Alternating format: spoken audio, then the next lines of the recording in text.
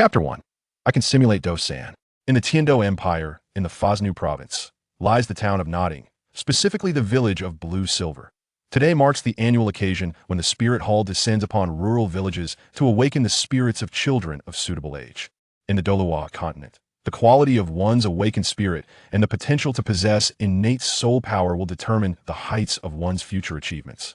Outside the church, a group of children had been organized by village chief Tom to queue early, awaiting the Spirit Hall's attendant, Su Yuntao, to awaken their spirits. Su Yuntao opened the grand doors of the church with his soul power, leading the children inside. Soon, the spirit awakening ceremony commenced.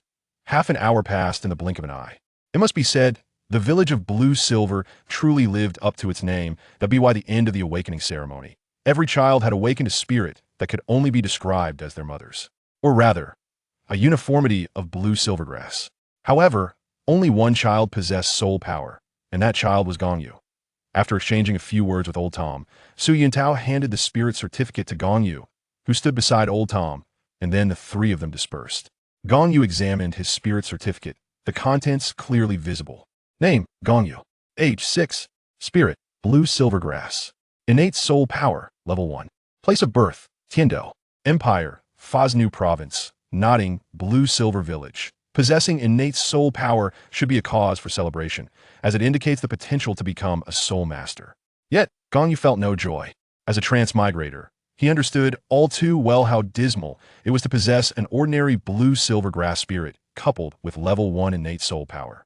To put it bluntly, no matter how hard he worked, without some extraordinary opportunity, he would be lucky to reach level 29 in his lifetime. That I refuse to accept this. As a transmigrator, why do I lack a golden finger? Gong Yu lamented while walking, gazing skyward. System, if you do not appear soon, my life may truly be over. Unfortunately, there was no response.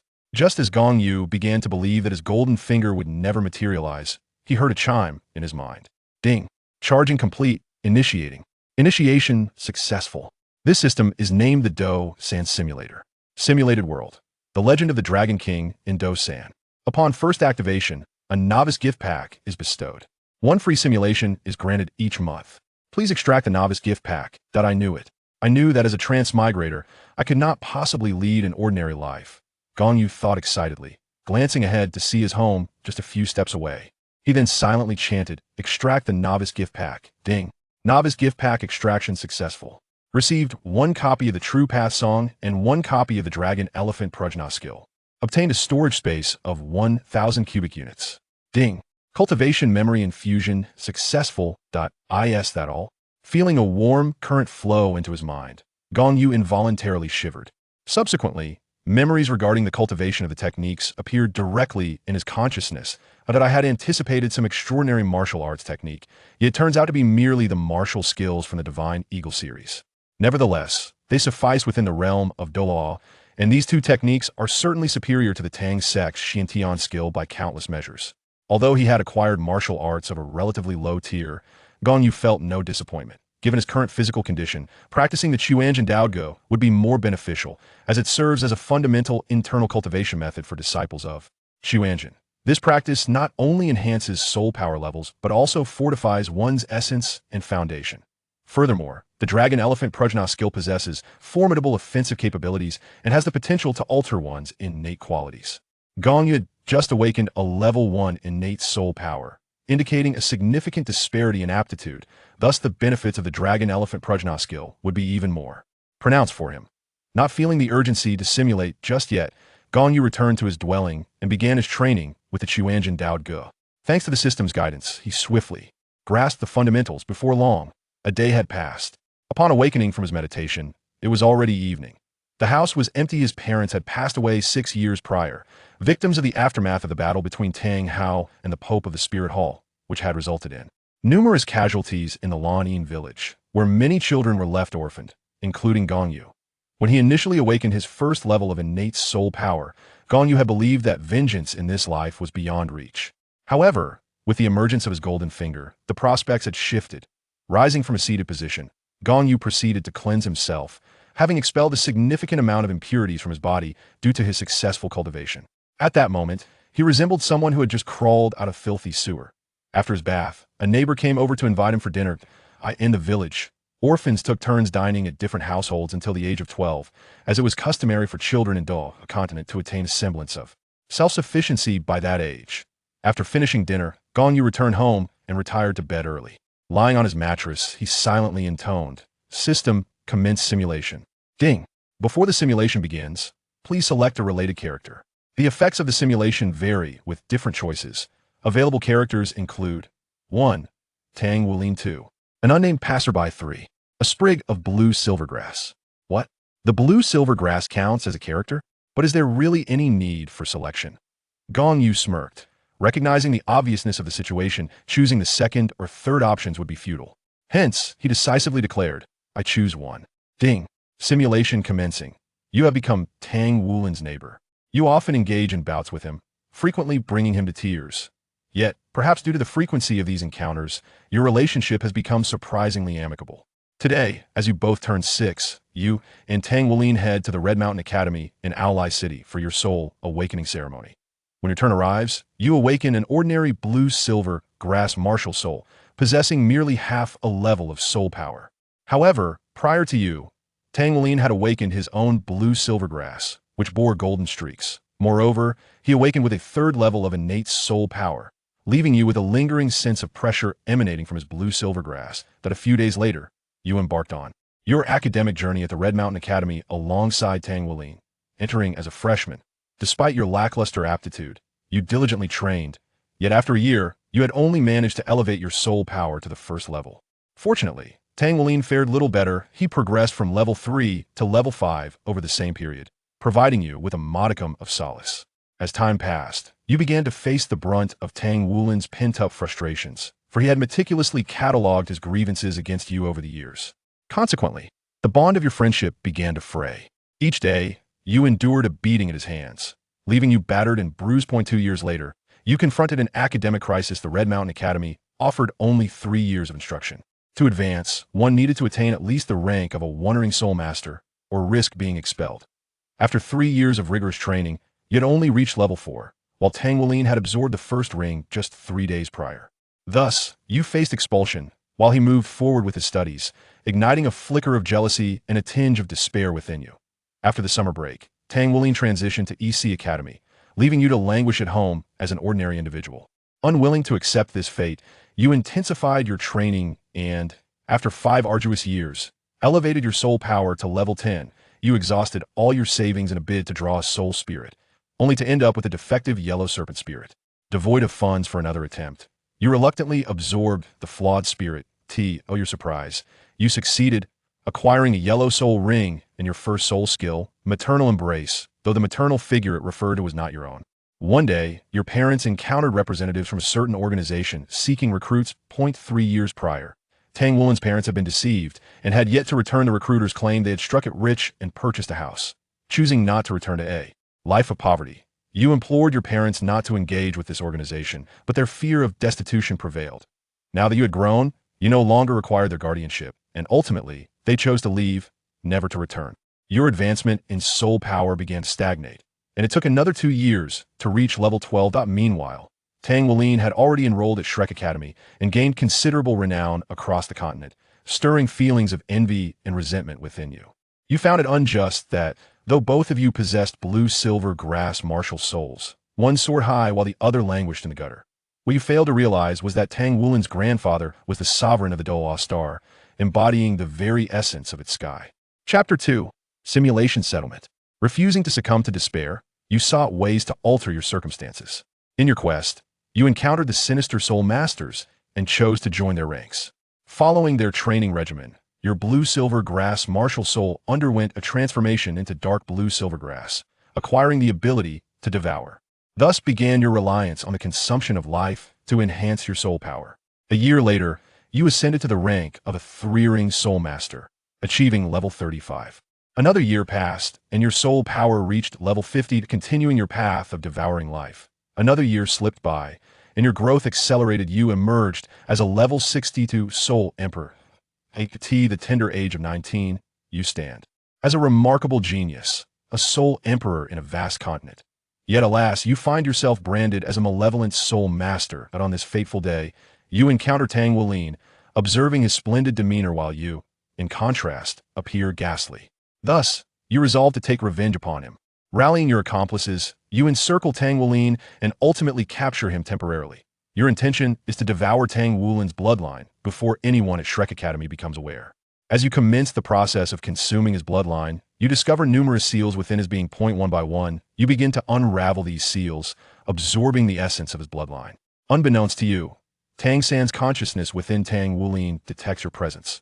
Watching with a sense of amusement, as if plotting something, you manage to consume the essence of 9 seals. But shortly thereafter, Tang San uses his spiritual awareness to obliterate you, transforming you into nourishment for Tang Wulin's awakening of the Blue-Silver Emperor's devouring attribute. You perish, and the simulation concludes. As the simulation wraps up, the following items are assessed. 1. 9 essences of the Golden Dragon King's bloodline. 2. The cultivation method of a malevolent soul master. 3. An inferior snake-type soul spirit. You are tasked with selecting one. I choose the first option.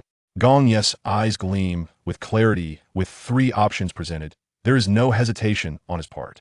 He already possesses a cultivation method, rendering the malevolent soul master's method unnecessary, and as for the inferior snake-type soul spirit, it is certainly not on his list of preferences. Therefore, he decisively opts for the first choice. In the next moment, a surge of warmth courses through his body, transforming his bloodline and bones, augmenting his strength manifold, and revitalizing his entire being. Suddenly recalling something, Gong Yu inquires, System, having acquired a portion of the Golden Dragon King's bloodline, is there any issue with the Golden Dragon King imprisoned in the Divine Realm? Ding. This system is solely responsible for simulations and does not provide answers to inquiries. Fine.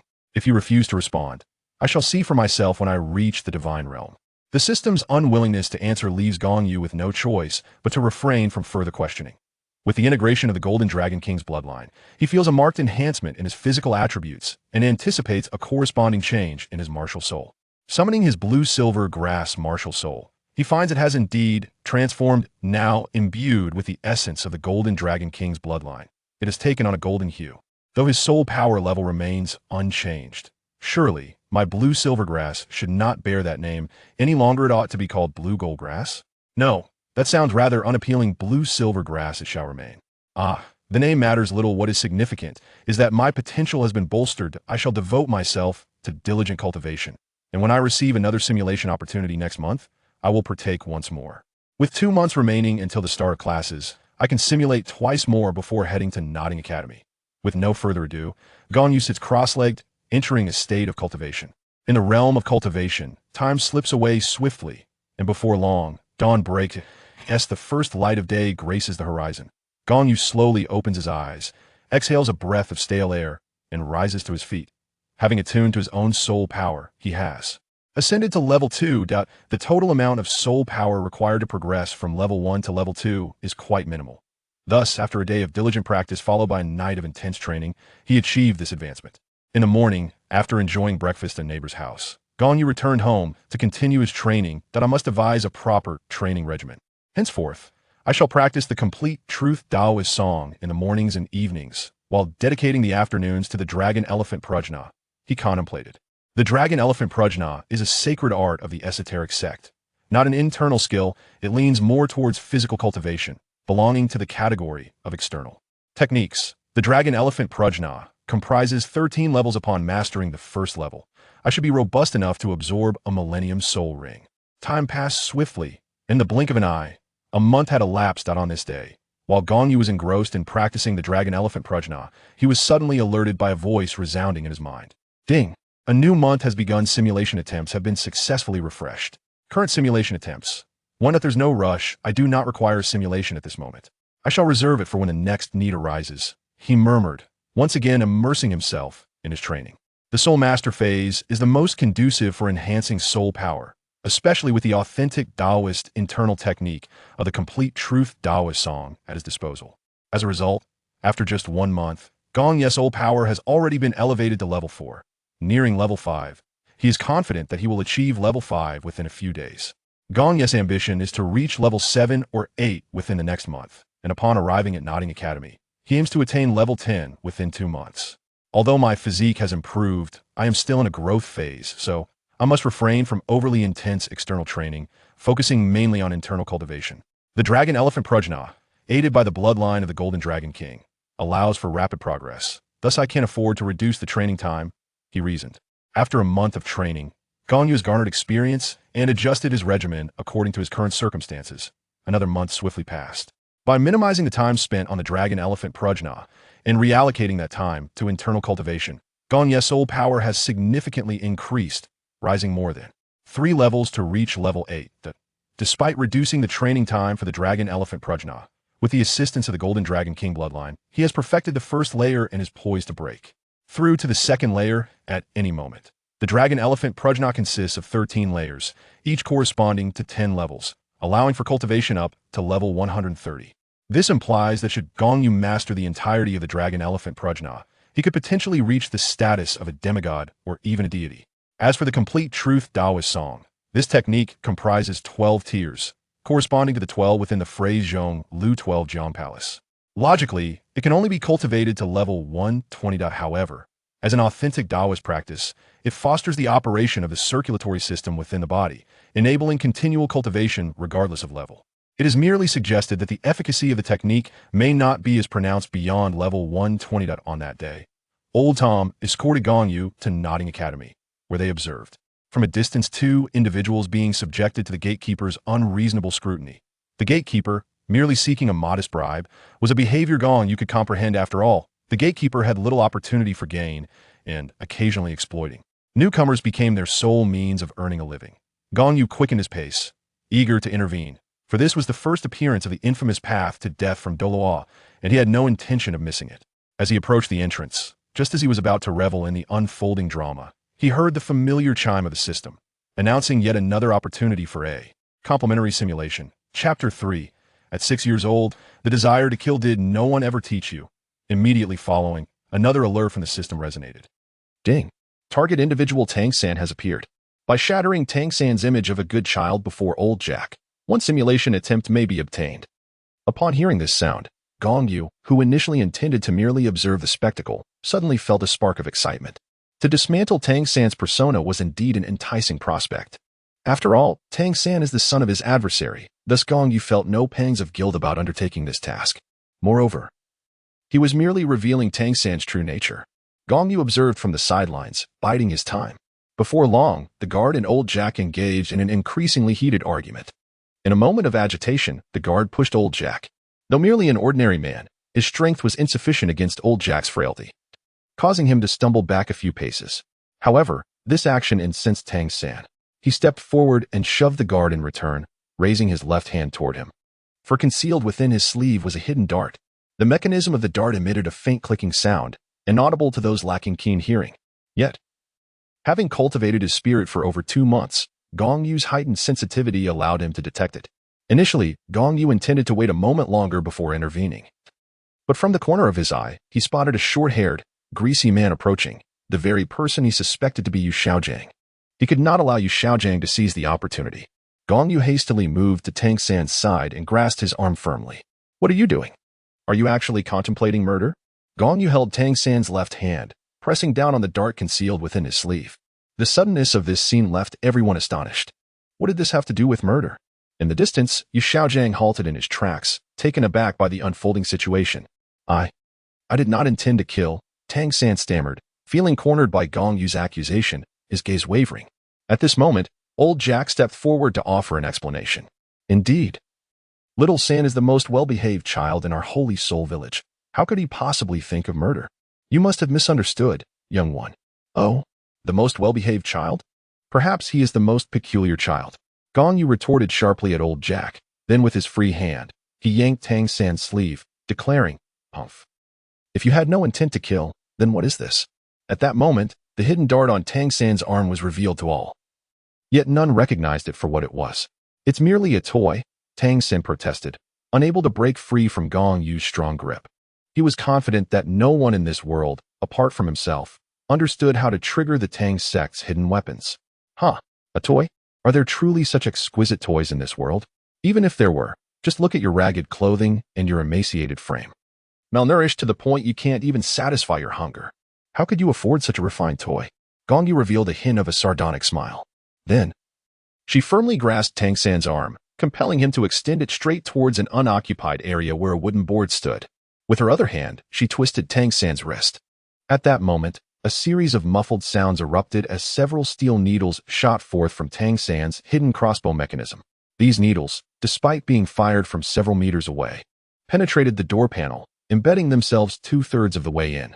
The guard, witnessing this spectacle, was taken aback, cold sweat trickling down his back. Reflecting on the earlier incident, he felt an overwhelming sense of dread. Had he been struck by those needles, his life would surely have been forfeit. Why you? You truly intended to kill me? The guard stammered, pointing at Tang San. Yet, despite his fear of Tang San, he was reluctant to lose face in front of others, so he forced himself to speak, albeit haltingly. Tang San was somewhat astonished that Gong Yu knew how to trigger the concealed crossbow. However, he had no words to defend himself, as he had been caught red-handed, and his limited education left him at a loss for articulate explanations. Huh. And you claim you had no intent to kill. If you had shot those steel needles at him just now, it would be a miracle if he survived, Gong Yu remarked, gesturing towards the guard. But how old are you? You should be around my age, merely 6 years old. At such a tender age, you are already contemplating murder? Haven't you anyone to teach you? Upon hearing the words anyone to teach, Tang San felt a sharp pang in his heart. He had a father, yet he had received no guidance. Instantly, his expression turned cold, and he glared at Gong Yu with resentment. You dare glare at me? Am I mistaken?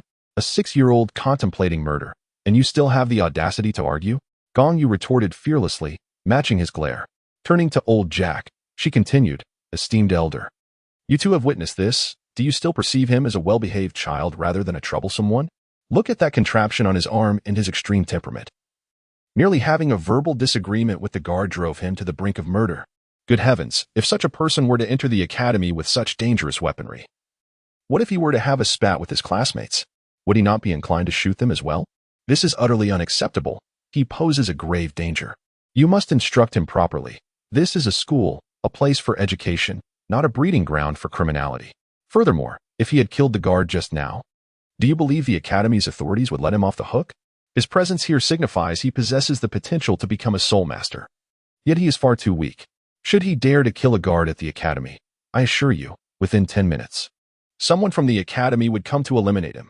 Moreover, if he were to kill another classmate within the academy, even if he managed to escape, he would find himself wanted by the two great empires in the Spirit Hall. In that case, no matter how vast Douluo Continent may be, there would be no refuge for him. Gong Yu feigned a heart-to-heart conversation, which ultimately led old Jack to grasp the gravity of the situation. With a deep sigh, old Jack lamented, Alas, little San, you were once so well-behaved. What has caused such a transformation? It must be that scoundrel Tang Hao, who only knows how to drink. Neglecting your fundamental education. He sighed again, expressing uncertainty about whether granting you a work-study position would prove beneficial or detrimental. Your family's affairs are beyond my jurisdiction. Having brought you here, my duty is fulfilled. You may proceed to report in, but do take care henceforth and refrain from any extreme actions. With that, old Jack departed, his demeanor a portrait of disappointment as he dragged his stooped figure away. After old Jack's departure, Gong Yu finally heard the system's prompt, task completed, and he had successfully earned a simulation opportunity. Chapter 4. A caution from Yu Xiaojiang. Upon entering the campus, Tang San finally aligned himself with Yu Xiaojiang. As soon as the father and son met, Yu Xiaojiang began to flaunt his knowledge, leaving the somewhat naive Tang San utterly bewildered. In their mutual admiration, Tang San immediately bowed in reverence, acknowledging him as a father figure, and without paying any copyright dues, he audaciously appropriated the timeless adage, one day as a teacher, a lifetime as a father. As for the events transpiring with Tang San, Gong Yu remained oblivious. Even if he were aware, he would not concern himself. After all, what was it but a false master that Tang San had bowed to? If the two did not conspire together, the ensuing days would surely lack intrigue. Arriving at the academic affairs office, Gong Yu registered his enrollment. Just as he was about to leave, the naive father and son duo entered. Yu Xiaojiang cast a glance at Gong Yu, having previously overheard that Gong Yu's martial spirit was also blue silvergrass, albeit with only a meager innate soul power of level 1. Thus, he promptly issued a warning to Gong Yu. This student, Yu Xiaojiang began. You will be schoolmates with my disciple, Tang San. Regardless of the unpleasantness that transpired at the school gate, I hope you will not disturb my disciple in the future. He is not someone you can compare to. Yu Xiaojiang's abrupt admonition left Gong Yu utterly flabbergasted. pondering the absurdity of it all. Did he truly not discern right from wrong? Initially, Gong Yu had no intention of engaging with Yu Xiaojiang. However, upon hearing the assertion that he was incomparable, Gong Yu felt a surge of indignation. With a slight smile, he feigned innocence, saying, "Oh, pray tell, why does this rather greasy uncle believe he is beyond my reach? Is it merely because you rely on empty rhetoric, assuming that others pale in comparison to your disciple?" Yu Xiaojiang, standing with arms crossed and chin held high, regarded Gong Yu with an air of superiority, declaring, "It is undoubtedly because my disciple possesses innate full soul power, while you, sharing the same blue-silver grass martial spirit, are burdened with an innate level 1 soul power. The limitations are evident. Is there even a need for comparison?" As laughter bubbled forth, Gong Yu doubled over, clutching his belly. After regaining his composure and stifling his mirth, he remarked, "What of my innate first-level spirit power? Despite possessing merely first-level spirit power, I effortlessly subdued him at the school gate, leaving him with no room to resist. This illustrates that innate spirit power does not dictate combat prowess. I can easily trample your disciple with my first-level spirit power. In other words, while your disciple boasts full innate spirit power, he is rather ineffectual." Infuriated by Gong Yu's words, Yu Xiaojiang angrily flicked his sleeves and retorted with a cold snort, "And what of it? Even if what you say is true, you are still merely endowed with first-level innate spirit power, which constrains your potential for growth. In the future, you will languidly trail behind the likes of San, unable even to glimpse his shadow." With a dismissive smile, Gong Yu replied, "Oh, Yu Xiaojiang, do you believe yourself worthy to discuss growth potential? I'm quite curious as to how I know your name, but I shall keep that to myself." After a brief pause, Gong Yu continued, "However, I am more than willing to recount the grand tales of your illustrious life. Yu Xiaojiang, possessing level 29 spirit power, hails from the Blue Lightning Tyrant Dragon clan. Being the sole heir of the current clan leader, at the tender age of 6, he awakened a pig-like martial spirit that could only pass gas, resulting in a half-level innate spirit power, earning him the title of the Blue Lightning Tyrant Dragon family's disgrace, subsequently abandoned by the clan. You resorted to deceit to gain the trust of the then saintess of the Spirit Hall, now the Pope, thus granting you access to the Spirit Hall's library. In that hallowed library, you plagiarized some rudimentary knowledge and concocted a series of unfounded hypotheses, subsequently publishing your so-called 10 core competencies of martial spirits. This theory, rife with common knowledge, unverified assumptions, and outright fallacies, left you basking in self-importance, believing your borrowed ideas to be groundbreaking. Little did you know, to others, you are but a jester masquerading as a master. Anyone with a modicum of common sense recognizes the futility of your assertions. It appears the Spirit Hall's decision to discard you was not without cause. Your theories are nothing short of a calamity." Upon hearing this, Yu Xiaojiang's eyes turned crimson, as if possessed by madness. He may be labeled as useless, but he would never permit anyone to dismiss his theories or accuse him of plagiarism. Just as he was about to erupt in fury, the academic dean intervened, stating, "Master, while you may be a friend of the dean, you are not a faculty member of this institution. Should you dare to lay a hand on any student within these walls, do not expect me to show mercy." Upon hearing this, Yu Xiaojiang instantly regained his composure. The director of academic affairs was a soul master, and even his rather ineffectual companion, Luo Sanpao, would not stand a chance against such a figure. However, his reluctance to provoke the director did not equate to a willingness to let Gong Yu off the hook. Moreover, he harbored a desire to showcase his intellectual prowess. In his view, if physical confrontation was not an option, he would rather dazzle others with his knowledge. Thus, Yu Xiaojiang turned his gaze toward Gong Yu, adopting an enigmatic expression, and stated, "Since this esteemed classmate claims my theories are devoid of merit and, in some instances, erroneous, I would be most interested to hear this classmate's critiques. Where, pray tell, have I faltered?" With a chuckle, he added, "Since you seem unperturbed by the loss of your dignity, I shall gladly accommodate you." At this moment, Gong Yu was quite eager to challenge Yu Xiaojiang. Several teachers from the Academic Affairs Office were present. However, they found the unfolding drama rather amusing and remained silent, keen to hear what Gong Yu might articulate. Even the director of Academic Affairs took out pen and paper, preparing to take notes. Gong Yu began, first and foremost, regarding the origin of martial souls. You assert that martial souls are inherited from the more distinguished parent.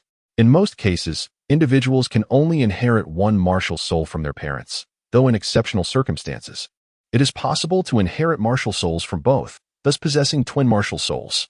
This is indeed something you have posited? Am I mistaken?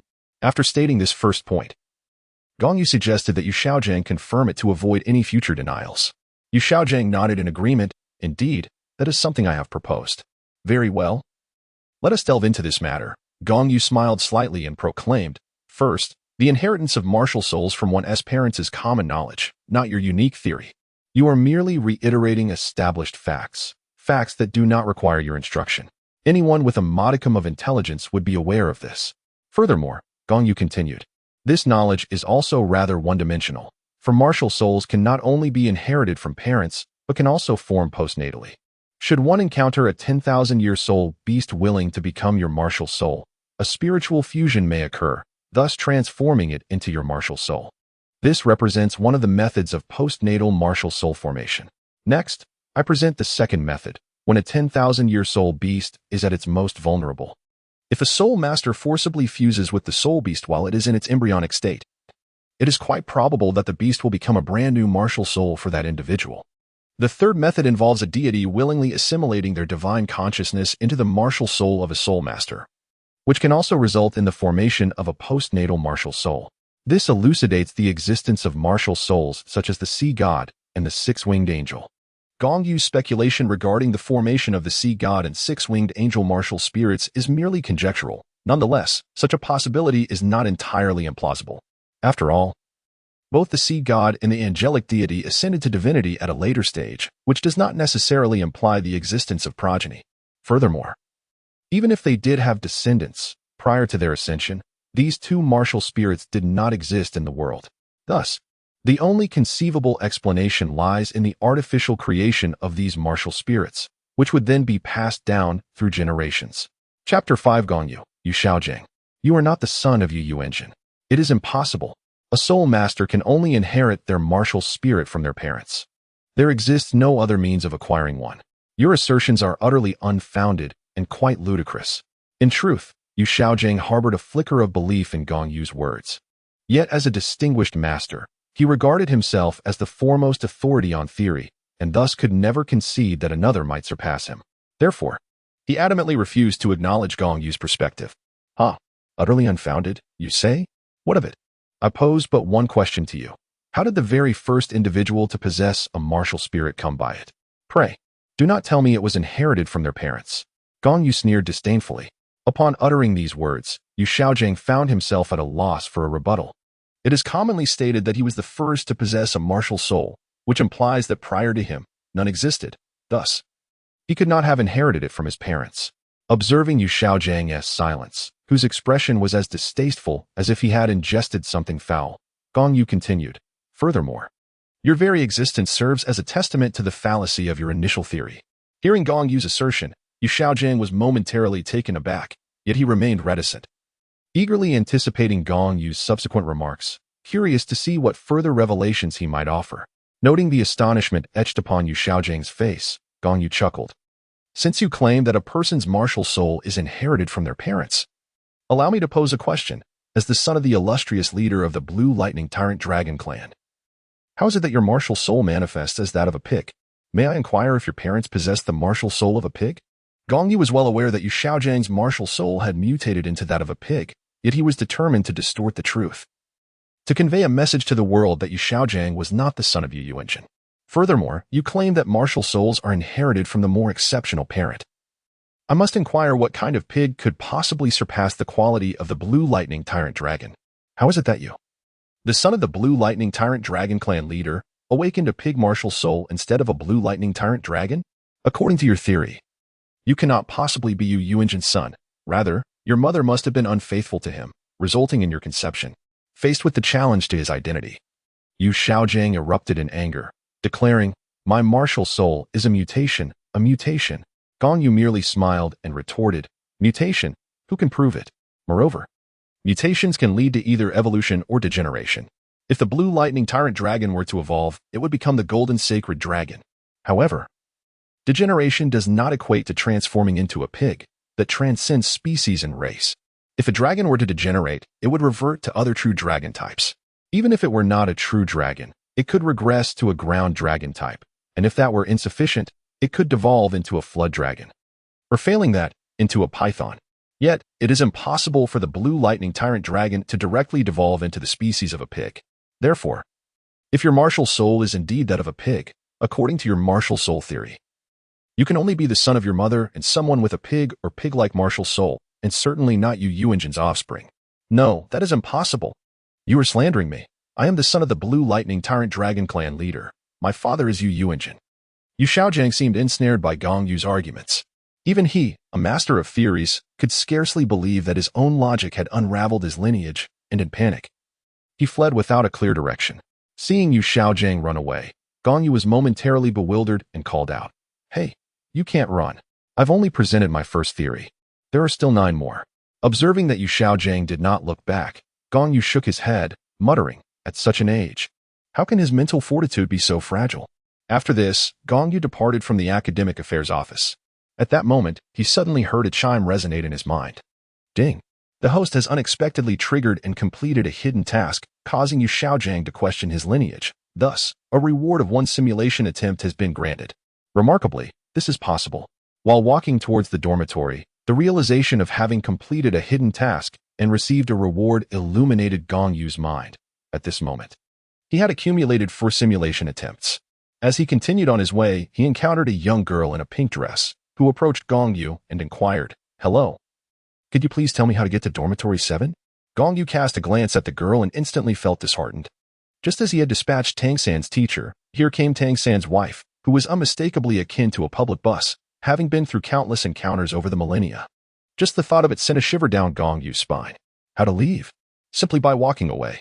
Unfamiliar with the location of the 7th dormitory. As it was his first day here, and he was not a work-study student, he opted to disregard the rogue rabbit entirely. With that remark, Gong Yu turned and departed, leaving behind the rabbit, which he had intended to use as his soul ring, planning to eliminate it in front of Tang San during the Soul Master competition. What kind of individuals are these? The rogue rabbit stood alone, infuriated and hopping in place. Gong Yu is not a work-study student. Over the years, the Spirit Hall has made efforts to compensate for the destruction of Blue Silver Village caused by the battle with Qianshuanji. Each household received a portion of the compensation, and naturally, Gong Yu was entitled to his share. However, due to his tender age, the funds were managed by village chief Tom. Now that he has begun his studies, old Tom has returned the money to Gong Yu.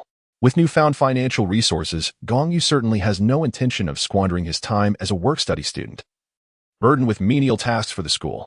He believes that such time would be better spent on diligent cultivation. Gong Yu swiftly arrived at the dormitory. Yet the rules within seemed universally applicable. Upon entering, he was unexpectedly ambushed. However, the assailant was swiftly subdued by a single punch. For Gong Yu had perfected the first level of the Dragon Elephant Prajna. He harbored no fear of confronting a 100-year soul beast, and a mere student was no match for his strength. In the future, those who dare to ambush others ought to first assess their own capabilities. Disregarding the individual still sprawled on the ground, Gong Yu proceeded to find an empty bed and placed his belongings upon it. Before long, the one who had been knocked down regained his composure. He rose and approached Gong Yu, embarrassment etched upon his face. "Haha, greetings. I am Luo Yun, the dormitory leader. My earlier actions were not intended as an assault. It is merely a customary welcome gift for newcomers. Moreover, in our dormitory, the strongest holds the position of leader. I must admit, you are indeed formidable. Even my ambush was futile against you. Therefore, you shall be our dormitory leader from now on. I have no interest in such matters. Whoever desires the position may take it, as long as it does not disrupt my life." Gong Yu replied indifferently, having long lost interest in such trivialities, having held similar titles in his past life. However, the tradition remained, the strongest must lead. Hearing Gong Yu's words, Luo Yin felt a surge of joy. In truth, he was reluctant to relinquish his position as leader, for it afforded him opportunities to curry favor with Xiao Qinyu, the son of the city lord. Yet, as the dormitory adhered to this tradition, he resolved to feign reluctance and continue his role. Whether I want to or not is of no concern to me. Gong Yu dismissed Luo Yun, whose foolishness annoyed him. After tidying his bed slightly, he departed to procure daily necessities. Chapter 6. Level 10. Upon returning from the outside with some everyday items, the sky had begun to darken, signaling the approach of dusk. Gong Yu first dined at the cafeteria for dinner, then proceeded directly to his dormitory for training. Soon, night fell. As it was his first night at the school, he felt a bit out of place and struggled to fall asleep. Consequently, Gong Yu sat cross-legged and resolved to conduct another simulation. System, commence simulation. As the simulation commenced, he was prompted to select a relevant character. 1. Su Tian, the illegitimate son of the sect master of the Xinming sect. 2. A random passerby. 3. An electric eel. What on earth are these characters? Gong Yu scoffed, before decisively choosing option 1. But didn't he the Xinming sect face annihilation in the end? Truly. They are akin to a tortoise enduring for a millennium, yet they have all been relegated to mere supporting roles. What does it matter if they are extinguished or not? The simulation began. At age 0, you were born in the Douluo Continent. After your mother gave birth to you, she passed away. Your father, the sect master of the Xinming sect, sent someone to retrieve you and entrusted you to his legitimate wife, who was also the matriarch of the Su family, to raise you. Due to years of barrenness, she treated you as her own. At age 1, the matriarch of the Su family bore a son for your father, naming him Su Dingbang. Although she continued to treat you well on the surface, her affection towards you diminished over time. Swiftly, 5 years passed, and at the age of 6, your family awakened your martial spirit, revealing the Xuanwu tortoise martial spirit with innate full soul power. The Xuanwu tortoise is an evolved version of the Xinming tortoise, and only those possessing the Xuanwu tortoise martial spirit are eligible to become the clan leader. Your father was elated and rewarded you with a bottle of Xin water pills, having already regarded you as his future successor. However, the matriarch of the Su family felt threatened by your position and began plotting in secret. Your father purchased a yellow-level golden hawksbill spirit from the spirit tower of the Douluo Empire for you. You absorbed the golden hawksbill spirit, gaining your first soul ring and your first soul skill, the Xuanwu golden shield. Your father was pleased, yet his legitimate wife grew increasingly envious of you. Though she continued to feign kindness, the matriarch's schemes finally came to fruition one fateful night when a nefarious spirit master organization launched an assault, and you ultimately met your demise. Simulation concluded. The items acquired from this simulation are as follows. 1. 1 bottle of Xin water pills. 2. 1 yellow level 100-year golden hawksbill spirit. The rewards are to be selected from the 2 options. I choose 1. Gong Yu revealed a knowing smile. Is there even a choice to be made? Naturally, I select the Xin water pills.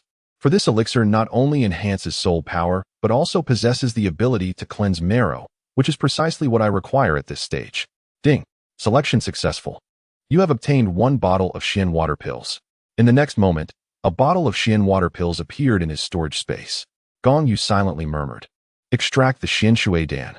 In the blink of an eye, a small vial of Xin Shui Dan appeared in his palm. Upon uncorking the bottle, he was astonished to find it contained 10 pills. Wow, such an abundance of Xin Shui Dan. This should suffice for me to cultivate to the soul sovereign level. Gazing at the small vial, Gong Yu felt a surge of joy and promptly consumed one of the pills. He immediately activated the complete truth, Great Tao Song, beginning to absorb the medicinal power of the Xin Shui Dan, and before he knew it, he had entered a meditative state. When he finally awoke, dawn was approaching. Gong Yu sensed his soul power and was delighted to discover it had reached level 10. However, he soon caught a whiff of an unpleasant odor emanating from himself. Realizing the source of the stench was his own body, he hurried to the bathroom, spending nearly half an hour to cleanse himself thoroughly. Checking the wall clock, he noted it was already 5 a.m., and with sleep eluding him, he exited his dormitory and found a relatively clean spot on the playground to sit in meditation, preparing for cultivation. However, having just awakened from his deep meditation, he found it difficult to fully immerse himself in his practice. Alas, perhaps today I shall forego cultivation and simulate once more while the day is still young.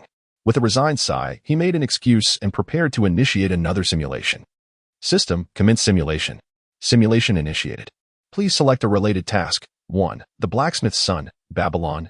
2. The anonymous bystander C. 3. The insect soul beast within a pile of knowledge. What on earth is the insect soul beast within the knowledge? Truly bizarre. Could it be a new species born under the laws of nature due to the near extinction of soul beasts? Never mind. It has nothing to do with me. I choose option 1. Simulation begins. At 6 years old, you, who have been a fool for many years, suddenly transform into a sensible individual. As it turns out, you are a visitor from another world, having soul transcended into this realm and taken over the body of the blacksmith's foolish son. Your blacksmith father takes you to awaken your martial soul. You awaken your martial soul, which manifests as a large hammer, possessing innate soul power of level 6. Your hammer martial soul undergoes a mutation, surrounded by arcs of lightning, seemingly enhancing its power. Your father decides not to let you add a spirit. opting instead to use the family's method of body tempering, a process set to last a year. A year passes, and at 7 years old, your body has become impressively strong through rigorous training. After testing, your father believes you are ready to directly add a millennium spirit, although you are a transmigrator. Prior to your arrival here, you were merely a street beggar, illiterate and lacking in assertiveness. Thus, you follow your father's instructions without question. The next day, your father purchases a purple thunder serpent spirit for you, approximately 1,000 years old. You begin to absorb your first soul ring. But the agony of assimilating the millennium spirit is immense. You persevered time and again, yet ultimately succumbed. Your father scarcely had the chance to intervene before you met your untimely demise. You departed this world at the tender age of 7, becoming the most lamentable of all travelers through time. The simulation concluded, and the settlement commenced. In this simulation, the items you acquired were as follows. 1. An ancestral method of body fortification from a blacksmith, and 2. The spirit of a millennium-old thunder serpent. You must choose one. As a fellow traveler, I find myself lamenting the existence of the simulated version of myself. However, it simultaneously attests to the simulator's capability to recreate travelers from other realms. If that is indeed the case, then it may not be impossible in the future to simulate a traveler from a world of cultivation, potentially granting access to the techniques of that ethereal realm. The more I ponder this, the more plausible it seems. Thus, I turn my gaze once more to the settlement options. Selecting the first choice seemed redundant. I already possessed the dragon-elephant prajna skill, which far surpassed that archaic method of body fortification. Therefore, I chose the second option. Upon making my selection, a purple spirit was immediately placed into my storage space, which I promptly extracted. Chapter 7. The first soul ring beneath the starlit sky. I grasped the millennium-old thunder serpent spirit, bathed in moonlight, through the transparent membrane surrounding it. I could clearly see the spirit, enveloped in arcs of electricity, still in slumber, appearing rather endearing. After a period of contemplation, I murmured, I have perfected the first layer of the dragon-elephant prajna, and my physical constitution can easily withstand a millennium soul ring. Moreover, the pressure from the bloodline of the Golden Dragon King within me grants me a distinct advantage in absorbing dragon or semi-dragon soul rings. Even with a 2,000-year dragon soul ring nearby, I am confident in my ability to compete. Thus, absorbing this thunder serpent spirit should pose no issue. After thorough deliberation, I resolutely decided to absorb the thunder serpent spirit. With a firm grasp, I shattered the transparent spherical membrane encasing it, causing the thunder serpent spirit to awaken instantly, its eyes snapping open. Subsequently, it radiated with flickering arcs of electricity, transforming into a faintly purple soul ring. Gong Yu, with his fingers poised, summoned the violet soul ring towards himself using his soul power. He then gently closed his eyes and began to channel the energy from the delicate purple soul ring through the Song of the True Tao. As time gradually slipped away, an hour passed, yet the horizon remained untouched by the light of dawn. Slowly, Gong Yu opened his eyes, sensing the surge of his soul power. A smile graced his face. Although he was uncertain of the exact level he had ascended to, he was confident it was no mere increment of one level. Furthermore, having consumed the Xian Shui Dan, which only revealed a fraction of his soul power, it was clear that his true potential beyond level 10 had yet to manifest due to the lack of soul ring absorption. However, this did not imply that he had not progressed. Additionally, the soul he absorbed was a millennium-old spirit, and besides facilitating a breakthrough in his cultivations, it was inconceivable that it would result in merely a single-level enhancement. The precise level he had attained would only be revealed upon testing at the Spirit Hall. Thus, let me now attempt my first soul skill. With a flicker of thought, Gong Yu summoned forth the golden blue-silver grass martial soul, which had transcended its humble beginnings to blossom into a vibrant tangle of golden vines. This transformation was further enhanced by the essence of the thunder serpent spirit, causing arcs of electricity to dance along every inch of the golden blue-silver grass. The first soul skill, Thunder Vine Entanglement, was unleashed. As Gong Yu's command resonated, the blue-silver grass morphed into countless tendrils imbued with the power of thunder, lashing out towards a sturdy tree approximately 50 meters ahead, estimated to be around a decade old. In the blink of an eye, the entire trunk was ensnared in a dense web of blue-silver grass. With another thought, the electrically charged vines constricted fiercely. The sound of splintering would echo as the tree was reduced to splinters, each fragment bearing the charred marks of lightning, with some still flickering with residual arcs. This millennium-old soul skill demonstrated formidable power, complemented by the remarkable resilience of the blue-silver grass. Satisfied with his first soul skill, Gong Yu murmured to himself.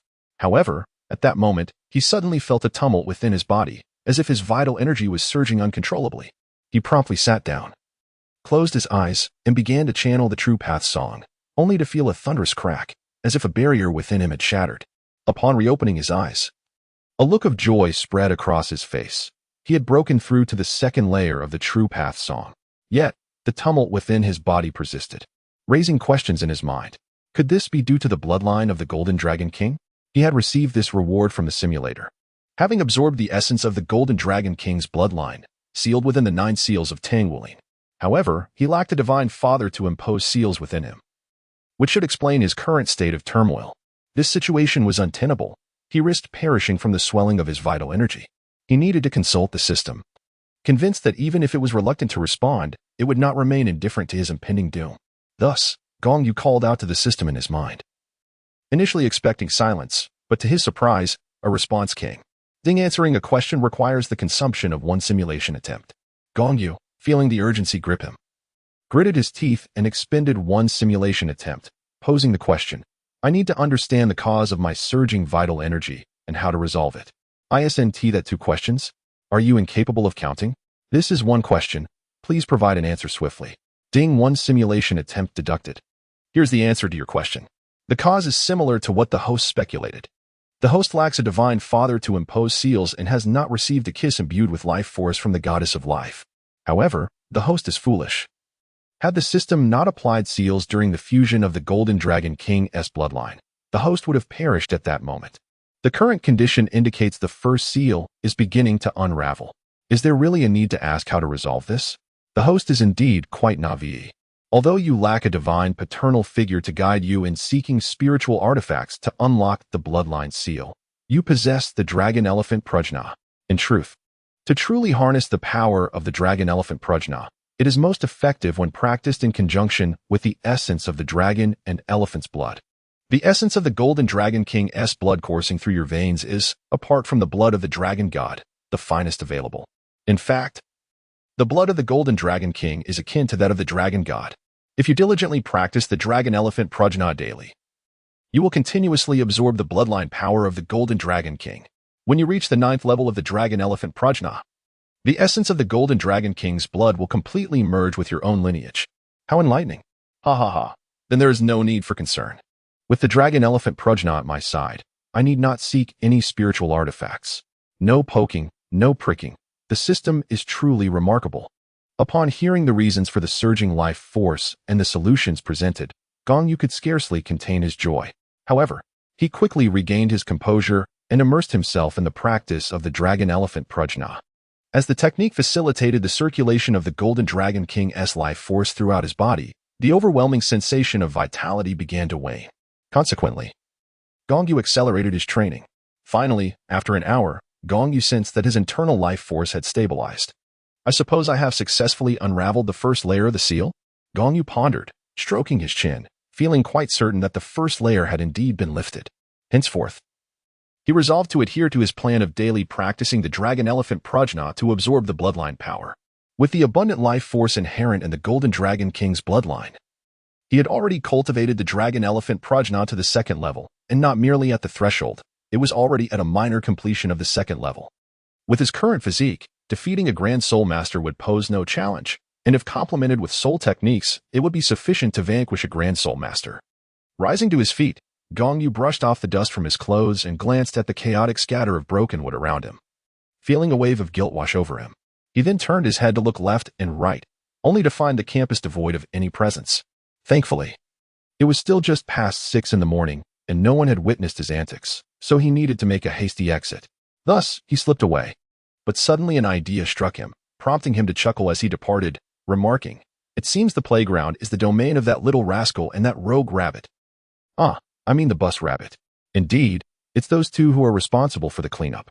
I ought to dispose of more trash in the future." Chapter 8. The soul-hunting forest. Gong Yu returned to the dormitory from the playground, and after approximately half an hour, everyone gradually rose from their slumber. For there was to be an opening ceremony that morning, and tardiness might incur the ire of the homeroom teacher. Gong Yu exhibited little interest in attending the opening ceremony. For after spending over a decade in academia during his previous life, such events had become rather mundane. As he languished in boredom, a thought suddenly struck him. If the narrative were to unfold normally, Tang San would be escorted by Yu Xiaojiang today to hunt for soul rings. He pondered whether Yu Xiaojiang would still take the little rascal to the soul-hunting forest after the existential crisis he had induced in him yesterday. Nevertheless, he decided to observe the situation first. Should those two still venture forth, he would inevitably become a shadowy follower. However, for the moment, he resolved to indulge in breakfast. With that, Gong Yu cheerfully made his way to the school cafeteria.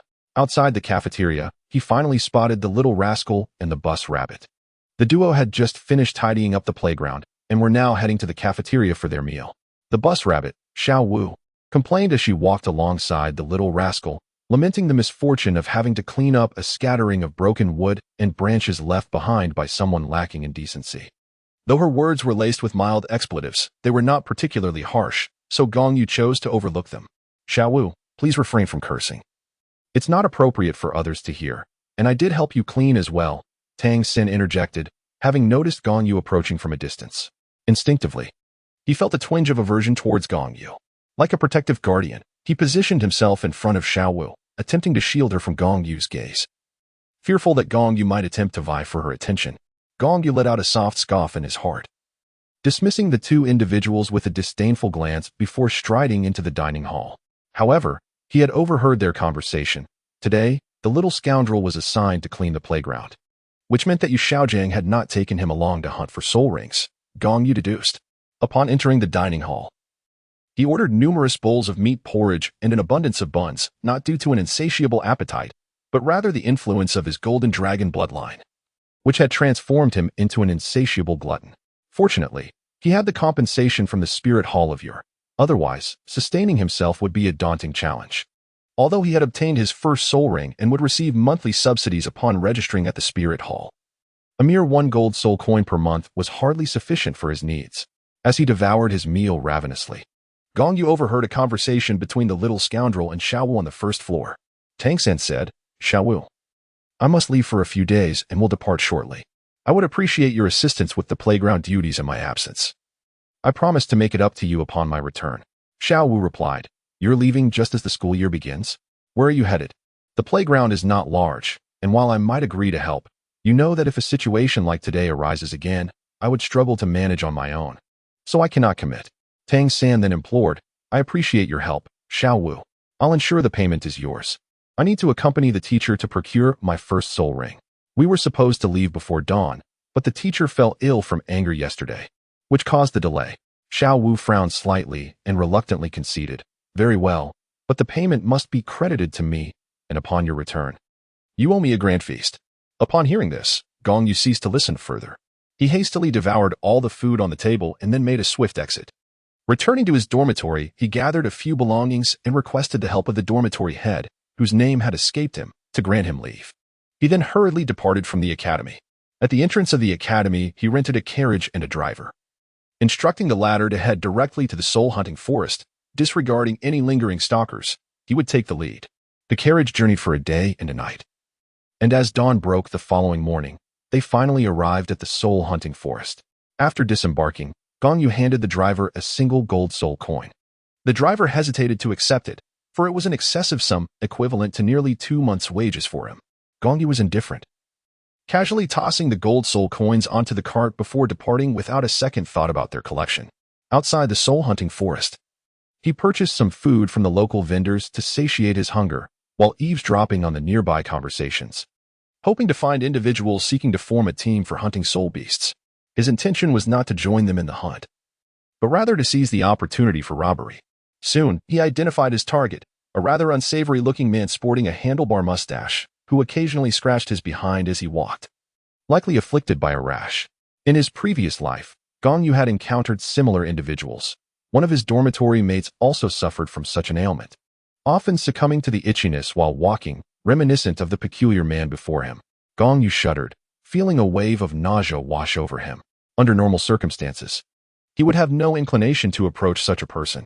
However, it was still early in the morning, and the number of individuals around was sparse. Among the few he spotted, only the repugnant man possessed a token for entering the soul-hunting forest. Reluctantly, Gong Yu decided to focus his attention on the token held by the unsavory character.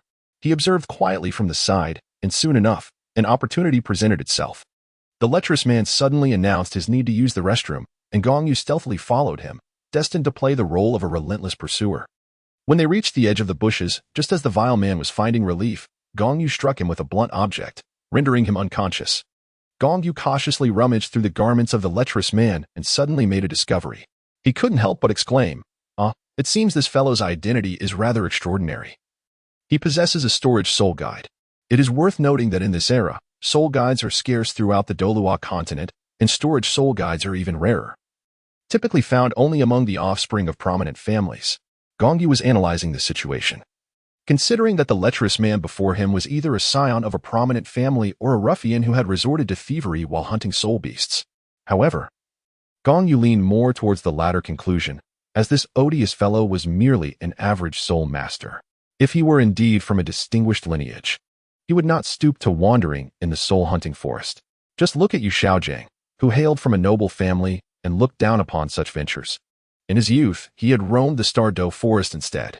Furthermore, a great soul master could easily secure a position as a teacher at a junior soul master academy, earning a steady salary along with a monthly stipend of 10 gold soul coins from the spirit hall, ensuring a comfortable life. As the Yunlong once articulated, a wolf travels 1,000 miles to feast, while a dog travels the same distance to scavenge. No. It should be Zhang Dabia's words that resonate here. I drink a little wine every day, feasting on cans of beef from those little devils. A great soul master could indeed lead such a life. I digress. Returning to Gong Yu. At this moment, he rummaged through the lecherous man's storage soul guide. Sifting through its contents, he discarded the unnecessary items, letting them fall to the ground, and finally unearthed the token for entering and exiting the soul-hunting forest. Along with 2 bags of gold soul coins, each containing 100 coins, Gong Yu couldn't help but chuckle and said, I never expected to stumble upon such a windfall, not a poke, not a prick. Chapter 9. The Thunder Serpent Soul. Though Yu Xiaojiang and Tang San had yet to arrive, Gong Yu, having secured the token to enter the soul-hunting forest, would not linger outside any longer. Clutching the jade medallion, he approached the entrance of the soul-hunting forest, only to be halted by the guarding soldiers. Stop right there. Young one, this is not a place for you to frolic alone. Be on your way. One soldier kindly warned. Gong Yu first expressed his gratitude and then produced a token, addressing the soldier, Uncle, rest assured, I am not alone in this endeavor. My elder brother is waiting for me just beyond the gate. This token was bestowed upon me by him. And you are well aware that such tokens are not easily given to others.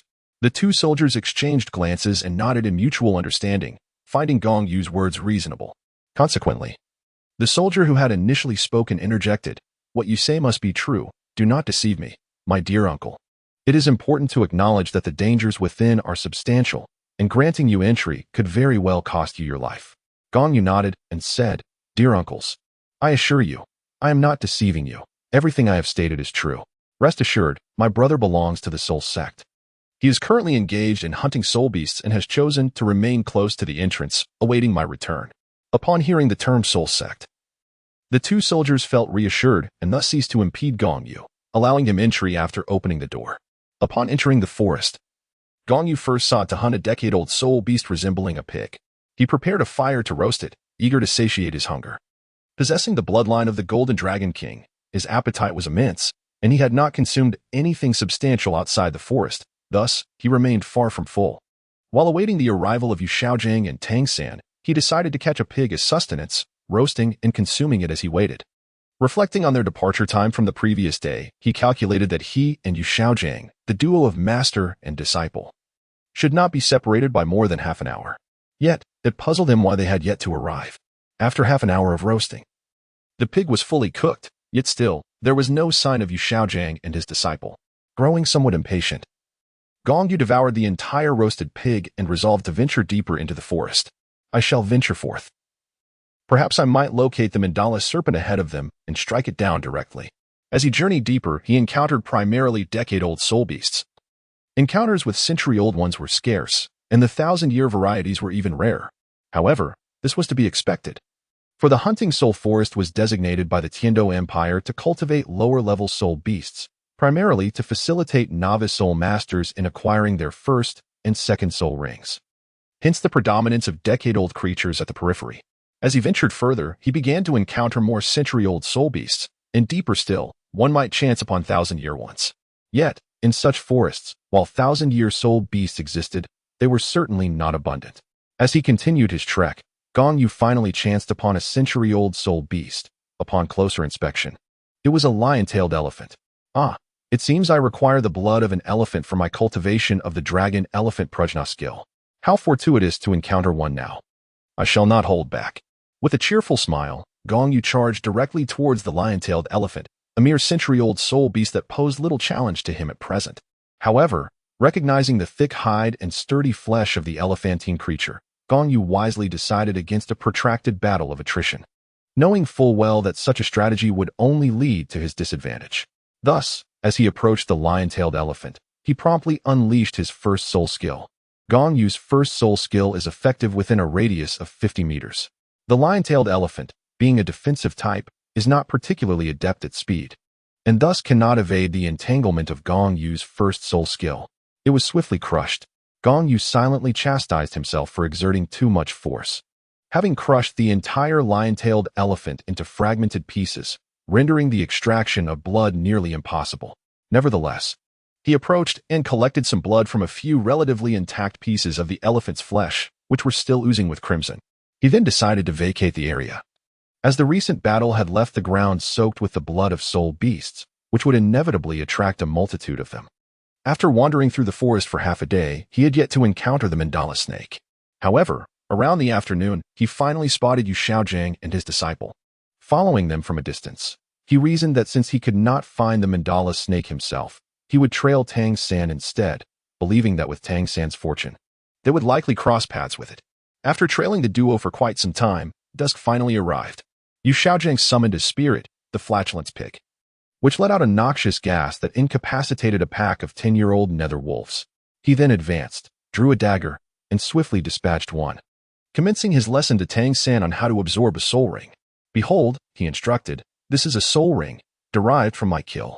If my soul power meets the requisite conditions, I can absorb these soul rings to facilitate my advancement.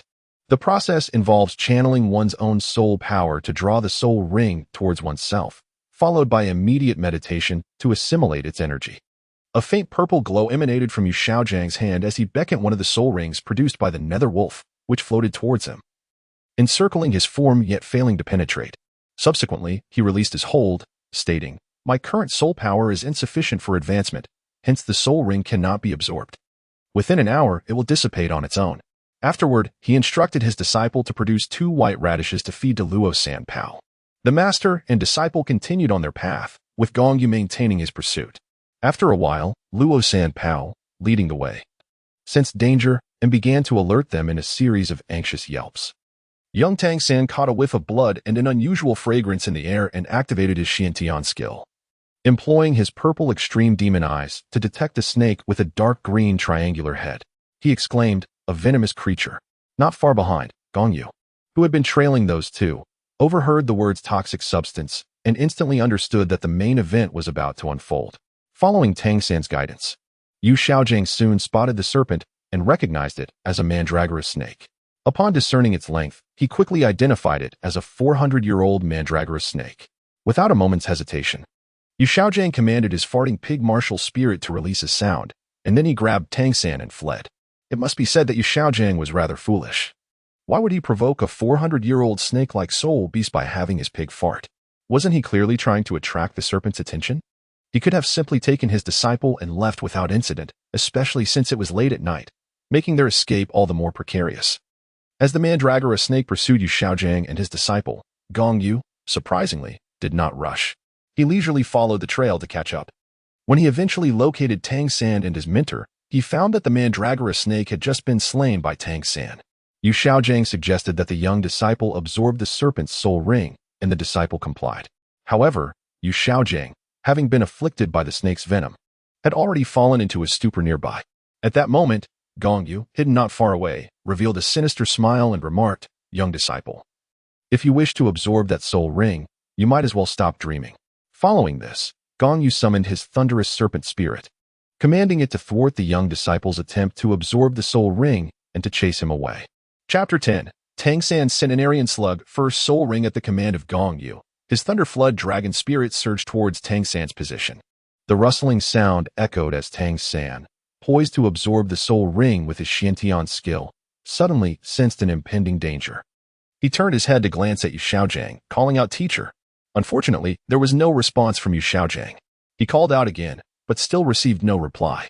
Panic surged within Tang San as he discerned something was amiss with Yu Xiaojiang. However, with danger looming ever closer, he had no time to investigate the situation. At that moment, a thunder flood dragon materialized not far from him. Holding his breath and remaining perfectly still, Tang San attempted to feign immobility like a tree, intending to discreetly flick a pebble to divert the thunder flood dragon's attention. Alas, Gong Yu was fully aware of Tang San's ploy. As the thunder flood dragon was intrinsically linked to him, it was acutely aware of Tang San's ruse. Consequently, the thunder flood dragon launched a fierce assault on Tang San. Utilizing his ghost shadow perplexing track, Tang San evaded its attacks multiple times, yet the combat zone expanded perilously. Fearing for the safety of his beloved teacher, he resolved to lead the thunder flood dragon away. At that juncture, Gong Yu emerged, approaching the remains of the mandala snake to directly claim the soul ring that had vanquished it. Meanwhile, the thunder flood dragon returned. Although Tang San had attempted to lure it away, it could not stray far, as it was bound to Gong Yu's proximity. Straying too far would lead to its dissolution. Thus, Tang San found himself futilely running in circles, unable to effectively divert the creature. However, the thunder flood dragon did not return empty-handed. It carried in its mouth an adult-sized slug, a centenarian soul beast. With its connection to Gong Yu, it was aware that its master had commanded it to procure a 100-year-old spirit beast. Spotting the sizable slug on its return journey, it seized the opportunity to bring it back. This adult-sized slug spirit beast possessed over 200 years of cultivation. Quickly kill it. Gong Yu pointed at the slug and commanded Lei Jiao. Following the order, Lei Jiao unleashed a bolt of lightning, striking the slug dead. After which a yellow soul ring materialized. This soul ring from the slug was intended for Tang San's absorption, though there lingered uncertainty regarding Tang San's ability to absorb it, given that he had not personally slain the creature. However, Gong Yu recalled the incident during the second battle when a beast tide attacked Shilake City, resulting in numerous soul beasts being killed, their soul rings preserved for those in need of absorption. These soul rings could not be traced back to their slayers, yet they remained available for others to absorb. This implicitly suggested that soul rings from soul beasts not directly killed by a soul master could indeed be absorbed, though no one had attempted it thus far. Regardless of the outcome, Gong Yu had prepared the slug's soul ring for Tang San, and whether or not it could be absorbed would soon be revealed. After all, waiting posed no loss, and with the destruction of the mandala snake's soul ring, Gong Yu had achieved his objective. Upon witnessing the manifestation of the slug's soul ring, Gong Yu instructed Lei Jiao to carry away the slug's corpse, leaving only the mandala snake's soul ring behind. Meanwhile, the slug's soul ring floated aimlessly, easily mistaken for that of the mandala snake. Subsequently, Gong Yu departed, retreating to a nearby hiding spot. Approximately 10 minutes later, Tang San returned, breathless, seizing the opportunity presented by the remaining duration of the soul ring. He first checked on Yu Xiaojiang's condition, discovering that his esteemed teacher had been poisoned. Thus, he set about detoxifying him, employing a rather crude method of bloodletting. He worked to purge the toxins over the course of about 10 minutes, after which he bandaged Yu Xiaojiang's wounds.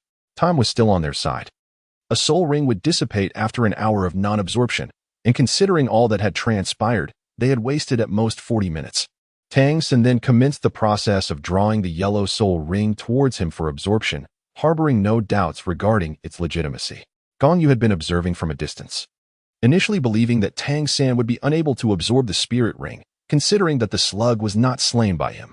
Yet, to his astonishment, Tang San succeeded in the endeavor, prompting Gong Yu to exclaim in disbelief at the sheer fortune of the fated child.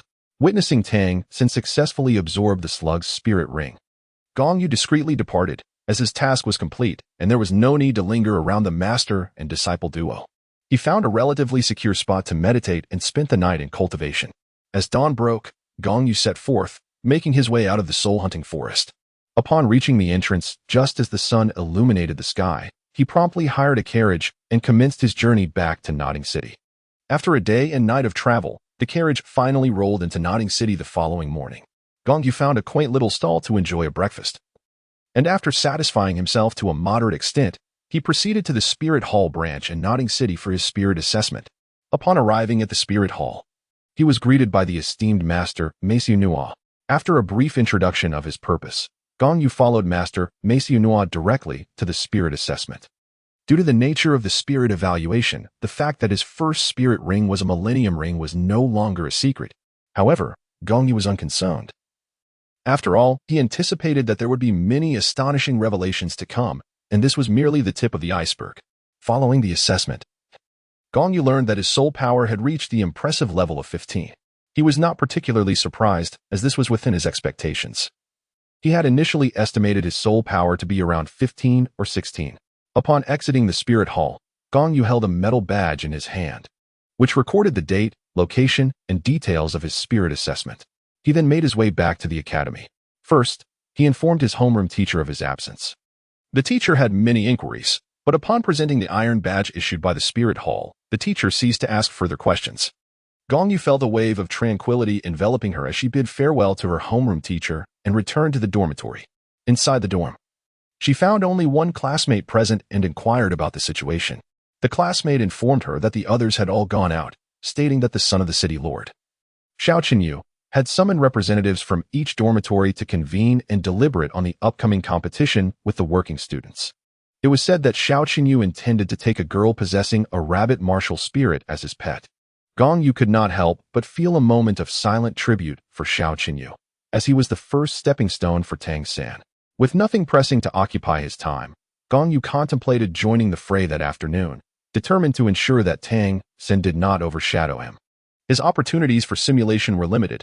Apart from the complimentary session he received each month, he had to derive them from Tang San or those closely associated with him.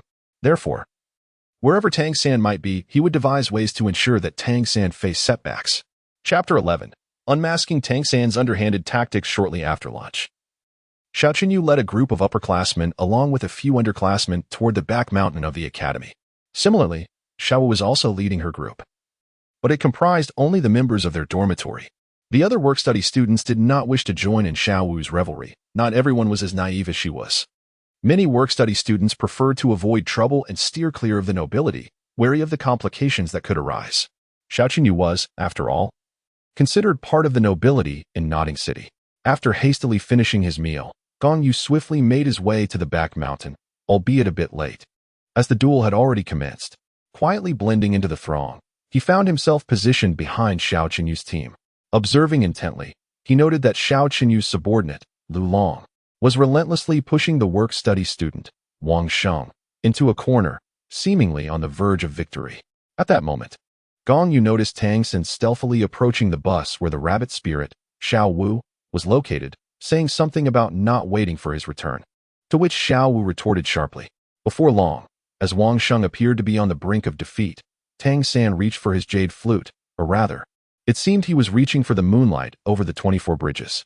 Swiftly, he retrieved a pebble and, employing a covert technique, launched it at Lu Long. The sudden pain caused Lu Long to falter, allowing Wang Sheng to seize the opportunity and ultimately defeat him. After vanquishing Lu Long, Wang Sheng did not miss the chance to humiliate his opponent with a taunt about being a withered flower. It is my turn now. Tang San, you enjoy throwing stones, do you? Let me show you how to expose your tricks, Gong Yu thought to himself with a smirk. He stepped forward just as Xiao Qinyu was about to call the next participant, exclaiming, "Hold on." Lu Long did not lose. He was ambushed by a rat. Upon hearing the term rat, Tang San furrowed his brow, realizing that someone had discerned his covert technique. However, when he recognized the speaker as Gong Yu, his irritation intensified. Yet, knowing it was Gong Yu who had stepped forward, Tang San harbored no doubts that anyone could see through his ambush. Nonetheless, he chuckled inwardly, thinking, "So what if you can detect my technique? You lack proof. Let us see how you can expose me." Xiao Qinyu, intrigued by Gong Yu's claim that Lu Long had lost due to an ambush, inquired, "Is what you say true?" "Absolutely," Gong Yu affirmed, nodding. "Did you not notice that Lu Long was on the verge of winning? How could such a sudden turn of events occur? There is clearly something amiss. You only need to allow me to ask Lu Long 2 questions. "Very well, you may ask," Xiao Qinyu replied, turning to Lu Long. "Lu Long, come here and let him pose his questions." Lu Long approached without hesitation, and Gong Yu inquired, "Were you struck by something which caused you to reveal a weakness?" "Yes." Lu Long nodded in affirmation. "Good. Gong Yu responded with a smile. What part were you hit on? Show everyone. So no one claims you lost and are unwilling to admit it, concocting excuses with me. I was hit here, Lu Long revealed, pulling up his clothing to display the bruise to the crowd. Upon seeing this, Xiao Yu pointed at Xiao Wu and the others, exclaiming, "You are truly despicable and shameless, engaging in a fair duel, yet resorting to underhanded tactics. Is there no honor in martial arts? Work-study students are indeed a bunch of rodents, unworthy of standing tall." Upon hearing Xiao Yu's harsh words, Xiao Wu immediately felt indignant. With a hint of anger, she retorted, "Who among us is a coward, who resorts to underhanded tactics? Just because you lost and refuse to acknowledge it, there is no need to concoct such excuses." After speaking, she recalled Gong Yu, the very person who had confronted her that day when she asked for directions, and her anger intensified. With a pointed finger at Gong Yu, she demanded, "Since you claim we launched a sneak attack, then tell me, who among us ambushed Lu Long? Present your evidence." "You seek evidence, do you? Very well." Gong Yu replied with a slight smile, then pointed at Tang San, declaring, "The one who ambushed Lu Long is that person beside you, surnamed Tang, a true coward. As for evidence, let us all bear witness together." Gong Yu led both parties to the area where Lu Long and Wang Xing had just engaged in battle, and there, he searched the ground until he discovered the small stone that Tang San had thrown. "Behold, what is this?" Gong Yu proclaimed, holding the stone aloft for all to see. The crowd remained puzzled, yet Xiao Wu recognized it immediately. Just a few days prior, during her confrontation with Tang San, she had been persistently pelted with such stones. Casting a sly glance at Tang San, she noted his discomfort as he averted his gaze. Xiao Wu had already deduced that it was Tang San who had acted earlier. But now, she would never admit it. Stubbornly, she declared, "Humph, merely a common stone. It signifies nothing." Gong Yu let out a cold snort and remarked, "Still clinging to your stubbornness? Very well, I shall present you with further evidence." He then revealed a bottle of revealing powder and addressed the assembly, "Surely, you all recognize what this powder is?" Xiao Yu was the first to respond. "This is revealing powder, commonly used in official investigations. When sprinkled in a specific area, it reveals the traces of the soul power left by the perpetrator. Each individual's soul power is unique. By applying this powder to the stone and comparing it to Tang San's soul power, we can ascertain whether he was the one who launched a surprise attack." At that moment, Tang San began to argue that stone could have been discarded by me days ago, or perhaps someone picked it up and placed it here. This does not prove that I attacked Lu Long. Upon hearing this, the crowd exchanged incredulous glances, perceiving him as a fool. Gong Yu then retorted, "Fool. Unless preserved with specialized tools by the authorities, an individual's soul power can only linger in the air for a maximum of half an hour. Why not show us the traces from days ago, you illiterate? It's no wonder you resort to underhanded tactics." Tang San, being from a martial arts realm, was understandably unaware of the concept of soul power traces, as he lacked formal education. Gong Yu proceeded to sprinkle the revealing powder on the stone, and in an instant, a faint trace of soul power emerged. He then instructed Tang San, "Now, unleash your soul power, and we shall compare the traces. If you wish to prove your innocence, you must comply. Of course, to ensure fairness, I shall go first." Gong Yu then demonstrated his own soul power, revealing his innocence with the powder. The crowd prepared to follow suit, but Tang San interjected, "There's no need. I admit to having attacked Lu Long." He had no choice but to concede. Refusing to allow Gong Yu to examine his soul power traces would only betray his guilt. Thus, it was wiser to confess, for admitting the truth would not cost him anything significant. Chapter 12. Seeking compensation from Tang San. Upon hearing Tang San's admission, the crowd murmured in astonishment. Engaging in hushed discussions, Wang Xing, standing nearby, wore an expression of deep shame. He turned to Tang San, his voice laced with anger. "I had thought I had finally triumphed over Lu Long through my own merit, only to discover it was you who orchestrated this behind the scenes. Thank you for humiliating me before my peers. The competition was between Lu Long and me. The rules dictate that no outsiders interfere. What have I done to deserve this? You've robbed me of a fair loss, Tang San. You truly are a coward, and I am ashamed to be associated with you." After speaking, Wang Sheng stormed off alone from the back mountain. Following Wang Sheng's tirade, Tang San directed a gaze filled with animosity towards Gong Yu. Xiao Wu, having observed Tang San's predicament and eager to teach Gong Yu a lesson, interjected, "Very well, big brother Xiao. In the previous round, we, the working students, were at a disadvantage. Now, who will you send to the arena?" Before Xiao Qinyu could respond, Gong Yu stepped forward, saying, "Oh, so you concede and wish to brush aside what just transpired? What do you take us for? Setting aside compensation for now, clearly. You working students are impoverished and cannot offer much, but surely you must bow an apology. Is it acceptable for Lu Long to have endured such a beating without consequence?" Ling Yun secretly chuckled, thinking, "Tang San, don't you relish kneeling and acknowledging your elders? Let us see if you dare this time." Xiao Wu felt somewhat embarrassed. Gong Yu's argument held merit. It was indeed a fact that Lu Long had been struck by Tang San's throne stones. Had Tang San evaded capture, the situation would have been different, but alas, he had been caught, leaving them utterly defenseless. Yet, upon glancing at Tang San, who wore a troubled expression, she found herself unable to demand he actually kneel, for while kneeling may bear minimal physical impact, its humiliation is profoundly severe. Thus, Xiao Wu declared, "Kneeling is out of the question. How about we discuss compensation instead?" "Compensation, you say? Fine, but you working students can barely meet your basic needs. How could you possibly afford any restitution?" Casting a glance at Lu Long, who nodded in agreement, Gong Yu found himself momentarily without retort, though he regretted missing the spectacle of Tang San kneeling. Compensate? With money? Xiao Wu looked at Gong Yu and then at Tang San, who nodded in acquiescence. Monetary compensation, then? Very well, let us calculate. Gong Yu began to enumerate with his fingers. First, Tang San injured Lu Long, so the cost of medicine is a necessity.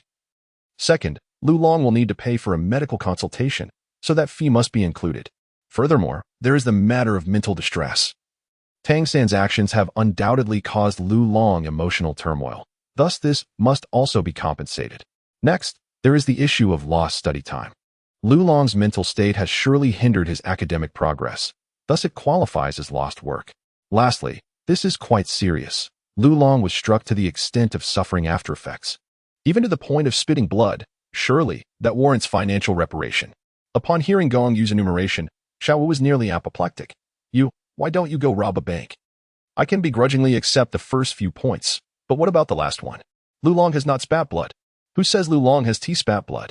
Gong Yu smiled at Lu Long, urging, quickly, spit some blood. Oh, you are truly foolish. Biting your tongue or squeezing your gums will suffice. Just manage to get some blood out.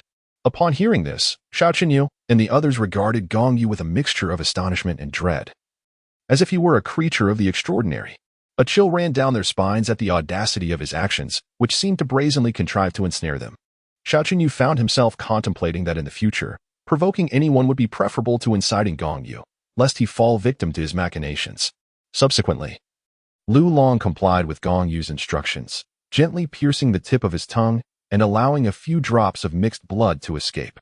Gong Yu then turned to Xiao Wu and remarked, "Observe, the after effects have manifested. Lu Long has spat blood. Do you still wish to evade compensation?" Xiao Wu, incensed and eager to continue the argument, was restrained by Tang San, who tugged at her sleeve, signaling her to cease her protest. He understood that she could not prevail in a debate against Gong Yu. Thus, the notion of compensation was reluctantly accepted by Tang San. "Very well, we shall compensate. Now, how much do you demand?" Xiao Wu fumed, pointing an accusatory finger at Gong Yu. Gong Yu cast a glance at Lu Long. After all, Tang San was willing to compensate Lu Long. Under Gong Yu's scrutinizing gaze, Lu Long involuntarily shivered and cautiously suggested, "How about a compensation of 10 silver coins?" Upon hearing this, Gong Yu could not help but cover his eyes. Tang San was already generous enough to offer compensation, yet Lu Long, even without being overly demanding, still only requested such a meager sum. The narrowness of his perspective was quite disheartening. Gong Yu pondered for a moment and decided it would be best if she took the initiative to request the funds. She then addressed Xiao Wu, stating, 10 gold soul coins. Lu Long has specified that the amount required is 10 gold soul coins. Lu Long was taken aback, for he had clearly stated 10 silver soul coins, yet in Gong Yu's rendition, it had transformed into 10 gold soul coins. Thus, he immediately sought to rectify the misunderstanding, exclaiming, "I meant to say 10. Gong Yu abruptly interrupted Lu Long's words and turned to Xiao Wu, saying, "You see."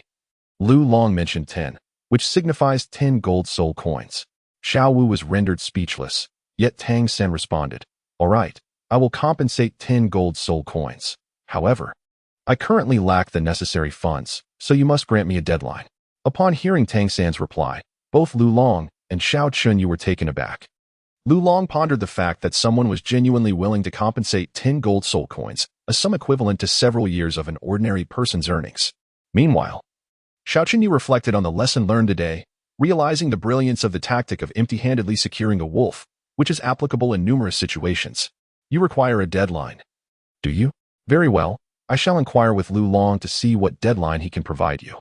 After speaking, Gong Yu cast a glance at Lu Long, who raised a finger and softly suggested, how about 1 year?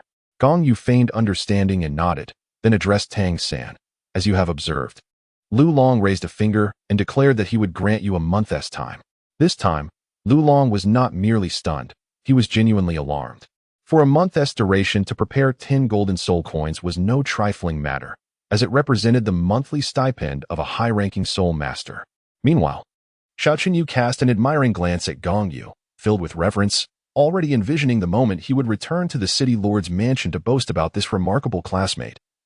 Gong Yu, Tang San clenched his teeth and replied, very well, a month it shall be. I will certainly gather 10 golden soul coins to compensate Lu Long within that time. Yet Gong Yu interjected, words alone are insufficient. We cannot take your verbal assurance at face value. Your previous actions have already cast doubt on your credibility. What do you propose then? Tang San retorted. Though inwardly he had cursed Gong Yu 1,000 times, thinking, why must you be so troublesome? Just trust me this once, I, Tang San, am not so destitute as to be unable to repay 10 golden soul coins. Gong Yu declared. You must swear by your martial soul that if you do not compensate 10 gold soul coins within a month, your martial soul shall shatter, and you will perish when you absorb your soul ring at the 30th level. Chapter 13. On the duration of a rabbit's estrus period, this is utterly excessive. How can one be compelled to swear by their martial soul so casually? Xiao Wu exclaimed indignantly, pointing an accusatory finger at Gong Yu, ready to unleash a torrent of reproach. However, before she could finish her sentence, Gong Yu interrupted her. Gong Yu remarked, so what? If you wish for the vow to be fulfilled, simply repay the money within the deadline. Tang San pulled Xiao Wu aside and said, Xiao Wu, refrain from speaking. I made this vow, so rest assured, acquiring 10 gold soul coins is within my means. However, Tang San's demeanor only fueled Xiao Wu's frustration. She gazed at him, feeling a mix of anger and disappointment. Subsequently, Tang San, following Gong Yu's suggestion, swore, I vow by my blue-silver grass martial soul that if I do not repay 10 gold soul coins within a month. The mention of his blue-silver grass martial soul likely pierced Yin's heart, making her think, Sanner, have you truly forsaken your mother? Yet, before Tang San could complete his oath, Gong Yu interrupted, wait a moment. Xiao Wu, clearly agitated, exclaimed, are you ever going to finish? Can't you articulate everything at once without interrupting others mid-sentence? What business is it of yours? Gong Yu retorted at Xiao Wu before turning to Tang San and instructed, remove the words blue-silver grass. Do not specify the blue-silver grass martial soul. Upon hearing this, Tang San was taken aback, pondering whether Gong Yu had discovered the existence of his second martial soul. Indeed, judging by his challenge to the teacher, it seemed Gong Yu possessed considerable knowledge. If the teacher was aware of Tang San's dual martial souls, it was unlikely Gong Yu would remain oblivious. In that moment, Tang San's animosity towards Gong Yu intensified. Enough already. Sanner has only the blue-silver grass martial soul. Is this not sufficient for an oath? What do you truly desire? Xiao Wu, unable to contain her anger, was on the verge of resorting to violence. Realizing his actions were too conspicuous and considering Tang Hao might be nearby, Gong Yu grew concerned that Tang Hao would suspect he knew about Tang San's dual martial souls and harbor ill intentions. Thus, he quickly fabricated an excuse to justify his demand. I previously mentioned that martial souls can also be acquired later in life. What if he fortuitously gains a secondary martial soul and neglects to cultivate the blue-silver grass? In such a case, his vow would be rendered ineffective. Therefore, I cannot allow him to specify the blue-silver grass in his oath. Hearing this, Tang San furrowed his brows, contemplating, is it truly so? Yet, it does sound reasonable. Perhaps I have overthought it. How could a mere 6-year-old possess more knowledge than the teacher? Tang San then declared, very well, I shall renew my vow. I, Tang San, vow by my martial soul that if I do not repay 10 gold soul coins to Lu Long within a month, then upon reaching level 30 and absorbing my soul ring, my martial soul shall shatter and I shall perish. After making this vow, Tang San found himself puzzled as to why he specified level 30. Once he completed his oath, Xiao Wu stepped forward once more. Directing her finger towards Xiaoqinyu's side, stating, "Can we fight now? This time, I will take the lead." She angrily shifted her finger from pointing at Yu to Gong Yu. "No, who you fight is not for you to decide. I will arrange my own people." Yu was unaware of Gong Yu's true strength, thus he sought to defend her. However, Gong Yu retorted, "You are mistaken. I am not yours to command. You, a mere son of a city lord, lack the stature to make me your subordinate." Upon hearing her words, Yu felt a wave of embarrassment wash over him. Yet, within her statement, he discerned hints that ignited his imagination, deepening his respect for Gong Yu. At that moment, Xiao Wu interjected, "Did you hear that? She doesn't appreciate your sentiment. Now, what can you say? I intend to battle her." With that, Yu deliberately bent slightly at the waist before Gong Yu. Seeking her approval, Gong Yu nodded and replied, "All right, I shall contend with her." Upon hearing Gong Yu's agreement, Xiao Wu burst into a delightful smile and remarked, "I intend to turn you into a pig head." "A pig head, you say? Very well." Gong Yu smirked slightly, thinking to himself that he initially intended to teach her a lesson, but since she wishes to become a pig head, he would gladly oblige. Thus, both of them positioned themselves at the forefront of their respective teams. "Summon your martial spirit. I fear you may not have the chance to strike later." Xiao Wu provocatively challenged Gong Yu. Gong Yu, with a dismissive smile, remarked, "To strike you, I need not resort to my martial soul." Xiao Wu let out a cold huff. "Since you say so, I shall not hold back." With that, she summoned the spirit of the soft-bone rabbit. As she twirled in place, a fluffy, cotton-like tail sprouted from her backside, accompanied by a yellow soul ring that vibrantly emerged from beneath her feet. The century-old yellow soul ring astonished Yu, who stood at a distance, causing him to glance back at Gong Yu, feeling that he had acted recklessly this time. "Humph. Merely a lewd rabbit, just a spirit beast bus." Gong Yu continued to regard Xiao Wu with disdain. "What lewd rabbit? This is the soft-boned charming rabbit." Xiao Wu, her cheeks puffed with indignation, pointed at Gong Yu and inquired, "And what do you mean by spirit beast bus? Are you insulting me?" In truth, Xiao Wu suspected that the term spirit beast bus hinted at the revelation of her true form, hence her probing question aimed at gauging Gong Yu's intentions. "What do you mean?" Gong Yu replied with a mischievous grin. "It implies that the soft-boned rabbit reaches sexual maturity merely 3 months after birth, with a subsequent estrus cycle of approximately 815 days. Think about it. Once this type of rabbit enters estrus, it must seek out spirit beasts for mating. How many times would that be in a year? If it were a 10-year-old soft-boned rabbit, how many couplings would occur? And what about those that are 100, 1,000, or even 10,000 years old? The numbers are staggering. For a 100,000-year-old soft-boned rabbit, it would likely have mated at least 1,000,000 times. Let's say 1,000,000 times, meaning that such a creature would have engaged with at least 1,000,000 spirit beasts. Tell me, is that not a spirit beast bus? Regarding the content about rabbit mating cycles, it is entirely fictional. Enjoy if you wish, but if not, there is little I can do, as it's merely for amusement. Concealed in the shadows, Tang Hao silently nodded, finding merit in Gong Yu's words. Initially, he had intended to punish Gong Yu for bullying Tang San, but the insight from Gong Yu changed his mind. Simultaneously, Tang Hao contemplated that he had intended to keep Xiao Wu as a daughter-in-law for San, but now he deemed it impossible. Such a promiscuous character could not enter the Tang family. No, absolutely not. She could only serve as San's soul ring.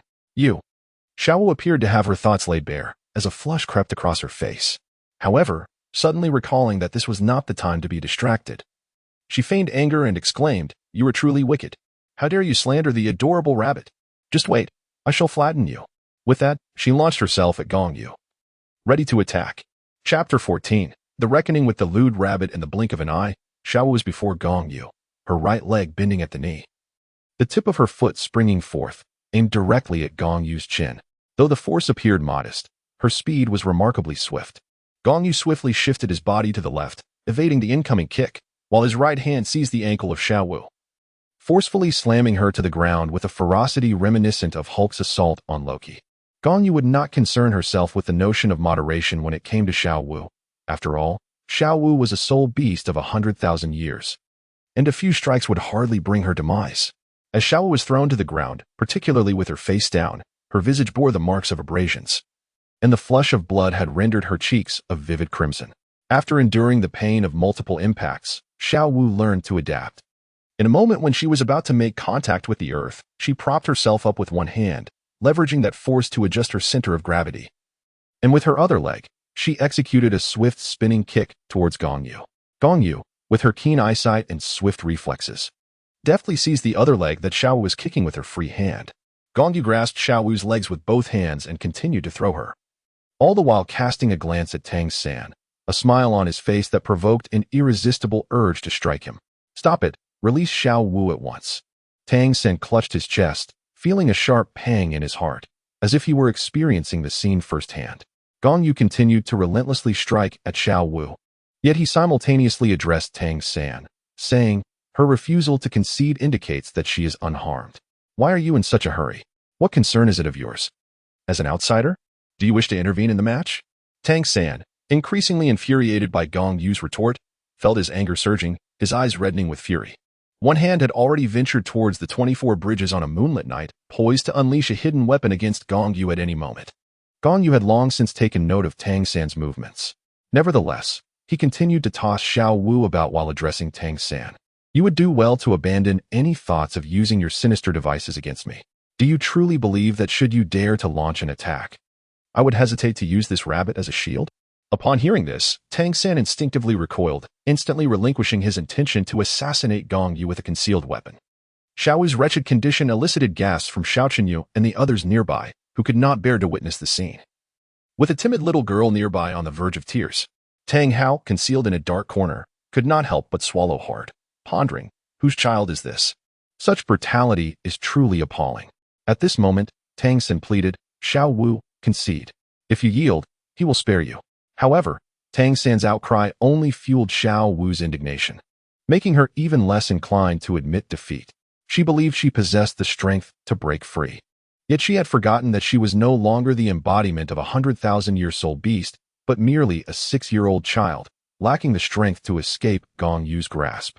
Although both were 6 years old, Gong Yu, having cultivated the dragon elephant prajna, had reached the second level, endowing him with a foundational strength of 1,000 pounds. Not to mention the enhancement from the Golden Dragon King's bloodline. For instance, Tang Wulin, with the Golden Dragon King's lineage, possessed only level 11 soul power. Yet his strength had already reached 2,700 kilograms. Thus, Gong Yu's foundational strength of 1,000 pounds, while not excessively high, was still beyond what Xiao Wu could hope to overcome at that moment, unless she could transform into her true form, which was impossible. "Ah, you refuse to concede? Then I shall continue to throw you," Gong Yu mused contentedly. He was prepared to release her the moment she admitted defeat, yet her silence left him no choice. After enduring a few more painful tosses, Xiao Wu could no longer bear it and reluctantly acquiesced. "I concede. I concede. Please let me go." "Oh dear. How disappointing that you concede so easily," Gong Yu smirked, his lips curling into a grin. He then flung Xiao Wu into the air, spreading her legs apart so that she resembled a shape.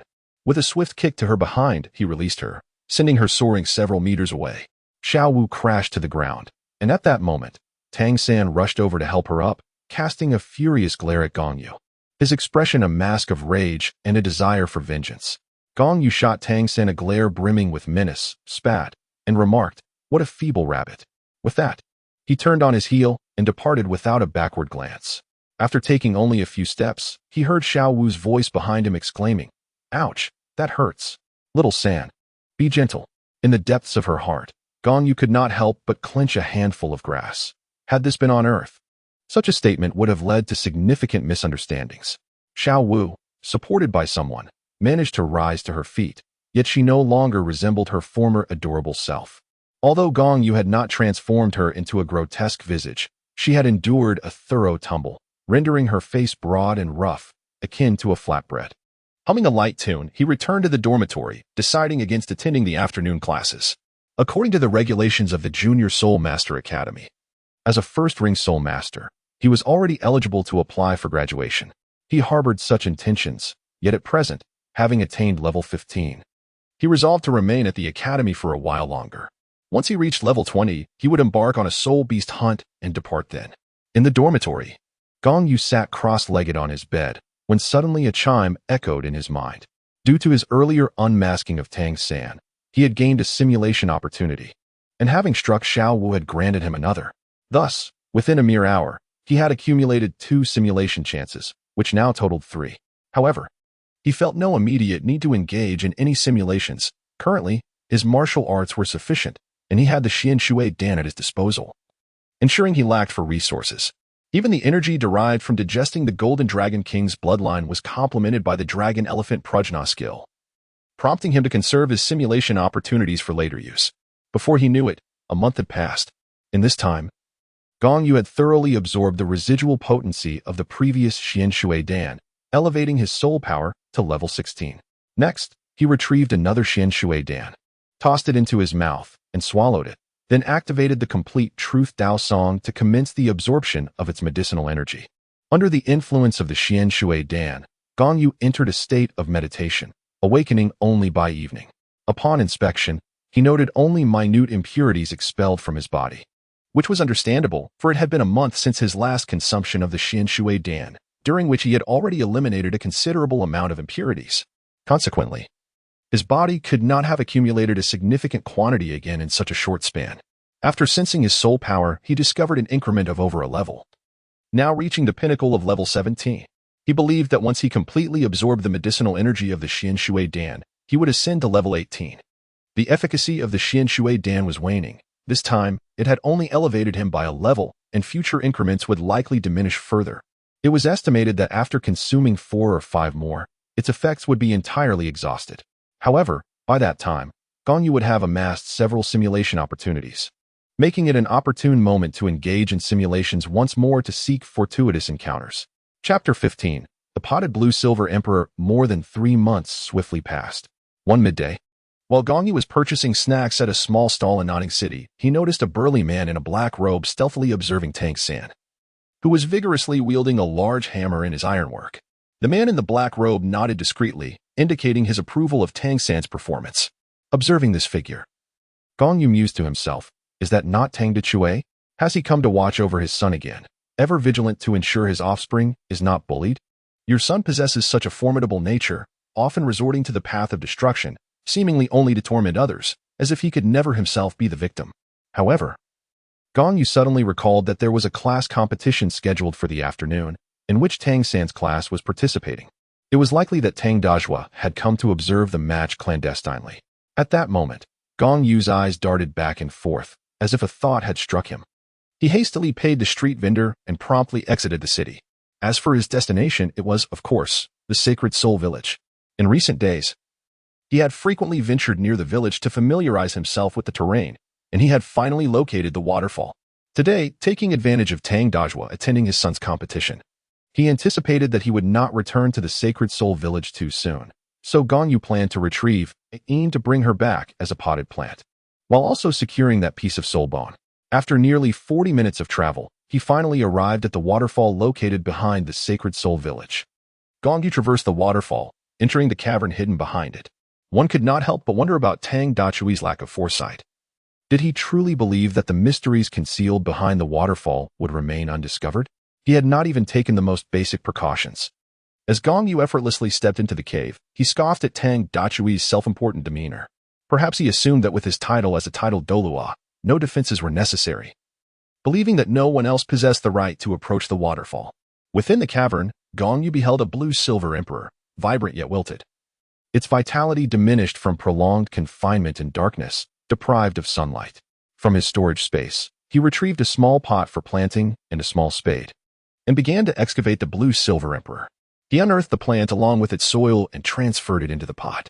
The blue-silver emperor attempted to resist, shaking its branches feebly, but Gong Yu summoned his own golden blue-silver grass, its aura infused with the bloodline of the Golden Dragon King, which quelled any further defiance from Ain.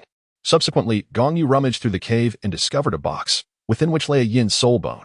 Alas, had this been in the past, I would have yearned for your bloodline and soul bone, but now, neither your lineage nor your soul bone holds any value to me.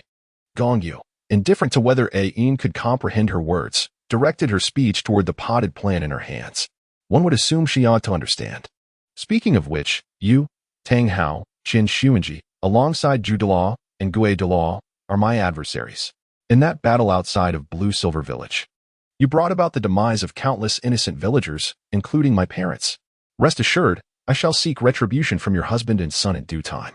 As for you, you are naught but a mere vegetable. On a day when my spirits are low, I might very well sought you as if you were mere greens.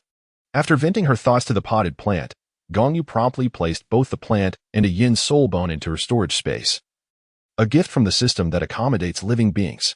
She then departed from the Holy Soul Village, opting for a less-traveled path to avoid an encounter with Tang Dazier, winding her way back to Notting City after a considerable time. In Notting City, she rented a house with a courtyard for 2 months, marking her transition from the academy. With just over a month until the academy's break, Gong Yu had elevated her soul power to level 19 over the past 2 months. With the aid of Xian Shui Dan, she was certain to reach level 20 before the vacation, at which point she would apply for early graduation. Retrieving the potted Ayin from her storage space, she placed it on the balcony of her bedroom, where it finally basked in the long-awaited sunlight, its leaves trembling slightly, as if expressing joy. Subsequently, Gong Yu ventured out once more to find Xiao Qinyu, requesting him to guide her to the talent market. Upon learning her intentions, Xiao Qinyu was equally delighted, bowing and saying, "Brother Yu, are you looking to purchase a maid?" Since witnessing Gong Yu's formidable display when she had thrown Xiao Wu, Xiao Qinyu had come to admire her greatly, leading him to address her as Brother Yu and refer to himself as her little brother, though Gong Yu never acknowledged this. "Indeed, let us browse and procure a few individuals," Gong Yu replied nonchalantly. The purpose of visiting the talent market was, naturally, to acquire people. Though the empire had established laws prohibiting human trafficking, the interests involved were too substantial, and the underlying forces were intricate, rendering the imperial regulations as mere scraps of paper. While ostensibly no one engaged in human trade, such dealings occurred covertly without cease. Xiao Qinyu continued, "So, Brother Yu, what kind of maid are you seeking? One with ample bosom, a shapely figure, or perhaps both?" Gong Yu expressed, "I wish to acquire one that is pure, preferably a girl possessing the blue-silver grass martial spirit." However, as she spoke, her mind wandered to the idea of finding a young girl with the blue-silver grass martial spirit, nurturing her in the direction of Ayin, and eventually allowing her to consume Ayin, awakening the blue-silver emperor bloodline and inheriting the blue-silver emperor soul bone. Xiao Qinyu pondered thoughtfully, "A pure one, you say?" "Indeed, there is one, although she is quite young, likely around your age, approximately 6 or 7 years old." Gong Yu naturally comprehended the implication of Xiao Qinyu's words. The girls who were captured and sold, upon reaching the tender age of 12, often resorted to various services merely to survive. Only those who had not yet attained this age could be considered somewhat innocent, as their youth rendered them incapable of providing such services unless they encountered those with a predilection for the young. Before long, the two arrived at the talent market, a grim place where some were confined within cages for the amusement of onlookers, while others were suspended from the beams above, likely having attempted to escape only to be recaptured. In his previous life, Gong Yu had never witnessed such a scene, though his heart ached at the sight. He recognized that he, as an individual, could effect no change in this era. As for the future, he would leave that for another time. Xiao Qinyu guided Gong Yu to a familiar acquaintance, a connection he had cultivated through his private investments. The trade of human trafficking was a grim enterprise, predominantly orchestrated by officials behind the scenes within the two great empires. Xiao Qinyu's father, being the lord of Notting City, was undoubtedly entangled in such dealings. Come. Lao He," Xiao Qinyu exclaimed, "allow me to introduce you to my newly recognized superior." He brought forth a middle-aged man in his 40s before Gong Yu, making the introduction. The man, referred to as Lao He, glanced at Gong Yu, noting that he appeared younger than Xiao Qinyu by several years. The fact that Xiao Qinyu regarded him as a superior led Lao He to speculate about Gong Yu's status, prompting a significantly more amiable demeanor towards him. Chapter 16. The piglet Gong Yu bestowed a smile upon the middle-aged man surnamed He, saying, "Ah, it is indeed Mr. He. What a pleasure it is to meet you." "Ah, so it is young Master Gong. Greetings to you. What a pleasure indeed," replied the middle-aged man, also smiling as he exchanged pleasantries with Gong Yu. He then continued, "I heard from young Master Xiao that you are in search of some pristine piglets?" "Indeed," Gong Yu replied with an air of nonchalance. "I do require some clean ones. I trust Xiao Qinyu has conveyed my specifications to you?" The term piglets lingered unuttered on Gong Yu's lips. "Precisely. Young Master Xiao has informed me," the middle-aged man responded with a persistent smile. "As it happens, we have just received a new batch that is guaranteed to be clean. Shall I take you to have a look?" He first glanced at Xiao Qinyu, who then turned to look at Gong Yu. Gong Yu shook his head, unwilling to revisit those heart-wrenching places. Nevertheless, he maintained an air of nonchalance as he said, "There is no need to observe. Simply bring me 7, ages 6, 7, or 8 will suffice." "Understood," the man with the surname He responded, his face lighting up with delight before he promptly turned to leave. Shortly thereafter, he returned to the establishment, accompanied by 7 little girls, their hands bound. It was uncertain whether it was due to Gong Yu's insistence on cleanliness, but the 7 girls had their faces meticulously washed. Gong Yu pretended to stroll back and forth, then feigned a contemplative pose with his chin in his hand. Xiao Yu, observing Gong Yu's antics, mistakenly believed he was hesitating over his choices and thus inquired, "Brother Yu, what do you think? Have you set your eyes on any particular ones, or shall we consider a different selection?" Gong Yu shook her head and remarked, "There is no need to exchange. Doing so would only require another selection, which is quite bothersome. Let us keep these 7. I will take them all. By the way, is there anyone among them who possesses the blue-silver grass martial spirit?" At that moment, a man with the surname, he stepped forward and said, "Yes. It is the tallest one dressed in blue." "Very well, then let it be settled. Let us proceed with the payment."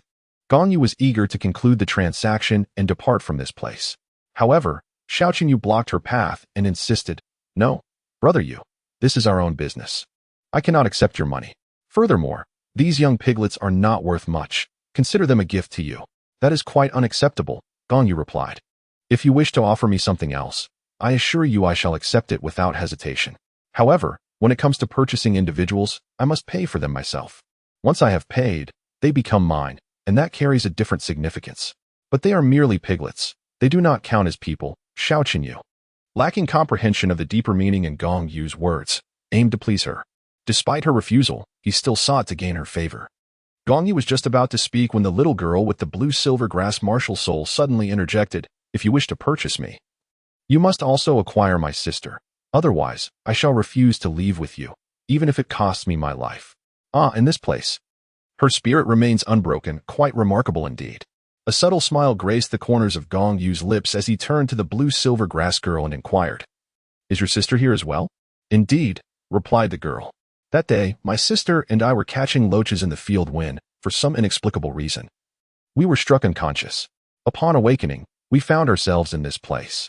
At that time, my sister was confined with me, but they later separated us."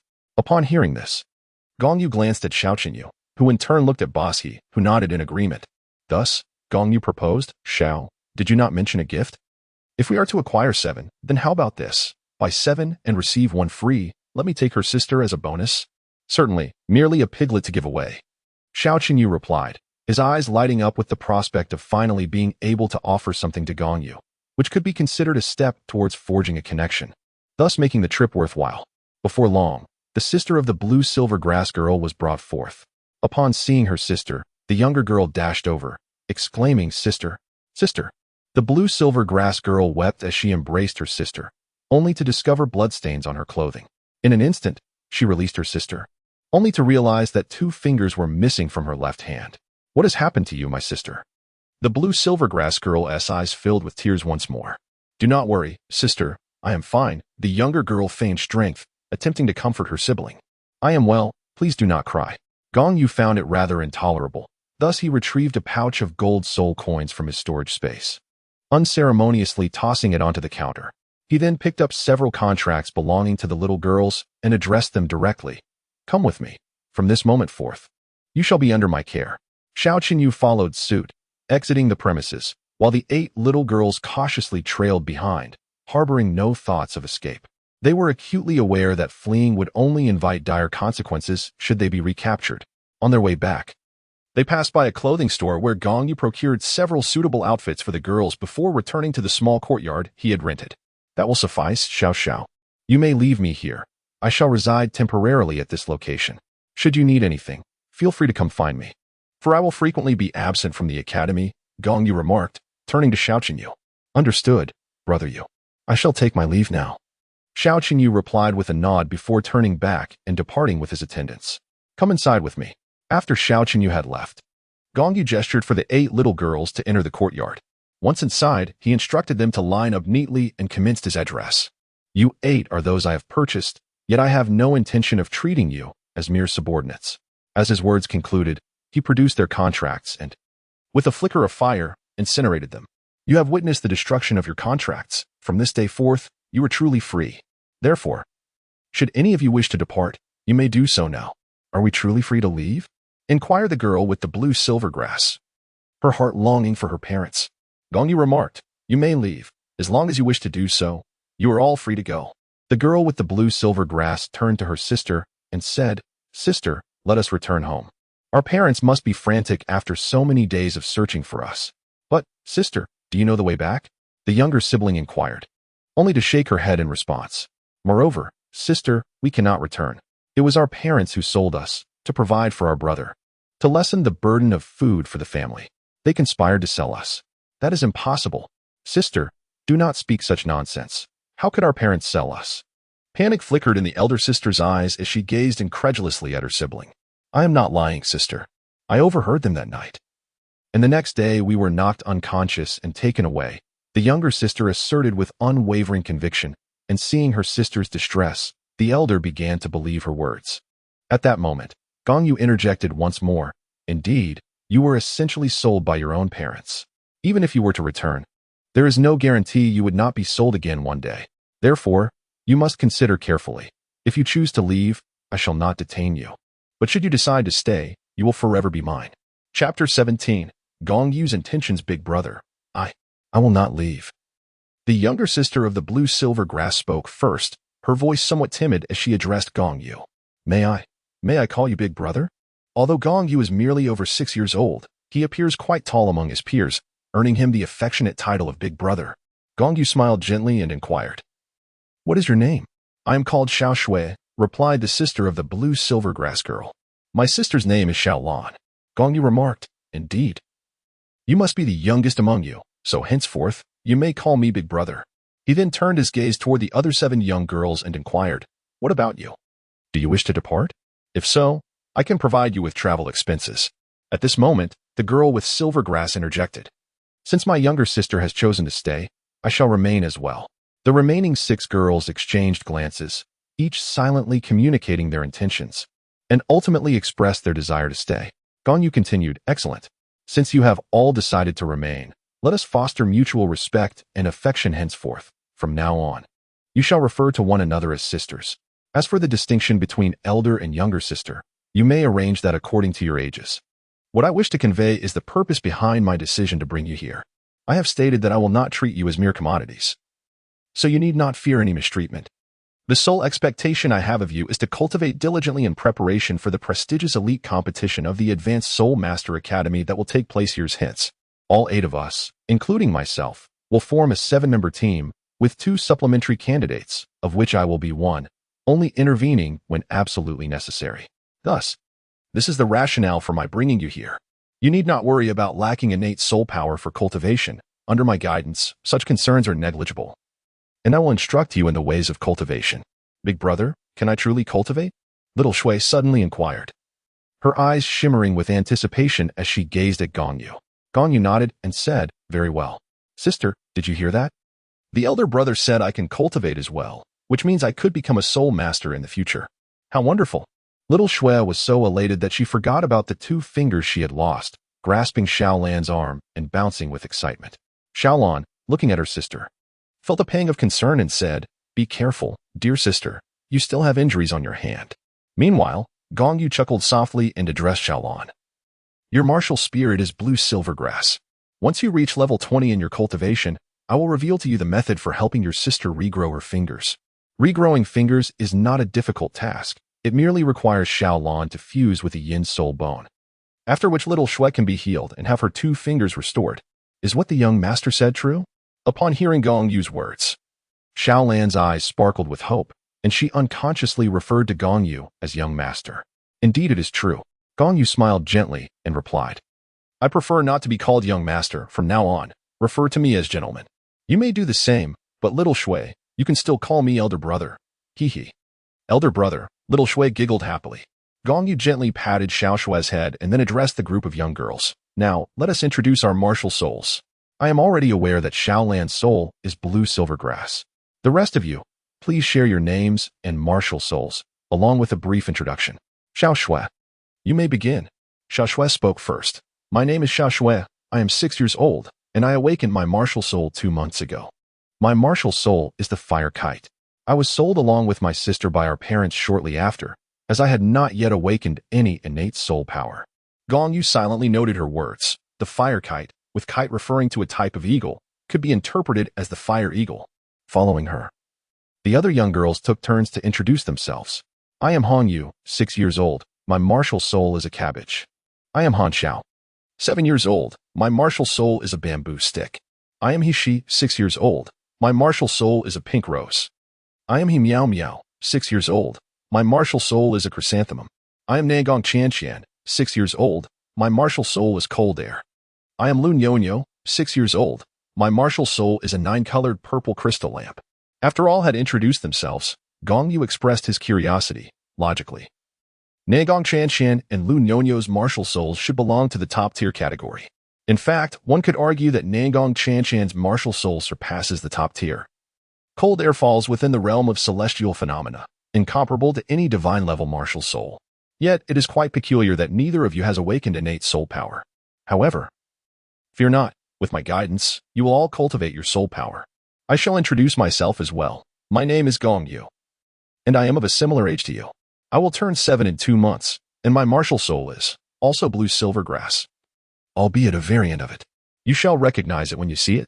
Upon hearing Gong Yu mention that his martial soul was blue silver grass, Xiaolan was momentarily taken aback, feeling a sense of surprise. Miyu continued, "This is Xiaolan. She should be a bit older." As she spoke, Miyu turned her gaze towards Xiaolan and inquired, "Xiaolan, how old are you?" 8 years old, Xiaolan replied timidly. Gong Yu continued, "Xiaolan is 8 years old, which means she will be your elder sister henceforth. You are already aware of her martial soul situation, so I shall refrain from elaborating further. As for how you address me, whether by name or title, it matters not. Today marks your new beginning, and thus I shall bestow upon each of you a new name. From now on, you shall all bear the surname Gong. Xiaolan, you shall be known as Gong Lan. Xiao Shui, you shall be Gong Shui. The others will be Gong Yu, Gong Xiao, Gong Qian, Gong Miao Miao, Gong Yonyo, and Gong Shi." Oh, Gong Shi does not quite resonate well, as it sounds akin to congratulations, so she shall be called Gong Shir. Henceforth, we shall be one family. Now, you may freshen up while I prepare a meal for you. After dining, I shall instruct you in your cultivation. The bathing area is located in the room to your left. You shall reside there for the time being. I will arrange the sleeping arrangements later. This is merely a temporary abode. We shall move to a larger residence in 2 months. Now, you may take your newly acquired garments to your room. Once you have all refreshed yourselves, please gather in the hall for dinner." Having organized these matters, Gong Yu then entered the kitchen. The arrangements for the martial soul team were thus settled, and Gong Yu felt confident that no significant changes would arise in the future. Gong Yu had once contemplated assembling a team of renowned geniuses, yet upon further reflection, he deemed it more prudent to cultivate his own small squad, aiming to ultimately vanquish those prodigious teams. As a transmigrator endowed with the advantage of a simulator, nurturing a few underperformers into geniuses and subsequently into deities seemed quite reasonable. Approximately 40 minutes later, a sumptuous feast was prepared by Gong Yu. He sampled a couple of pieces of meat with his hands, finding their flavor quite delightful. After a short while, the 8 young girls, now freshly washed, gathered in the hall. At this moment, they appeared significantly more cheerful than when he first laid eyes on them. Chapter 18. Extraction of Blue Silver Emperor's Essence. As evening approached, the 4 beds and a large wardrobe that Gong Yu had ordered finally arrived. The furniture was moved into the room shared by Gong Lan and her companions, perfectly filling the space while still allowing for 2 passageways. The beds, arranged in a bunk style, were just adequate for the 8 girls. Admittedly, Gong Yu found himself low on funds, requiring him to make do with these temporary accommodations for the girls. After a while, Gong Yu summoned all 8 girls to the training room. They stood in a line as he began to speak once more. "In a short while, I will teach you the art of cultivation. However, before we embark on this journey, it is imperative that you each acquire soul power. Please sit cross-legged." Upon hearing Gong Yu's words, the young girls promptly settled into position, their faces adorned with a hint of excitement. Gong Yu nodded in satisfaction, then approached Gong Lan and said, "Let us proceed one by one, starting with you, my eldest sister." Turning to Gong Lan, she continued, "Laner, your martial spirit is blue silver grass, which, in fact, makes it easier for you to acquire soul power than the others." Subsequently, Gong Yu produced a glass vial, no larger than a thumb, containing a green liquid. After uncorking it, she handed it to Gong Lan, saying, "Laner, this is the essence I extracted from the blue silver emperor. The blue-silver emperor is merely a superior variant of the blue-silver grass, akin to a monarch. Drink this essence, and I shall assist you in refining and absorbing it. Gong Lan received the glass vial handed to her by Gong Yu, without a moment's hesitation. She tilted it and drank the liquid within. The remaining 7 girls watched with wide, curious eyes. Very well, now sit cross-legged and close your eyes, Gong Yu instructed. And Gong Lan complied. Subsequently, Gong Yu settled behind Gong Lan, placing her palms on her back, channeling the essence of the Tao to infuse Gong Lan with spiritual energy, aiding her in refining the blue-silver emperor's essence. After approximately 10 minutes, Gong Lan completely absorbed the essence, and her blue-silver grass martial spirit emerged. Initially ordinary, it now bore the faintest hint of golden patterns beginning to manifest. Following this, an expulsion of impurities and toxins occurred, and though her hair remained black, it shimmered with a subtle blue hue. At this moment, Gong Yu spoke once more. All right. Now take a moment to sense your surroundings and see if you can perceive anything in the air. Yes, Gong Lan replied, and after a short while, she remarked, I can feel something glimmering in the air. Gong Yu subtly nodded and remarked, indeed, those are the primordial energies of the universe, the untethered spiritual forces that linger in the air. As long as you absorb those shimmering entities into your body, they will transform into your soul power through the natural processes of your physique. So those are the very elements that will convert into my soul power? Does this mean I can truly cultivate from now on? Gong Lan inquired with a hint of excitement. Absolutely, Gong Yu replied with a smile. However, the meditation techniques prevalent on the continent yield a notably low conversion rate of the untethered spiritual energies, resulting in a sluggish cultivation pace. Therefore, I do not intend to teach you those methods. Instead, I shall impart to you a unique cultivation technique, one that will significantly accelerate your progress compared to any conventional meditation practice. Now, allow me to guide the energy into your body, facilitating its movement through your meridians.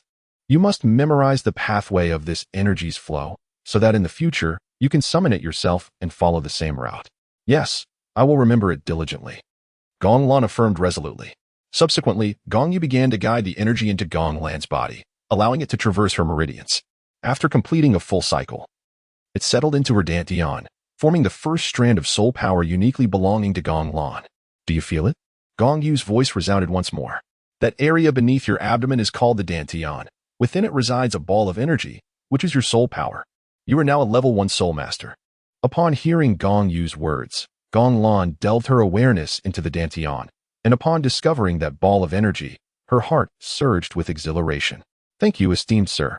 As Gong Lan was about to rise and pay her respects to Gong Yu, he gently pressed her back down, stating, Do not concern yourself with anything else. I have no interest in such formalities. Just remember this in your heart. Now, continue your cultivation using the method I just taught you and strive to refine a few more strands of soul energy. I must first attend to their instruction. Gong Yu then produced 2 mystic water pills, dividing one into 4 smaller portions, resulting in a total of 8.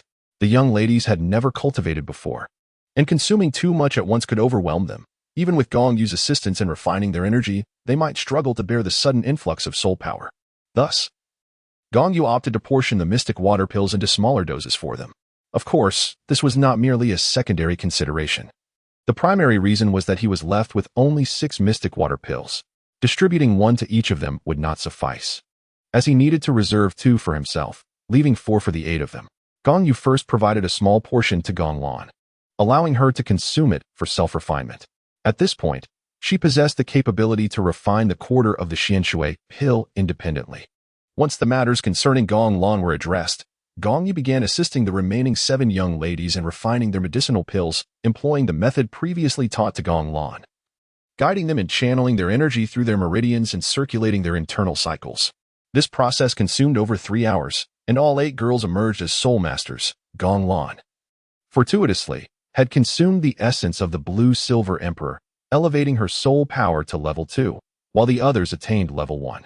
Regardless, all 8 girls had embarked upon the path of soul masters. As time swiftly elapsed, 2 months passed without significant events. Save for a singular incident that stirred a minor commotion, a scruffy, hooded man wielding a hammer as his martial spirit had smashed several soul hall branches across various cities. Upon learning this news, Gong Yu surmised it must be Tang Hao's doing, likely driven by frustration over the theft of a yin and her soul bone, leading him to unleash his wrath upon the Soul Hall branches.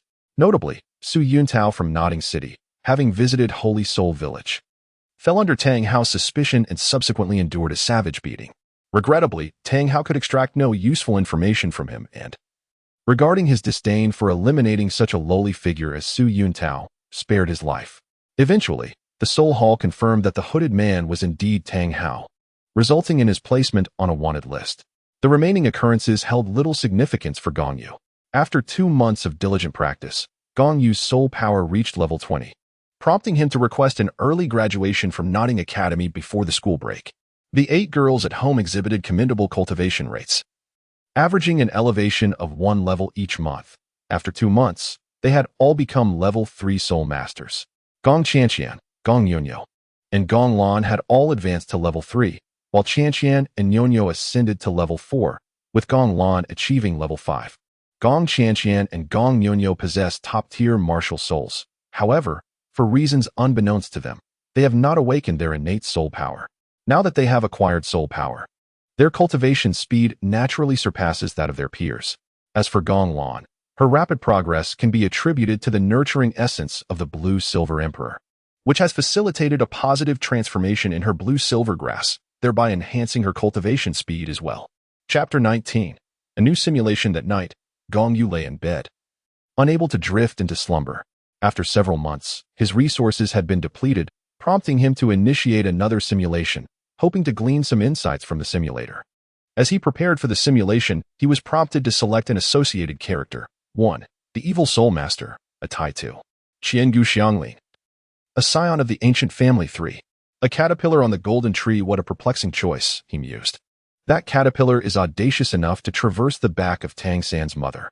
What could its intentions be? Divine assassination or deity consumption? Ultimately, he dismissed the caterpillar and the evil soul master, opting instead to embody a member of the Qiangu family, selecting option 2. The simulation commenced. At the age of 0, you were born into the Qiangu family, becoming a side branch descendant. At the age of 1, your parents fell victim to mysterious assailants, leaving you an orphan. You were sent to the orphanage of the Qiangu family for upbringing. At the age of 2, life remained tranquil with no significant events unfolding. At the ages of 3, 4, and 5, your existence continued in peaceful monotony.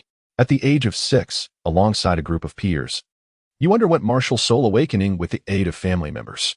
You awakened the martial soul, coil serpent staff, a variant of the spiral dragon staff, albeit with an unfavorable mutation, akin to a degraded version of the latter. Fortunately, the degradation was not severe. The dragon patterns merely transformed into serpent patterns. Nevertheless, you still awakened a commendable innate soul power, reaching level 8. Although your level 8 innate soul power suggested a promising future for a title, those possessing the genuine spiral dragon staff viewed you as an anomaly, and many believed that dragons and serpents should not coexist, resulting in few regarding you with respect. 2 months later, your soul power ascended to level 10, and with the family's provisions, you acquired a yellow earth dragon-type spirit. Upon absorbing the earth dragon spirit, you obtained your first spirit ring, leading to the evolution of your coil serpent staff, with the serpent patterns evolving into dragon patterns. You also gained your first soul skill, Dragon of the Abyss. In a secluded area, you clandestinely tested the potency of your first soul skill. As your spirit ring shimmered, you thrust your staff, unleashing a serpentine soul power that soared forth like a dragon breaching the ocean, effortlessly shattering a tree that had stood for over a decade, showcasing extraordinary might. Your actions were witnessed by a cloaked figure, who sought to take you as their disciple. The figure revealed their own soul power, a formidable level 99 demigod. Lacking knowledge of what a demigod entailed, you could only perceive them as exceedingly powerful. You sought the tutelage of the enigmatic figure clad in black. Under his guidance, you diligently learned the first 8 forms of the indomitable 9 sticks, while the final form remained a mere theoretical concept, as it had never been successfully mastered by anyone. Thus, you embarked upon the arduous journey of mastering the indomitable 9 sticks.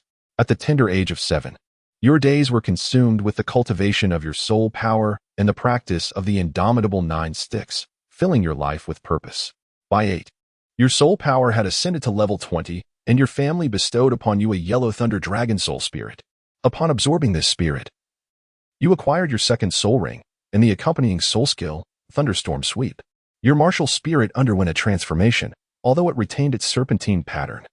It now resonated with the essence of thunder, granting you a nascent control over the elemental force of lightning, which filled you with satisfaction.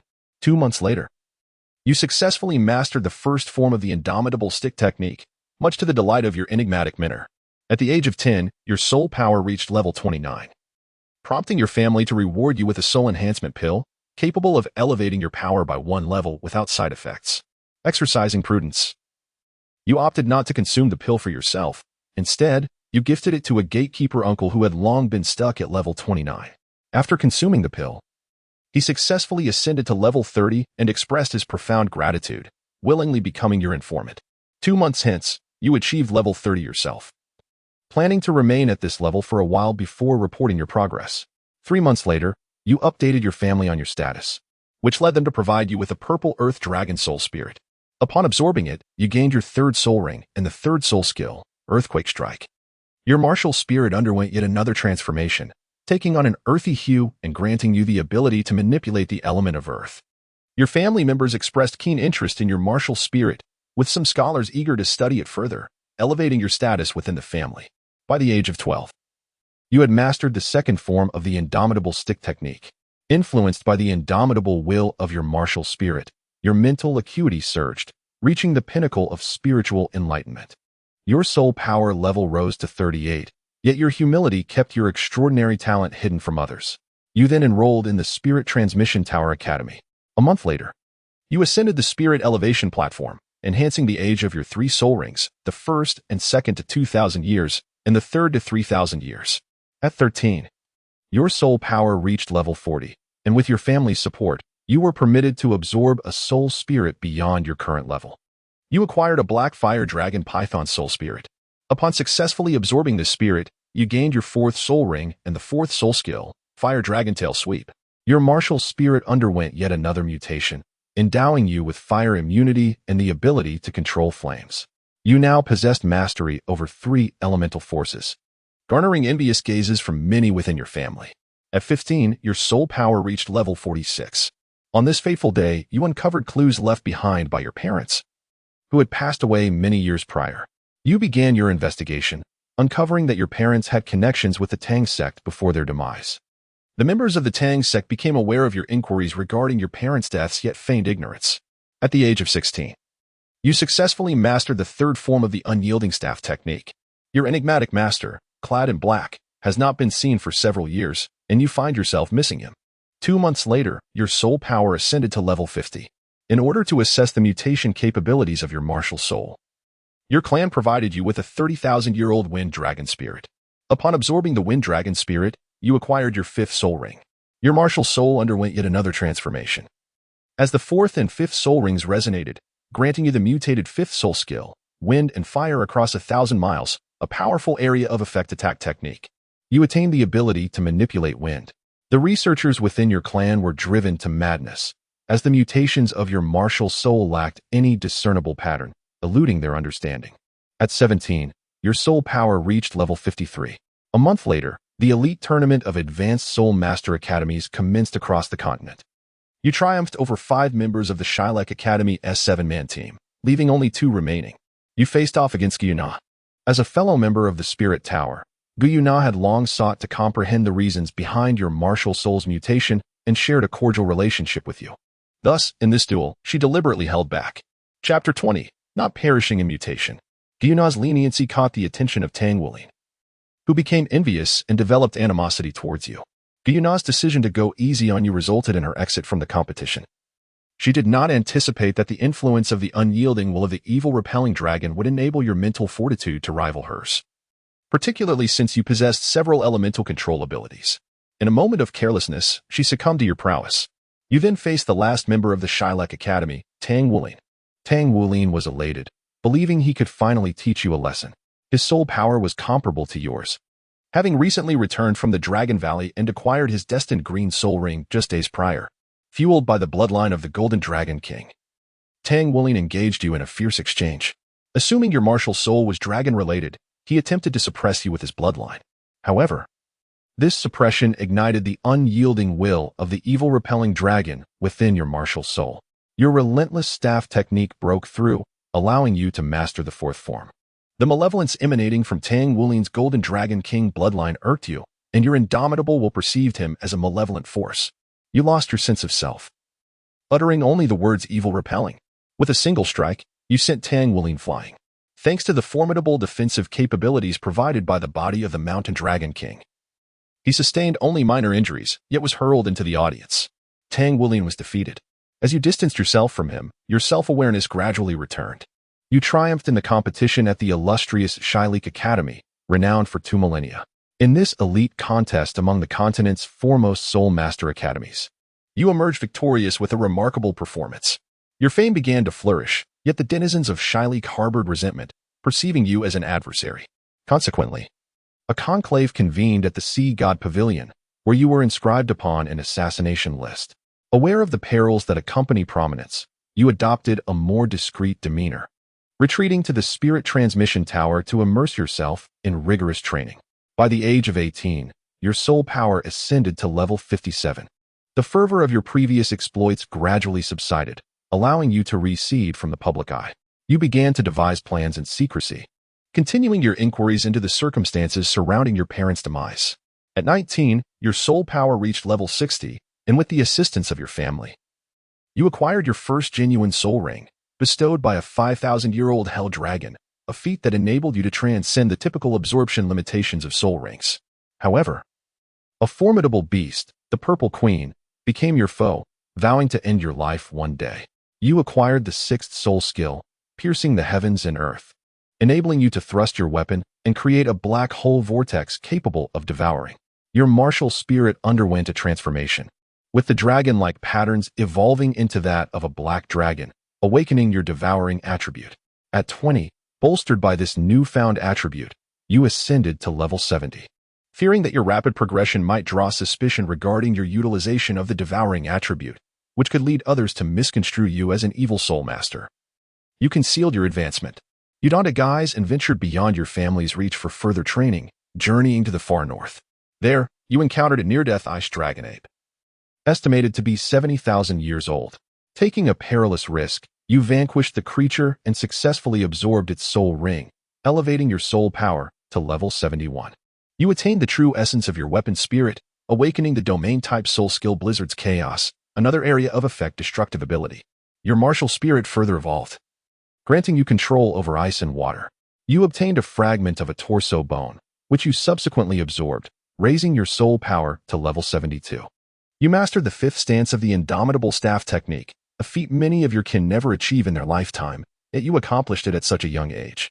At 21, you uncovered that your parents had encountered 7 individuals from the Tang sect shortly before their demise. You arranged a meeting with these 7, only for them to be assassinated overnight, severing your lead. By 22, your soul power had reached level 77 as you continued your investigation into your parents' death. You discovered that they had been undercover agents sent to the Tang sect. At 23, your soul power soared to level 80. You crossed paths with the clan leader's brother, Qian Guqing Feng, who held you in high regard. He and his spouse took you to the sea, where you hunted a 100,000-year-old golden gun dragon fish soul beast. You absorbed the soul ring of this ancient creature, which endowed you with 2 new soul skills. You have acquired an external soul bone, resulting in a long, mace-like spike atop your head, which you can conceal when not in use. Your martial spirit has undergone its 8th transformation, with the black dragon patterns on your staff morphing into golden dragon motifs. You have attained the ability to wield the golden element.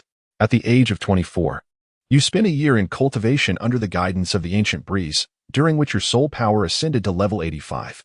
At 25, with the mentorship of the ancient breeze, you mastered the 6th form of the Indomitable Staff technique. Although the ancient breeze's martial spirit is not the spiral dragon staff, it offers unique insights into the Indomitable Staff technique. By 26, your soul power reached level 90, and you felt a resolute will calling to you. Harnessing this indomitable spirit surge, your mental strength broke through to the realm of the spiritual domain. In a moment of clarity, you comprehended the true essence of the 7th form of the Indomitable Staff technique, successfully mastering it. Upon returning to your family to absorb a 100,000, your soul spirit they provided, you heard rumors of the ancient moon's martial tournament for marriage. You believed that women would only distract you from your practice and had no intention of participating. You sensed the aura of the Golden Dragon King and discovered that Tang Wulin was masquerading as a member of the Blue Electric Tyrant Dragon clan to take part in the tournament. A voice within you will seem to echo, dismissing the Golden Dragon King, asserting that even the Dragon God held no significance to you. Rendering the minor Golden Dragon King inconsequential, you were the evil-breaking dragon, a being of defiance. Thus, you registered for the martial tournament. Your family's awareness of your participation revealed your return, and upon learning of your ascension to the quasi-title, they provided you with a 100,000 bright, holy dragon soul spirit. You were astonished by the prowess of the spirit transmission tower, capable of crafting even true dragon soul spirits. You discovered that the true dragon soul spirit was an undercover operation of the spirit transmission tower, having stolen the dragon bones from the Tang sect, which were retrieved from the Dragon Valley for research and fabrication. After absorbing the 100,000, your bright holy dragon soul spirit, your soul power surged to level 91, granting you 2 soul skills from the 9th soul ring. Heaven and earth unleashed, and purity and turbidity separation. Your martial spirit underwent its 9th transformation, imbued with a divine essence, and you gained control over the light element. You awakened the domain of light's evil breaking. 3 days later, you entered the advanced spirit ascension platform, emerging 5 days thereafter with your 7th, 8th, and 9th soul rings transformed into orange, while your 3rd, 4th, 5th, and 6th soul rings became red, and your 1st and 2nd soul rings turned purple. After another 3 days, the Ancient Moon's martial tournament commenced. You overcame numerous challenges and finally faced Tang Wulin. He harbored a grudge against you for the moment you struck him down with your staff, and he was determined to exact his revenge in the arena. Chapter 21. Madness and Transformation. Tang Wulin's soul power was on par with yours. As the battle commenced, he unleashed the bloodline power of the Golden Dragon King, showcasing a plethora of self-created soul skills learned from others. You honed your staff techniques, leveraging Tang Wulin's formidable resilience. Your proficiency with the staff grew increasingly refined, culminating in a decisive strike that overturned Tang Wulin, revealing his true identity, which was promptly recognized by the personnel of the Spirit Tower. Undeterred, Tang Wulin rose to confront you once more, unleashing the entirety of the Golden Dragon 9 styles upon you. You countered with the unyielding staff technique, albeit with some difficulty, as you had only mastered the initial 7 forms. However, the indomitable will within you spurred you onward, allowing you to rise stronger with each setback. With a resounding thud, you toppled Tang Wulin again, finally advancing to the 8th form of the unyielding staff technique, rendering him unable to rise. In a fit of fury, Tang Wulin forcibly shattered several seals within himself. His body became adorned with golden scales, and his head sprouted antennae, transforming him into a being that resembled anything but a human. Indeed, he was born of a rabbit, thus not truly human.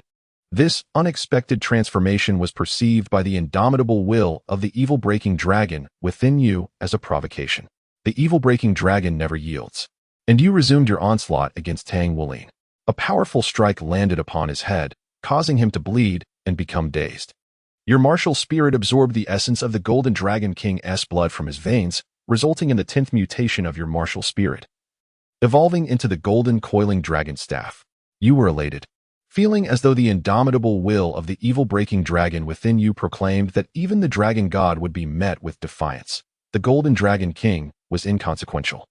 You aimed to capitalize on your momentum to vanquish Tang Wulin, intending to devour the essence of the Golden Dragon King's bloodline.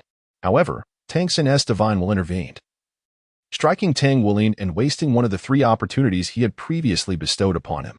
Tang San's divine intent sought to launch a second attack to obliterate you, for you had twice bested his son, thereby usurping his position as the new child of the plane, making your existence intolerable. Tang San's murderous intent ignited the ultimate indomitable will of the evil-breaking dragon within you, awakening the true form of the evil-breaking Dragon King. The essence of the evil-breaking dragon seemed to declare that even the King of Gods was insignificant. He would dare to slay even the Dragon God. Utilizing the true form of the evil-breaking Dragon King, you confronted Tang San's full force at level 150. You shattered Tang San's divine will, as the will of the evil-breaking dragon within you proclaimed that you feared no one, embodying an existence that would never yield, and no one could hold dominion over you. Before Tang San's divine will was obliterated, he managed to transfer Tang Wulin away. The voice of the evil-breaking dragon faded. In your confrontation with Tang Wulin, you emerged victorious. Half an hour later, you faced Gu Zhongting. They attempted to orchestrate your surrender as per their plan for the arena. Upon entering the arena, you swiftly sent Gu Zhongting flying with a single strike, muttering under your breath that no one could stand above you. In the final match, you faced Gong Yu. Gong Yu sensed the indomitable will within you, so profoundly potent that it caused her heart to tremble. From the remnants of the dragon god's memories, she recalled the disdainful gaze of the breaking evil dragon directed at the dragon god. The final battle was not fought. Gong Yu conceded defeat on the spot. She contemplated that should you provide a path for the Soul Beast clan, marrying you might not be an unthinkable option. That very night, before the consummation of your union, Gu Dongfeng sought to incapacitate you, intending to exchange you for the Gu Zhongtingli cat. Yet, your unwavering resolve was ignited, toppling Gu Dongfeng and ultimately delivering a fatal blow. Upon entering Gong Yu's chamber, she conjured an illusion to confound you. Attempting to extricate herself, though you had no intention of consummating the union, her actions were tantamount to provoking the noble and unyielding spirit of the breaking evil dragon. The voice of the breaking evil dragon resounded once more. It dared to confront the dragon god, dismissing the diminutive silver dragon king and questioning its struggle. You enforced retribution upon Gong Yu, and in doing so, you absorbed the bloodline of the silver dragon king. Your martial spirit underwent its 11th mutation, evolving into the 9-colored coil dragon staff. You discerned that the essence of the breaking evil dragon was forged from the righteous energy of the heavens and the earth. You received a divine enlightenment from the primordial forces of the universe, enabling an instantaneous ascension from level 91 to the pinnacle of level 99, on the verge of divinity. The following day, Gu Dongfeng's father, Gu Daiting, sought vengeance against you. The clash of your indomitable staff technique against his was akin to the very heavens collapsing. However, disinterested, you ended the bout with a single strike, extinguishing Gu Daiting's life. As a mortal, you could not withstand the endless, unyielding spirit of the breaking evil dragon, driving you into madness. You began to wreak havoc across the Douluo star, with Tang Hao, the ruler of the realm, too fearful to intervene. As even his son's divine consciousness at level 150 was obliterated by your might, you created a gaping void in Douluo star. Unable to bear the relentless will of the breaking evil dragon, your body began to disintegrate, and your soul started to dissipate. You hovered on the precipice of death. In your final moments, your memories began to regress. As they retreated, you witnessed your father, sent as an undercover operative by your family to the Tang sect, acquiring a drop of purple golden dragon blood in the Dragon Valley, a blood imbued with an indomitable spirit. The memories unfolded to reveal that your enigmatic teacher clad in black was indeed Gu Daiting. You beheld the moment your father's secret was uncovered by Gu Daiting and witnessed the tragic fate of your parents at his hands. Before their demise, your father infused that drop of purple golden dragon blood into your 1-year-old self, the catalyst for the mutation of your martial spirit from the coil dragon staff to the serpent staff. As the memories concluded, you identified the perpetrator of your parents' murder, avenged their deaths, yet succumbed to your own fate. Simulation concluded, commencing settlement. In this simulation, the items acquired are as follows. 1. Mutated martial soul. The serpent staff 2. The unyielding staff technique 3. One of the 9 rings, only one can be chosen for. The golden spear dragonfish external soul bone 5. Blood of Tang Wuling 6. Blood of Gong Yu. As a result of this simulation, the host has defeated the 150th level Tang San's divine consciousness, earning the prestigious achievement of conquering a god king, which grants the host an additional opportunity to select items from the simulation. Please choose 2 from a selection of 18. Gong Yu's eyes sparkled with realization as he remarked, "Is there truly any need for contemplation? The options of genuine value are merely the 1st, 2nd, 5th, and 6th. The 5th option is unnecessary, as I already possess the bloodline of the Golden Dragon King. Likewise, the 6th option holds no significance, for I can retrieve it myself in the future. Thus, the only options of true worth are the 1st and 2nd, and I shall choose them." As Gong Yu made his selections, 2 warm currents surged into his body, instantly revealing to him the cultivation methods of the first 8 forms of the unyielding staff technique, while the theoretical knowledge of the 9th form also emerged within his memory. Subsequently, he faintly sensed the emergence of a new martial soul within him. Upon summoning it forth, he discovered it to be the serpent staff, a variant born from the spiral dragon staff. Although Gong Yu did not acquire any cultivation resources during this simulation, he did gain a second martial soul, yielding a bountiful reward. Thus, with a heart full of contentment, he drifted into a deep slumber. Chapter 22. Na arrives upon awakening early in the morning. Gong Yu felt a subtle swelling in his left hand, as if something were yearning to emerge. With a mere thought, he summoned forth the entity, only to find that the mutated martial soul, the serpent staff, had undergone a transformation overnight through its fusion with his golden dragon king bloodline. Astonished, he exclaimed, "By the heavens, this martial soul is more unpredictable than a human. Yet, I never anticipated it would evolve all at once into the golden spiral dragon staff." With an exclamation of astonishment, Gong Yu realized that the pan-snake staff had undergone countless mutations in the simulator, evolving from a serpentine pattern to a horned dragon design, and then to a dragon pattern overnight. This remarkable transformation was facilitated by the infusion of the Golden Dragon King's bloodline, allowing a seamless transition from snake to dragon. This was indeed fortuitous. In the future, when absorbing soul ranks, the need for numerous mutations would be eliminated. Any subsequent changes would merely lean towards elemental mastery. As for the final step, the evolution into the 9-colored dragon staff, he would have to devise a means to acquire the blood of the Silver Dragon King. Yet, possessing the bloodline of the Golden Dragon King, he pondered whether it might attract the Silver Dragon King to him. Contemplating this possibility, he felt a glimmer of hope. Though he could not ascertain if the Silver Dragon King would indeed come, perhaps currently lost in a deep slumber. Since his martial soul had already mutated, it could no longer be called the Pan-Snake Staff. A new name was in order. However, he was reluctant to name it the Golden Dragon Breaking Evil Staff. Thus, he decided to christen it the Golden Dragon Exorcising Staff. Having settled on a name, Gong Yu rose, dressed himself neatly, refreshed his appearance, and departed the room. Making his way to the hall. In the hall, Gong Lan had prepared an elaborate breakfast, eagerly awaiting the awakening of the household. Truth be told, Gong Lan was the eldest in the family, 2 years senior to Gong Yu, and thus assumed the responsibility of caring for everyone. Over the past 2 months, she had discerned Gong Yu's habits and was well aware of his hearty appetite. Therefore, the substantial breakfast she prepared was destined to fill Gong Yu's stomach, with 9/10 of it likely to vanish into him.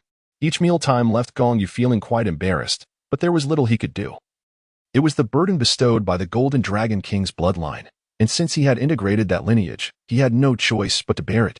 After a while, 6 young ladies gradually entered the hall, yet the youngest among them, Gong Shui, seemed to be taking an unusually long time to appear. Just as Gong Lan was about to rise and call her, she noticed Gong Shui entering with an air of indifference, accompanied by a silver-haired little girl. Gong Lan smiled bitterly, stepping forward to pinch Gong Shui's ear, chiding her, "Little sister, how many times must I tell you? Do not walk in such a peculiar manner. You resemble a rogue." Gong Shui pouted, extending her small hand to rub her ear, which had turned slightly red from the pinch. Gong Lan turned her gaze towards the silver-haired little girl following behind Gong Shui and inquired, "Little sister, who is she?" Gong Shui remarked, "I am uncertain. The girl I found outside the door seems to have become separated from her family. However, when I inquired, she could recall nothing at all, leading me to suspect that perhaps she did not merely stray from her parents, but rather that her parents may have lost her." Gong Shui uttered several words, but emphasized the final one, leading everyone to grasp the implication of her statement, that the silver-haired girl may have been forsaken by her own parents. The room, apart from Gong Yu, was filled with a group of children abandoned by their families.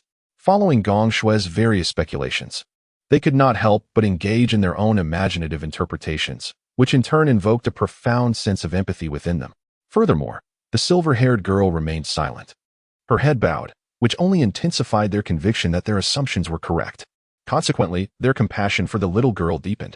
One by one, they turned their gazes towards Gong Yu, their intentions unmistakable. Though they spoke not a word, their expressions conveyed a silent plea. "As the head of the household, the decision rests with you." Gong Yu rolled her eyes, as if she understood the unspoken implication, pondering, "Are you leaving this decision to me? Clearly, you are indicating that this little girl must stay, regardless of the circumstances." With a sigh, Gong Yu declared, "Very well, let her remain for now. Perhaps she is merely lost. If her parents come looking for her, we shall return her to them. However, should she indeed be abandoned, she shall henceforth be your little sister, although we are yet unaware of her age." Approaching the girl, Gong Yu inquired, "What is your name?" The silver-haired girl looked up at Gong Yu and replied, Nar, my name is Nar." Gong Yu continued, "And how old are you?" Upon hearing the name Nar, Gong Yu's suspicions were confirmed, and she felt an overwhelming surge of astonishment. realizing that the Silver Dragon King had personally arrived. The silver-haired girl, however, shook her head timidly and said, I don't remember. Gong Yu responded, in that case, you appear to be even younger than the smallest among us. Henceforth, you shall stay and be our little sister. Turning to Gong Shui, she added, Little Shui, you are no longer the youngest. You must refrain from being mischievous and take good care of your sister. Gong Shui confidently patted her chest, assuring, Rest assured, big brother. I will take good care of little sister Nar from now on. Upon hearing Gong Shui's promise, the others couldn't help but chuckle. Gong Yu feigned contemplation as he rested his chin on his hand, then remarked, From now on, Na shall be known as Gong Nar. She will henceforth be your ninth sister. Amused by the thought, Gong Yu chuckled inwardly, realizing that the Silver Dragon King would no longer bear the surname Gu. Can I truly stay? Nar softly inquired, a faint blush gracing her cheeks, revealing her bashfulness. Suddenly, a rumbling from her stomach broke the moment, causing her face to redden even further as she cast her gaze downward. Are you hungry? Perfect timing, as we are just about to have breakfast. You should join us. Gong Yu chuckled, instructing Gong Lan to take Nar to freshen up. Before long, the two returned to the hall and took their seats at the breakfast table. However, when everyone observed Na's impressive appetite rivaling that of Gong Yu, the girls were left astounded. The spirited Gong Shui swallowed hard and remarked, I now understand why Nar was abandoned by her parents. Her words were abruptly cut off as Gong Lan covered her mouth, for while Gong Shui was known for her candidness, it was inappropriate to mention Nar's past in light of her current situation. Nevertheless, the implication of Gong Shui's statement was clear, with such a voracious appetite. It was no wonder Nar had been forsaken by her family, seeing that there was insufficient food on the table. Gong Yu instructed Gong Lan to procure additional supplies from outside, ensuring that he and Nar could at least satisfy their hunger. Chapter 23, The Awakening of the Silver Dragon King. With Nar's arrival, the household now accommodated an additional mouth to feed, one that was quite substantial, indeed. The combined appetites of the other 8 were no match for hers, prompting Gong Yu to expedite their plans to head to Soto City. The purpose of this early journey was, of course, to earn money. With such a considerable addition to their household, and lacking any income, they found themselves in a precarious financial situation. Previously, their expenses had been sustained by the gold soul coins acquired from incapacitating a dubious character in the soul hunting forest. Yet now, they were on the brink of financial strain, and the only viable means to earn quick funds was to venture into a larger city, where the fighting arenas could be found. Had there been a fighting arena in Notting City, Gong Yu would have had no inclination to travel to Soto City. However, this time, Gong Yu would make the journey alone, preparing for a few days to earn some initial funds and possibly purchase a house for future use. As for Gong Lan and the others, they would remain in Notting City for now, primarily due to its proximity to the soul hunting forest. It was anticipated that within the next 2 to 3 months, the girls would all reach level 10, making it convenient for them to hunt for soul rings. On the following morning, Gong Yu entrusted a bag of gold soul coins to Gong Lan, stating, I shall be away for a duration of 7 to 8 days at the least, or up to half a month at most. I leave the household in your capable hands. As the eldest sister, you must take good care of them. I understand, young master. I will look after my sisters diligently. Gong Lan affirmed with a nod. Very well. This bag contains 100 coins, a substantial amount equivalent to the earnings of an ordinary person over many years. Take good care of it. Additionally, this soul guiding device is for you. Gong Yu spoke as she handed over the soul guide device she had previously seized from the lecherous man to Gong Lan. She then continued. Nar is the youngest and also the most obedient. However, her appetite is quite substantial. With the amount of money I have given you, there is no need to be frugal. Please make every effort to satisfy her culinary desires and ensure she is never left hungry. Gong Lan nodded in agreement once more. Then, Gong Yu turned her gaze to the other girls and said, You must always heed your elder sister's words at home. When I return and learn that any of you have disobeyed her, you shall see how I deal with you. The girls readily responded in unison, save for the mischievous Gong Shui, who playfully stuck out her tongue at Gong Yu. Gong Yu cast a glance at Gong Shui and remarked, Especially you, Gong Shui. During my absence, you must refrain from mischief, and do venture out sparingly. You are still vulnerable, and it would be all too easy for human traffickers to capture you. I would be distraught to return only to discover that some of you are missing. I would not know where to begin my search. Furthermore, take good care of our youngest sister, Jiomei. She is the most fragile among you, and you must ensure her safety. He made these admonitions lightly. For while Nar is ostensibly the youngest, There exists no soul master on the continent who could pose a threat to her. After imparting his lengthy instructions, Gong Yu set forth on his journey. However, he first needed to acquire a second soul ring to compete in the soul arena. One must be at least a great soul master. Participation is forbidden for those with less than 2 rings. To ensure his financial gain, he must secure his entry into the arena and win his matches. Originally, his first spirit could have manifested 2 soul rings. However, this process is selective. While a spirit can produce multiple soul rings, the corresponding years of each ring would be proportionately divided. Thus, Gong Yu opted not to split his soul rings, necessitating the hunt for a second one. The question now arises, where shall he seek this soul ring? Gong Yu contemplated for a moment. It was impossible to venture into the soul-hunting forest, as the soul beasts within possessed far too low a lifespan, thus falling beyond consideration. The Douluo forest was too remote, and given his current strength, it would be perilous to embark on such a journey. After much deliberation, Gong Yu ultimately resolved to head to the Sunset Forest. Since I am destined for the Sunset Forest to acquire a soul ring, why not journey to Soto City or Heaven Do City instead? Those locales are much more convenient, being in closer proximity to the Sunset Forest. After all, I am merely seeking to earn some coin. The location of my endeavor matters little. With this thought, he set forth. Upon exiting his abode and entering the carriage, he was startled to see another figure within. Nar, what brings you here? Gong Yu inquired with curiosity. However, as he gazed at Nar, he discerned that her eyes were somewhat askew. You are not Nar. In that moment, Gong Yu comprehended that it must be the consciousness of the Silver Dragon King awakening within Nar. I intend to accompany you, the Silver Dragon King declared, her tone leaving no room for refusal. Have you informed her? She is now your sister, Gong Yu queried. You indeed perceive my true identity. The Silver Dragon King replied, having detected the nuance in Gong Yu's speech. How could mere mortals be deemed worthy of being my sisters? This statement irked Gong Yu. What do you mean they are unworthy of being your sisters? Since you have chosen to inhabit the human realm, you ought to embrace your identity as a human. They are now Nar's sisters, and should they hear your words, it would deeply sadden them. Therefore, I care not whether you are the Silver Dragon King or Nar. Having entered the human world, you must truly experience what it is to be human. I am aware that you seek the lineage of the Golden Dragon King within me, and I am not afraid to divulge this. You shall not seize it. If you dare, I shall remain here without resistance. Test whether you can extract even a trace of the Golden Dragon King's bloodline from me. With that, Gong Yu spread his arms wide, standing before the Silver Dragon King in complete submission. The Silver Dragon King would not let such a splendid opportunity slip away. She intended to extract Gong Yu's bloodline. However, at the moment she made her move, she was repelled by a surge of indomitable will. How do you possess the unyielding will of the anti-evil dragon? After being thrust back, the Silver Dragon King was taken aback, instantly recalling the sensation of the dragon god being scorned by the indifferent gaze of the anti-evil dragon, which sent a shiver down her spine. Gong Yu no longer concealed the truth, for it was inevitable that the Silver Dragon King would come to know of it. Thus, he summoned his second martial soul for the Silver Dragon King's scrutiny.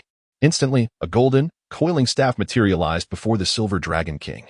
This martial soul, imbued with the indomitable will of the evil-subduing dragon, underwent a mutation upon merging with the bloodline of the Golden Dragon King within me. However, this transformation is reciprocal, hence, my Golden Dragon King's bloodline also possesses that unwavering will. Therefore, even if you were to obtain the bloodline of the Golden Dragon King from within me, fusion would be impossible, and there exists a possibility that you might be assimilated by the will of the evil-subduing dragon. The reason Gong Yu dared to speak so audaciously to the Silver Dragon King was not solely due to his indomitable spirit. More significantly, it stemmed from his lineage as a descendant of the Golden Dragon King, a bloodline bound by an imposed seal through a simulator within him. Under such a seal, the Silver Dragon King could never usurp his heritage. After listening to Gong Yu's explanation, the Silver Dragon King fell silent, yet his eyes darted back and forth, as if plotting something. Gong Yu then inquired, So, what are your intentions? Will you return to the Douluo forest? Or will you remain by our side as a sister? However, I must make it clear that if you choose to be a sister, you must refrain from flaunting the airs of the Silver Dragon King. At that moment, the Silver Dragon King spoke again. You seem to know me quite well? Gong Yu remarked, I possess a wealth of knowledge, yet I cannot divulge it. The Silver Dragon King inquired, How did your Golden Dragon bloodline come to be? As I stated, I cannot say, Gong Yu replied, resolutely. The Silver Dragon King was not deterred by Gong Yu's reticence, and thus she further asked, "Are you from the divine realm?" "No," was Gong Yu's succinct response. "Very well, I shall remain." The Silver Dragon King nodded in agreement. Chapter 24, Bloodline summoning the Silver Dragon King insisted on accompanying him, leaving Gong Yu with no choice but to concoct an excuse to inform Gong Lan. He then set off alongside the Silver Dragon King. "How should I address you henceforth? Shall I call you Little Sister, Ninth Sister, or perhaps Your Majesty?" The Dragon King? Gong Yu jested to alleviate the boredom during their journey. "Whichever you prefer," the Silver Dragon King replied nonchalantly, but then added, "My name is Gyu. However, upon hearing this name, Gong Yu retorted, "You jest. You have never possessed a name. When you fled the divine realm, you were known as the Silver Dragon King, and to this day, you are still called the Silver Dragon King. Your subordinates refer to you as Master. Thus, this name is merely a fabrication. You seem quite knowledgeable about my affairs. How well versed are you in the matters of the divine realm?" They exchanged inquiries, seemingly on different wavelengths, yet neither bore ill will towards the other. Gong Yu did not respond to her, but instead spoke for herself. "No, you cannot be called Nar. Once you enter the Gong family, you must carry the surname Gong, so you shall be known as Gong Yu Na. I am speaking to you. How long do you intend to feign deafness?" The Silver Dragon King, feeling somewhat exasperated by Gong Yu's silence, interjected. Yet, Gong Yu retorted, "What do you wish for me to answer? How much can I truly comprehend about the affairs of the divine realm? You, who have descended from the divine realm, must know more than I do." With such a rebuttal, the Silver Dragon King fell into silence, as Gong Yu remained quiet as well. The heavy atmosphere within the carriage became unbearable after a while. It was the Silver Dragon King who finally broke the silence. "You may continue to call me Nar." "Very well, Gong Nar," Gong Yu replied with a faint smile. "Could you grant me a drop of your blood?" Nar suddenly made such a request, her tone imbued with a hint of supplication, which rendered Gong Yu somewhat awkward. Unable to deny her, he acquiesced. "I have yet to perish and still seek to merge with the bloodline of the Golden Dragon King. Here, take this." With a pinch of his thumb to the fingertip of his index finger, a droplet of golden blood emerged and was directly offered to Nar. This golden blood was a result of his own transformation after merging with the bloodline of the Golden Dragon King. In conclusion, Gong Yu added, "No matter how much blood I provide, you cannot assimilate it. The blood flowing from my body is beyond your reach." "I understand. I merely wish to study it." Nar replied nonchalantly, yet both were aware that she remained undeterred. Thus, Gong Yu continued, "In truth, you and the Golden Dragon King need not necessarily engage in mutual consumption. Moreover, even if you were to succeed in that endeavor, it does not guarantee the revival of the Dragon Goddess power." Na listened in silence, fully comprehending Gong Yu's words, yet the burdens she bore weighed heavily upon her, making it difficult for her to relinquish them. Even if she were willing to forego the idea of consuming the Golden Dragon King, the Golden Dragon King would not likely be inclined to abandon the thought of consuming her. Given her silence, Gong Yu continued to weave his thoughts. "Actually, merging with my bloodline is not entirely impossible." Upon hearing this, Na's interest was finally piqued. "How would one go about it?" she inquired. Gong Yu questioned, "Is it your intention to devour me?" With a bitter smile, Gong Yu replied, "This fusion of bloodlines cannot be undertaken by you. You have attempted it and are incapable of such a feat at this." Na's expression shifted to one of unease, even bordering on suspicion as she inquired, "Are you implying that you will consume me? What nonsense are you spouting? How could I possibly devour my own sister?" Gong Yu retorted, playfully tapping Nar on the forehead, adding, "What I mean is, we can create a new dragon god using our bloodlines." "Create one? How would that work?" Nar, being as innocent as a blank canvas, could not grasp the deeper meaning behind Gong Yu's words. She thought to herself, "Although I can wield the power of life, I am not yet capable of conjuring life from bloodlines alone." "This is not particularly difficult," Gong Yu said, a hint of crimson creeping onto his cheeks. "It's not that hard, but you will need to wait. At least 10 years. Nar, perplexed, asked, "Why must we wait 10 years?" "Because I will only mature in 10 years, Gong Yu admitted, somewhat shyly. "Once I have matured, we can unite, and then we shall have a child, thereby merging our bloodlines." "You mean to say that you and I will mate?" Nar, still thinking in the straightforward manner of a soul beast, spoke candidly. "Yes." Gong Yu nodded. Theoretically, this method was feasible, and the will of the evil-subduing dragon would not oppose such an action. Reflecting on the moment in the simulator when he had dealt with Nar, Gong Yu silently mused, "I am not creating a dragon god. I am merely crafting the 9-colored coiling dragon staff. That sounds fine, Nar readily agreed, without a moment's hesitation. This left Gong Yu nearly speechless. As he swallowed hard and said, "Aren't you going to consider it?" However, Nar furrowed her brow and replied, "What is there to consider? If we can create a dragon god from our bloodlines, why should we hesitate?" Gong Yu was taken aback. Could it be that all soul beasts possess such a mindset? Are you certain that you do not wish to reconsider? For some inexplicable reason, Gong Yu felt as though he were deceiving a young girl.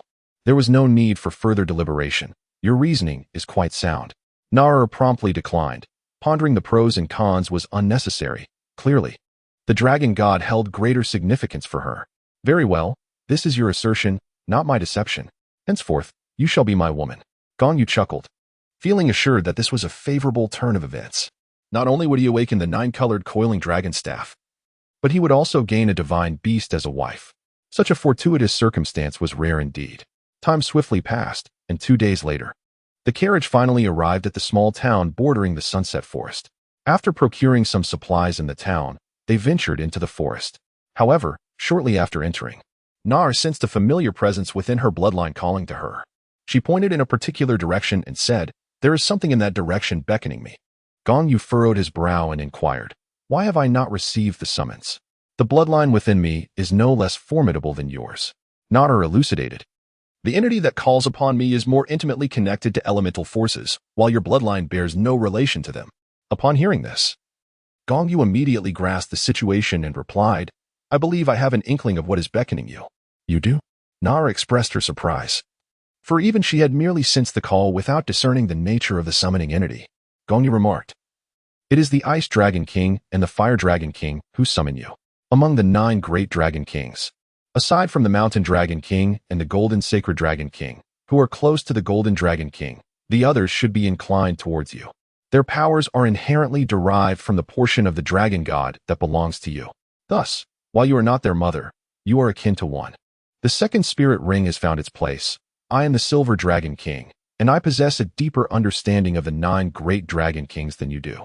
There is no need for such elaborate explanations. Na shot Gong Yu an exasperated glance, thinking to herself that he was somewhat verbose. "Indeed. It seems I have been overly sentimental." Gong Yu smiled awkwardly, recognizing that there is perhaps no one better than the Silver Dragon King to understand the intricacies of the 9 great dragon kings. "I shall go there," Nar declared, pointing towards the direction of the bloodline summoning as she spoke to Gong Yu. Gong Yu was nearly startled into a cold sweat. He swallowed hard and immediately objected, "No.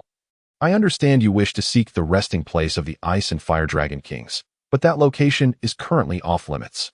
Nar furrowed her brow. Yet her tone was not overly forceful as she inquired, "Why?"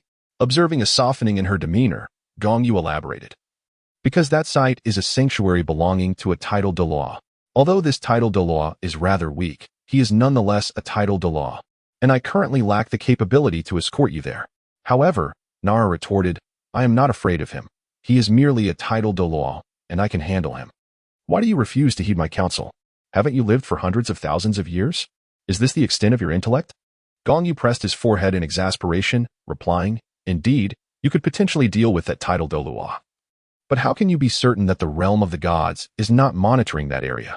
Do you truly believe that after the demise of the Ice and Fire Dragon Kings, it would be mere coincidence for their remains to fall in such a singular location?" Nar nodded, acknowledging his reasoning, and then declared, "In that case, I shall not go. I am going to sleep. You take care of my other persona." "What nonsense! You come here only to tell me you want to sleep? Where were you before this?" Gong Yu was on the verge of exploding with frustration, thinking, "You little dragon. Why did you come along if you only intend to sleep? I am here to hunt for soul rings, and now I must tend to a burden." Yet the consciousness of the Silver Dragon King paid no heed to such concerns. Upon deciding to sleep, she did so without any preamble. In the blink of an eye, the true Nar had shifted back to her original consciousness. "Young master, how did I end up here?" Nar blinked her drowsy, violet eyes. And upon first sight of Gong Yu, she immediately expressed her curiosity. Gong Yu sighed and said, "Nar, try to recall the memories from our journey. It should help you understand why we are here." Nar nodded, attempting to recollect, her face suddenly flushing crimson. "So, you already know my identity?" she murmured, her gaze lowered, hesitant to meet Gong Yu's eyes. "Then Before Nar could finish her thought, Gong Yu took her small hand and led her deeper into the Sunset Forest. As they walked, he continued, "It is of no consequence to dwell on you and me. You must have seen in your memories that the Silver Dragon King has consented to bear my children in the future. Thus, from this day forth, your title shall be my fiancée." He pondered how to cleverly deceive Gong Lan and others upon their return, planning to explain that they had been betrothed since childhood. He would say that while visiting relatives, they were attacked by villains, resulting in the loss of her parents and her memory. She had arrived at his doorstep following a mere address on a piece of paper.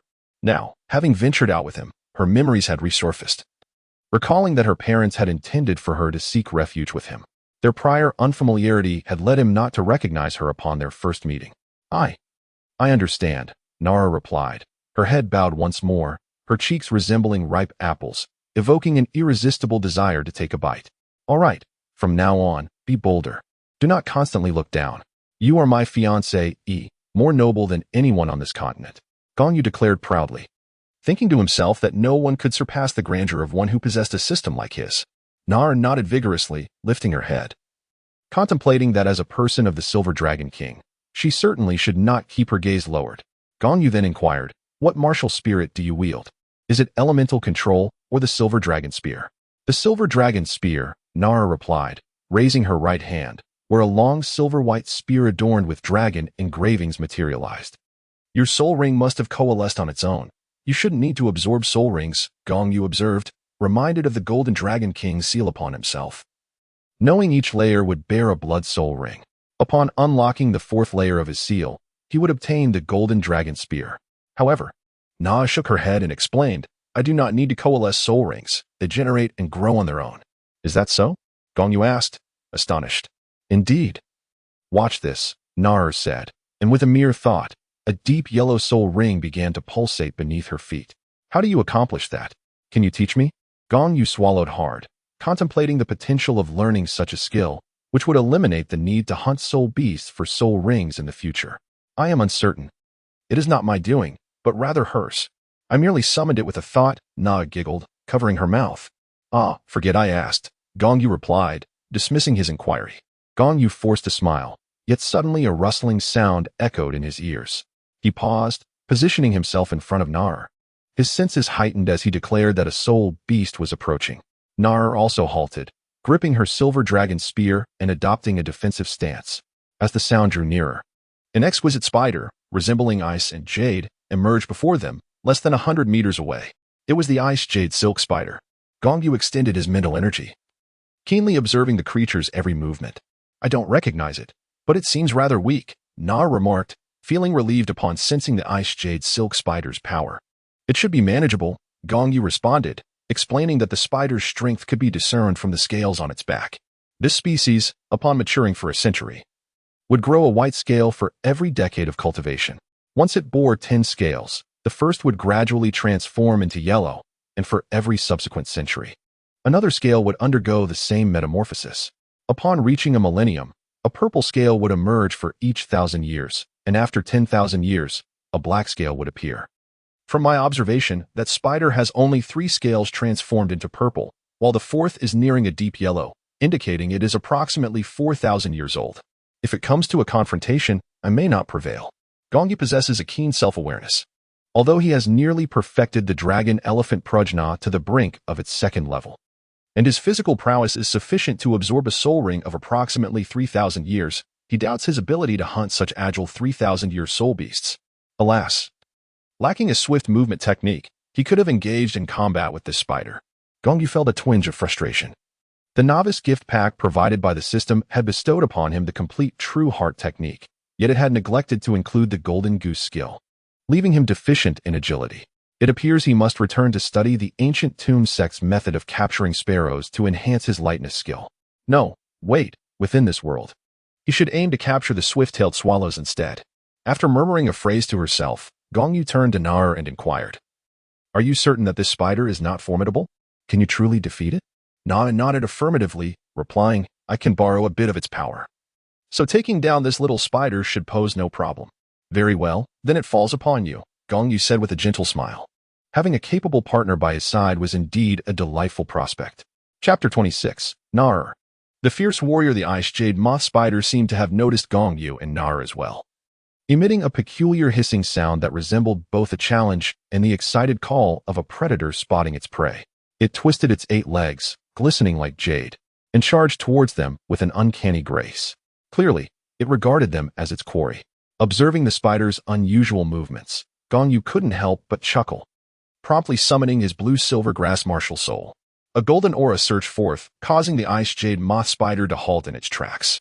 Quickly, conceal the aura of the Golden Dragon King's bloodline, otherwise it will flee. How many soul beasts can withstand the pressure of the Golden Dragon King's bloodline? Nar exclaimed anxiously, fearing that Gong Yu might scare away the spider, leaving her with nothing to engage with. All right, I shall merely observe from the sidelines. Gong Yu replied with an awkward smile, resigning himself to let Nar take the lead. Yet, recalling his earlier perception of Nar as a burden, he felt a twinge of shame. It seemed he was the true hindrance now. Understood, Nar acknowledged. Nar nodded, yet instead of mounting her steed, she executed an ethereal step, one so elusive that Gong Yu could scarcely perceive it, and charged directly toward the ice jade moth spider. Upon noticing a human daring to provoke it, particularly one that was not the formidable presence it had encountered earlier, the spider felt its ire ignite. It prepared itself mentally for the prospect of becoming prey. With that, it lunged toward Nar, closing the distance of approximately 4 or 5 meters between them. In a swift leap, the ice jade moth spider sprang at her. Nar, wielding the silver dragon spear, performed a graceful spin, positioning her spear to deftly lift the spider into the air. With agility, she leapt higher than the spider had been thrust upward, and with a powerful strike, she brought her spear crashing down upon its back, sending it hurtling to the ground. The impact created a small crater upon landing, but thanks to its protective scales, including even its most vulnerable underbelly, the spider merely experienced a painful jolt without sustaining significant injury.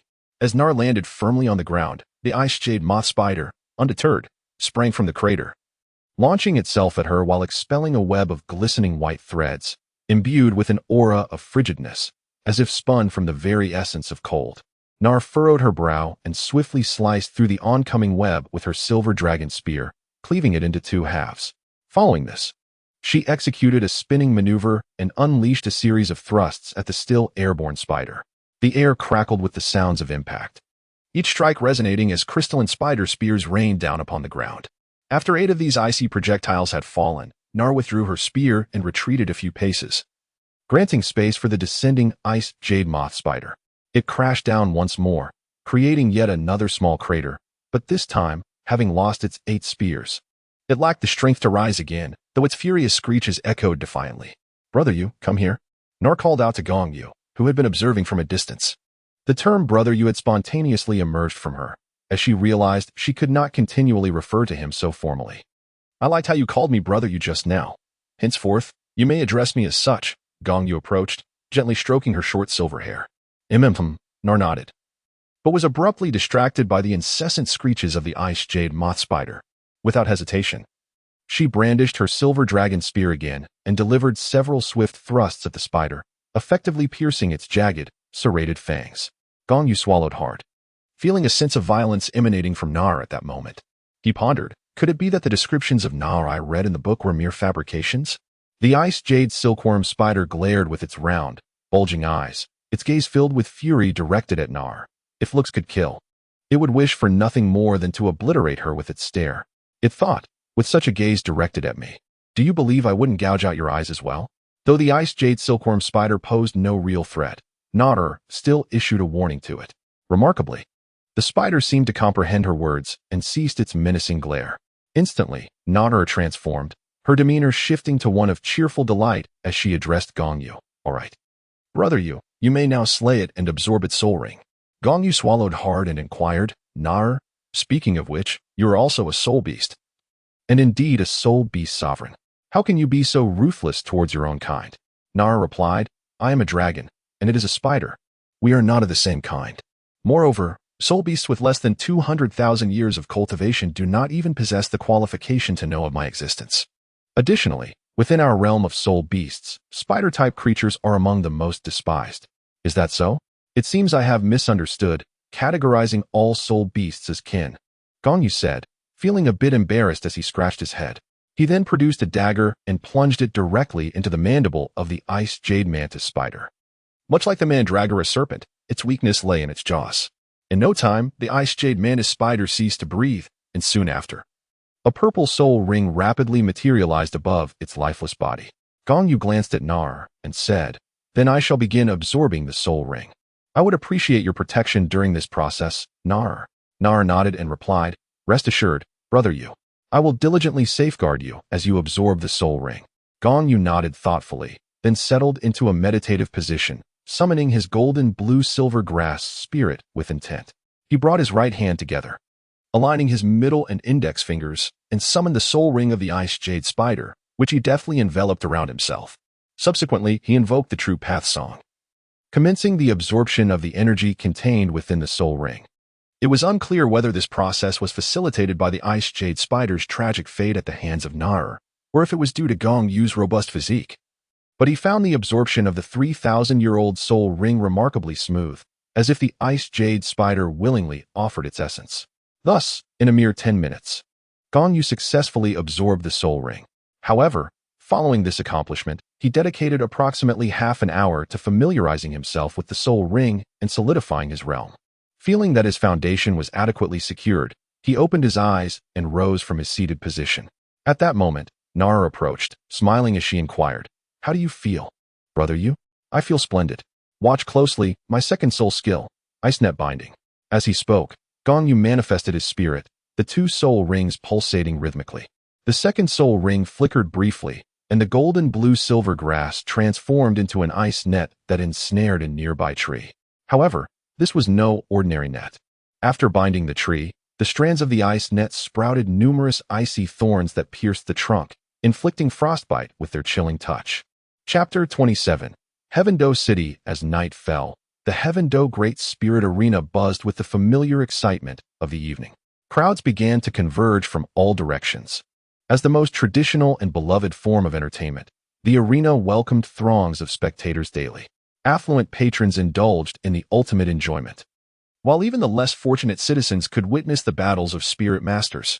The arena offered specially priced tickets aimed at the common folk, making it accessible to those whose basic needs were met, and many were eager to attend, as merely witnessing spirit masters satisfied the vanity of the majority.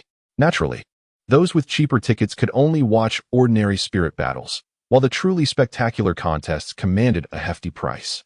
Heaven Do City was never short of extravagant spenders, and with the betting facilities organized by the arena, it became a clandestine arena for the wealthy and nobility to vie against one another. After absorbing the second soul ring and emerging from the sunset forest, Gong Yu, accompanied by Nar, journeyed for 2 hours, ultimately arriving at Heaven Do City. Their primary purpose for visiting was to earn money, and after sharing dinner with Nar, the two made their way to the Heaven Do Great Spirit Arena. Gong Yu was also visiting such a place for the first time. To speak candidly, he was not particularly fond of the noisy atmosphere. Yet the allure of profit was undeniable. Accompanied by Nar, each donned a mask, and together they ventured into the grand arena of the Heavenly Do Soul Arena. Gong Yu first proceeded to the registration desk, where she completed her registration. At the counter, she received a form that required her to provide information such as her name, age, place of birth, and martial spirit, among other details. Subsequently, she obtained her initial Iron Soul badge. Naturally, the registration also necessitated a payment of 10 gold coins as a registration fee. Gong Yu bestowed upon himself the nickname Rabbit Slayer, under which he registered. After completing his registration, he enrolled in a game of chance, subsequently arriving at the betting area where he wagered all his gold coins on his own victory. Unfortunately, he could only engage in one game per day. After placing his bet, Gong Yu approached Na Er, expressing his disappointment by remarking that if he could compete in multiple rounds, he could easily secure tens of thousands of gold soul coins daily. Hearing his words, Na Er inquired, "Brother Yu, do you wish to compete more often?" Gong Yu replied, "It's not that I crave conflict. I merely seek to earn a steady profit." He shook his head and elaborated, "I lack confidence in betting on others, as I cannot guarantee their success.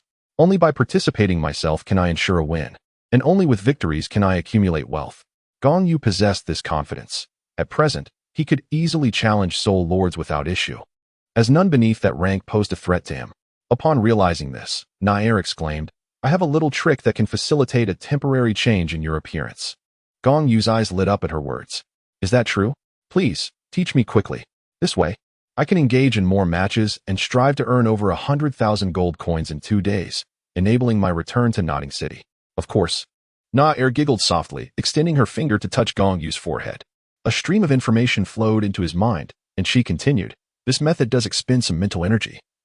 But with your current level of mental prowess, you could utilize it 5 or 6 times a day."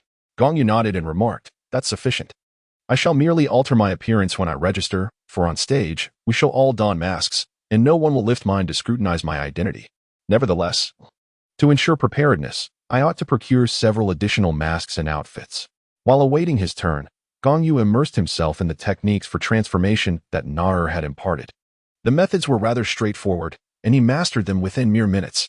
After approximately 10 minutes of anticipation, it was finally Gong Yu's turn to take the stage. As they ascended amidst the announcer's proclamation, the applause was scant. "Now, we shall commence the inaugural match of the 6 Soul Arena's one-on-one duels, featuring 2 esteemed Soul Masters. Entering the arena are the Weapon Soul Master known as Rabbit Slayer, who possesses the blue-silver grass weapon spirit, and the Battle Soul Master Meng Meng, who boasts a 5-match winning streak and wields the beast spirit of the cat rabbit.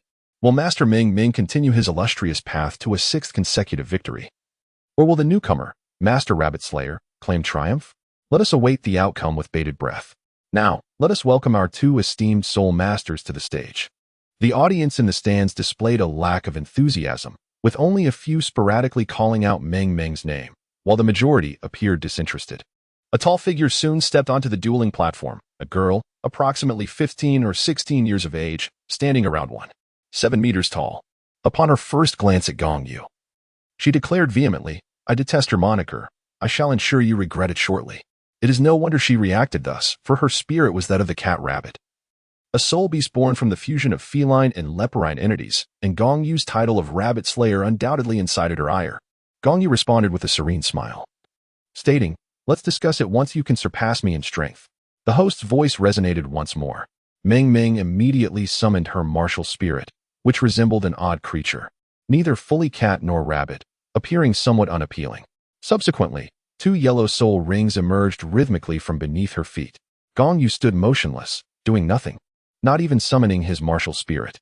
Observing Gong Yu's inaction, Meng Meng furrowed her brows and remarked, "Unleash your martial spirit. Otherwise, you will have no opportunity to strike." Gong Yu, however, replied, "There is no need. My martial soul is blue-silver grass, which is ubiquitous. You have seen it before. Let us engage directly in combat. Furthermore, against someone of your caliber, I require no martial soul at all." "What did you say?" The soul master named Meng Meng, upon hearing Gong Yu's words, was immediately incensed. "So you do not need your martial soul, do you?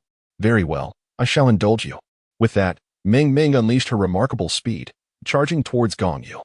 As she drew near, her first soul ring illuminated, and she activated her initial soul skill, summoning 3 doppelgangers. The 4 figures danced and intertwined, rendering it impossible to discern which 3 were mere illusions and which was the true Meng Meng. After a few agile movements, the 4 Meng Mengs converged upon Gong Yu from all directions. It was presumed that Gong Yu would be overwhelmed by the 4 Meng Mengs, yet as they approached, he seized one of the doppelganger's calves and, reminiscent of how he had previously thrown Xiao Wu, he hurled Meng Meng onto the arena floor 2 or 3 times. Unable to withstand such brutish tactics, Meng Meng conceded, "I admit defeat." The host, now alert, hurried to the battle platform and announced loudly, "Master specialized in hunting rabbits is victorious, with a record of 1 win and 0 losses. Meng Meng's record stands at 5 wins and 1 loss. Master specialized in hunting rabbits. Please proceed to the side for score registration." Gong Yu nodded. At that moment, Meng Meng approached and inquired, "How did you discern which of the 4 figures was my true self?" "The true self casts a shadow. You fool." With this parting remark, Gong Yu turned and exited without a backward glance. After registering at the counter, he proceeded to the betting area to collect his winnings, then made his way to the observation zone where he found Na-Er. Shortly thereafter, Gong Yu transformed his appearance and enrolled in several more matches, wagering all his funds each time and doubling his earnings consistently. After 5 or 6 rounds, he had amassed over 30,000 gold coins. The following night, he employed a similar strategy, though he refrained from placing excessively large bets to avoid drawing attention. Nonetheless, he enjoyed another profitable evening. By the end of the 2 nights, he had accrued over 200,000 gold coins, prompting him to set off with not heir back to Notting City on the morning of the third day. Chapter 28. Is she the young mistress? 2 days later, Gong Yu and not heir returned to Notting City. As soon as they entered, Gong Shui hurried over to ask Gong Yu if he had brought her a gift. However, before he could respond, she was pulled away by Gong Lan, who had twisted her ear. Gong Yu found himself amused, yet he had grown accustomed to Gong Shui's playful antics, thus he paid little heed to them. Instead, he felt that her daily happiness was quite admirable, for it allowed her to forget the unpleasant memories of the past. However, he harbored concerns that this resilient facade might be merely a guise, after all. Having endured the abandonment of her family and the myriad of adversities faced at the hands of human traffickers, such pain is not easily forgotten. Upon arriving in the hall, Gong Yu instructed Gong Lan to summon the others. Once everyone had gathered, he spoke. I have procured soul-guiding devices for each of you, which can be utilized for storage, akin to the item in your elder sister's possession. Such devices are quite rare. I scoured Heaven-Do City for a considerable time to acquire one for each of you. Indeed, these items were hard to find in this era of Douluo Continent. Soul-guiding devices were scarce, and among them, storage-type devices were even rarer and exorbitantly priced. He had purchased a soul-guiding ring for each of the 7 girls, with all 7 devices measuring 3 cubic units, costing a total of 70,000 gold soul coins, which represented nearly a third of the winnings amassed over the past 2 days. As soon as Gong Yu finished speaking, Gong Shui hurriedly approached, exclaiming, "Really? Big brother, you are truly wonderful. Do you know? Every time I see the ring that can store items on my sister's hand, I am filled with envy. Now that I finally have one of my own, I desire that blue one." Gong Yu gently patted Gong Shui's head, offering her a faint smile as she bestowed upon her the blue token.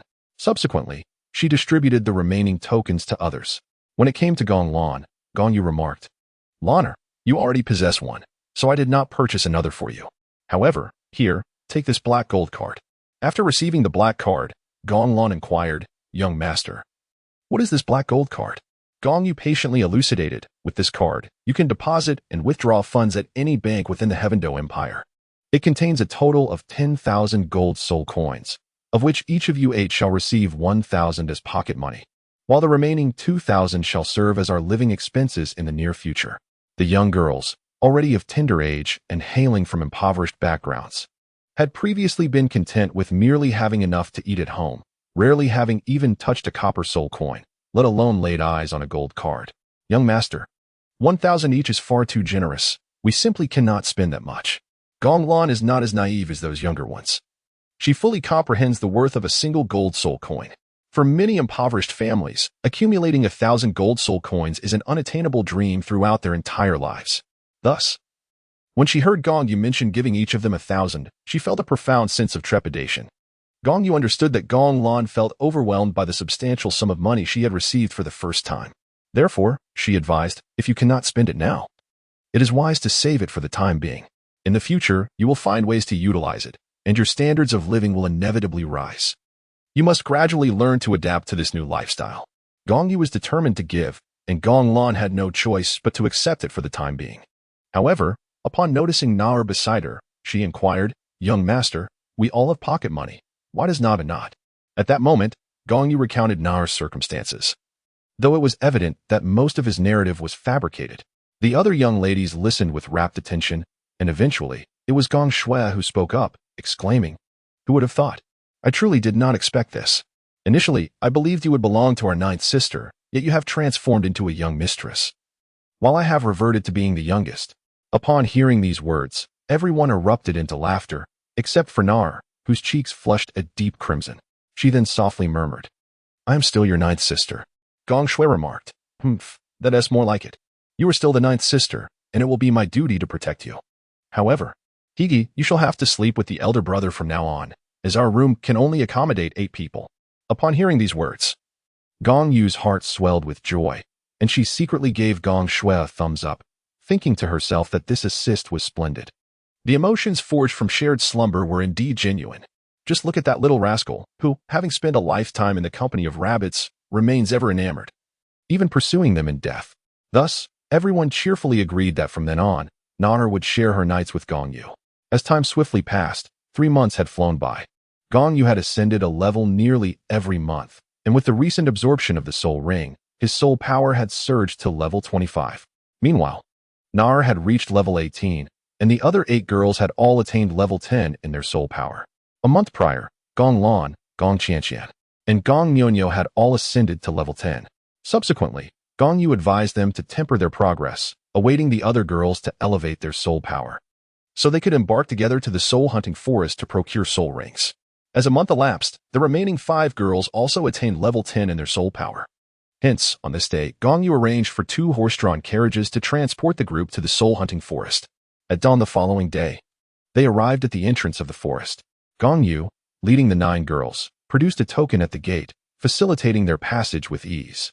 Once inside the soul-hunting forest, Gong Yu cautioned, "Do not stray too far, and refrain from wandering out of curiosity, especially you, Xiao Xue. While you may act freely at home, reckless behavior is prohibited in the spirit beast forest.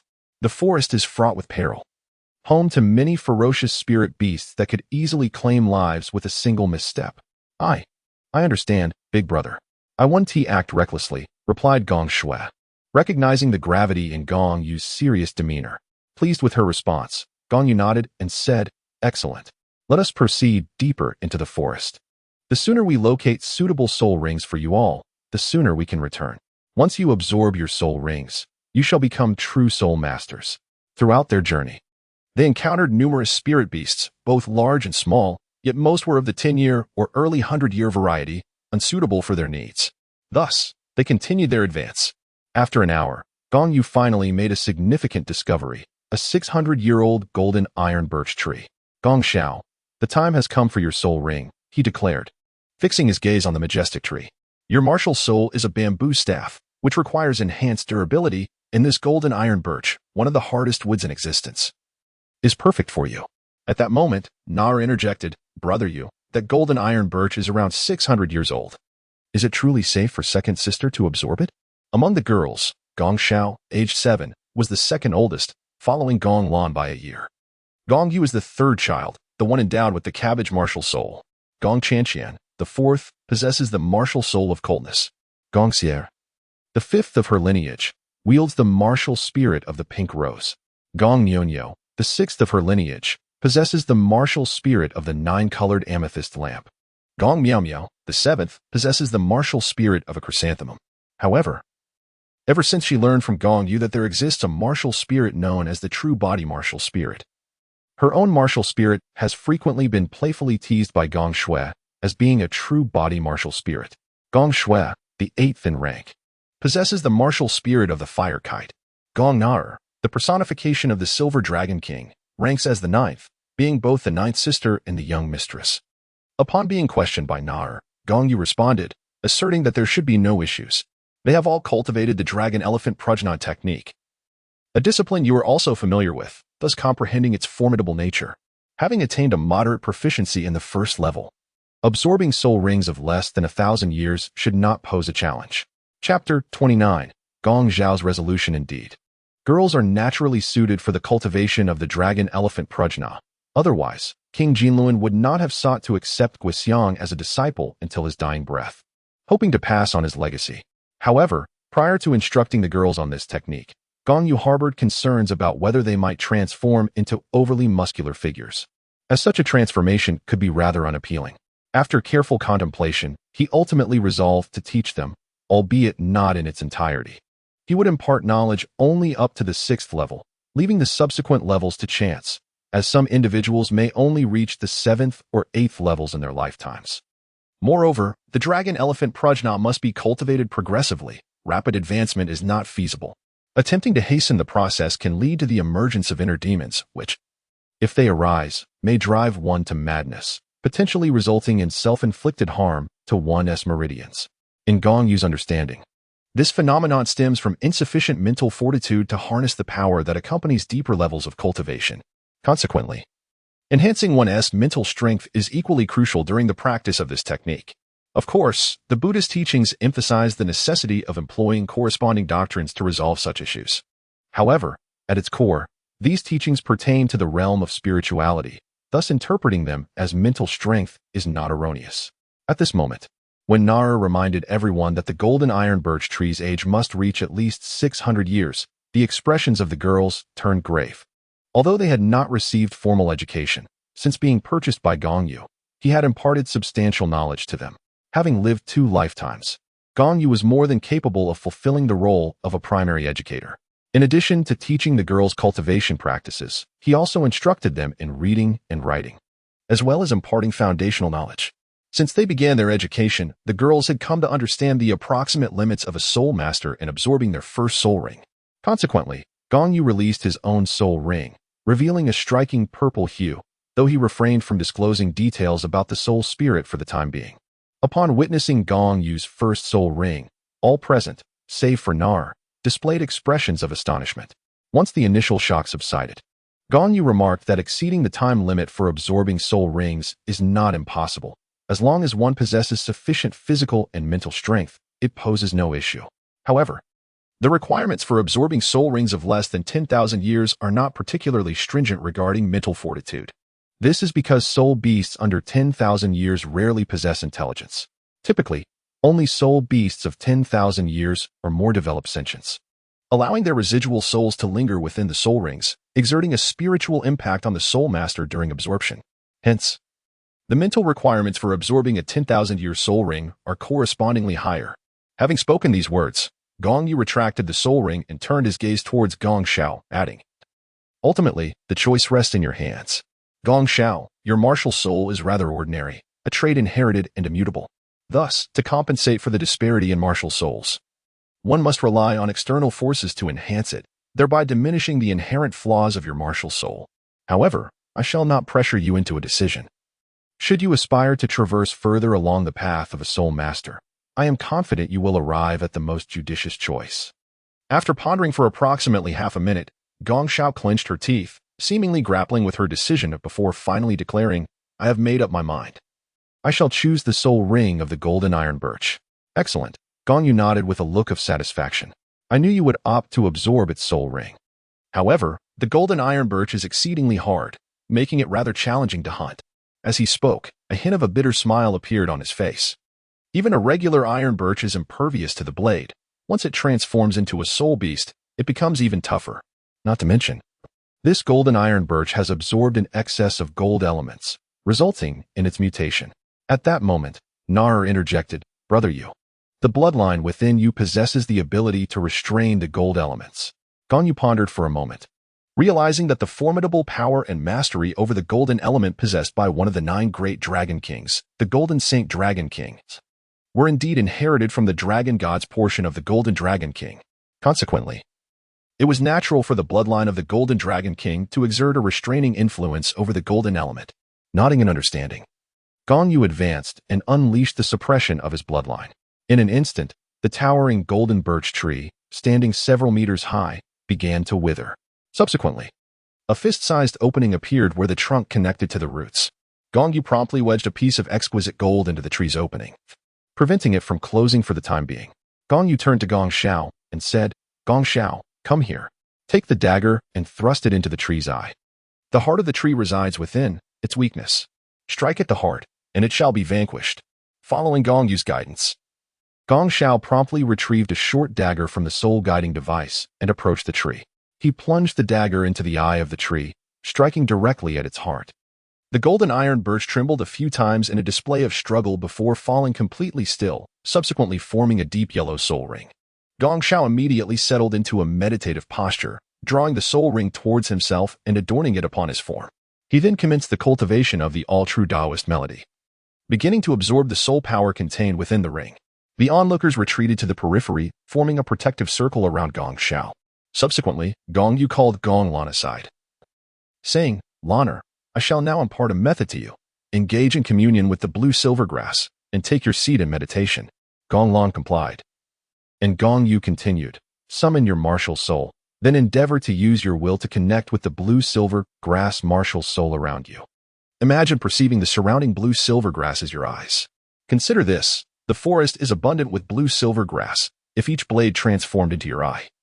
Your vision would indeed expand immensely, allowing you to observe even the most subtle movements. Therefore, strive to communicate with the blue-silver grass. Having absorbed the essence of the blue-silver emperor's sap, you possess the bloodline of the blue-silver emperor. Before the emergence of the new emperor, You may regard yourself as their rightful heir, and thus they should heed your call. Gong Yu was uncertain whether this method would prove effective. He recalled the character from the book, who only managed to communicate with the blue silvergrass after reaching level 40 and practicing the mind control technique of the Seven Treasures glazed tile school. Just as Gong Yu doubted Gonglan's capability, he noticed a sudden fluctuation in her mental energy, as if she had ascended a level while communicating with the blue silvergrass. How fortunate!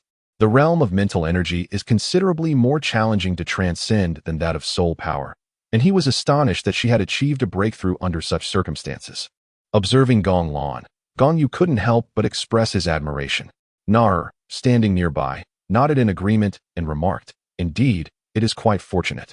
However, the elder sister's mental energy was already on the verge of a breakthrough. She merely lacked the right opportunity. Today's circumstances provided just that. Gong Yu concurred, stating, "Indeed, however, it is worth noting that everyone's mental fortitude is quite formidable. Have you not realized that the complete truth Dao Song I imparted to you is, in essence, a technique that cultivates both mental and spiritual energies? Thus, it is entirely reasonable that we possess greater mental strength compared to our peers." Upon hearing this, Nodder expressed her surprise, exclaiming, "Is that so? The technique you taught us can also enhance our mental prowess? How come I have not perceived any change?" Gong Yu cast a glance at Nodder and remarked, "That is because your mental prowess has always been exceptional. You are experiencing a decline from a high starting point. Hence you fail to notice it." Nodder instantly felt a wave of embarrassment, for she comprehended Gong Yu's implication. Her mental strength was indeed that of the Silver Dragon King, reaching the divine origin realm, albeit currently unmanifested. It was precisely due to the elevated state of her realm that she found it difficult to perceive the subtle increments in her mental energy. Gong Yu further remarked, "Do you still recall the phrase 'the swirling urgency' atop the mud ball?" The mud ball refers to the mud ball palace, also known as the upper dantian or the sea of consciousness. Each time you circulate your soul power, do you not find yourself performing a rotation within the sea of consciousness? This is akin to impacting the sea of consciousness, naturally yielding an enhancement in mental strength. Chapter 30. The Girl's Soul Rings. After a brief conversation between Gong Yu and Guyuna, Gonglan, not far away, gradually awakened. Gonglan swiftly approached Gong Yu and said, "Young master, I have succeeded. I can share the vision of the surrounding blue-silver grass. However, my current strength is still lacking, so I can only extend this vision to a range of 3 to 4 miles at most. Beyond that, my mental capacity cannot withstand it." "Excellent. Then the task of locating the soul beast will rely on you." Gong Yu nodded in agreement, expressing his satisfaction. Though the range is limited to 3 or 4 miles, it is certainly more advantageous than our aimless search for soul beasts. "Indeed," Gonglan replied, her sweet smile brightening the moment. "I have discovered a soft-boned rabbit ahead, estimated to be around 600 or 700 years old." At her words, Ling Yun's eyes sparkled with interest, and he immediately remarked, "A soft-boned rabbit, you say? It may not suit others, but it would be perfect for Gong Yu to absorb. Given Gong Yu's cabbage martial soul, which follows an auxiliary path, absorbing the soft-boned rabbit should yield a commendable auxiliary skill." Hearing Gong Yu's words, Gong Yu, who was nearby, inquired with curiosity, "Young master, what characteristics does the soft-boned rabbit possess?" Gong Yu remarked, "Well, akin to the 10,000-year soft-boned rabbit. It typically possesses skills such as teleportation and an invincible golden body. Although the younger variants of the soft-boned rabbit should inherently possess these abilities, they may remain dormant due to their insufficient age, thus not yet awakened." Gong Yu inquired, "If I were to absorb the soul ring of the soft-boned rabbit, is there a possibility of acquiring such auxiliary skills?" "Theoretically, it is indeed possible, though the likelihood remains uncertain." Gong Yu observed Gong Yu's subtle change in demeanor and asked, "What are your thoughts? Are you contemplating hunting the soft-boned rabbit that Gonglan mentioned?" Gong Yu nodded and said, "Yes, my lord. I desire the soul ring of that rabbit." "Very well," Gong Yu agreed. "Once Gong Shao has absorbed the soul ring, we shall go and procure it for you.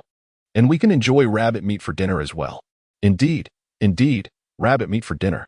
Upon the mention of food, Gong Shui, who had remained silent until then, became excited, even licking her lips in anticipation. The others laughed heartily at her enthusiasm. After approximately half an hour, Gong Shao slowly opened her eyes. Although she had absorbed a soul ring over 600 years old, the process had been remarkably smooth, without any overwhelming surge of soul power impacting her. This led Gong Yu to believe that a 600-year-old soul ring might be somewhat modest for the young ladies. Yet finding a soul beast of a similar age that was also suitable in the soul-hunting forest was no small feat, which is why he refrained from setting excessively high expectations. Noticing Gong Xiao had awakened, Gong Yu approached her and inquired, "How are you feeling, Gong Xiao?" The other girls gathered around, eager to hear her response. "I'm not entirely certain, but I sense a change in my martial spirit," Gong Xiao replied, summoning her martial spirit. Originally, it had taken the form of a green bamboo staff, but now, before everyone, it transformed into a golden bamboo staff. "Your martial spirit has indeed undergone a mutation," Gong Yu remarked, stroking his chin thoughtfully. "It appears to have inherited the golden elemental properties and hardness of the golden iron birch. Now, give your soul skills a try." Gong Xiao nodded slightly, then stepped aside. The soul ring beneath his feet flickered, and he uttered softly, "Golden strike." With that, he swung his staff, shattering a nearly 3-meter-tall diamond rock situated 2 meters in front of him into fragments. The force of the impact radiated outward, affecting an area with a radius of 2.5 meters. Gong Yu nodded in satisfaction and remarked, "As the first soul skill, its power is indeed formidable. A third-ring soul master, without employing their third soul skill, would likely hesitate to withstand your strike. Is it truly that powerful?" Gong Xiao scratched her head, as she had never engaged in combat before and thus remained unaware of the true strength of her soul skill. With a single strike, she shattered a nearly 3-meter-tall granite boulder. Although the enhanced hardness of the bamboo stick, fortified by the golden iron birch, contributed to this feat, it was nonetheless an extraordinary accomplishment not typically achievable by an ordinary soul skill. "Second sister, look at the stone you've broken. Are you not aware of your own strength?" Gong Shui exclaimed, cheerfully scurrying to retrieve a fragment of the shattered stone and presenting it to Gong Xiao. Gong Xiao awkwardly scratched his head and said, "I have no idea. All I know is that this soul ring has increased my strength." Gong Shui, with an expression of exasperation, remarked, "Second sister, I am truly at a loss for words. You are unaware of your own soul abilities. How could we possibly know them better than you? It seems there is some logic to what you say. I shall endeavor to learn more about my own soul abilities." Stung by the retort from the eighth brother, Gong Xiao's face immediately flushed with embarrassment. At this moment, Gong Yu stepped in to mediate, stating, "All right, enough of this.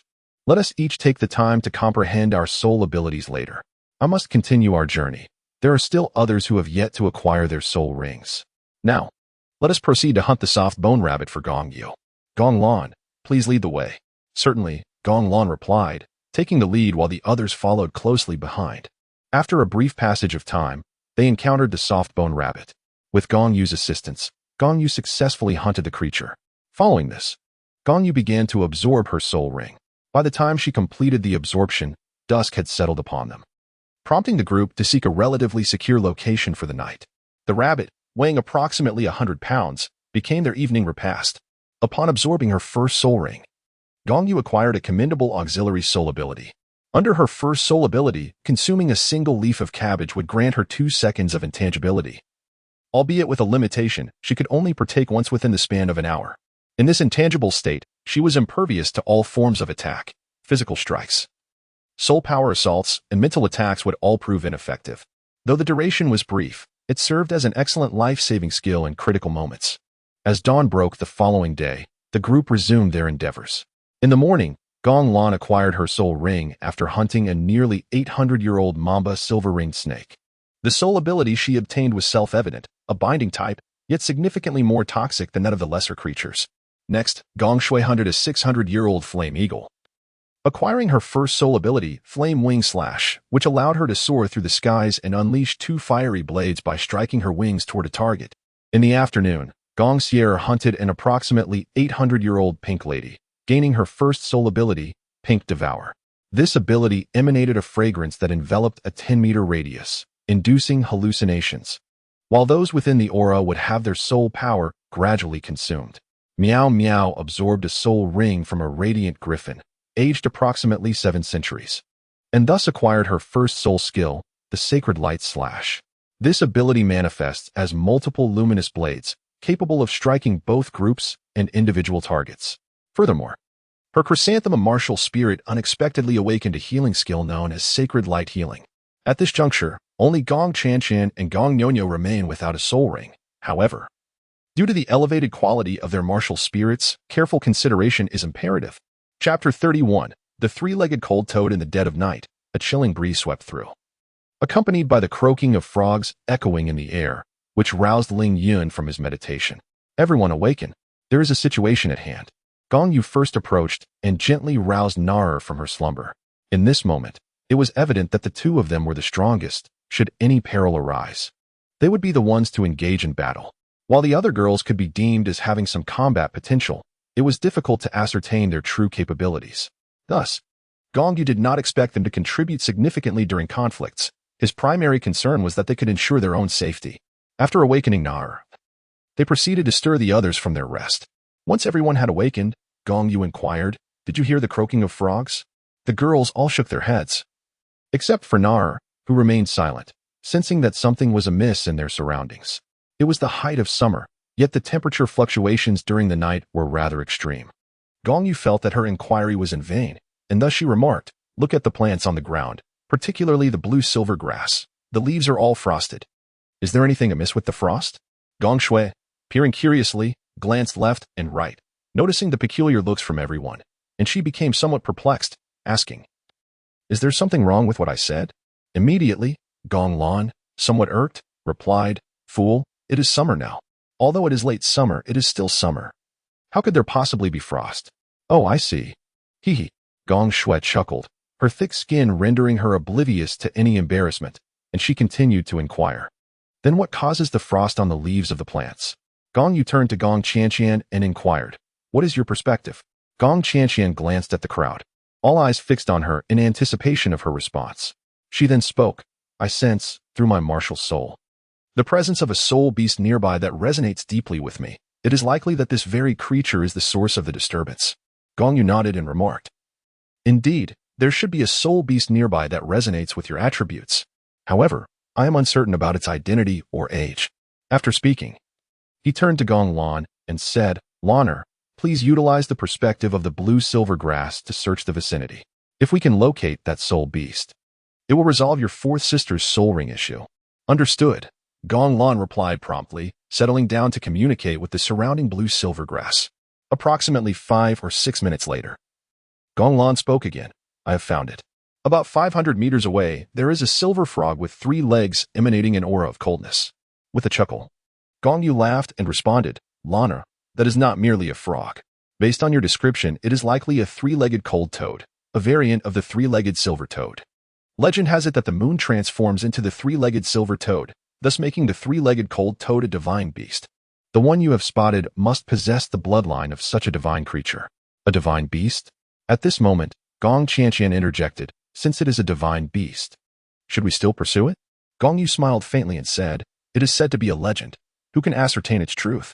Moreover, encountering a soul beast that aligns so closely with one's own attributes is inherently rare.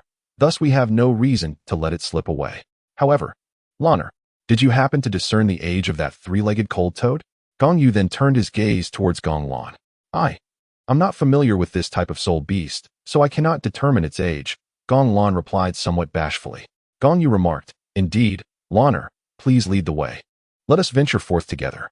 Under Gong Lan's guidance, the group cautiously made their way towards a location 500 meters away. The 3-legged cold toad seemed to sense their approach, falling silent long before their arrival. Although the eerie call of the creature was absent, the chill emanating from it intensified as they drew nearer. When they reached a distance of less than 20 meters from the 3-legged cold toad, frost had already begun to form on their clothing and footwear. At this moment, Gong Yu quietly advised, "Everyone, channel your dragon elephant prajna and circulate your vital energy to combat the cold."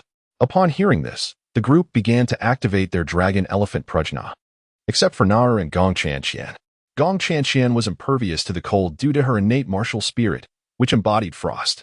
Similarly, Nara, being the Silver Dragon King, wielded ice elements among her dominion, rendering her unaffected by the chill as well.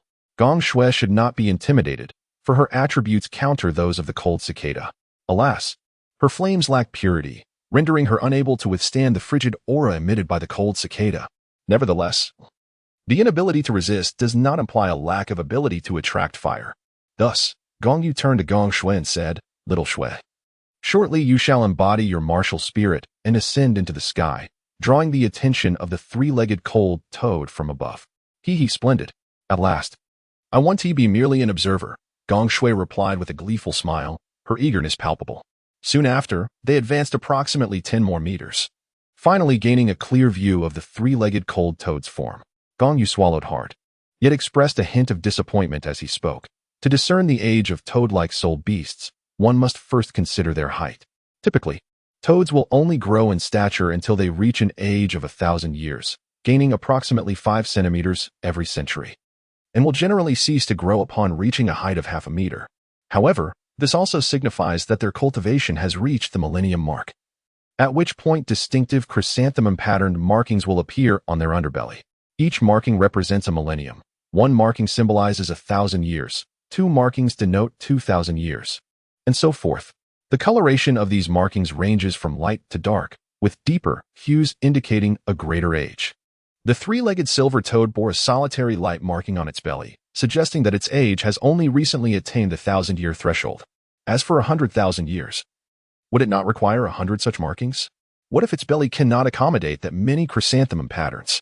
Gong Shui, ever the provocateur, took delight in stirring the pot. Casting a mischievous glance at Gong Miao Miao, who possessed a chrysanthemum martial soul, as she uttered the term chrysanthemum, Gong Miao Miao instantly rolled her eyes in disdain and turned her head away, indicating her disinterest in Gong Shui. This was neither the time for jesting about her elder sister. Gong Yu gently tapped Gong Shui on the head and remarked, "Toad-like soul beasts rarely live beyond 10,000 years. They occupy the lowest tier of the food chain and face numerous natural predators, so you need not worry about encountering one that is 100,000 years old." "Oh, I understand now," Gong Shui replied, rubbing her head. Although the tap was not particularly painful, the pressure lingering on her skull felt as though something was holding it down. Gong Yu turned to Gong Qianqian and said, "This soul beast has surpassed its age limit. I fear you may be unable to absorb it." However, Gong Qianqian replied, "I am uncertain whether I can successfully absorb it, but my martial soul seems to yearn for the soul ring of that beast, so I wish to attempt it." Gong Yu, concerned for her safety, inquired once more, "This could pose a significant risk to your life. Are you certain you wish to proceed? Perhaps we should search again tomorrow. We might discover a soul beast that aligns with both your age limit and attributes." Gong Qianqian remarked, "Young master, my martial soul yearns for that soul ring, thus I still wish to give it a try."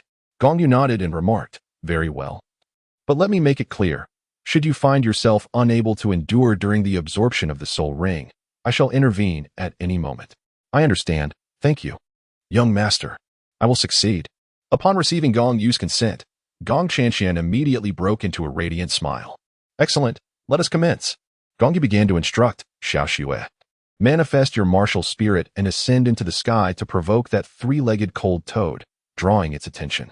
However, do remember not to soar too high, as that may render you susceptible to the assaults of certain aerial soul beasts during the night." "I understand, big brother," Xiao Xue replied, and without hesitation. She activated her martial spirit. A deep yellow soul ring shimmered beneath her feet, and she ascended into the air. Gong Yu turned to Gong Lan and said, "Lana, once Xiao Xue distracts the attention of the three-legged cold toad, you shall immediately ensnare it with the first spirit ability of blue-silver grass. Your first spirit skill, derived from serpents, possesses a certain suppressive effect on toads." "Understood." Gong Lan nodded in agreement. Next, Gong Yu directed his gaze towards Gong Xiao, stating, "Gong Xiao, once your elder sister has ensnared the three-legged cold toad, you are to deliver a blow to its head." However, Gong Xiao appeared somewhat anxious and replied, Am I capable of doing that? I fear that if I apply too much force, I might inadvertently strike it dead." Gong Yu remarked, "Do not be afraid. That three-legged cold toad is a millennium spirit beast, and it will not be so easily vanquished. Moreover, if you truly fear for its demise, simply temper your strength a bit, perhaps by about 30%. The exact measure, you may gauge for yourself." Gong Xiao felt a twinge of nervousness as she stammered, I understand." Meanwhile, Gong Shui had already taken flight, now soaring above the three-legged cold toad. With a flicker of her soul ring, she proclaimed, "First soul skill, Blazing Wing Slash."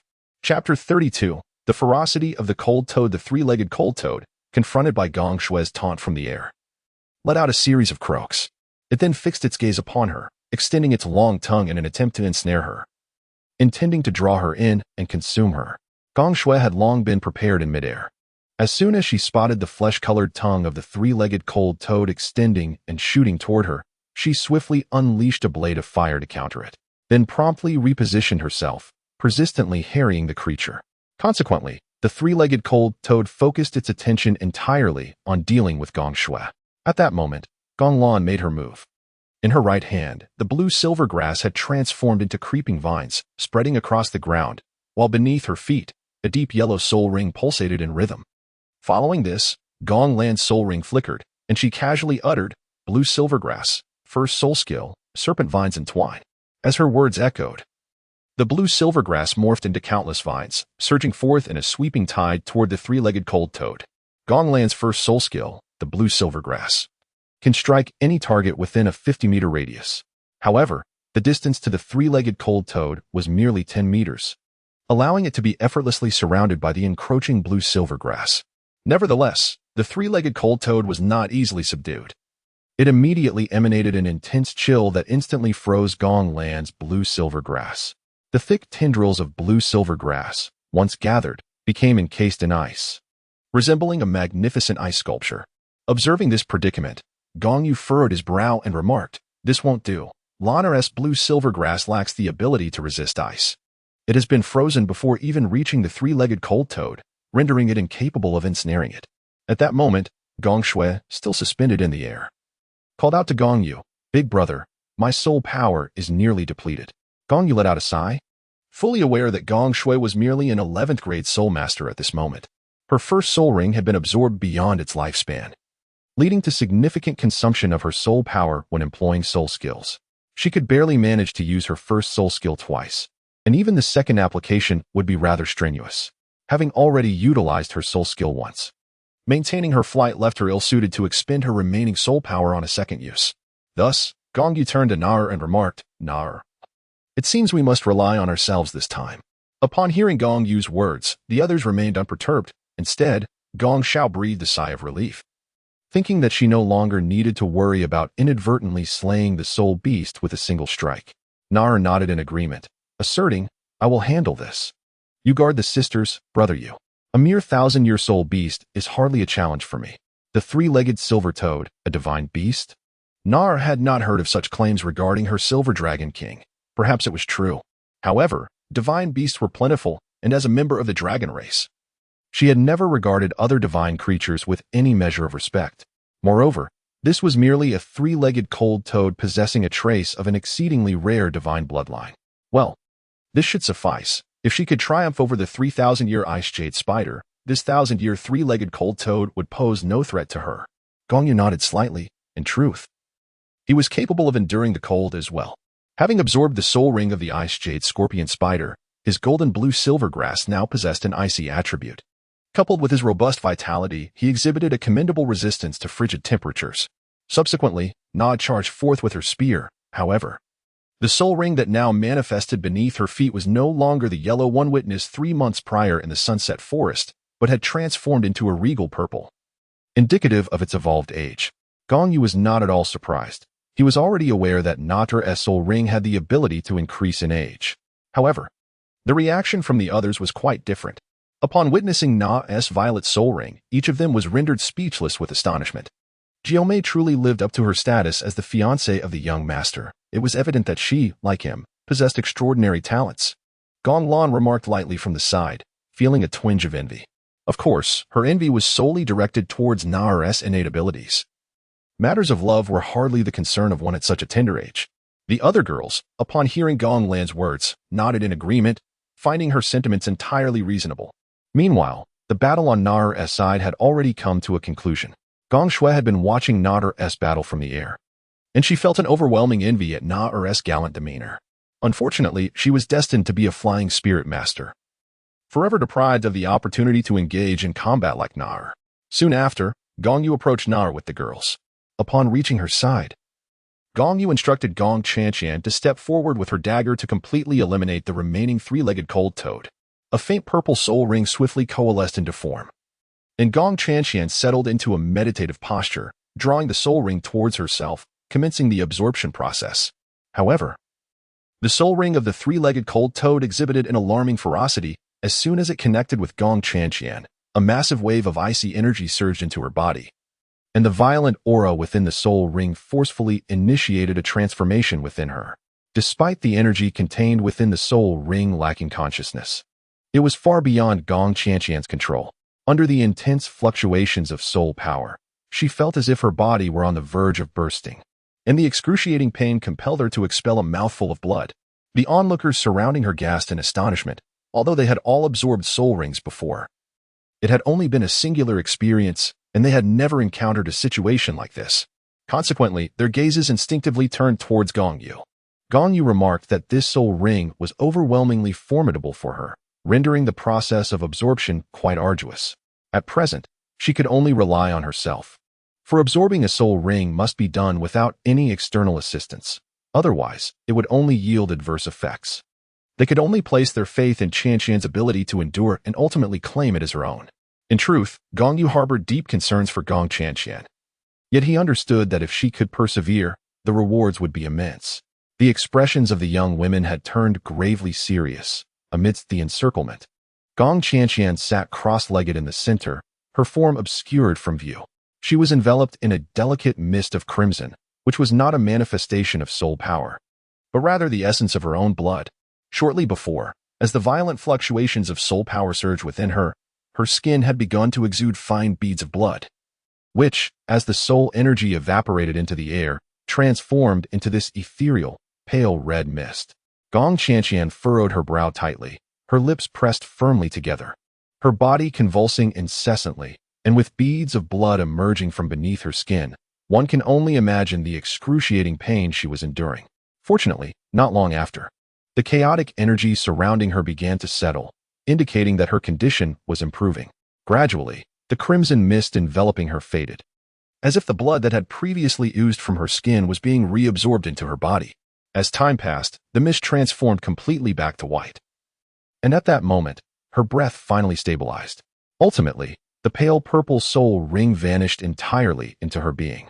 Chapter 33. Innate Domain. After a period of adjustment, Gong Qianqian finally opened her eyes. She slowly rose to her feet, only to hear a tearing sound as her clothes were unexpectedly ripped apart. It turned out she had grown taller.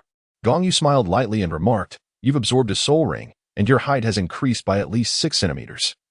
It's no wonder your clothes couldn't withstand it." Gong Qianqian's cheeks were flushed, and although her youth rendered her figure still undeveloped, her garment had been strained to the point of tearing, revealing a patch of pristine white skin on her back. This exposure, having been witnessed by Gong Yu, left her feeling somewhat embarrassed. Gong Yu promptly turned away, allowing her to change her clothes first. Gong Shui floated gracefully for a moment before descending. Once Gong Qianqian had changed her attire, Gong Yu turned back and inquired, "Qianqian, how do you feel after absorbing the soul ring? What insights have you gained?" Gong Qianqian remarked, "I am uncertain about what I have acquired. It feels as though my martial soul has awakened something, though I cannot articulate what it is. Allow me to demonstrate."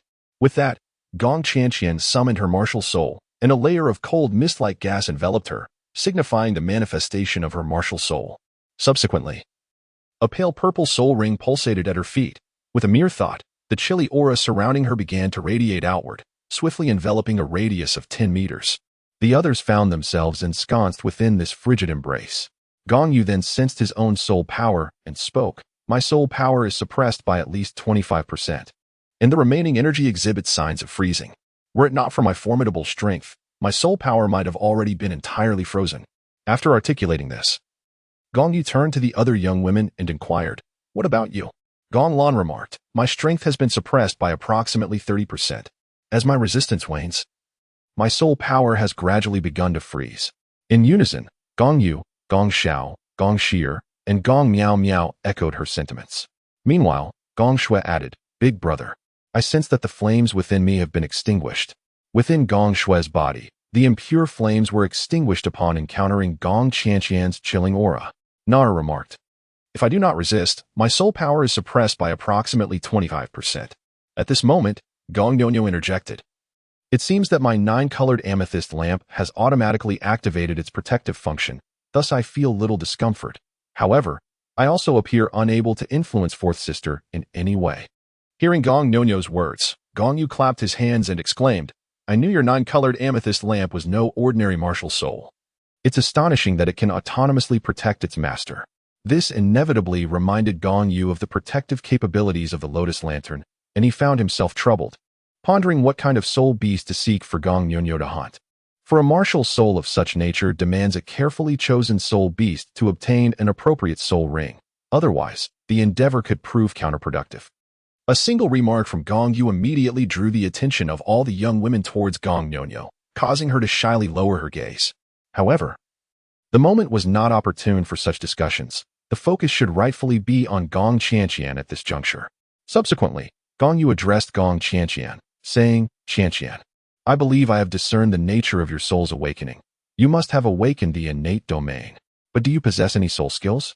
Gong Qianqian replied, "I do not have any soul skills, or rather, it is my soul skill." The she referred to was the domain she had awakened. She then inquired, "What exactly is a domain?"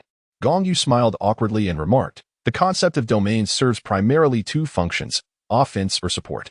I shall not elaborate further, as it would take considerable time to explain thoroughly. I will find a book for you to peruse later." However, Gong Qianqian still harbored some doubts, leading her to inquire, "Then, my earlier suppression of everyone's soul power and the freezing of their abilities, would those be classified as support or attack? They should be considered a fusion of both, right?" Faced with Gong Qianqian's question, Gong Yu felt even more uncomfortable, as he himself did not fully grasp the intricacies of domains. Otherwise, he would have explained it long ago. Nevertheless, upon witnessing the perplexed expressions on everyone's faces, he attempted a tentative explanation. "First, our abilities have been suppressed, which constitutes a form of support from Qianqian. Consider this.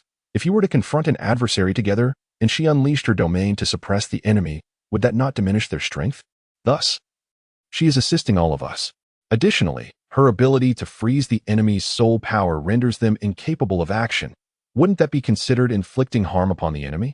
That, indeed, qualifies as an attack, although one might argue that it also bears the characteristics of support." At this juncture, Gong Qianqian interjected, "My domain possesses a capability that seems to allow for direct assault as well." Gong Yu's eyes lit up as she exclaimed, "Quick, demonstrate it for us. But do refrain from attacking us. Aim for that tree 3 meters away instead." "Very well," Gong Qianqian nodded in agreement. With a mere thought, within her domain, the chill transformed into numerous frost blades, swirling tumultuously. They then descended upon the tree 3 meters away, unleashing a relentless barrage.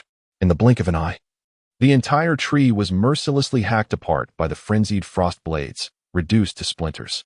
Hiss!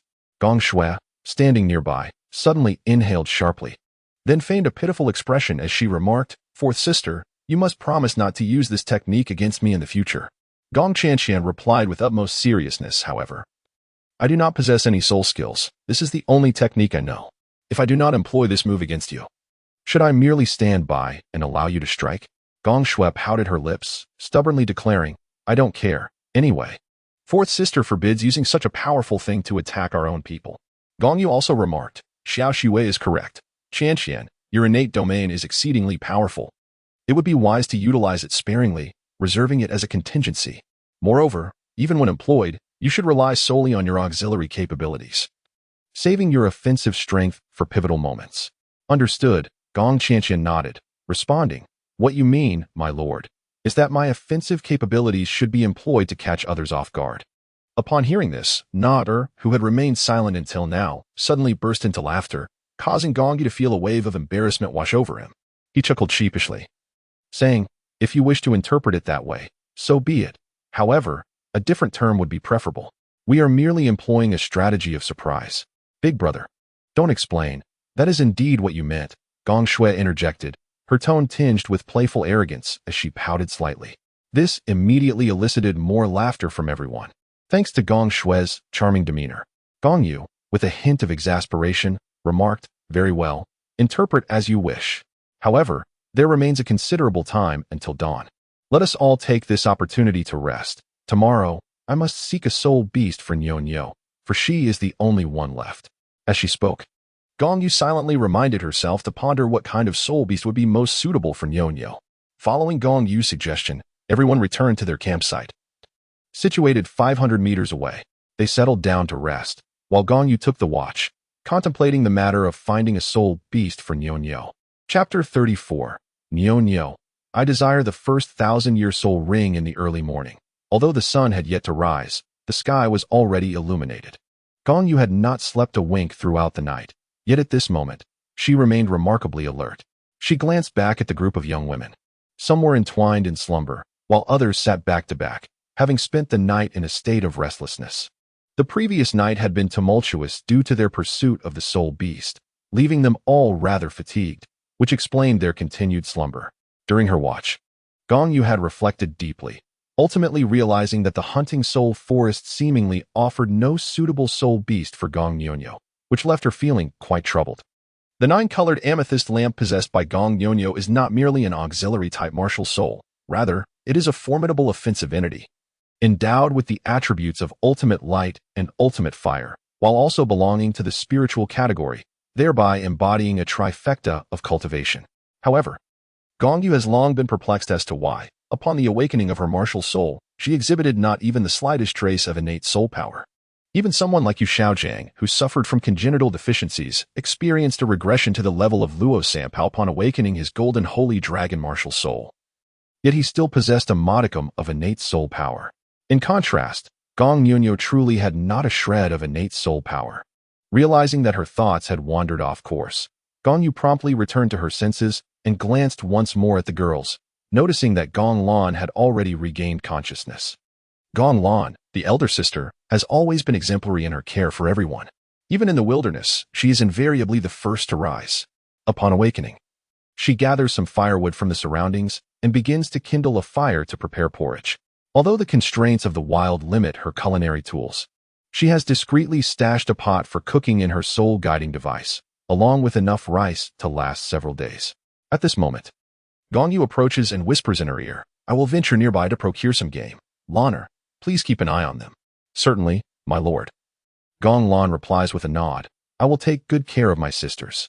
Gong Lan is quite understanding, and there is no need for further elaboration. Gong Yu turned and departed, returning approximately 10 minutes later with a wild boar weighing over 200 pounds, accompanied by 4 tender rabbits, each weighing around 10 pounds. After meticulously eviscerating the game, Gong Yu set up a roasting rack and began to prepare the meat. Once the entrails were removed, the boar yielded about 140 to 50 pounds of flesh. Such a substantial portion was not intended for the ladies, as it was primarily meant to satisfy the hearty appetites of Gong Yu and Nar, both victims of their insatiable lineage, leaving just enough for the two to barely feel satiated. As time passed, the tantalizing aroma of the roasting meat wafted through the air, gradually rousing the other girls from their slumber. Upon catching sight of the golden, crispy boar, they could hardly contain their eagerness to rush over, particularly Nar, whose stomach audibly grumbled from a distance. However, before they could dash forward, Bai Gonglan intercepted them. "You must all freshen up first," she admonished. "Each of you has personal grooming supplies in your soul-guiding devices, and you have stored water as well. Do not presume that being in the wilderness grants you the liberty to neglect such matters." After Bai Gonglan's stern reprimand, the girls dutifully retrieved their grooming kits and commenced their ablutions. A few minutes later, they had all completed their preparations and gathered beside Gong Yu. Gong Yu had already sliced the roasted meat into delectable pieces, allowing the girls to indulge effortlessly. After enjoying a hearty breakfast, Gong Yu commenced guiding everyone through the Soul Hunter forest. Despite searching for a considerable time, they encountered not a single suitable creature. Gong Yu had long since devised a plan. Should he fail to find a suitable soul beast for Gong Yu today, he would lead her to the Twilight Forest the following day. As noon passed swiftly, the group had their lunch and resumed their quest for soul beasts. After approximately an hour of searching, they finally encountered a radiant white tiger, estimated to be around 500 years old. At this moment, Gong Yu turned to Gong Yu and remarked, "This white tiger's age is somewhat lacking. We shall keep it as a backup. If we cannot find a suitable soul beast, we can return to claim its soul ring." However, Gong Yu replied, "Young master, I also desire a 1,000-year soul ring. Is that permissible?" Gong Yu hesitated. "That might be possible, but we must first find a suitable 1,000-year soul beast for you." He felt a pang of uncertainty. On one hand, he considered the case of Gong Qianqian, who had struggled immensely to absorb her soul ring, leading him to worry that Gong Yu might not be able to absorb a 1,000-year soul ring either, as not everyone is as fortunate as Gong Qianqian. Yet, to deny her would seem unjust, especially since he had already permitted Gong Qianqian to absorb a 1,000-year soul ring. It would be unreasonable to impose restrictions on Gong Yu. He feared that such a decision might lead Nyonyo to believe she was being treated differently. Thus, Gong Yu concluded that to pursue the 1,000-year soul ring, they must first locate an appropriate soul beast. Otherwise, their discussions would be futile. The group continued to traverse the soul-hunting forest for over 2 hours. Yet their efforts yielded no results. As the hours slipped away, Gong Yu prepared himself to lead the young ladies out of the soul-hunting forest. Just then, the ground trembled ominously, and soon they beheld hundreds, if not thousands, of soul beasts charging towards their location. Is this a beast tide? Gong Yu pondered, gazing in bewilderment at the stampede approaching them. He then instructed the girls, "Let us retreat to the elevated ground ahead. We must avoid this. Though it is a minor beast tide and poses little threat, it is beyond what we can withstand." Promptly, the girls followed Gong Yu's lead, successfully evading the oncoming horde. Gong Yu observed with great care, seeking to discern the cause of the panic that had driven the soul beasts into a frenzied flight, resulting in a relatively minor yet impactful beast tide. Before long, Gong Yu uncovered the source of the turmoil. Several soul beasts were engaged in combat. As they clashed, their fiery breaths scorched everything in their path, rendering the surroundings unrecognizable. The intensity of the flames was too formidable for the smaller soul beasts, leaving them with no choice but to flee for their lives. The combatants approached the direction of the crowd, and when they were a mere 200 to 300 meters away, the spectators finally identified the soul beasts involved in the fray. To their surprise, it was 3 dogs, which explained the faint barking they had heard earlier. Gong Yu regarded the trio of ebony-hued canine soul beasts, resembling Tibetan mastiffs, his eyes swirling in contemplation, pondering the unfolding events. "Let us observe these 3 dogs a while longer. Something significant is bound to transpire," he suggested, instructing the others to crouch down and conceal themselves as they covertly watched the 3 mastiffs. The trio of mastiffs alternated between confrontation and combat for nearly half an hour, until one of them, grievously wounded, began to falter. The other 2, sensing the shift, moved in unison with remarkable agility, merging seamlessly into one another until they coalesced into a formidable 2-headed mastiff. With the emergence of this dual-headed creature, its aura expanded rapidly, reaching an impressive level of 800 years. Gong Yu's eyes sparkled with excitement as he turned to Gong Nyonyo and inquired, "Nyonyo, how about absorbing the soul ring from this soul beast?" Chapter 35, The Transformed 3-Headed Crimson Demon Hound. "My lord, this 2-headed dog has yet to attain the 1,000-year level," Gong Nyonyo replied, her heart still lingering on the thought of absorbing a 1,000-year soul ring. Gong Yu then reassured her, "Just watch. It will soon reach the 1,000-year threshold." No sooner had he spoken than the 2-headed dog lunged at the severely injured mastiff, its 2 enormous heads opening wide, each targeting the mastiff's neck and abdomen. After a pitiful whimper, the wounded mastiff breathed its last. The 2-headed dog then began to feast upon the lifeless body of the mastiff. As it consumed more and more, the aura of the 2-headed hound surged dramatically. Once it had devoured the entire mastiff, the body of the 2-headed dog convulsed violently before entering into a fit. Approximately 10 minutes later, the convulsions ceased. Yet its form began to flicker with illusions, splitting into 3 indistinguishable phantoms. After about a minute, the 3 phantoms converged once more, solidifying into one entity. At that moment, something began to protrude from the bifurcation of its neck, rapidly expanding until it took the shape of a dog's head. This new head grew swiftly, eventually matching the size of the other 2 heads, transforming the 2-headed dog into a 3-headed hound.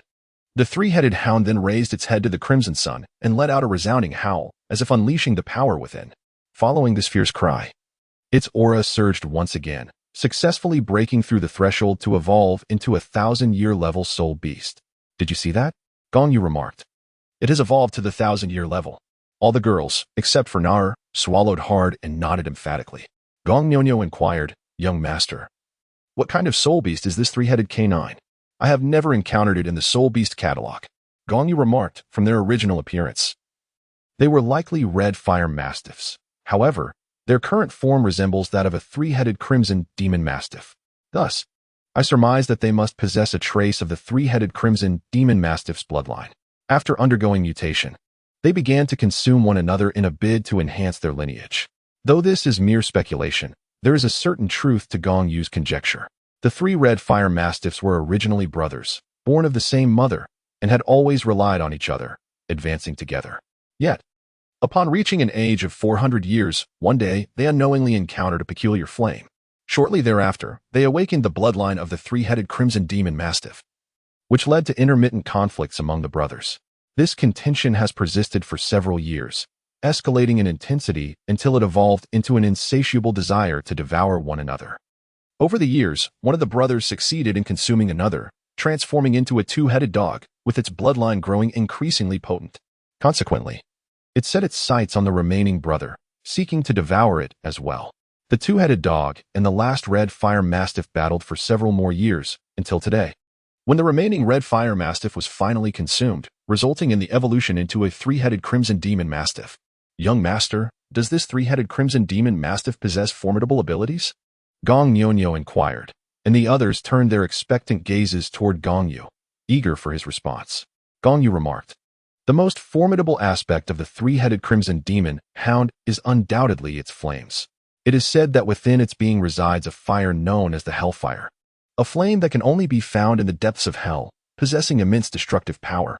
Glancing at Gong Yu, he continued, "Yu, one of the attributes of your nine-colored purple crystal lamp is the supreme fire.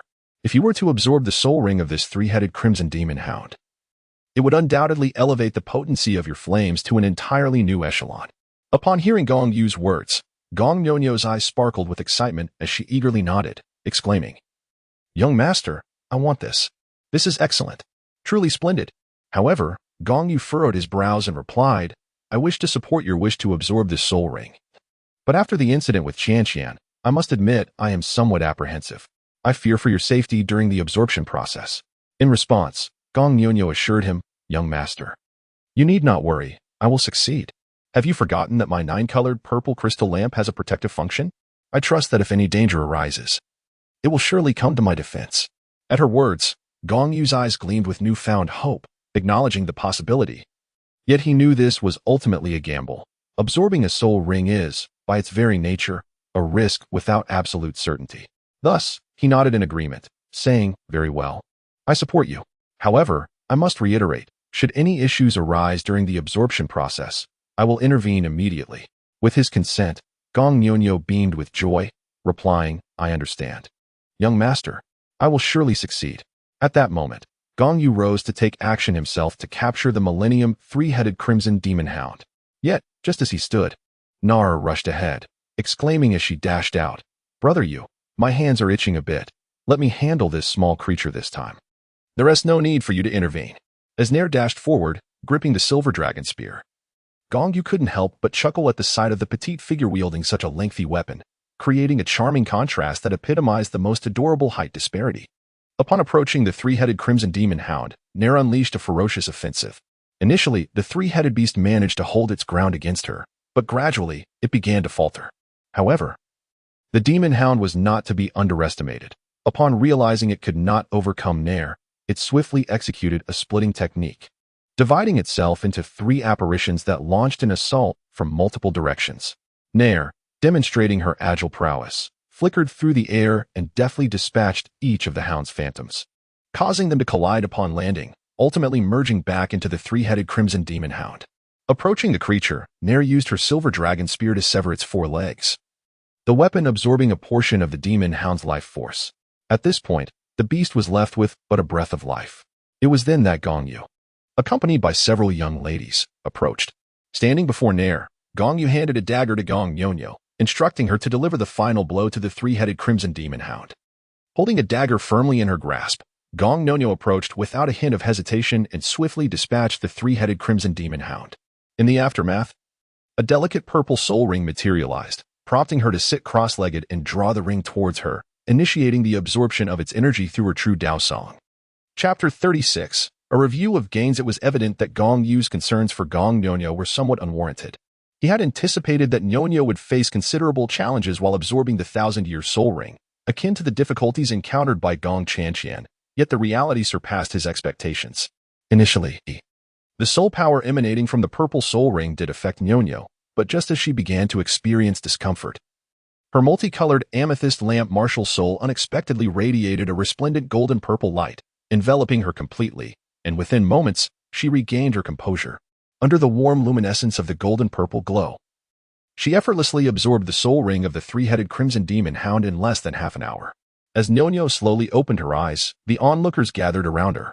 Sixth sister, how do you feel? The most vivacious among them, Gong Shui, inquired first, while the others cast concerned glances at Nonyo. I am well. Nonyo replied, her eyes glistening with unshed tears, for it had been a long time since anyone had shown her such care. After a brief sniffle, she stood and continued. I have gained a soul skill, but I am unsure of its power and must test it. Taking a few steps forward, Nonyo suddenly held aloft a radiant amethyst lamp. As a faint purple soul ring manifested beneath her feet, the ring flickered momentarily, and with a determined voice, she declared, first soul skill, infernal fire ignition. In an instant, the amethyst lamp blazed with brilliance, unleashing a fiery crimson beam that struck a nearby tree stump, which stood as tall as an adult. Immediately, the stump ignited in a fierce blaze, the fire rapidly expanding to engulf a 5-meter radius in mere moments. Within seconds, everything within that area was reduced to ashes, even the surrounding stones melting into liquid. Your soul skill is rather formidable, it even melts stone. If it were used against a person, the consequences would be dire. Gong Yu remarked nonchalantly, while the other girls nodded in agreement. I shall refrain from using this soul skill too often, Nonyo responded, a hint of embarrassment gracing her features. As she too was bewildered by her newfound power. There's no need for concern, just avoid using it against friends, and if you must, temper its intensity. However, when confronting foes, you must show no mercy, Gong Yu advised patiently, wishing to alleviate any psychological burden that might hinder Nonyo's future endeavors. I understand, young master. Nonyo nodded earnestly. Gong Yu then turned to Gong Shui, saying, Little Shui, in the future, you should train alongside your sixth sister. She possesses a supreme fire attribute, and your flames are rather mixed. Training under her will undoubtedly benefit you. Gong Shui nodded and said, I understand, big brother. Gong Yu then glanced at the sky, which was nearing dusk, and promptly addressed the girls. Since we still have some time, let's leave the soul-hunting forest and not spend the night here. After speaking, he led the girls towards the outskirts of the forest. Approximately 2 hours later, the sky had darkened, and they finally exited the gates of the soul-hunting forest. Outside, they found a small stall to satiate their hunger. Although it did not fully satisfy them, it was all they could manage. After their meal, and upon receiving unanimous agreement from the girls, Gong Yu hired 2 horse-drawn carriages and they made their way back to Notting City through the night. On the journey back, Gong Yu reflected on the gains of the past few days. The eldest, Gong Lan, possessed the martial soul blue-silver grass, with his first spirit ring coming from a nearly 800-year-old mamba silver ring snake, granting him the soul skill, serpent vine entanglement.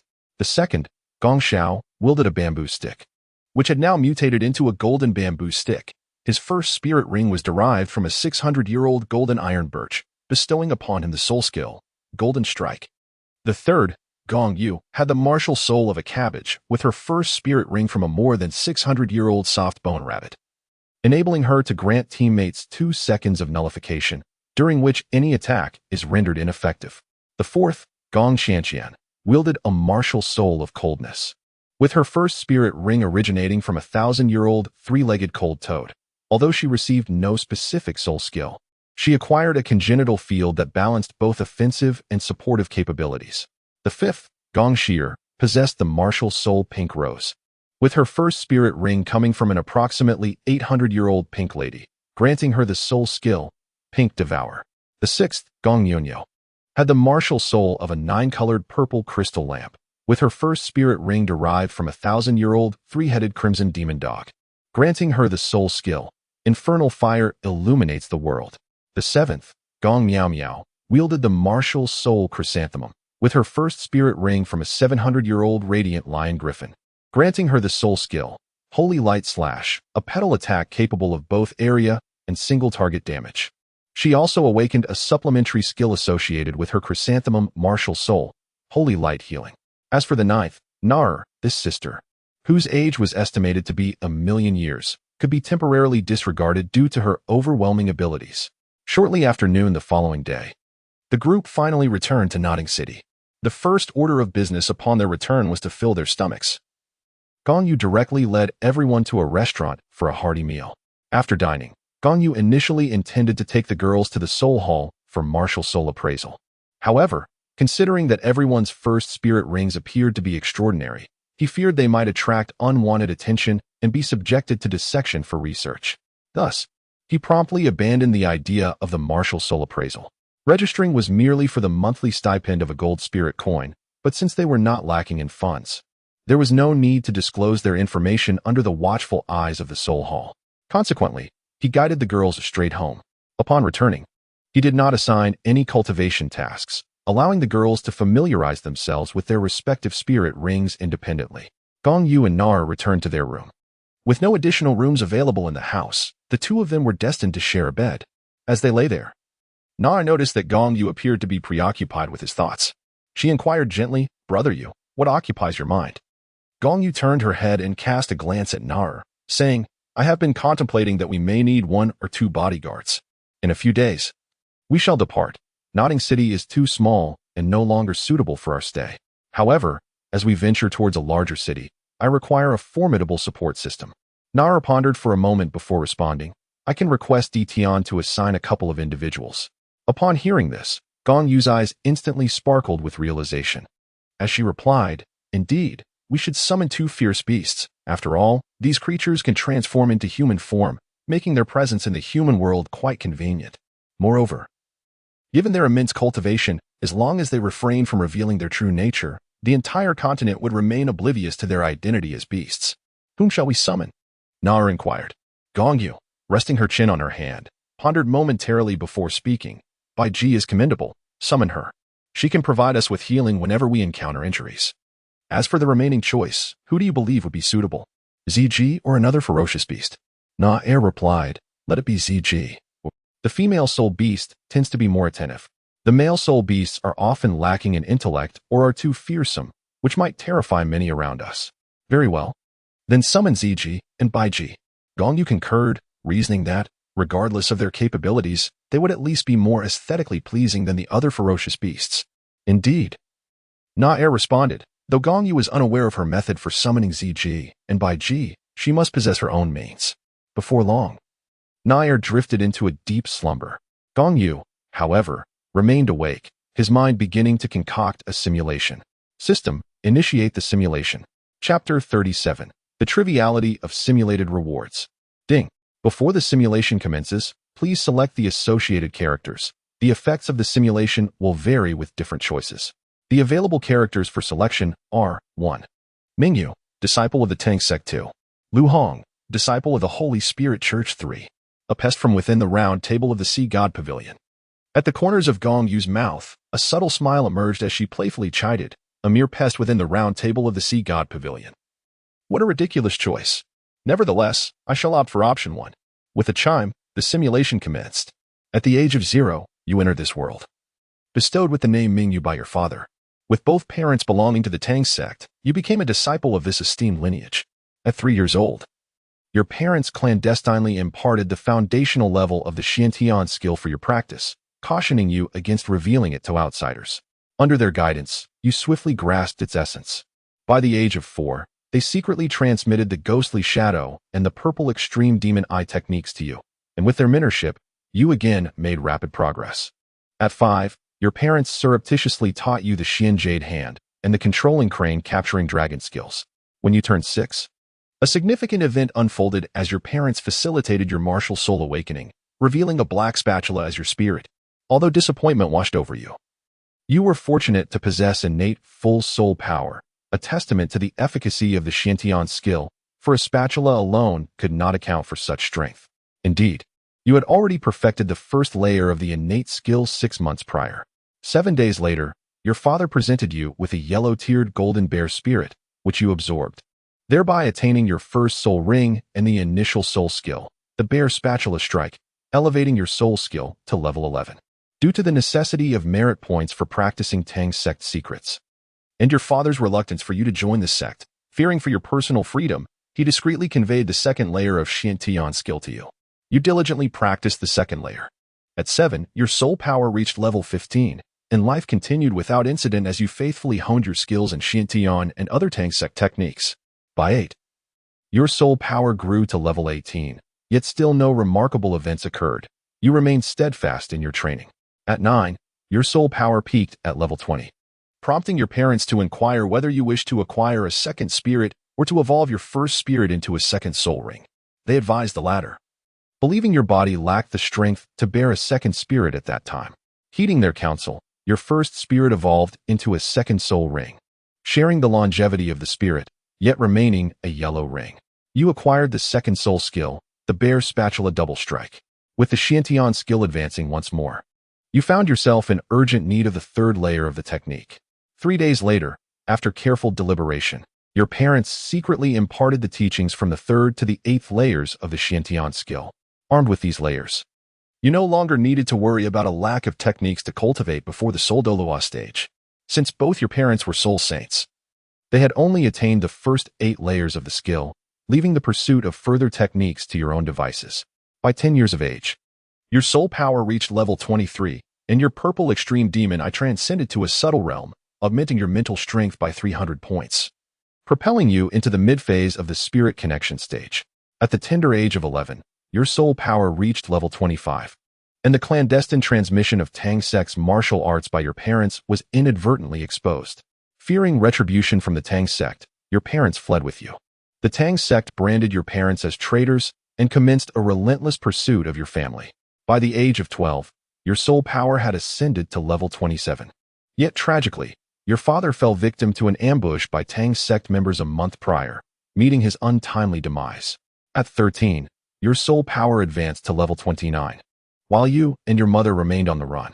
During your escape, your mother broke through to level 80, and you both became affiliated with the Holy Spirit sect, where she acquired her 8th soul ring with their assistance. 3 months later, you achieved level 30, and your mother ventured to procure your second spirit. Unfortunately, she was discovered by the Tang sect and was subsequently killed in an ambush. In a fervent desire for vengeance against the Tang sect, you publicly revealed the first 8 tiers of their Xiantian art and all their unique techniques, causing a significant uproar and benefiting many who lacked innate soul power. The Holy Spirit sect intensified their training efforts for you, providing you with a soul beast, allowing you to obtain a genuine 3rd soul ring. You met your demise, and the simulation concluded. As the simulation ended, the results were tallied. The items you acquired during this simulation were as follows. 1. A yellow level golden bear spirit. 2. A complete set of Xiantian treasure records, excluding the 9th tier of Xiantian art and the myriad hidden weapons. 3. A 3rd soul ring, unknown attribute. You were presented with a choice among these 3 options. Upon seeing the items obtained in the simulation, Gong Yu inwardly cursed the offerings as rather insipid. The first option was of no use. The second option, the complete set of Xiantian treasure records, contained the Xiantian art, which was not particularly beneficial, as Gong Yu already possessed the complete Truth Dao Song. The purple extreme demon eye, the Xin Jade hand, and the phantom shadow mist were adequate, while his skills in Tai Chi and Wing Chun surpassed those of the control crane and capture dragon technique. The third option seemed even more unnecessary, as the unknown attribute of the soul ring would likely only reach a 1,000-year level, rendering it more useless than the first option. Reluctantly, Gong Yu steeled himself to make a choice, mentally responding, "System, I choose option 2. As he made his selection, in the blink of an eye, 5 beams of radiant light shimmered around him and settled upon his bedside. Once the luminescence dissipated, 5 scrolls astonishingly appeared at his bedside. Gong Yu examined the 5 scrolls, confirming them to be Xiantian Gong, Ziji Demon Eye, Ghost Shadow Disguise, Xianyu Hand, and Control Crane Seizing Dragon. He casually stuffed the scrolls into the Soul Guide device, choosing not to dwell on the matter any further. This simulation yielded nothing of value. Lying on his bed with his hands behind his head, he contemplated for a moment before murmuring to himself that he still had several simulation attempts left. He might as well conduct another one. All right, let's do it. I hope this time I can acquire something worthwhile. Thus, Gong Yu immersed himself once more, silently invoking, "System, commence simulation." Ding. Before the simulation begins, please select a relevant character. The effects of the simulation vary with different characters. Available choices include 1. Mu Yun, son of Mu Yi, the sect master of the body sect. 2. The deformed child of the Doling royal family. 3. A frost silkworm soul beast from the extreme north. Hiki. Is it necessary to choose the deformed child? The soul beasts from the extreme north have long since exited the historical stage. Why bother selecting? It seems unnecessary. Gong Yu chuckled softly and promptly thought, I choose 1. Mu Yun, son of Mu Yi, the the sect master of the body sect. Chapter 38. Choice. Soul Mentor? Battle Armor Master? As the only soul master in the Do-San world possessing the dual professions of a 4-character battle armor master and a red mecha master, selecting the identity of Mu Ye's son for the simulation would undoubtedly bring numerous advantages. Gong Yu could hardly let this opportunity slip away. Upon confirming his choice, the system responded, "Ding. Simulation begins. At 0 years old, you are born as Mu Yun, son of Mu Yi, the sect master of the body sect. At 4 years old, you are already as tall as an 8-year-old, possessing strength far exceeding that of an average child.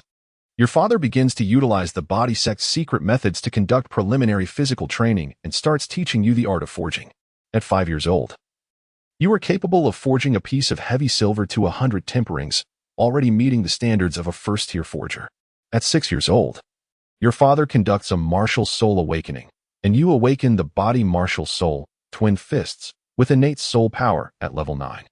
Your father is both surprised and delighted by your awakening of the body martial soul, immediately beginning your training according to the standards for future successors of the body sect. He passes on the body sect's cultivation techniques to you, marking your first formal training in life. A month later, your soul power reaches level 10. Having been nourished by the body sect's secret methods for 2 years, your physique has become remarkably robust. Your father brings back a 700-year-old thousand-gene ant soul spirit. You absorb the 1000-gene ant soul spirit, gaining your first soul skill, strength, breaking 1000-gene, elevating your soul power to level 11. You undergo formal testing and become a first-tier forger. Your one-arm strength reaches 300 kilograms, and your father begins teaching you the art of 1000 temperings. At 7 years old, your soul power reaches level 15, and you complete your first 1000 temperings. You have long since met the standards of a second-tier forger, though you have yet to undergo assessment.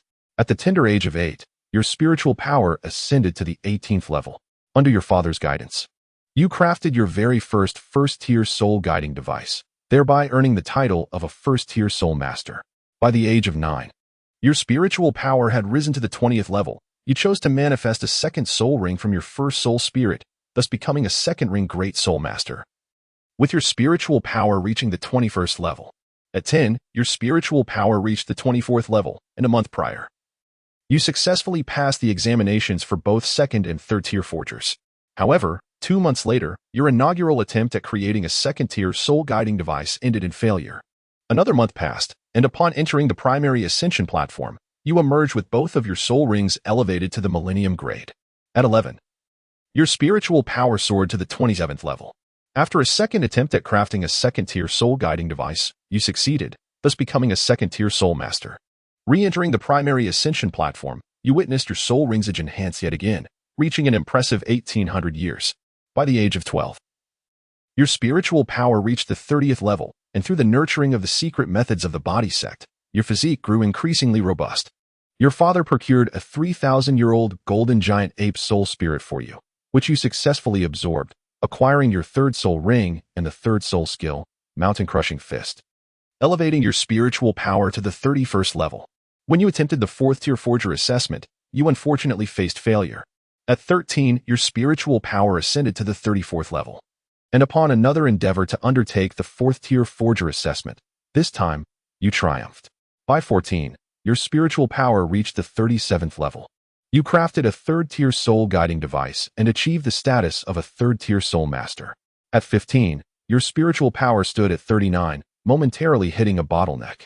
Your father gifted you a soul-raising elixir, which, under the soul sect's auspices, could enhance your spiritual power by 1 level without side effects. Upon consuming the elixir, you attained the 40th level. You manifested a second purple soul ring from your second soul spirit, thus becoming a 4-ring soul sect master, with your level rising to 41. At 16, your spiritual power reached the 43rd level. You attempted the 5th-tier forger assessment, but, as expected, you did not succeed. By 17, your spiritual power climbed to the 45th level. Through the secret methods of the body sect, your father facilitated a second awakening of your physical martial soul, successfully evolving your dual fist martial soul into the iron fist. Thanks to this second awakening, your spiritual power increased by 2 levels, reaching 47. At 18, your spiritual power stood at 49. During your second attempt at the 5th-tier forger assessment, you again faced failure. 6 months later, your spiritual power ascended to the 50th level.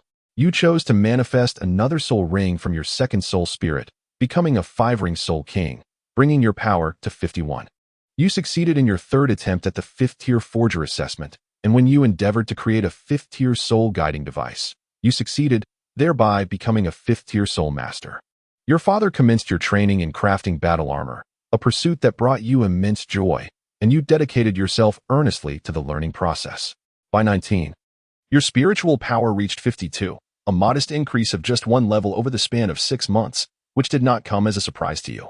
At the tender age of 20, your soul power has ascended to level 54. Under the meticulous guidance of your father, you dedicated a year to independently mastering the intricate processes of forging, designing, and manufacturing, ultimately crafting a complete set of 1-character battle armor, thus earning the prestigious title of a battle armor master. Eager to showcase your newfound prowess, you ventured forth only to encounter a malevolent soul master, leading to your untimely demise at their hands.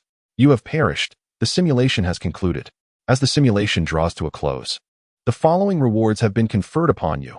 1. Cultivation techniques of the body sect. 2. A first soul spirit of the 700-year grade 1000 gene ant. 3. The secret method for the second awakening of the body sect's martial soul. 4. A second soul spirit. 5. The inheritance of a level 5 blacksmith. 6. The inheritance of a level 5 soul engineer. 7. The inheritance of a battle armor master. With these 8 choices laid before you, you find yourself beset by decision paralysis. The majority of the rewards are rather appealing, thus complicating your selection. Consequently, you resort to the process of elimination. Firstly, you dismiss options 1, 2, and 4, as they hold little value for you. You already possess your own cultivation techniques, and have even acquired those from the Tang sect, rendering the body sect's methods redundant. The 2 soul spirits are similarly inconsequential. The third option holds some merit. However, in light of your dragon elephant prajna skill that enhances your aptitude, the secret method for the second awakening of the body sect's martial soul is of limited significance. The 5th option is also eliminated. As one does not require an inheritance to learn blacksmithing, you can simply seek out a blacksmith shop to apprentice at, or, if necessary, travel to Gingshin City. The 6th option, the inheritance of a level 5 soul engineer, is highly desirable. Attaining this status would ensure financial stability in the future. Yet, the 7th option also beckons, as it encompasses the entire process of forging, designing, and manufacturing associated with becoming a battle armor master. Nonetheless, even if you were to acquire this inheritance, your current level of soul power would prevent you from crafting 1-character battle armor for the time being. However, should you accept the inheritance of a level 5 soul engineer, you could elevate your forging level, thereby enabling you to manufacture at least a level 2 soul guiding device with your existing capabilities. What a quandary. How does one choose? System, may I opt for 2 selections? Chapter 39, The Rose Hotel. In response to your inquiry, the system promptly replies, yes, but it comes at a cost. What cost? You ponder internally. For the next 5 years, your monthly free attempts will be deducted, and all accumulated simulation attempts will be reset. To regain simulation attempts, you must rely on deceiving Tang San. Gong Yu hesitated, contemplating within himself, with merely 60 simulation opportunities over the span of 5 years. And considering the nearly 70 accumulated thus far, the prospect of exchanging them for a mere reward seems rather unworthy. After all, with such a substantial number of simulations, one would surely attain a multitude of valuable items. Yet, at present, I find myself not in want of anything specific. Even if I were to acquire additional simulation opportunities, it would merely serve to accumulate without purpose. Why dwell on such matters? This is merely an advance on the potential of the next 5 years, akin to a credit card overdraft. Should I choose to exchange, I could always procure more simulation opportunities from Tang San. Thus, Gong Yu resolutely affirmed within himself, I accept this cost. The transaction is complete. For this simulation, you have obtained 7 items. Please select 2. Gong Yu silently declared, I choose the 6th and 7th options. In the next moment, he felt 2 streams of warmth enter his mind, and soon, a plethora of memories regarding the fabrication of soul guides and battle armors flooded his consciousness. With this newfound knowledge, Gong Yu mused to himself that his future days would be quite busy. However, he realized that he must also enhance his forging skills. What he had received was merely a legacy of knowledge. At present, he possessed no forging abilities, rendering him incapable of crafting soul guides, let alone battle armors. Contemplating this, Gong Yu felt compelled to make a journey to Gongxin City to acquire some foundational knowledge in the art of forging. After all, in this era, the status of blacksmiths was rather lowly, and the classification of forgers was still rather vague. And this time, the three master craftsmen, Tang Hao, Titan, and Lu Gao, could at best be likened to the sacred artisans of 20,000 years hence. Indeed, within the Douluo Continent, only one master craftsman could exist at any given time. The notion of three coexisting was simply implausible. 5 years later, in the kingdom of Balak, Soto City, at the Rose Hotel. On this day, a boy and a girl, both appearing to be around 12 years of age, approached the entrance of the hotel. The boy, dressed modestly, stood approximately 1.70 meters tall, clad in a neat light blue outfit. Around his waist was a belt adorned with 24 jade stones, and his shoulder-length black hair hung loosely. His countenance was unremarkable, exuding an air of aloofness, and a faint, insincere smile lingered at the corner of his mouth. As for the girl, her silky black hair was meticulously styled into a tidy braid, cascading past her calves. She was slightly taller than the boy, wearing a pink top that tightly embraced her developing figure. While her bosom might not have been particularly ample, her slender waist, which could barely be grasped, would evoke envy in countless women. Her long, toned legs were encased in white trousers, embodying the perfect golden ratio. Although she appeared youthful, her cherubic face belied a hint of allure in her rounded posterior. Her naturally arched eyebrows framed a pair of sparkling, expressive eyes that complemented her petite, square-shaped face, creating a striking contrast with her otherwise remarkable figure. If Gong Yu were present, he would undoubtedly recognize this boy and girl as Tang San and Xiao Wu. Tang San still bore a rather unimposing stature, eliciting a sense of aversion at first glance. As for Xiao Wu, prior to her disfigurement, she had indeed been quite beautiful. However, after Gong Yu's relentless assaults 5 years prior, the structure of her face had become altered. Although the injuries had healed, the deformed bone structure could not be restored.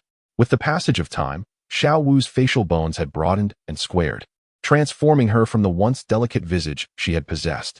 Nonetheless, it was evident that Tang San held a genuine affection for Xiao Wu, for despite her altered appearance, he never expressed disdain towards her.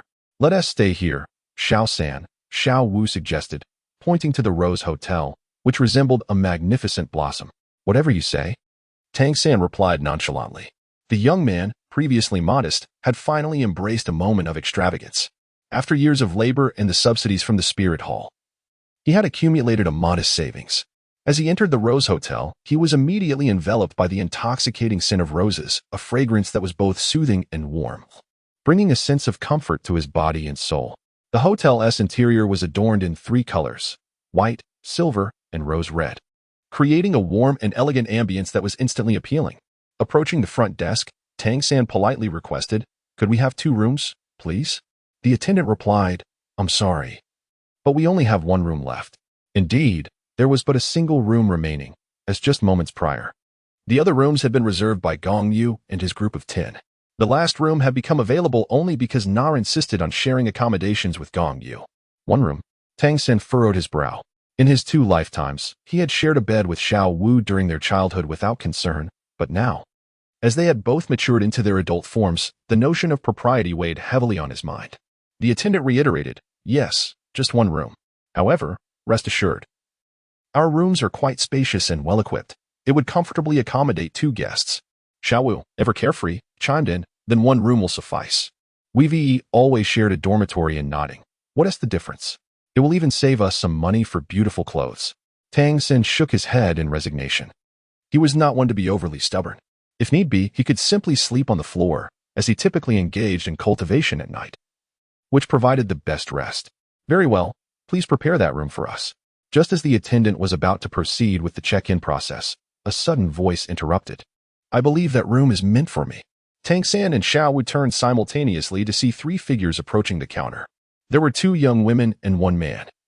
The girls appeared to be around 17 or 18, tall and striking, with identical features that revealed them to be twins.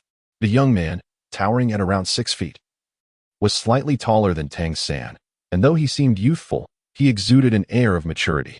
His broad shoulders and handsome yet resolute face were complemented by flowing golden hair that cascaded down his back, nearly to his waist. What drew the most attention, however, were his eyes, strikingly peculiar, each possessing a second pupil within the deep blue irises. His gaze was chilling, emanating an unsettling coldness that pierced through the air. As he approached the front desk, he regarded the attendant and remarked, "You must be new here. Don't you know a room must always be reserved for me?" The waiter, however, retorted, "Regardless of whether I am new here or not, it would be prudent for you to refrain from causing a scene. Today, the allocation of rooms is at the behest of our manager, and there is but one left, which was never intended for you. Do you not understand the principle of first come, first served?" The young man was momentarily taken aback, realizing that he had perhaps neglected to consult the auspicious calendar before venturing out. In this day and age, how could even a mere waiter speak with such audacity? Angered, he exclaimed, "This is the first time I have encountered a waiter bold enough to speak to me in such a manner. Have you forgotten my surname, Dai? In the few days I have been away from your establishment?" At that moment, a voice resonated throughout the hotel lobby. "What is so remarkable about the surname Dai? Even the illustrious Dai family is merely represented by a mutated white cat. You, of the Dai surname, hold what significance?" Chapter 40, Gong Lan versus Daimubai. Though the speaker was yet unseen, the sound of their voice preceded them. As the echo of the voice faded, a boy accompanied by 9 girls descended from the nearby staircase.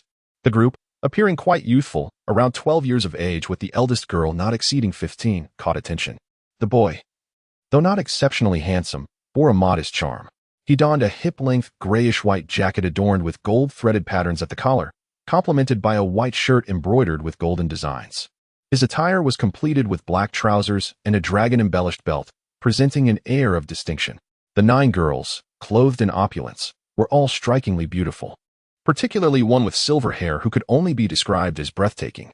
This group was none other than Gong Yu and her family, while the raucous young man was, of course, Daimubai. Daimubai's attention was immediately captivated, his eyes gleaming, yet it was not Gong Yu he focused on, but rather the girls beside her, especially the one nestled closely to her side. However, he quickly regained his composure, recalling the earlier words. He swiftly directed his gaze towards Gong Yu and inquired, "Were those words spoken by you? Did you dare to insult the Dai family?" "I did indeed say that," Gong Yu replied, loosening her grip around Nara's waist. Her hands open in a gesture of nonchalance. "What I stated is merely the truth. The martial soul of the Dai family is simply a mutated white cat. You seek your own demise." The insult to his family's martial legacy ignited a fierce wrath within Daimubai, who released a pair of twins and, with a clenched fist, aimed to strike directly at Gong Yu. "Umph." Gong Yu scoffed, tightening her own fist, prepared to retaliate. Yet, Gong Lan stepped forward first, coolly remarking, "Why should the young master concern himself with such a trivial matter? What if your hands become sullied?" Upon hearing this, Gong Yu could not help but smile. Indeed, it is wise to refrain from striking if it can be avoided. After all, a single punch from him could carry the weight of over 10,000 pounds. His soul power had reached level 39, and his mastery of the dragon-elephant prajna cultivation had attained the 4th layer of perfection, augmented by the power of the Golden Dragon King's bloodline. Although he had not tested his strength in quite some time, he was aware that a single blow from him would easily exceed 10,000 pounds, far beyond what a mere 3-ring Dai Mubai could withstand. Thus, it was fitting for Gong Lan to take the lead in battle, as she possessed the discernment to maintain control. Seeing Gong Lan take the initiative, Gong Shui, clad in vibrant red, began to stomp her feet in frustration, exclaiming, "How infuriating. My sister has once again seized the opportunity." Hearing her words, Gong Yu managed a bittersweet smile. Gong Lan's kind-hearted nature compelled her to act first whenever faced with injustice, primarily out of concern that Gong Shui might take the lead. For once Gong Shui did so, she often left her opponents severely battered. Gong Lan could not bear to see others suffer at the hands of her sister, which is why she always stepped in before Gong Shui. At this moment, faced with a punch from Dai Mubai, Gong Lan retaliated with her own fist. However, as she struck, her hand transformed into a lustrous, pearly white. The Xin Yu hand? Tang San, standing beside the counter, was immediately filled with astonishment. He was confident he had not misjudged. The girl was undoubtedly employing the Tang sect signature technique, the Xin Yu hand. Could it be that this world also harbors the Tang sect? Tang San's thoughts raced. If that were the case, the discovery of his cultivation of the Xian Tian Bao Lu would likely lead to yet another pursuit. Thus, he must not expose himself again. As Tang San's mind whirled, the fists of Gong Lan and Dai Mubai collided. Bang! Upon the impact of their blows, Gong Lan staggered back half a step, while Dai Mubai was propelled backward, struggling to regain his footing after 12 steps. Surprise flickered in Dai Mubai's eyes. He had not anticipated that this seemingly younger girl could not only withstand his punch, but also push him back so forcefully, revealing that her strength surpassed his own. What astonished Dai Mubai the most was the solidity of her fist. It felt as if it were forged from copper and iron, causing him excruciating pain with the clash. So weak, Gong Lan remarked, her words cutting deeply with their insult. In truth, Dai Mubai was not weak. His strength was formidable, though it was not the kind of raw power one might expect, but rather a concentrated force, all seemingly encapsulated within the size of his fist. Were an ordinary soul master to absorb Dai Mubai's punch, they would likely be overwhelmed by the explosive shockwave emanating from it. Yet, Gong Lan was no ordinary soul master, although her soul power was at the third ring. At level 32, 5 levels beneath Dai Mubai, she had perfected the third layer of the Dragon Elephant Prajna technique and wielded the Xianyu hand, rendering Dai Mubai's average punch incapable of injuring her. To humiliate me so, very well, Dai Mubai exclaimed coldly, his form shifting. This time, his attack was anything but simple. He leaped from the ground, soaring above Gong Lan in an instant. His limbs extended in a peculiar manner, appearing riddled with openings. Yet they moved with subtlety, suggesting an array of hidden follow-up strikes. Gong Lan smiled lightly, her knees slightly bent, toes inwardly angled. In an instant, her calves surged with power as her left arm circled outward, while her right arm pushed outward from within, forming a remarkably unique posture. Dai Mubai's strike was undeniably seasoned. Regardless of how his opponent attempted to block or counter, he possessed an array of responses.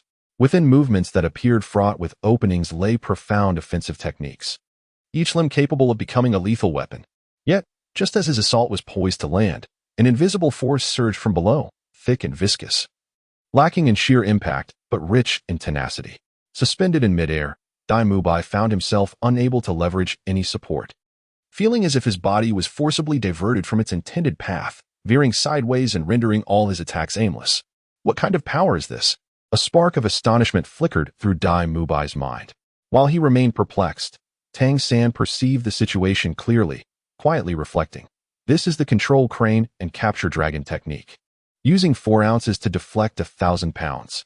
This realization further solidified Tang San's belief in the existence of the Tang sect in this world. Such a coincidence could not occur without it, as 2 identical Tang sect skills had manifested here. Beside him, Xiao was suddenly animated, exclaiming, "Xiao San, that girl's technique resembles yours." Tang San immediately covered Xiao Wu's mouth, wary that her continued words might reveal him, for he had no desire to endure another pursuit by the Tang sect. Xiao Wu's voice naturally attracted the attention of Gong Yu and others, and when they turned to look, Tang San felt a wave of unease. However, Gong Yu and the others soon turned back, treating Tang San as if he were invisible. Chapter 41. Gong Yu, if we meet, let us ensnare him.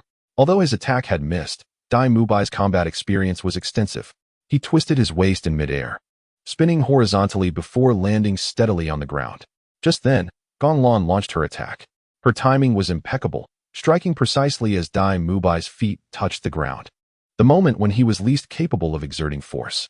Gong Lan's footsteps danced like shadows, appearing to take 3 delicate steps, yet in an instant, she found herself before Dai Mubai, her palm striking simultaneously towards his chest. The ghostly shadow technique? Witnessing Gong Lan's footwork filled Tang San's heart with trepidation. He swallowed heavily, his mind conjuring images of the impending chase. Meanwhile, Dai Mubai's eyes glimmered with a sinister light, his 4 pupils seemingly shining in unison as he exhaled audibly. Crossing his arms before his chest in defense, Gong Lan's palm struck directly against Dai Mubai's arms, sending a jolt through him that left his forearms tingling. However, he utilized that very force to retreat several steps, escaping the range of Gong Lan's assault. At that moment, Dai Mubai comprehended that relying solely on ordinary attacks would yield no advantage against Gong Lan. He promptly uttered a command, "White Tiger, manifest." As his voice resonated, a brilliant, pale light erupted from Dai Mubai's being, enveloping him in a dazzling glow. His arms extended outwards, his chest puffed up, and a series of cracks echoed through his body as his muscles swelled, straining against his garments. Each muscle became remarkably defined beneath his attire, and even the air surrounding him appeared to grow tumultuous. His golden hair transformed into a striking blend of black and white, with white predominating, while a few strands of black stood out distinctly, for faint lines emerged upon his forehead, 3 horizontal and 1 vertical, forming the character for King. His hands underwent the most significant transformation, doubling in size, with a coat of white fur covering his palms.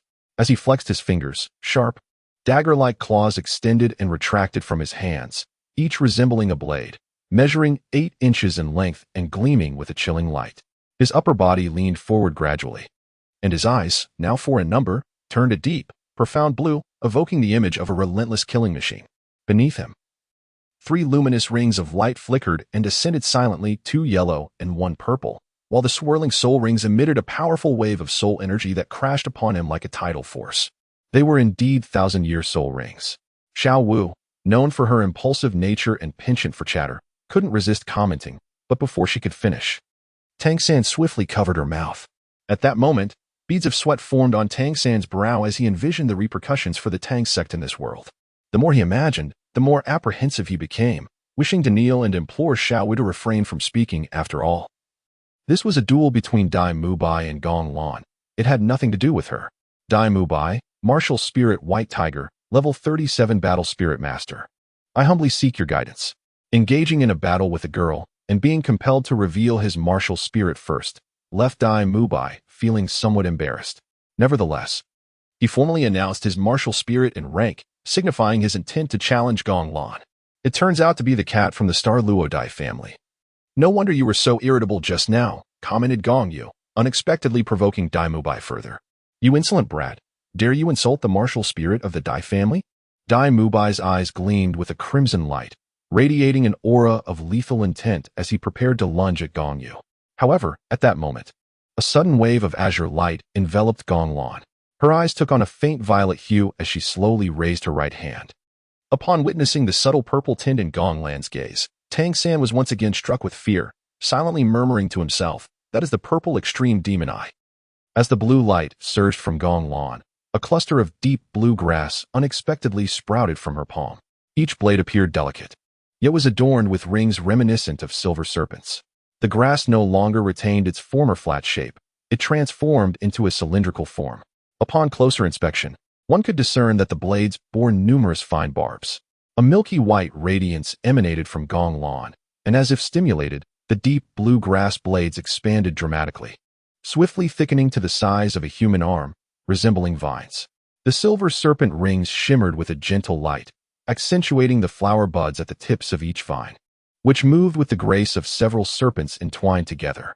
3 soul rings, 1 yellow and 2 purple, rose from Gong Lan's feet, instantly blinding Dai Mubai, Tang San, and Xiao Wu. Gong Lan, Spirit, Blue Silver King, Level 32 Soul Master, please enlighten me. As she uttered these words, Gong Lan also assumed a Wing Chun stance. How is this possible? Xiao Wu exclaimed, her curiosity getting the better of her. Little San, the master once mentioned that the maximum age for a soul master's first soul ring is 423 years. The second 764 years, and the third 1,760 years. How is it that this girl's soul rings seem to exceed those limits? At that moment, Tang San nodded thoughtfully and replied softly, "It's not merely an impression. Her 3 soul rings have indeed surpassed the limits, and by many years at that. I now find myself questioning the validity of my teacher's theories." Moreover, Tang San felt his blue-silver grass spirit trembling, akin to a mouse facing a cat. It was no wonder he felt this way, as his spirit had not undergone a second awakening. In stark contrast, Gong Lan's spirit had evolved into the Blue Silver King due to her long-term consumption of blue silver royal juice, exerting a pressure that left Tang San's blue-silver grass quaking in a corner. Although Tang San's voice was barely audible, Gong Yu heard it quite clearly. Gong Yu turned his head and cast another glance at Tang San. Sensing the gaze upon him, Tang San also looked over, but his eyes fluttered momentarily, unable to meet Gong Yu's stare. He feared that Gong Yu might uncover the secret of his possession of Tang sect's unparalleled skills, which could lead to pursuers from the sect hunting him down. However, Gong Yu's thoughts drifted elsewhere. He mused that since he had encountered Tang San, it would be an opportunity to exploit him for some simulation attempts. 5 years had passed, and due to the monthly deductions of his simulation attempts, he had not engaged in any simulations during that time. Now that 5 years had elapsed, he would still have to wait until next month for his next allocation of attempts, so why not seize the chance to benefit from Tang San in the present moment? Thus, Gong Yu approached Tang San and Xiao Wu directly, raising his hand in greeting. If at ISNT the Soul Beast Bus and Little Squirt. No wonder you seem so familiar. It's you too. Little Squirt, you still look as short as ever. And Bus, why have you become less attractive? Upon hearing the term Bus, Xiaowu instantly recognized the boy before her. Her teeth clenched in fury, and she shouted at Gong Yu. It's you. It was you who ruined my adorable little bunny appearance, you wretched scoundrel. I swear I will make you pay. Gong Yu chuckled, while you Xiaojiang, may indulge in reckless banter. It is essential that you refrain from speaking ill of me. Claiming that I would tarnish your charming visage is a responsibility I shall not shoulder. Chapter 42. Cultivating geniuses through the nurturing of ordinary individuals. You dare speak such words? I shall have you know that I could end you. Xiao Wu exclaimed, her hands clawing the air as she attempted to lunge at Gong Yu, only to be intercepted by Tang San. Xiao Wu, you must remain composed, Tang San urged, wrapping his arms around her waist. Despite her frantic attempts to break free, she found herself unable to reach Gong Yu. Release me, Tang San. Let me go. I am determined to put an end to him. Xiao Wu continued to struggle. Yet her efforts proved futile. Enough, Xiao Wu. You must calm yourself, Tang San commanded, his voice rising in a manner he had never before employed with her. He did not wish to resort to such measures, but feared that if her ruckus persisted, the secret of his training in Tang sect's martial arts might be exposed, leading to dire consequences. Upon hearing Tang San's shout, Xiao Wu gradually regained her composure. Reflecting on the girl's soul ring, which bore 1 yellow and 2 purple hues, she surmised that Gong Yu was far from ordinary. Recognizing her current inadequacy in facing him, she chose to cease her tumultuous behavior. Now that is more like it. What was all the commotion for? Gong Yu remarked slowly, observing Xiao Wu's newfound tranquility. With her quieted, Tang San released his hold on her. Gong Yu extracted a box of chewing gum from the inner pocket of his coat, took 2 pieces, tossed them into his mouth, and began to chew. He extended the box towards Tang San, silently suggesting that he might like to have a couple as well. Tang San waved his hand in refusal, and Gong Yu, not insisting, retracted his hand. As for Xiao Wu, it was best to treat her as if she were invisible. After chewing for a while, Gong Yu finally spoke up. I heard you were only at the 2nd ring? Tang San nodded in acknowledgement, choosing silence, reluctant to speak further for fear of saying too much. What a pity. Gong Yu feigned a sigh and remarked, I recall you possess innate full spirit power. Tang San nodded once more.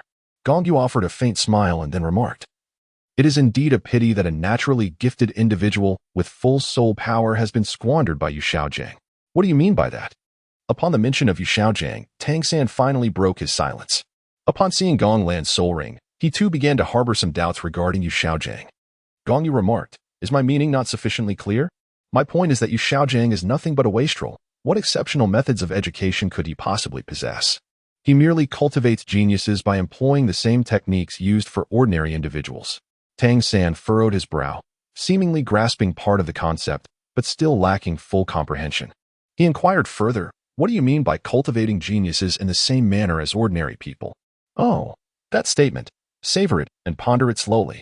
Gong Yu offered no further clarification, believing that some insights could only be fully understood through Tang San's own contemplation.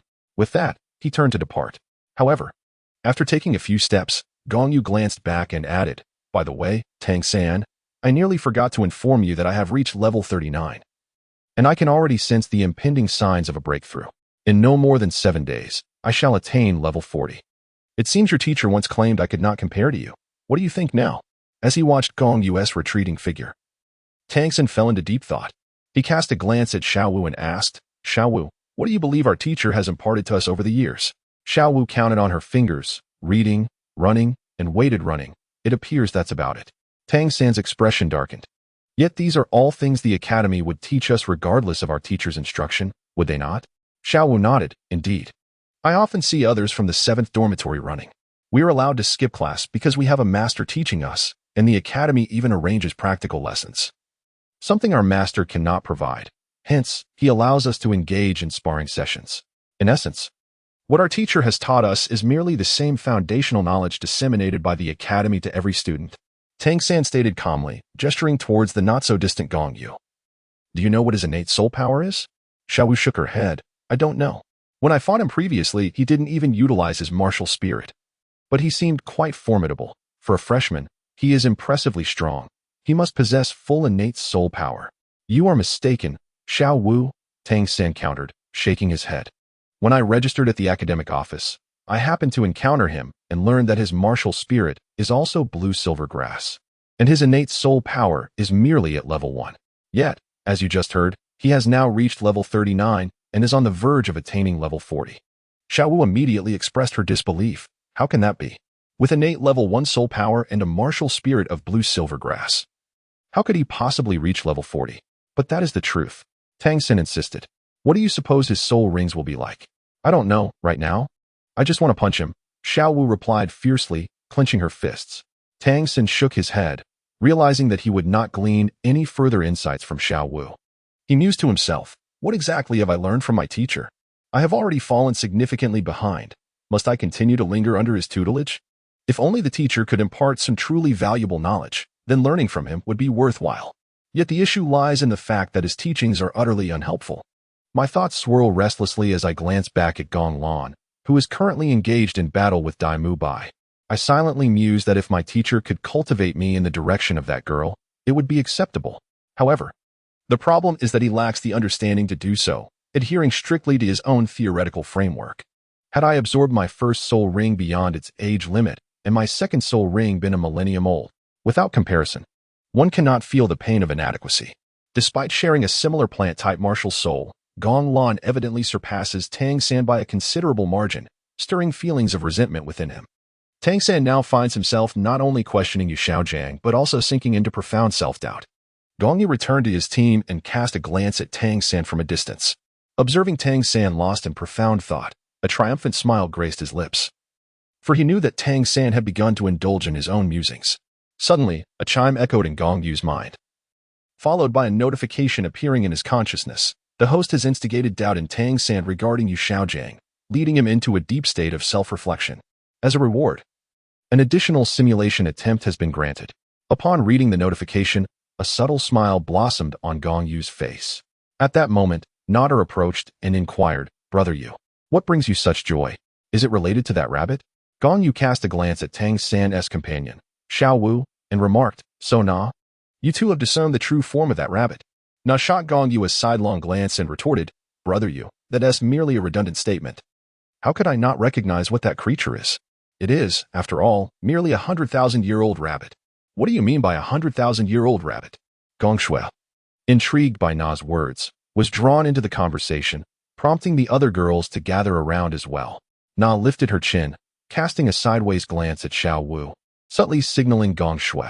Following Na's gaze, Gong Shui turned her attention toward Xiao Wu. She is a 100,000-year-old spirit beast? Gong Shui's expression instantly transformed into one of astonishment. Chapter 43. The four-eyed cat eagle. Gong Yu raised his head and surveyed the surroundings. He noticed that the girls, upon learning that Xiao Wu was a soul beast of 100,000 years, began to buzz with excitement. Therefore, Gong Yu spoke up. Hey, why are you all staring at her like that? Don't scare her away. She is, after all, the sixth soul ring I have set my sights on. However, Nar interjected. Brother Yu, that rabbit's soul ring doesn't quite align with you. In truth, it seemed that none of the soul rings Gong Yu had absorbed thus far were truly compatible. His first soul ring was of the lightning attribute, the second was of ice, and the third was fire. Yet, oddly enough, they harmonized despite their differences, as the soul beasts from which these rings originated were all dragon-like, serpentine, or arachnid in nature. Thus, he was indifferent to the presence of a mere rabbit. Gong Yu nodded thoughtfully and then remarked, Indeed, aside from Yuer's white cabbage martial soul, it appears that none of us are suitable. However, given Yuer's physical resilience, she would need to attain at least the 8th ring to have any chance of absorbing a 100,000-year soul ring, unless that rabbit is willing to make a sacrifice.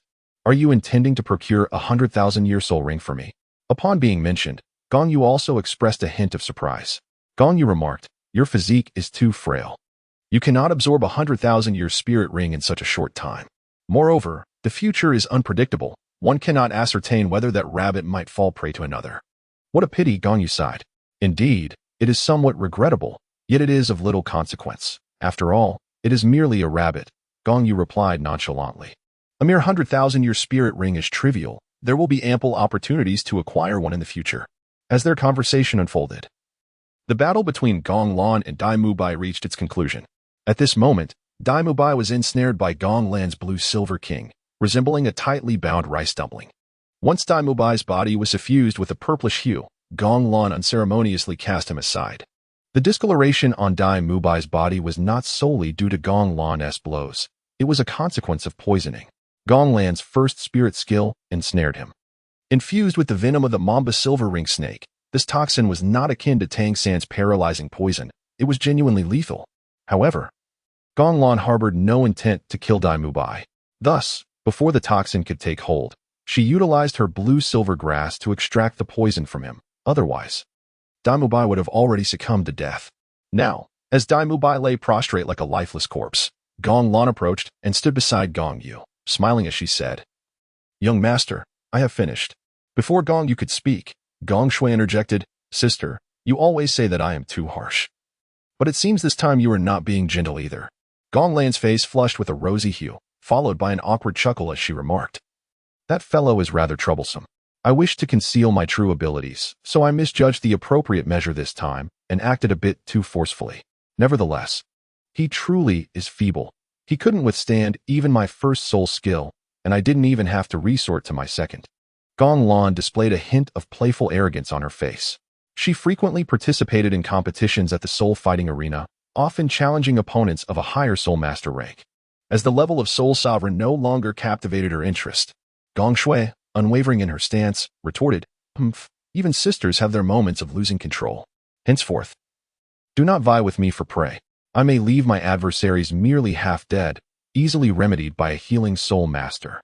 However, should anyone fall victim to your poison, even after the toxins are purged, recovery would be an arduous process, taking at least a month." "Understood, understood. I shall no longer contest with you," Gong Lan conceded. Feeling somewhat embarrassed to continue the argument with Gong Shui, Gong Yu cast a glance at the figure of Dai Mubai sprawled on the ground, instructing the hotel to send someone to Shilek Academy for his retrieval. He then ventured out with several young ladies for a leisurely stroll.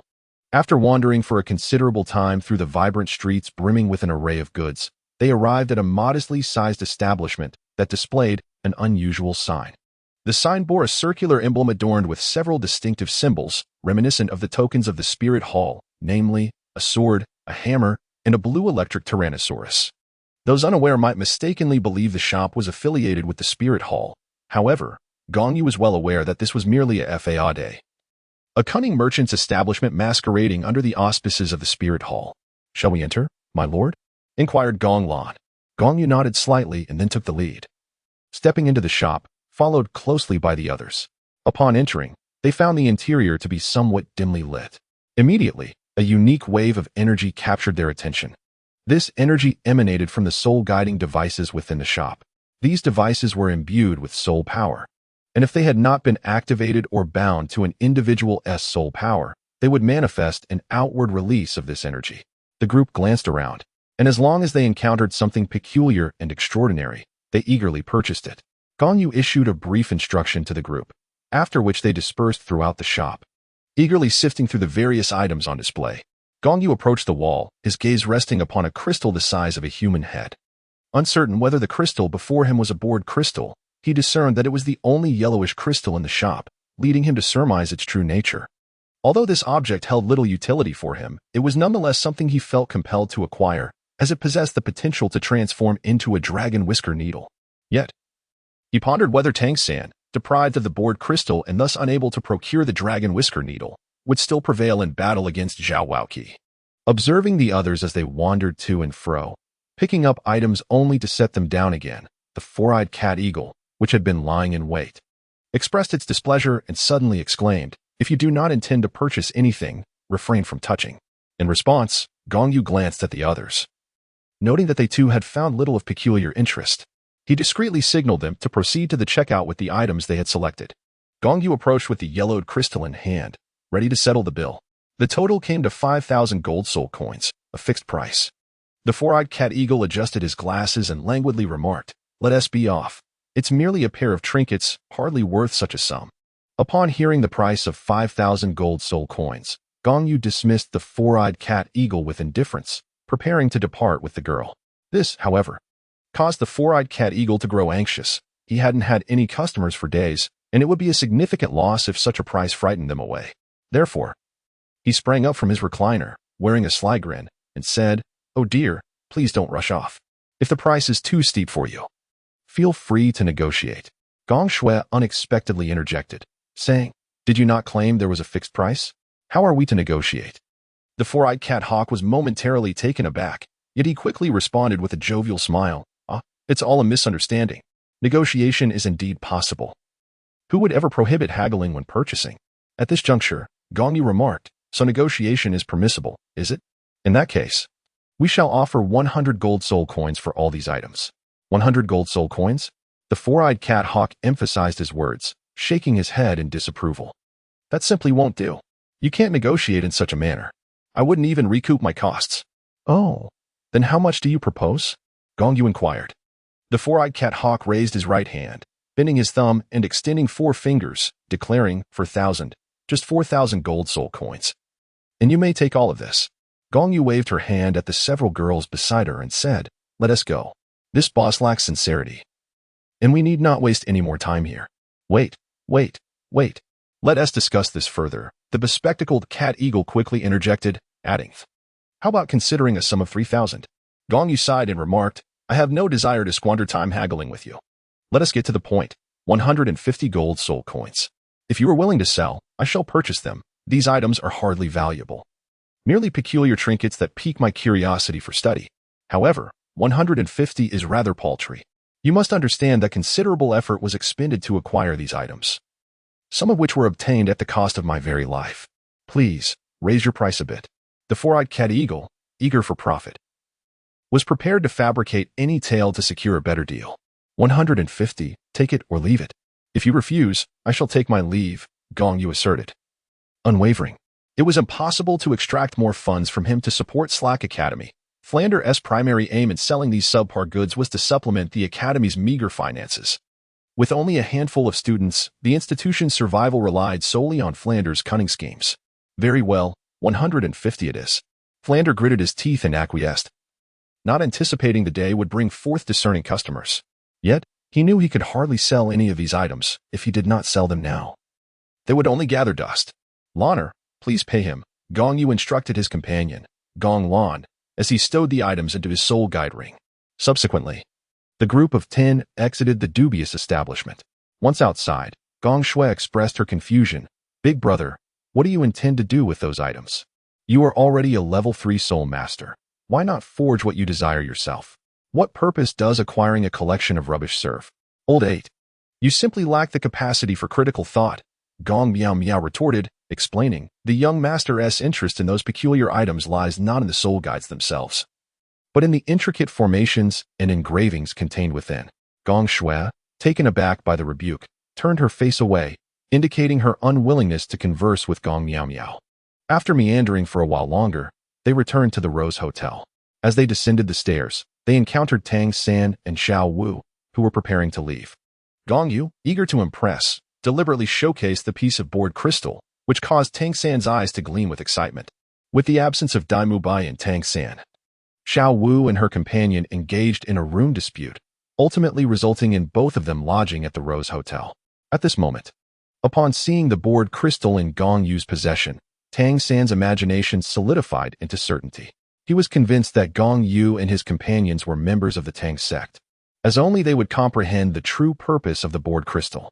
Upon reaching the doorway of their room, Gong Yu summoned everyone inside and placed the board crystal onto the table, subsequently retrieving a forging hammer from his soul guide ring. What is the young master planning to do? Gong Xiao inquired, intrigued by the hammer.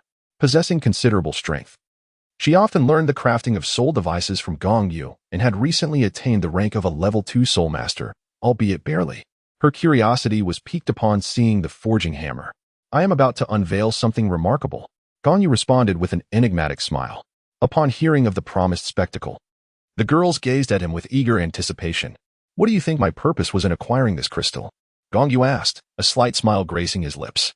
Big brother must have his own purposes for purchasing such an item, Gong Shui remarked, uttering a rather redundant statement, which elicited exasperated glances from the others, rendering her words seemingly pointless. Now, witness a moment of wonder, Gong Yu declared, raising the forging hammer and channeling his soul power into it. With a vigorous swing, he struck the board crystal. The resounding crash reverberated throughout the Rose Hotel, and a sharp cracking noise echoed beneath the hammer's impact. As the bored crystal was reduced to fine powder under Gong Yu's relentless assault. Yet, as the crystal shattered into dust, an extraordinary scene unfolded. Countless golden specks erupted from within the crystal, scattering throughout the bedroom, enveloping the entire space in a shimmering golden glow. The group was startled, quickly channeling their soul power to shield themselves from the golden particles, although the force of the golden light was not potent enough to cause them any harm.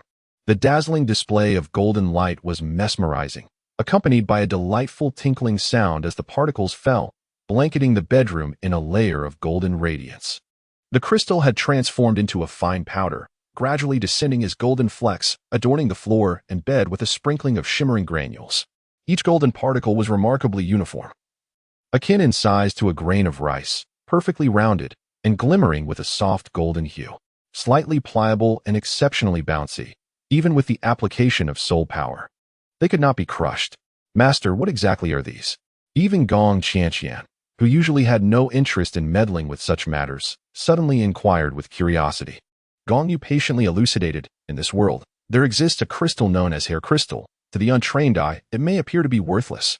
However, for individuals endowed with unique abilities, such as Tang San, whom we encountered at the hotel entrance, acquiring this crystal would likely render him so exhilarated that he would be unable to sleep for several days. So, what precisely is this hair crystal? Gong Qianqian inquired once more. Gong Yu remarked, hair crystal refers to a phenomenon where certain natural crystals, under specific conditions and external influences, develop golden thread-like formations within. These golden threads are known as hair crystals or golden hair, resembling the delicate strands of hair upon the crystal itself, regardless of the crystal's color. The presence of even a single hair crystal elevates its worth beyond that of the finest natural crystals, though this value is only recognized by those with discerning eyes. A crystal possessing hair crystals is thus termed hair crystal. So, is this worthless crystal indeed a hair crystal? Gong Shui responded with a hint of disinterest. What purpose does it serve? Can we truly hammer out such golden beads to use as gold? Gong Yu smiled and said, this is not merely a piece of crystal. It is a rare specimen of bored crystal, a true gem among crystals. Gong Shui, who was not fond of intellectual exertion, immediately found herself perplexed. It was evidently the same object, yet it bore two distinct names, differing by just a single character. With a swift motion, Gong Lan playfully slapped Gong Shui on the backside, remarking, you need not comprehend it. Simply listen attentively and refrain from causing any disruption. Gong Shui, incensed, puffed up her cheeks, eliciting another round of hearty laughter from the crowd. Chapter 45, The Dragon Beard Needle. After the merriment subsided, Gong Yu elaborated once more. In the realm of hair crystals, the hair gold is typically disordered and scarce. However, in certain particularly ancient specimens, there exists a greater likelihood of an abundance of hair gold. When the quantity of hair gold reaches a certain threshold and coalesces within the crystal to resemble a gold plate, such a specimen is referred to as a plate crystal. Due to the substantial and orderly arrangement of the hair gold within, the plate crystal is esteemed as the pinnacle of hair crystals. Gong Lan inquired, my lord, what purpose does this bored crystal serve? Let us first gather these golden particles, replied Gong Yu, who then commenced collecting the shimmering orbs. Observing his actions, the others joined in with enthusiasm. Before long, a server approached, inquiring about the sudden tremor that had disturbed the hotel. But Gong Yu deftly concocted an excuse to dismiss him. Once the server departed, Gong Yu addressed the group again, stating, now, let me unveil the true nature of these particles. With that, he opened his palm, cradling the golden particles within, as his inner soul power surged forth. A radiant golden glow enveloped his hand, and an extraordinary spectacle unfolded. The golden particles, infused with soul energy, began to elongate gradually, transforming into a filament as fine as a hair, appearing several times thinner than a strand of hair, resembling a delicate golden needle. Gong Lan sighed from the side, remarking on the delicacy akin to a strand of hair, which is precisely why it is referred to as hair crystal.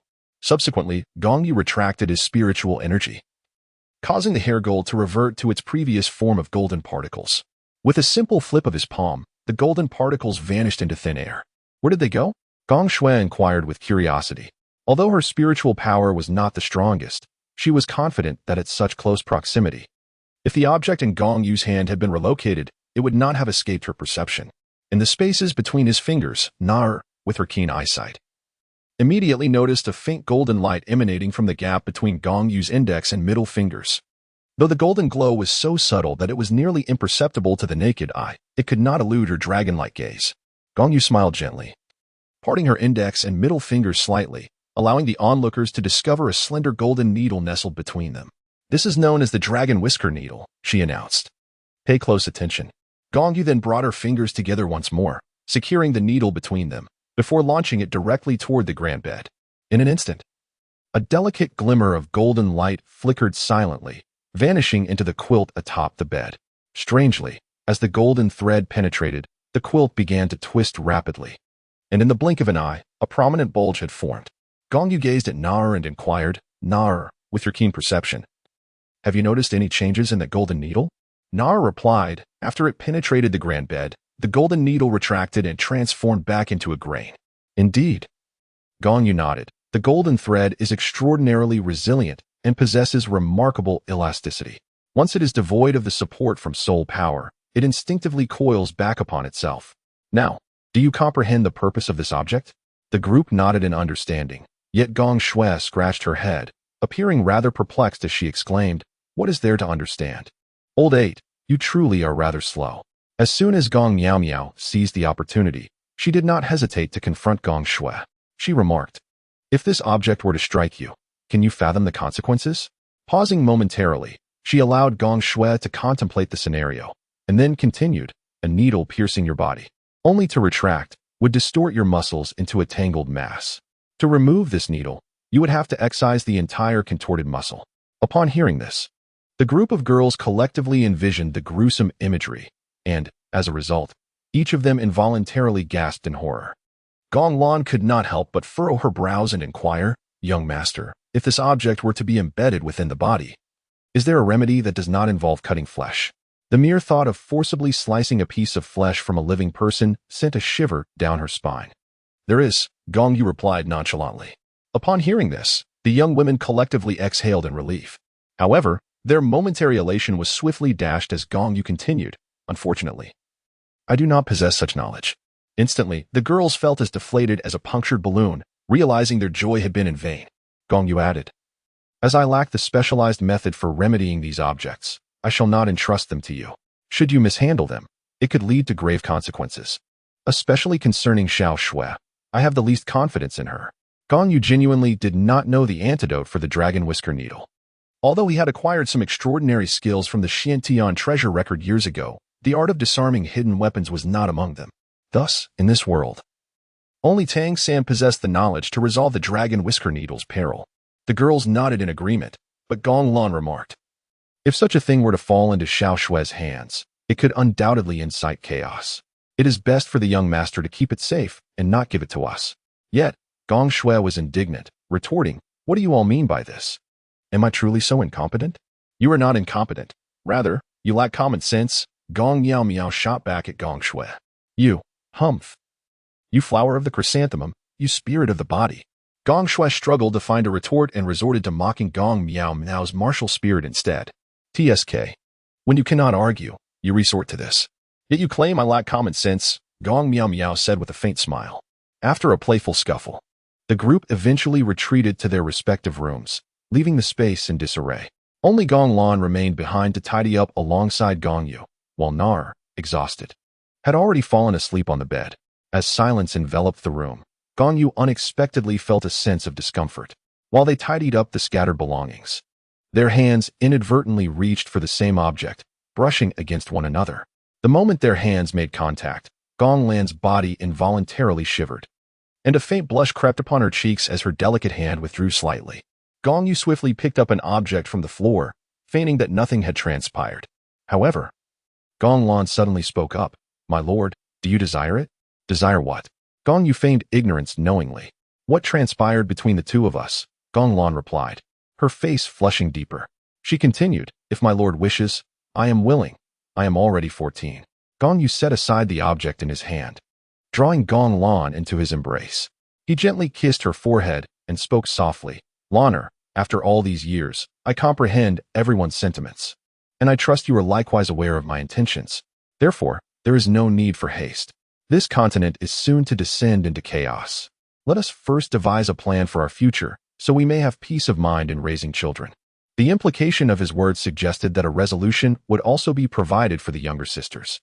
Upon hearing Gong Yu's earlier remarks, Gong Lan felt a surge of joy within her heart. Gong Yu feigned a sigh and remarked, "Alas, it is entirely my fault for possessing such irresistible charm, which has ensnared you all in this manner. I doubt any other man will ever capture your attention, so you shall reluctantly have to marry me." His self-absorption was indeed unyielding. Gong Lan chuckled and replied, "Well, with such words from you, that is more than enough. I shall take my leave now." With that, Gong Lan departed, and after tidying up his belongings, Gong Yu settled cross-legged on the sofa. As dusk descended, a surge of soul energy rippled through the room. Gong Yu slowly opened his eyes, a faint smile gracing his lips, for at that moment, his soul energy had ascended to level 40. Chapter 46, Fire Kite vs. Grass Chicken Phoenix. In the evening, a gentle breeze wafted through the air. Gong Yu led the group outside, and given that the girls had indulged in several hours of slumber that afternoon, they were brimming with vitality. Seizing the opportunity of their high spirits, Gong Yu decided to take them to the Soto City Soul Arena to expend some of their energy. The group registered under fictitious identities to avoid drawing attention from their previous illustrious badges, fearing that their reputation might intimidate potential opponents. "Let us sign up for different matches to avoid facing one another," Gong Yu suggested nonchalantly, noting that there was little challenge in pitting themselves against their own. However, he and Na chose not to register, as their considerable strength would yield little in the way of development, rendering the endeavor somewhat futile. After completing the registrations, the group retreated to a private box. 10 minutes later, Gong Shui was the first to take the stage. To Gong Yu's surprise, she was pitted against the infamous Ma Hongjun, a frequent contender at the arena who fought nightly in pursuit of profit. Despite his numerous victories, he had also faced considerable defeats, leading to a precarious financial situation where his earnings barely sufficed for his nightly escapades. He could hardly afford the upscale venues frequented by the likes of Dai Mubai. Before long, Gong Shui and Ma Hongjun entered the arena from opposite ends. Gong Shui, masked and thus obscured in identity, nonetheless captivated the attention of many with her voluptuous figure, drawing forth whistles and cheers from the audience. Upon catching sight of her form, Ma Hongjun could not help but swallow nervously, making a deliberate attempt to engage her in conversation. Gong Shui, of course, paid no heed to that plump boy. She had never been fond of those who were overweight. Upon learning her opponent's name, Gong Yu had specifically instructed her to strike relentlessly, ensuring that the boy would not escape unscathed, ideally rendering him incapacitated. Following a series of introductions by the referee, the Battle of Souls commenced. Ma Hongjun summoned forth a chicken spirit, yet as it materialized, a resounding phoenix cry echoed from him. The chicken spirit quickly enveloped Ma Hongjun, causing his short hair to elongate dramatically, coalescing into a mohawk style. Subsequently, 2 yellow soul rings pulsated beneath his feet, and long feathers sprouted from his robust arms, transforming his hands into claw-like appendages. Not long after, Ma Hongjun made an advance towards Gong Shui, saying, "Beautiful lady, have you considered my proposal? How about becoming my girlfriend? As you can see, my spirit is that of a phoenix, and I sense a potent fire attribute emanating from you. You are a fire attribute soul master as well, perfectly complementing my phoenix." Gong Shui paid no heed to Ma Hongjun. Instead, she summoned her martial soul, and a firebird, ablaze with intense flames, soared from within her. After circling the stage, it returned to her, merging with her essence, and at that moment, a pair of wings sprouted from her back. Subsequently, 2 soul rings, 1 yellow and 1 purple, emerged rhythmically from beneath her feet. It was then that she bitterly remarked, "What my elder brother said is indeed true. You, little chubby one, are utterly repulsive, and thus, your doom is sealed." After 5 years of diligent cultivation, Gong Shui has reached the 30th level of soul power. Had it not been for Gong Yu's advice to hold off for a while until both he and Gong Yu also advanced, she would likely have already acquired her 3rd soul ring by now. Gong Yu and Gong Yu have recently achieved notable advancements, with one reaching level 39 and the other level 29, prompting Gong Shui to hold back momentarily. Now that Gong Yu has ascended, only Gong Yu remains. Despite possessing the relatively inferior cabbage martial soul, Gong Yu has managed to attain level 29, having previously consumed the Xian Shui Dan, which slightly enhanced her capabilities. Progressing to level 30 should pose no difficulty. As for what lies beyond level 30, the plan is to directly venture to the Eye of Ice and Fire to procure herbs that will further augment her potential. Gong Shui, yet to acquire her third spirit ring, was still regarded as a great soul master. This very circumstance led to her assignment in the Great Soul Master match, where fate had it that she encountered Ma Hongjun, a 1,000-year spirit ring. Upon witnessing the spirit ring of Gong Shui, Ma Hongjuan's face expressed sheer astonishment, and he felt a wave of trepidation regarding his earlier actions. He swallowed heavily, his voice quivering as he exclaimed, "How is this possible? How could a second spirit ring reach 1,000 years?" Not only Ma Hongjun, but the surrounding audience was equally astonished, exchanging whispers of disbelief. It was evident that these individuals had led sheltered lives. Had any of them frequented the Grand Soul Arena in Gongxin City over the years, they would have realized that occasionally, several young women showcased spirit rings that surpassed the conventional limits. Over the years, Gong Yu had relocated his family to Gongxin City to learn blacksmithing, frequently taking the girls to the Soul Arena to participate in battles, both to earn money and to hone their practical combat experience. "Humph, ignorant fools, daring to provoke me," Gong Shui scolded, and at that moment, her first spirit ring began to shimmer. She then commanded, "First spirit skill, Flaming Wing Slash." Ascending into the air, she looked down upon Ma Hongjun and unleashed 2 crimson blades of fire towards him. The corpulent Ma Hongjun, despite his size, moved with surprising agility, dodging the fiery onslaught with a series of acrobatic flips. The 2 fiery blades struck the arena floor, erupting in a dazzling display of flames. Subsequently, Ma Hongjun retaliated with fervor, bellowing, "First spirit skill, Phoenix Fire Line." He raised his hands, and his first spirit ring flared to life, then opened his mouth wide as a stream of fine purple-red flame shot towards Gong Shui, suspended in the air. Due to Ma Hongjuan's current form, which had yet to evolve from a mere chicken into a phoenix, and lacking his third ring, he was unable to achieve true flight. Hence, he resorted to ground-based attacks. His Phoenix Fire Line allowed for ranged assaults, thus he did not suffer greatly from attacking from the ground, although his movements were less nimble than Gong Shui's. In response to Ma Hongjuan's singular Phoenix Fire Line attack, Gong Shui effortlessly evaded the flames. Moments later, her second spirit ring began to glow. Second spirit skill, Heavenly Fire Dance of Desolation. As soon as the words were spoken, Gong Shui's fists were clenched tightly.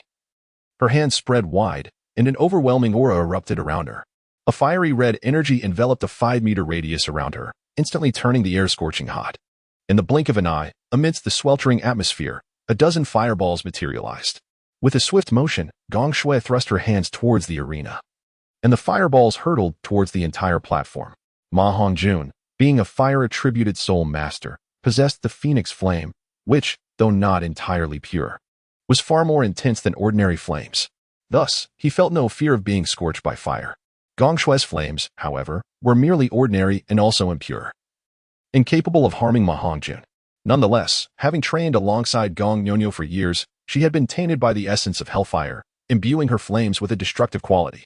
Whenever she unleashed her fire, it would inevitably explode. Though Ma Hongjun was unafraid of flames, he could not withstand the energy shockwaves produced by the explosions. Chapter 47. The Action in the Night. "Humph. How dare you toy with this lady? I shall make sure to obliterate you, you scoundrel." With that, Gong Shui sent the fireballs crashing down upon the arena, and it was as if artillery had bombarded the ground. The resulting explosions created bursts of light, blanketing the arena in a spectacle akin to fireworks.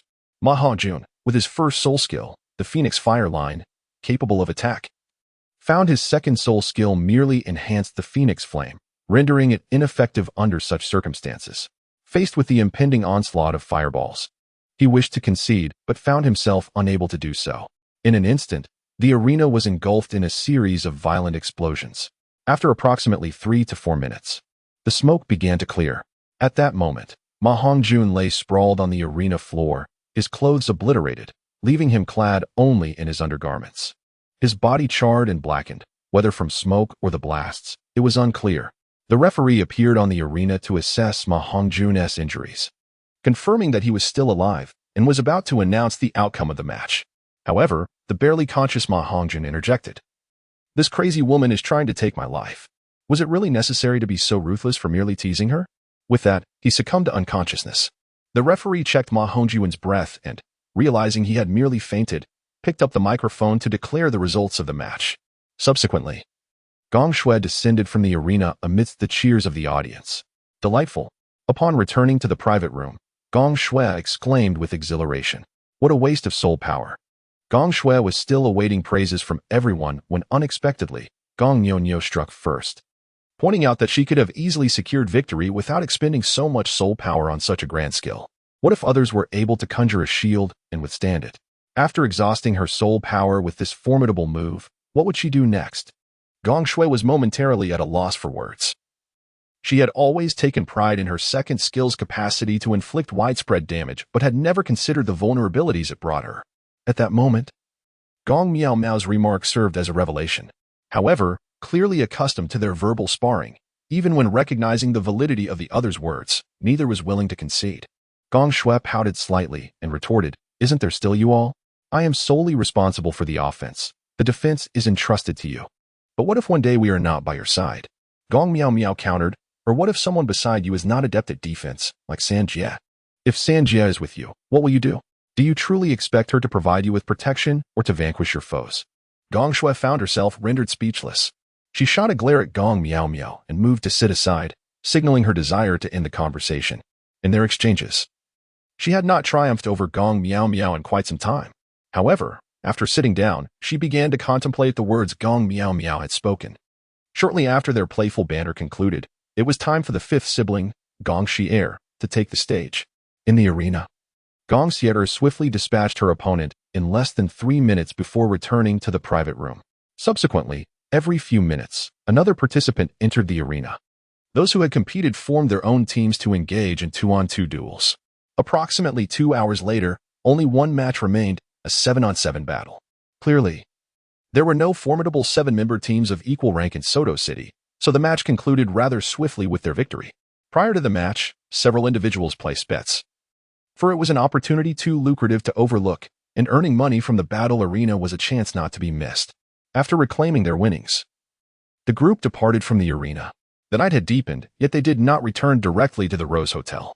Instead, they found themselves at the entrance of a secluded alley. Suddenly, a delicate, pale arm emerged from the darkness, extending towards Gong Yu a piece of paper. Gong Yu unfolded the paper and, upon reading it, smiled faintly, saying, "We can now proceed. At number 613 alley in the western part of the city. A transaction will take place tonight. How you choose to act is entirely up to you." "Yes, young master. We shall set off with my sisters." Gong Lan replied calmly after receiving Gong Yu's hint. As for their purpose, it was, of course, to eliminate human traffickers.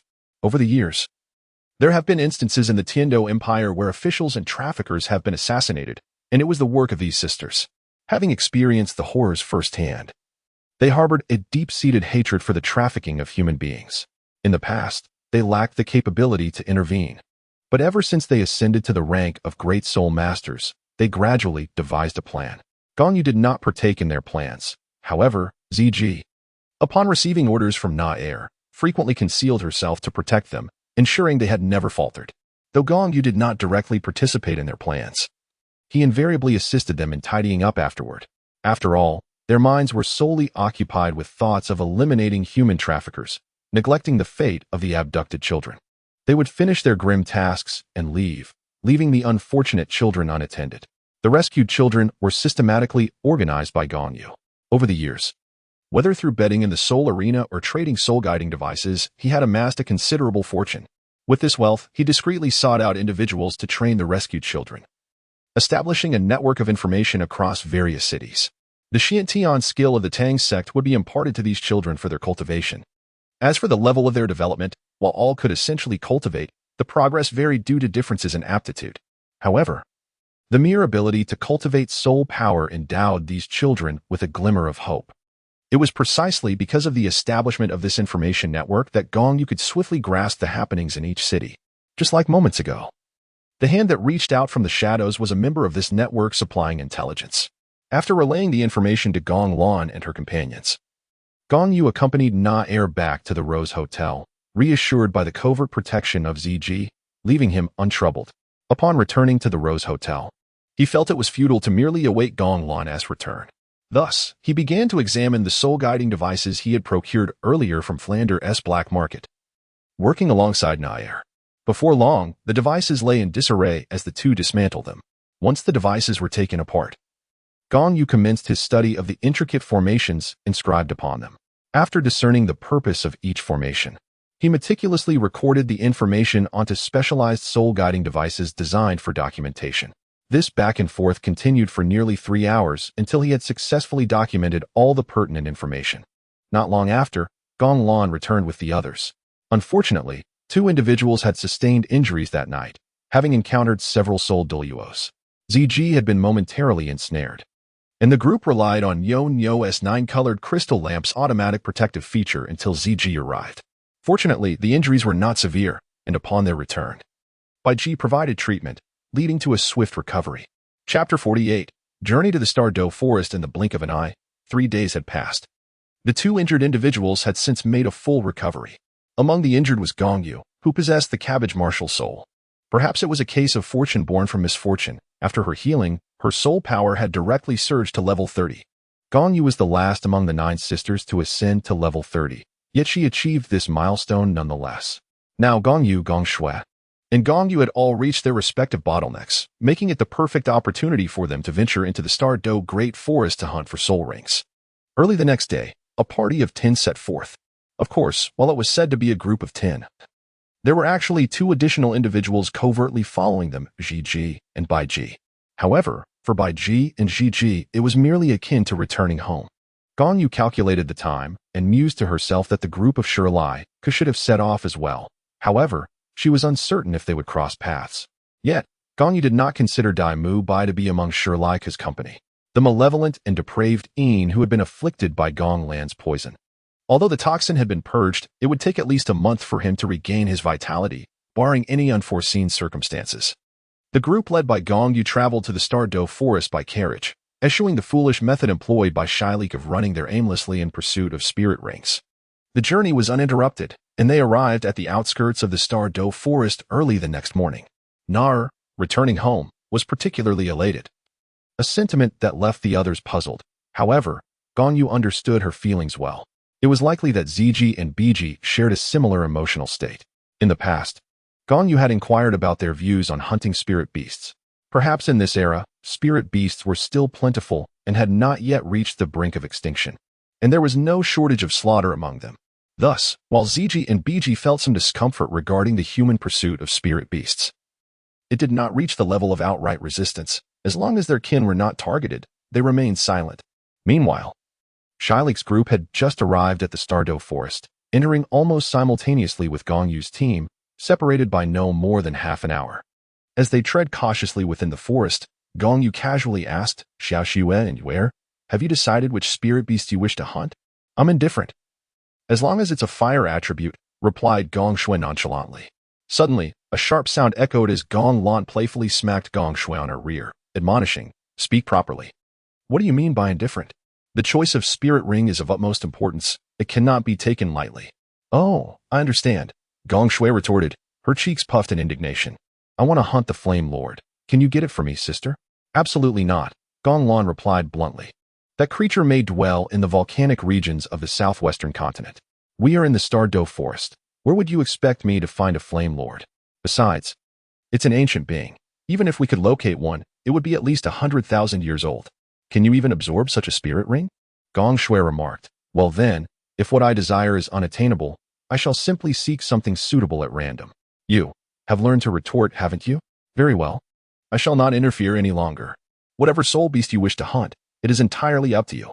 Gong Shui's sudden retort caught Gong Lan off guard. However, upon reflection, she realized that her younger sister was no longer the little child of yesteryears, and that it was inappropriate to continue treating her as such.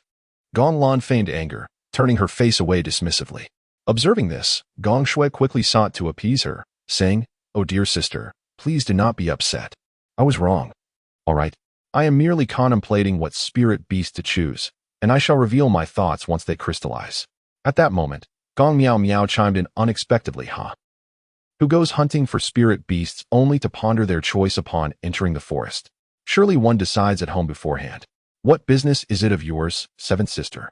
Gong Shui retorted sharply to Gong Miao Miao. Just then, Gong Yu stepped in to mediate, stating, Enough. We are in the Douluo Forest, not a place for quarrels. Upon hearing this, the two immediately fell silent.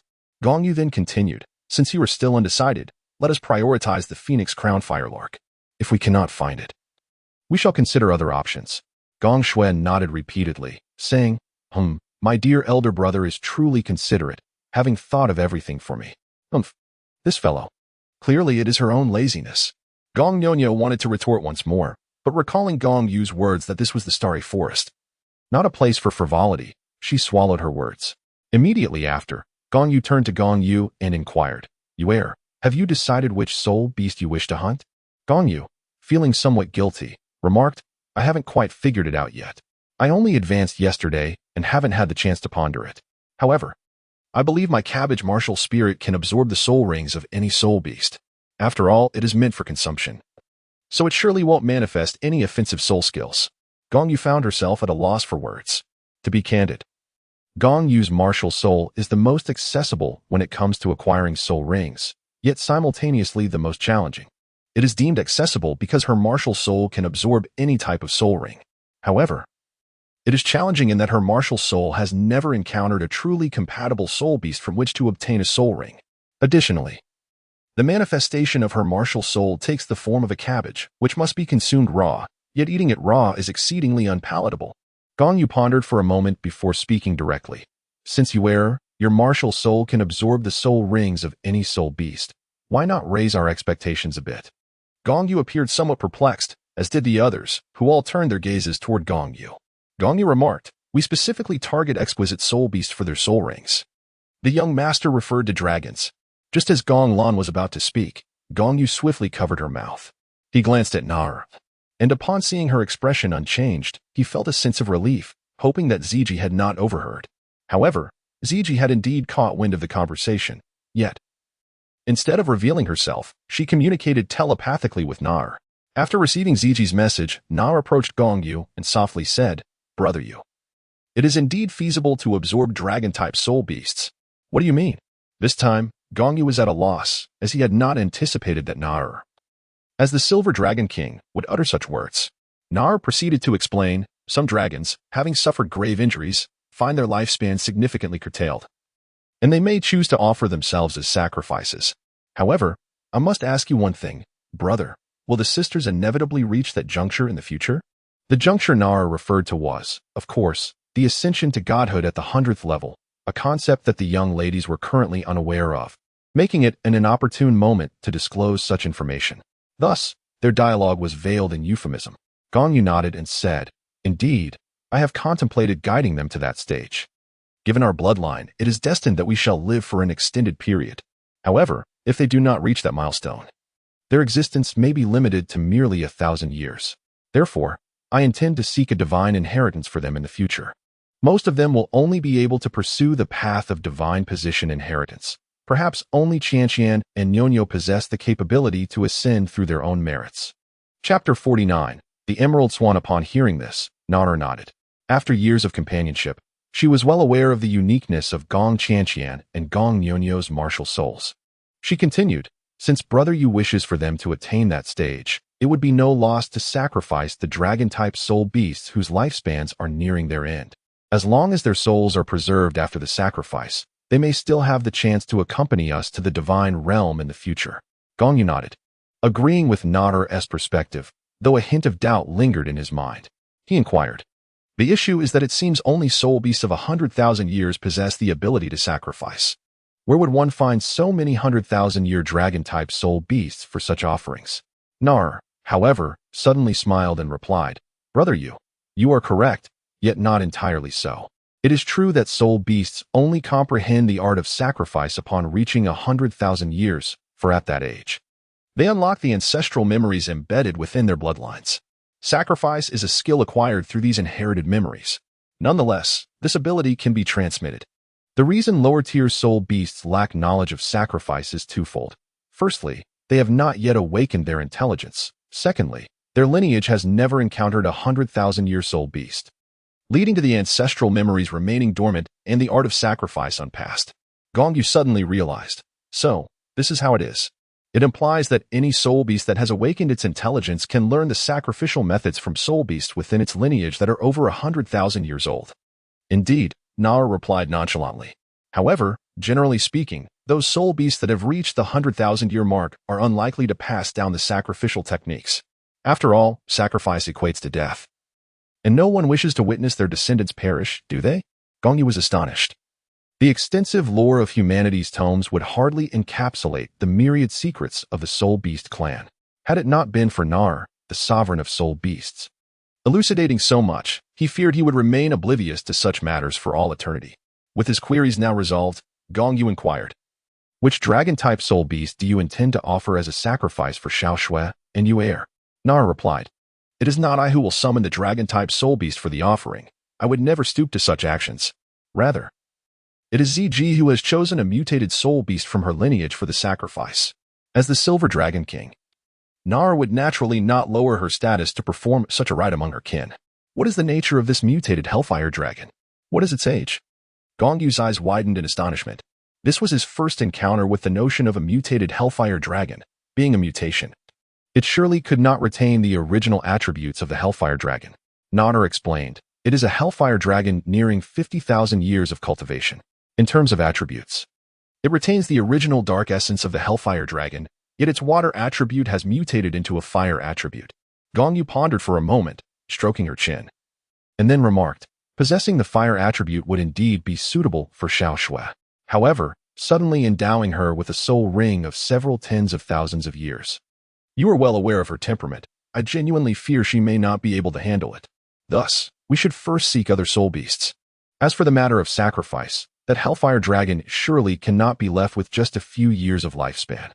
I believe we can afford to wait a few more years. It would be more prudent to perform the sacrifice when Xiao Shui absorbs her fifth ring. And in the meantime, we can temper her disposition." Upon hearing this, Nar contemplated thoughtfully and replied, "You are correct. Eighth sister indeed lacks composure. So waiting a few years would be wiser." Subsequently, Nar appeared to receive another transmission, and she added, "What about third sister? Is a sacrifice necessary for her?" Earlier, Bai Ji also reached out to me, mentioning that her clan possesses a soul beast nearing the end of its lifespan, which could be considered for sacrifice. At this, Gong Yu's eyes brightened, and a flicker of excitement surged within her. She exclaimed, "Bai Ji is the matriarch of the Emerald Swan clan. If an Emerald Swan were to be sacrificed for Yu heir, it might yield unexpected results. Should we give it a try? How old is that Emerald Swan?" Nar blushed and replied, "It is, at the 60,000 year level." Gong Yu immediately rolled her eyes, as the Jade Swan mentioned by Nar had a lifespan that surpassed even that of the previously encountered Hellfire Dragon. At present, Gong Yu had only absorbed the third soul ring, which boasted an age of 60,000 years. Sharing this information would undoubtedly terrify many soul masters. Nar hastily clarified, however, that the Jade Swan would likely only survive for another year or two. Therefore, if they wished to acquire its soul ring, it was prudent to act swiftly. For no one could guarantee that unforeseen circumstances would not arise.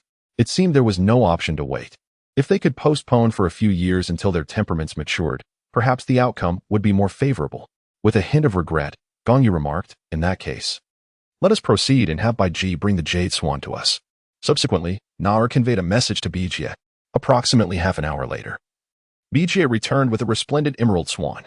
The Emerald Swan was exquisitely crafted, if placed motionless in a single spot. It could easily be mistaken for a sculpture carved from jade. Bijie then spent some time instructing the 6,000-year-old Emerald Swan, imparting the sacrificial method to it. The sacrificial rite commenced shortly thereafter. A blinding emerald luminescence suddenly emanated from the swan's brow, transforming into a radiant emerald halo that swiftly expanded. Wherever the emerald halo traversed, everything was tinted green, and in that moment, all was rendered still. Soon, emerald flames began to blaze from the swan, not as conventional fire, but as an extraordinarily unique green blood flame, fueled by the very essence of the swan's blood, life, and its extensive 6,000-year cultivation. As the green blood flames intensified, they gradually shifted from green to an inky hue, while the swan's form began to fade, becoming increasingly translucent, akin to a delicate green crystal. The green aura expanded into a vast ring that slowly contracted, encircling both the Emerald Swan and Gong Yu, ultimately forming a transparent green dome that enveloped them within. 2 hours later, the green dome began to dissipate, eventually vanishing entirely. At that moment, Gong Yu slowly opened her eyes, first offering a gentle smile to Gong Yu, preparing to rise.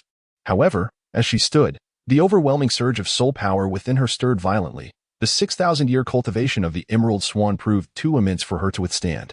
She faltered, nearly collapsing, but Bijie was quick to catch her and gently guided her back down. Then, Bijie stood before Gong Yu, forming a series of intricate hand seals, each of which she infused into Gong Yu's being. Once Bijie's actions concluded, the tumultuous soul power within Gong Yu stabilized. Bijie then addressed Gong Yu. I have inscribed 6 seals within you, containing the 6,000-year cultivation of your soul ring. When you become capable of bearing 1,000 years of cultivation, the first seal will automatically unlock. Should you endure 2,000 years, the second seal shall release, and so forth, until all are unsealed. Chapter 50. The Emerald Cabbage. Gong Yu slowly rose to her feet and expressed her heartfelt gratitude to Bijie, saying, "Thank you, Sister Bijie." With a nod, Bijie gracefully vanished from sight, retreating once more into the shadows. Beneath her gentle exterior, Bijie harbored a kind spirit, often appearing over the years to tend to their wounds, thus forging a deep camaraderie with the sisters.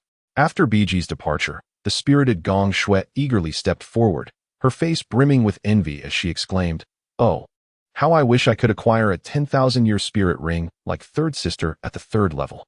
As she spoke, her gaze shifted towards Gong Yu. However, Gong Yu turned her head away, addressing the empty air. "Do not look to me. I am no deity and lack the ability to grant you a 10,000-year 3rd spirit ring."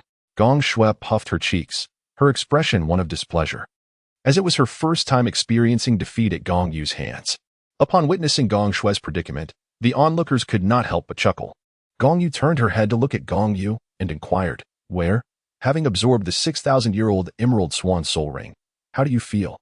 "I sense a slight transformation in my martial soul," Gong Yu replied as she summoned her martial spirit.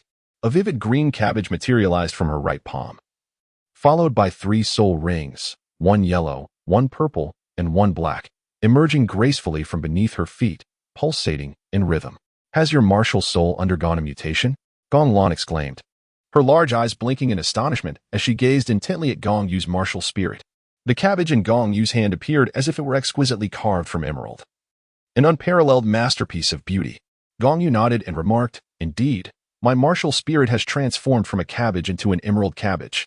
Gong Lan inquired further, "And what kind of soul skill have you acquired?"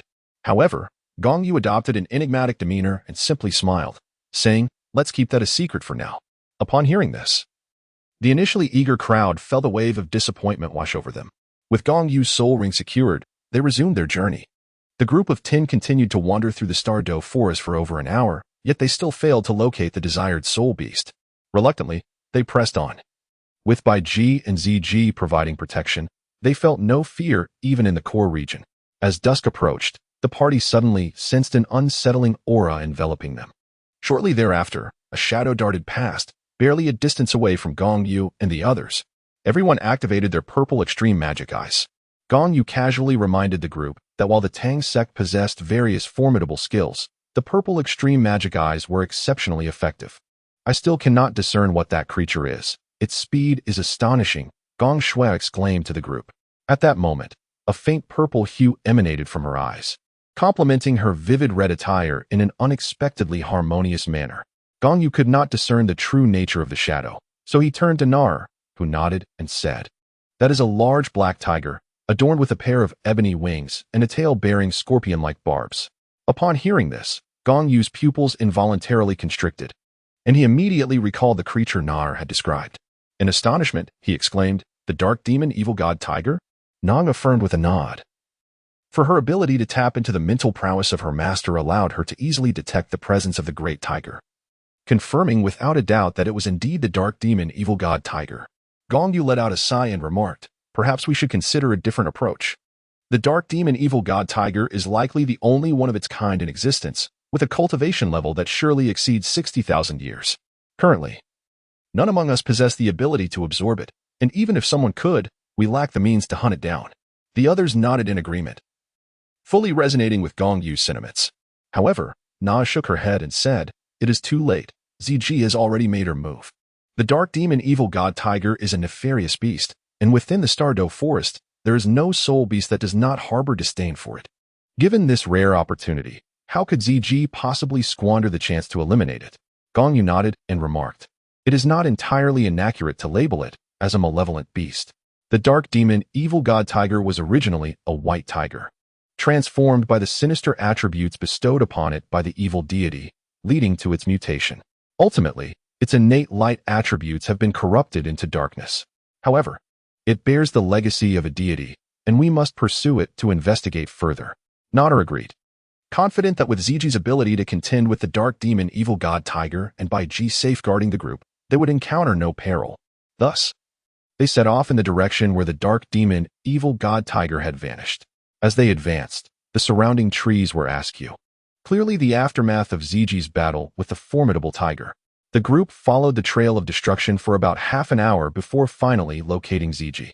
At that moment, a large black tiger with a pair of ebony wings lay just 2 or 3 meters in front of her, its barbed tail severed and discarded nearby.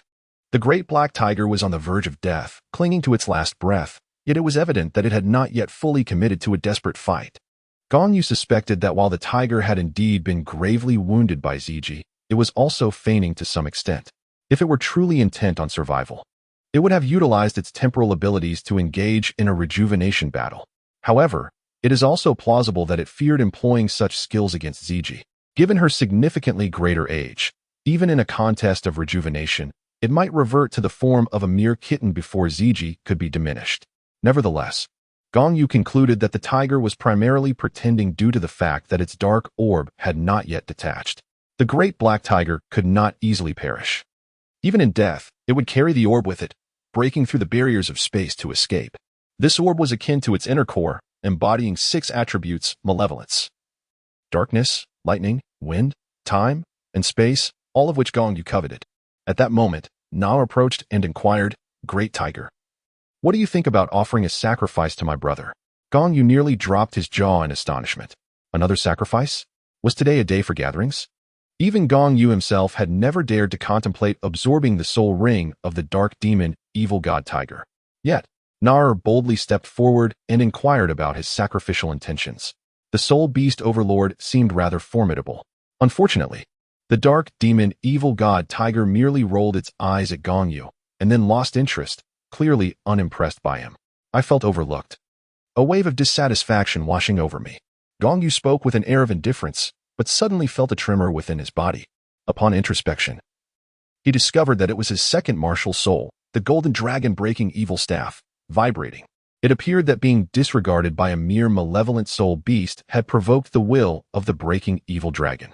After all, the breaking evil dragon possessed the ability to vanquish evil. The tiger's disregard was tantamount to a provocation against it. I don't need it to be sacrificed. I intend to absorb its soul ring, Gong Yu stated abruptly, startling everyone present. Brother Yu, have you lost your mind? This great black tiger is no less than 60,000 years old. Even Nar, the soul beast overlord, struggled to comprehend how Gong Yu could entertain such an idea. I understand, Gong Yu replied resolutely. However, the will of the breaking evil dragon within me will not permit me to be provoked by such malevolence. If it is indeed evil, then I shall vanquish it. Chapter 51. The Battle of Rejuvenation. Young Master, you must remain calm. Do not act recklessly. Gong Lan rushed forward to obstruct Gong Yu, forbidding him from making any impulsive moves. The other girls also stepped in to prevent him. For a soul beast of 60,000 years was simply too terrifying. Were it not for the sacrificial context, they would never allow Gong Yu to absorb a soul ring of such caliber. Everyone, do not panic. Brother Yu never undertakes actions without assurance. After Gong Yu mentioned the breaking evil dragon, Nar felt a sense of calm wash over her. She pulled Gong Yu aside and reaffirmed, "Brother Yu, are you certain you wish to absorb its soul ring?" "I am quite certain," Gong Yu asserted firmly. The dark tiger's disregard has been interpreted by the unyielding will of the breaking evil dragon as a challenge. I have a strong feeling that if I do not absorb its soul ring, my indomitable spirit will dissipate, and the golden dragon breaking evil staff will regress into an ordinary martial soul. Though Nar had her suspicions, she remained somewhat perplexed, asking, "How could this be so?" Gong Yu elucidated. The presence of the dark tiger is imbued with the will of the malevolent deity. Its indifference mirrors a provocation from the malevolent entity itself. Conversely, the purifying dragon embodies the essence of righteousness that permeates the heavens and the earth. Its will representing the very spirit of virtue that cannot tolerate any affront from wicked beings. Nar exhaled in relief, for Gong Yu's explanation aligned closely with her own conjectures. Nevertheless, she replied, "Very well, Brother Yu. I shall place my trust in you. However, borrowing a phrase from your previous statements, should any unforeseen circumstances arise during the process of absorbing the soul ring, I shall intervene without hesitation. Despite being of dragon lineage, Nara recognized that the purifying dragon did not belong to her kind, and thus her understanding was limited to Gong Yu's elucidation. Rest assured, I shall be fine, Gong Yu asserted, maintaining an air of composure that might mislead an observer into believing he harbored no concerns. In truth, he was engulfed in trepidation. The reckless nature of the purifying dragon had him regretting his choice of the second martial soul. With no alternatives at hand, Gong Yu composed himself and initiated communication with the simulation system. System, do you possess a means to assist me in resolving this matter? He anticipated indifference from the system, given that he had not engaged in a simulation for 5 years. Yet, in the next moment, the system provided a response. Affirmative, but a price must be paid. Elated by this response, Gong Yu thought to himself, a price, you say? How many simulation attempts will be deducted this time? The system requires an upgrade. The host must sacrifice 12 simulation attempts for the system to gather sufficient resources for the enhancement. Inwardly, Gong Yu mused, so, you want me to forfeit 12 of my simulation attempts? Very well, I shall grant this, for I am curious to see what new functionalities you will possess post-upgrade. The transaction was concluded, and the host was now permitted to absorb the soul ring. Upon receiving this notification, a subtle smile graced Gong Yu's lips. As for the bloodline of the Golden Dragon King or the will of the Purifying Dragon, he remained skeptical. Only the system's assurance provided him with genuine solace. Returning to the group, Gong Yu earnestly assured them, rest easy, I shall be unharmed. You must believe in me. Have I ever let you down? However, before Gong Lan could voice her concerns, Gong Yu interrupted her. Gong Yu remarked, you understand me best. You should trust me. Gong Lan sighed, realizing she could not dissuade Gong Yu any longer. She continued, however, if anything were to befall you, I assure you, I will follow. Upon hearing Gong Lan's declaration, the other girls responded with resolute voices, we feel the same. Yet, Nar remained silent, prompting the others to glance her way. Nar felt a sudden wave of awkwardness and hesitantly said, do I have to say the same? Of course, you are the young mistress, Gong Shui exclaimed. Yet, Nar thought to herself, even if I am the young mistress, there is no need for such tragic devotion.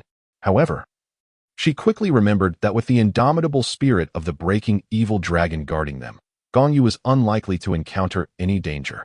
So she decided to partake in their playful banter, saying, all right then, I will say the same. Following this, the girls parted to create a path for Gong Yu. Meanwhile, beside the great black tiger, ZG stood vigilantly, ensuring the beast would not attempt any cunning escape. She occasionally struck it with her dragon claws. The great black tiger was battered and bruised, yet it endured, refraining from utilizing its time manipulation skills or drawing its soul into the dark orb to break through the barrier of space and flee. When Gong Yu and Nar concluded their conversation and approached, ZG stepped aside. Gong Yu exchanged a nod with ZG and approached the great black tiger. His expression sharpened, and 3 blood-red soul rings materialized slowly from beneath his feet. Golden scales emerged on his left and right arms, as well as on his hands, with even his chest adorned in these shimmering scales. A resounding dragon roar echoed from within him as his right hand transformed into a golden dragon claw, poised to strike at the top of the great black tiger's head. Sensing the imminent threat of death, the great black tiger's eyes suddenly blazed with 2 beams of light. These beams converged in the air, forming a singular point that unleashed a dark this dot appeared at the center between it and Gong Yu, erupting with an intense burst of black light, swiftly morphing into a colossal black hole with a diameter of 3 meters. The immense gravitational pull of the black hole drew Gong Yu in, while the dark demon evil god tiger itself was likewise uncontrollably consumed by the void. Everything around them plunged into darkness, and Gong Yu felt his body become weightless, devoid of any force. Oddly enough, he sensed that his soul power was dwindling, and his body seemed to undergo some bizarre transformation. He checked the various soul-guiding devices on his person, relieved to find they remained intact. In this dark realm, his mental energy was completely suppressed. Consequently, he activated a soul-guiding illumination device, illuminating the surroundings as brightly as day. However, upon lighting up the area, he was startled to discover that his body had shrunk to that of a 6-year-old child. At this moment, he found himself in a peculiar circular space resembling a vast arena. Just 20 to 30 meters away, a large black cat was present, and without needing further explanation, He recognized that this diminutive feline was none other than the transformed dark demon, evil god tiger. Gong Yu smiled faintly, momentarily reverting to his 6-year-old self, with only a trace of soul power emanating from him. In a genuine confrontation, he would likely be no match for the large feline creature. And that meager soul energy was insufficient to activate a lethal soul-guiding device. He then reached for a soul-guiding artifact on his person, a level 3 sealed milk bottle. This was the soul milk bottle he had crafted not long ago, containing energy capable of replenishing one to the level of a soul master. After drawing upon the milk bottle, Gong Yu finally possessed enough soul energy to wield a destructive soul-guiding device. He promptly utilized a level 3 soul-guiding pistol, and with a single shot, dispatched the large cat effortlessly. The act was direct, devoid of any flair. Following the demise of the feline creature, the surrounding anomalous space dissipated, and Gong Yu reappeared, restored to his original form. Chapter 52. The Black Orb seized that orb. Do not let it escape. As Gong Yu emerged from the alternate dimension, he noticed a peculiar orb floating above the massive corpse of the dark demon god tiger not far from him. The orb appeared to be entirely black, yet it radiated hues of azure and cerulean. Before Gong Yu could fully comprehend the situation, a black hole that had released his body suddenly drew in, and the peculiar orb was poised to dart into it. Fortunately, just as Gong Yu's voice rang out, Ziji perceived the impending escape of the black orb. With a swift flicker, she materialized before the orb and grasped it firmly in her hand. However, the black orb seemed unwilling to yield, thrashing about in her palm in an attempt to break free. With a disdainful snort, Ziji tightened her grip until, after some time, the black orb finally ceased its struggle. Above the corpse of the dark demon god tiger, a dense black soul ring had begun to coalesce. Ziji approached and handed the now subdued black orb to Gong Yu. Gong Yu nodded slightly, accepting the black orb and storing it within the confines of the system storage space. He believed that no matter how fiercely the orb might wish to resist, it would never find an opportunity to escape. Subsequently, Gong Yu sat cross-legged, engaging in half an hour of meditation to restore himself to peak condition. Raising his gaze, he observed the black soul ring still floating in the air. He summoned his martial spirit, the golden blue-silver grass, which he had renamed as Golden Yuan Grass, golden representing the Golden Dragon King, Yuan symbolizing the essence of heaven and earth, and grass from blue-silver grass. With the appearance of the Golden Yuan Grass, Gong Yu extended his fingers to draw the hovering black soul ring towards him. Instantly, the black soul ring transformed into a streak of light, rushing towards the Golden Yuan Grass, and in a flash of brilliance, it encircled the Golden Yuan Grass. Simultaneously, a wave of icy, albeit not vast, yet piercingly sharp energy surged into Gong Yu's body, violently assaulting the multiple layers of defense he had erected with his soul power. This chilling energy was imbued with profound malevolence and intense unwillingness. The moment it invaded Gong Yu's being, he was compelled to expel a mist of blood. Young master, elder brother, several girls, witnessing Gong Yu's blood mist, instantly grew anxious, eager to rush forward. But they halted as Gong Yu raised a hand to stop them. Gong Yu remained silent, observing that the girls had been restrained before he turned his attention inward, concentrating on the operation of the True Way song. As the melody of the True Way began to resonate within him, a distinctly pure aura, unique to Taoism, flourished within his being, clashing instantaneously with the cold, malevolent energy of the dark, demonic god tiger.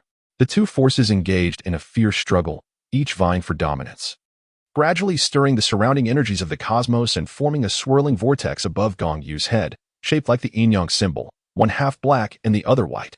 A resounding roar of a dragon erupted within Gong Yu, and upon hearing this sound, Nar felt a profound tremor within her spirit.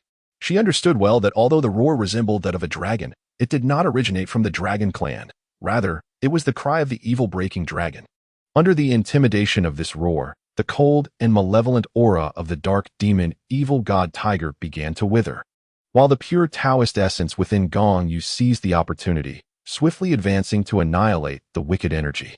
As the malevolent aura was vanquished, a vast and refined soul force began to surge into Gong Yu's body. As the True Way song circulated throughout his being, it ultimately transformed into strands of soul energy unique to him, sinking into his dantian.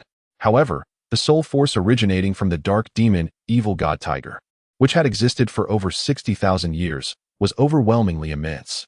Despite Gong Yu's earnest efforts to absorb it through his cultivation techniques, The sheer impact of this colossal soul force proved too great, causing an explosive upheaval within him, sending waves of energy reverberating throughout his body. Gong Yu felt his entire body beginning to swell, a sensation akin to impending rupture.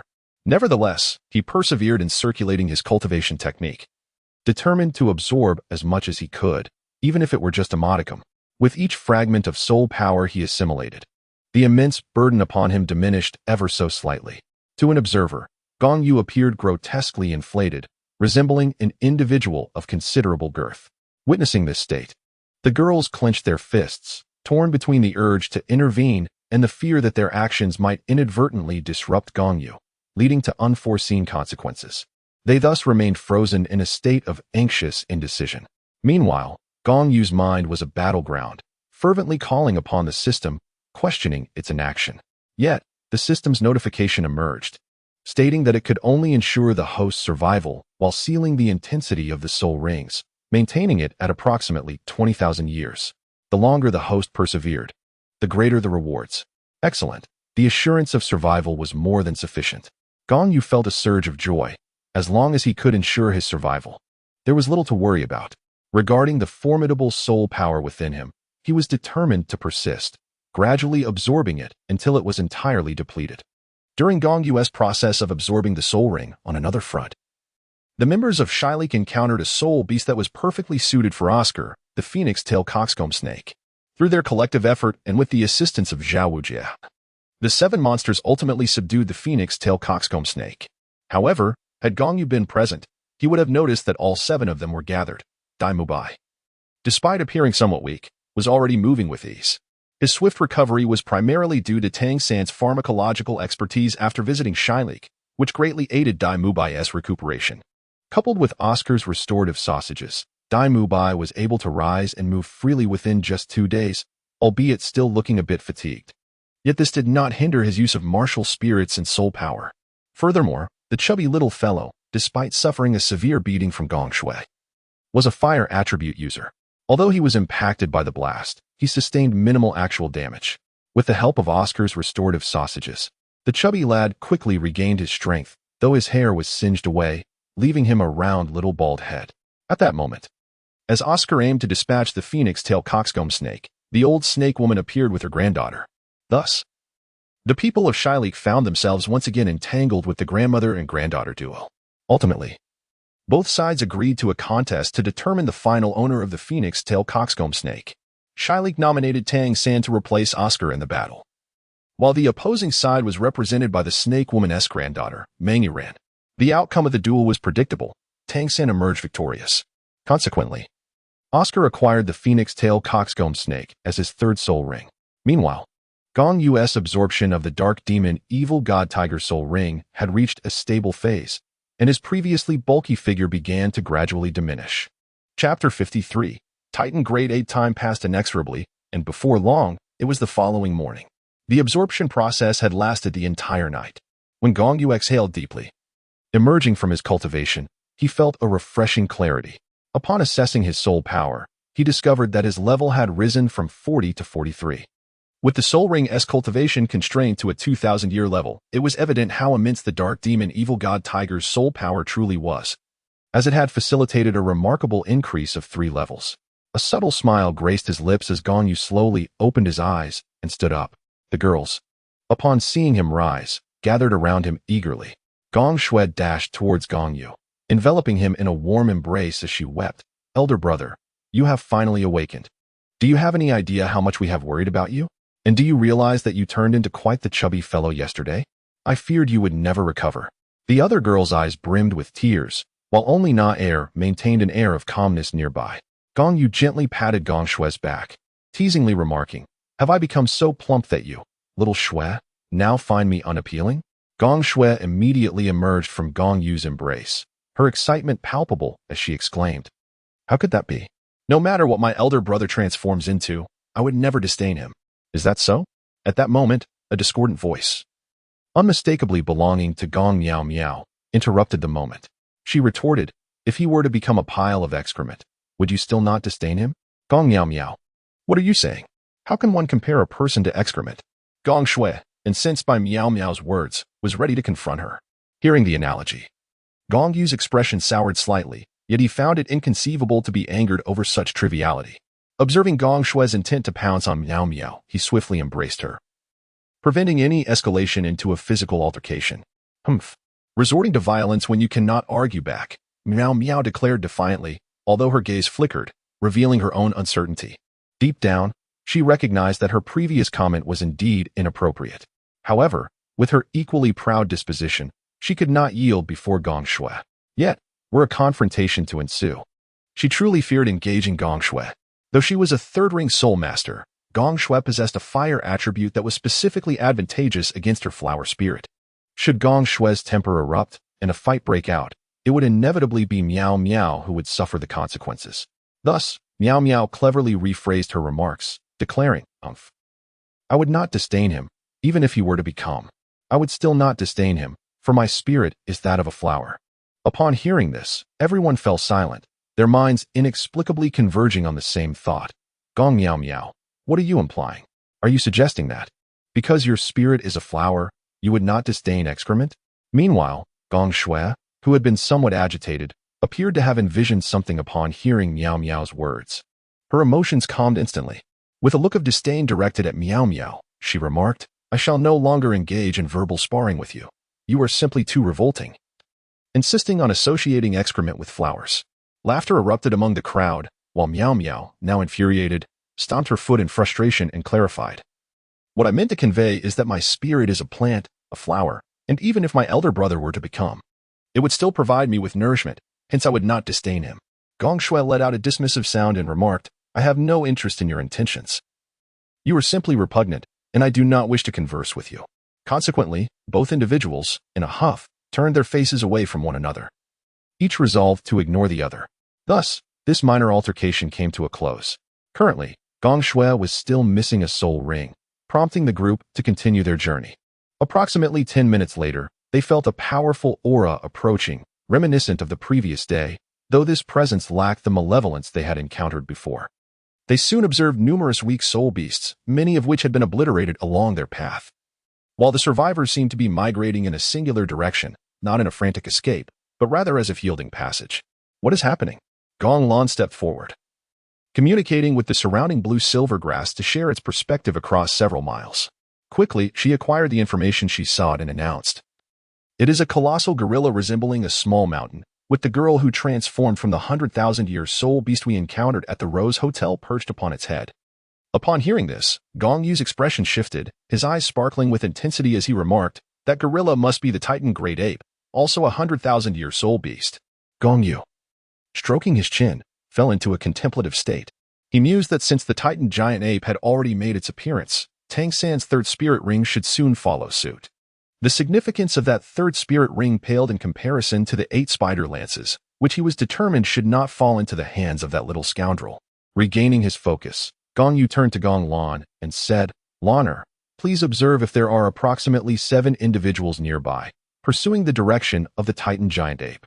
See if among them is a boy who was previously associated with the 10,000-year transformed spirit beast. In response, Gong Lan nodded and once again reached out to the surrounding blue-silver grass. However, this time she was unable to acquire the desired information, as her current cultivation level was still insufficient. Sharing the perspective of the blue-silver grass, she could only perceive a distance of around 3 to 4 miles, which was already pushing her limits. She shook her head and looked at Gong Yu, saying, I did not locate the 7 individuals you mentioned. However, I did find a pair of elderly folks about 4 miles away, accompanied by a girl of similar age to mine, seemingly in pursuit of a spirit beast. After a moment of recollection, she added, Oh, by the way, the elderly couple both leaned on canes. The old woman's cane was partially obscured, so I could not see it clearly, but the old man was using a dragon-headed cane. Could they be the legendary couple, the dragon and serpent? If so, their granddaughter. Mengyuran must be with them, Gong Yu pondered, stroking his chin thoughtfully. Never mind the details, let us follow them and see. If they are indeed the dragon and serpent couple, accompanying them should pose no issue. Laner, please take the lead, and we shall follow the elderly couple. Gong Yu issued a brief instruction to Gong Lan. Gong Lan nodded, then took the lead, and the group proceeded in the direction of the couple mentioned by her. After roughly half an hour of pursuit, they came to a halt, as faint voices could be discerned ahead. continuing for several more meters. They navigated through the dense foliage and soon emerged into a small hollow. The hollow was in disarray, clearly marked by signs of a recent battle, with patches of greenish soul beast blood sporadically staining the ground. Not far ahead, several figures were visible, currently locked in a standoff with an elderly couple and a girl of about 15 or 16 years of age. Chapter 54, Tang San. The soul ring is not as important as Xiao Wu. Grandfather, you must stand up for me. The girl, appearing to be of similar age to Gong Lan, yet possibly slightly older, felt her anger surging as the powerful soul ring she had coveted slipped away. She cast a pleading glance at the elder beside her, imploring him to advocate on her behalf. The elder, adorned with 2 yellow, 3 purple, and 3 black soul rings, moved his hand gently over the girl's head, signaling her to remain calm. Gong Yu gazed from afar and deduced that the 2 elderly individuals and the young girl must be the renowned couple, the dragon and serpent, along with their granddaughter, Meng Iran. On the opposing side stood Tang San and his companions, a total of 7 individuals, led by a middle-aged man with short legs. This man appeared as if he were devoid of any embellishments, with coarse hemp rope perpetually coiling around his left wrist. Their intermittent exchanges of dialogue were barely audible due to the fluctuating volume of their voices. However, upon recognizing Tang San among them, Gong Yu was assured he had not erred in his destination. He turned to the 9 young women and said, "Let us approach and observe." With that, Gong Yu led the girls directly towards the 2 groups. As they walked, he conversed with Nar, prepare ZG, and Bai Ji. We cannot predict whether a confrontation will arise. It would be splendid if it does not, but should it escalate, let them be vanquished. As for Tang Hao's presence, who can say? Even if he were here, could he possibly contend with both Bai Ji and ZG? Furthermore, we are within the Star Do Forest, Nan'er's domain. With a mere summoning, the fierce beasts, including Di Tian, would arrive in the blink of an eye. At that moment, even the 3 exceptional beings would likely flee, let alone a mere Tang Hao. Nar nodded and transmitted a sound into the air. Soon, Gong Yu and his companions reached a point not far from Tang San and the others. At this juncture, Gong Yu feigned a casual encounter, calling out to Tang San a few meters ahead, "Ah, is that not the little beggar? It has only been a few days. Yet here we meet again. What a coincidence." While shouting, Gong Yu and the girls did not halt their steps, but continued to approach Tang San and his group. Upon hearing Gong Yu's voice, both the group led by Shirlai Ku and the dragon and serpent couple turned their gazes in his direction. Daimyo Bai, dragging his lethargic body, clenched his teeth in frustration upon spotting Gong Yu and his companions. Had he not feared defeat, he might have charged forth in a fit of rage. Meanwhile, the bald, chubby figure of Xiao Jin retreated subtly upon seeing Gong Shui, hiding behind Oscar as if fearing recognition. Upon reaching the slain faceless spider, Gong Yu deliberately cast a lingering glance, then extended his arms as if to measure the length of the spider's legs. Observing the purple spirit ring hovering above the corpse, he then intentionally remarked, "Are any of you here to acquire a 4th spirit ring?" While the quality of the faceless spider's spirit ring is indeed high, selecting one of over 2,000 years seems somewhat unwise, does it not? The crowd was taken aback by Gong Yu's assertion. At that moment, Long Gong Meng Shu suddenly interjected, "Are you suggesting that this faceless spider has reached a maturity of 2,000 years? Gong Yu lifted his gaze towards Long Gong Meng Shu, casting a fleeting glance at Meng Iran beside him, before turning his attention to Shirlai Ku and the others. Feigning astonishment as he remarked, "Surely you cannot be serious. None among you has yet reached the 4th ring. Yet you aspire to absorb soul rings of a level exceeding 2,000 years? If that is indeed the case, I implore you to reconsider. For you are confronting a soul beast that has existed for no less than 2 millennia, the human-faced demon spider." In response to Gong Yu's words, Tang San scoffed dismissively, pondering to himself that perhaps each of these individuals had exceeded the age limit in their quest for soul rings.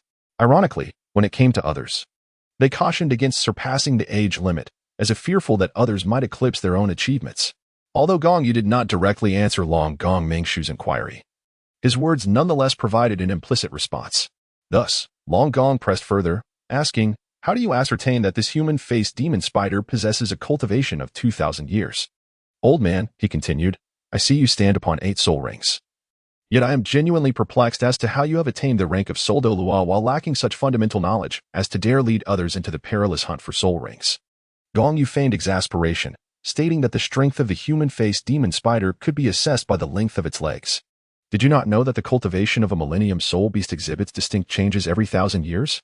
This particular human-faced demon spider boasted legs that exceeded 3 meters in length, clearly indicating that its cultivation had surpassed 2,000 years. Long Gong Meng Shu exchanged a glance with the serpent woman, Chao Tianxiang. Rather than being offended by Gong Yu's impudent tone, he responded with a calm voice, expressing his gratitude. If what the young friend asserts is indeed accurate, my wife and I owe you a debt of gratitude for your timely reminder. Fortunately, this human-faced demon spider was not slain by our granddaughter, hence she cannot absorb it. Otherwise, should she only realize the danger at the moment of absorption, it might indeed be too late. Therefore, thank you for your warning.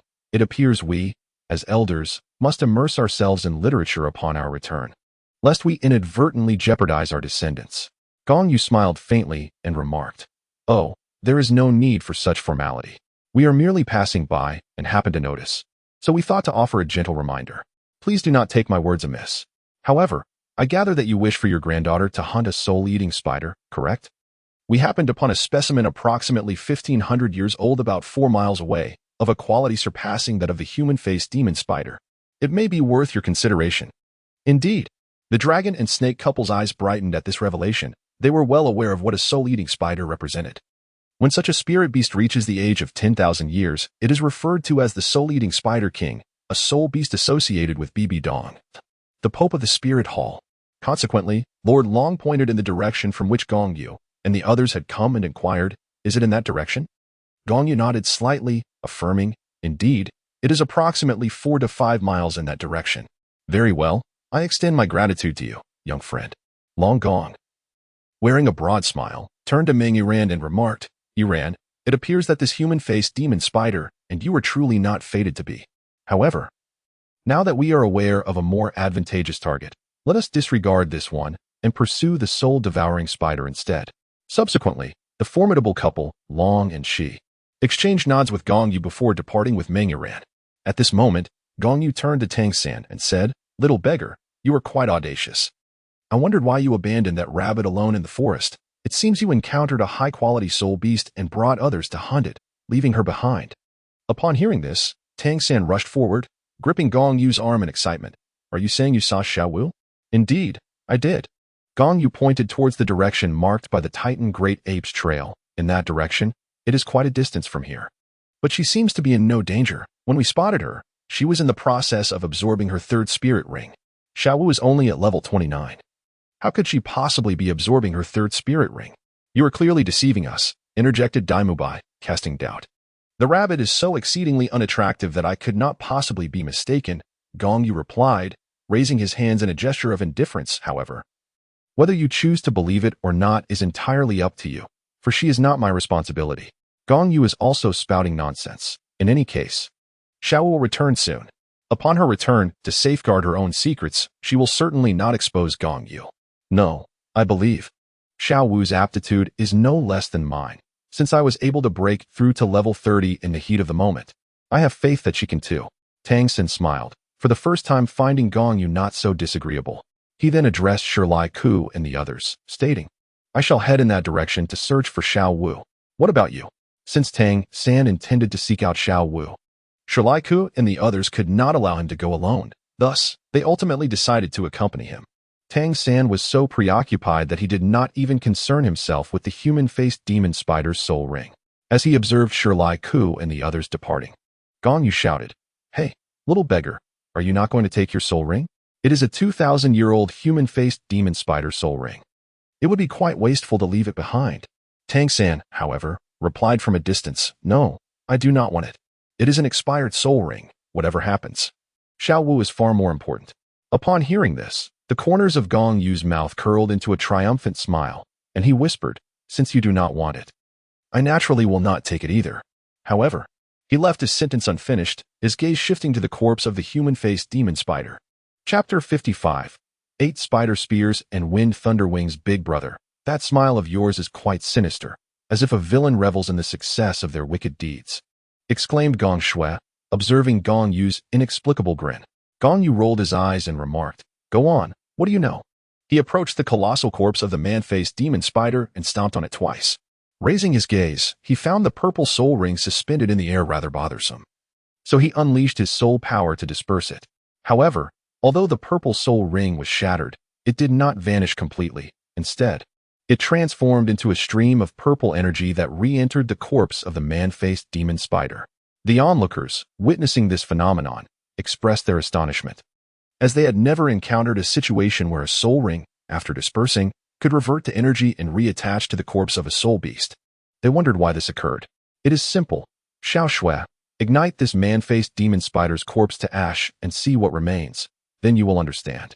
Though everyone was perplexed, Gong Yu had a rough idea. Tang San's external soul bone was supposed to merge into the soul ring as an energy form. When Tang San absorbed the soul ring, the external soul bone would also integrate with him. This could only be the case, as Tang San had not excavated the soul bone from the corpse of the man-faced demon spider. Rather, it had sprouted after he absorbed the soul ring. A realization that dawned upon him afterward. However, in this lifetime, Tang San did not absorb the soul ring of the man-faced demon spider. Hence, the external soul bone that transformed into energy and attached to the soul ring could not find a dwelling place after the soul ring dissipated and was compelled to return to the corpse of the man-faced demon spider. Upon hearing Gong Yu's words, Gong Shui immediately unleashed a fierce flame upon the corpse of the man-faced demon spider. Shortly thereafter, the remains were reduced to a pile of ashes, and then a sound echoed, as if something had fallen to the ground. Gong Yu departed, unleashing a gust of powerful wind that swept away a mound of ashes, revealing a soul bone before their eyes. Is this the soul bone? A few young ladies were immediately captivated, gathering around in awe. Gong Yu nodded slightly. Observing the oddly shaped soul bone, Gong Lan inquired with curiosity. But in which part of the body should this peculiar soul bone be absorbed? It appears to be unlike any ordinary soul bone.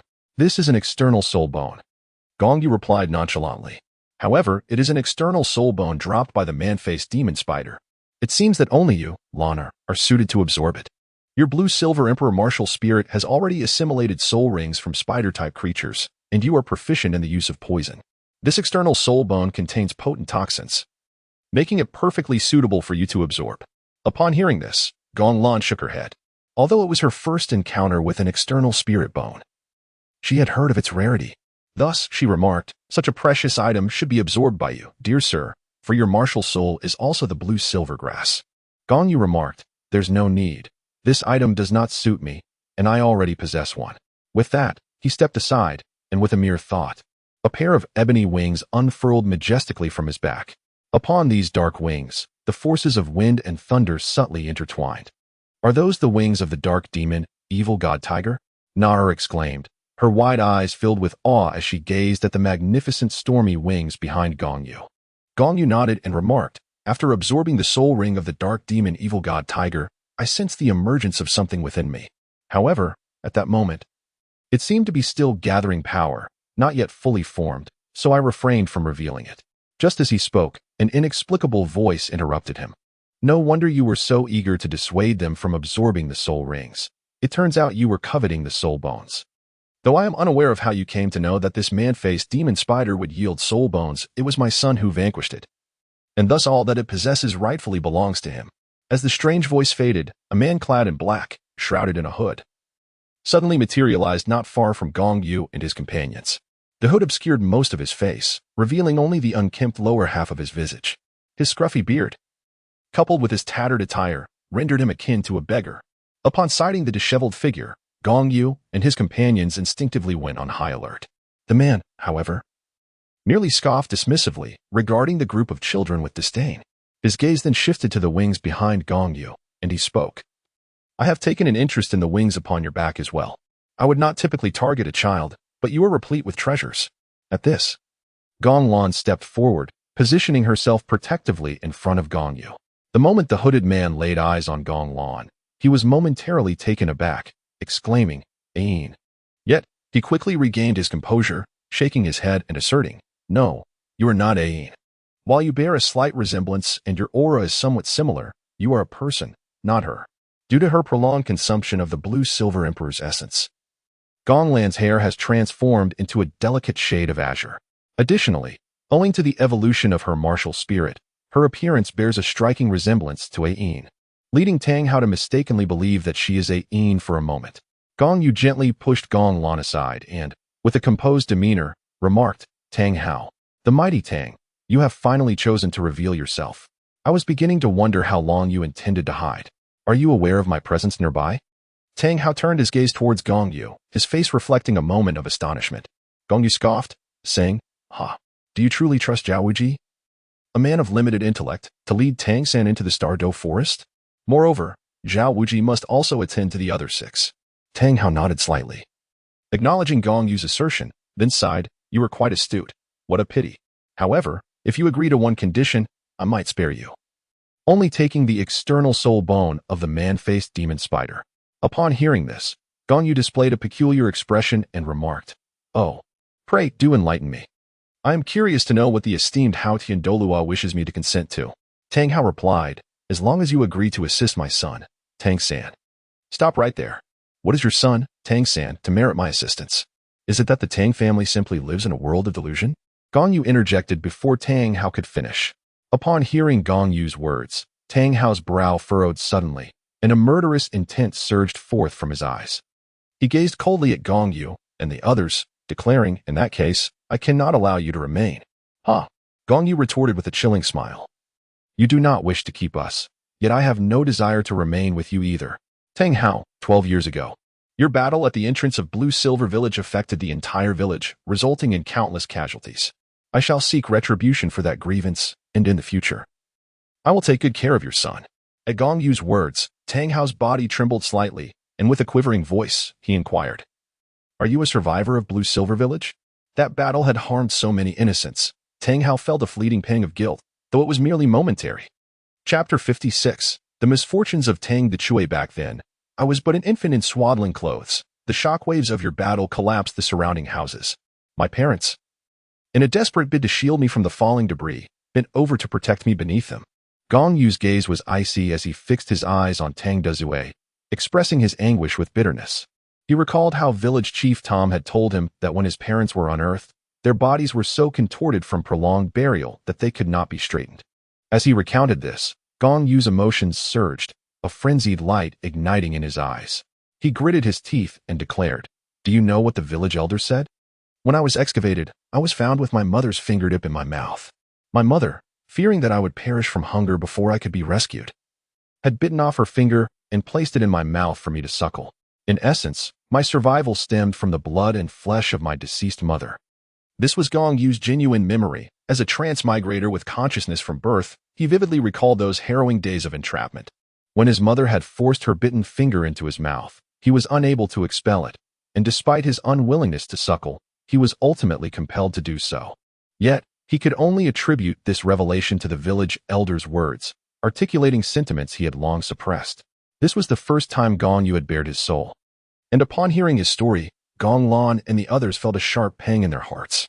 They had thought their own experiences were tragic enough, only to discover that Gong Yu had endured a similarly harrowing ordeal, surviving by sucking the blood and flesh of a loved one. After unearthing such long-buried sentiments, Gong Yu felt a profound sense of relief wash over him. No longer agitated, he gazed calmly at Tang Dechui and remarked, though Qin Xuan has perished, you, Tang Hao, remain alive, as do Gui Mei and Yu Guan. Your son, Tang San, was also present. Although he was but an infant, he is nonetheless your son. I shall not spare any of you. I will slowly reclaim what is rightfully mine and seek to obliterate everything you hold dear, including the Haotian sect behind you.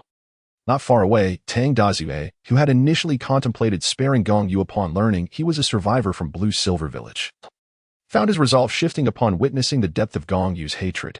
He exhaled heavily, as if arriving at a monumental decision, and addressed Gong Yu. Since the seeds of vengeance have been sown, I can no longer allow you to live. Today, I shall escort you to reunite with your parents. As he spoke, the Haotian hammer materialized in his hand, and with each measured step, his soul rings shimmered, advancing slowly towards Gong Yu and his companions.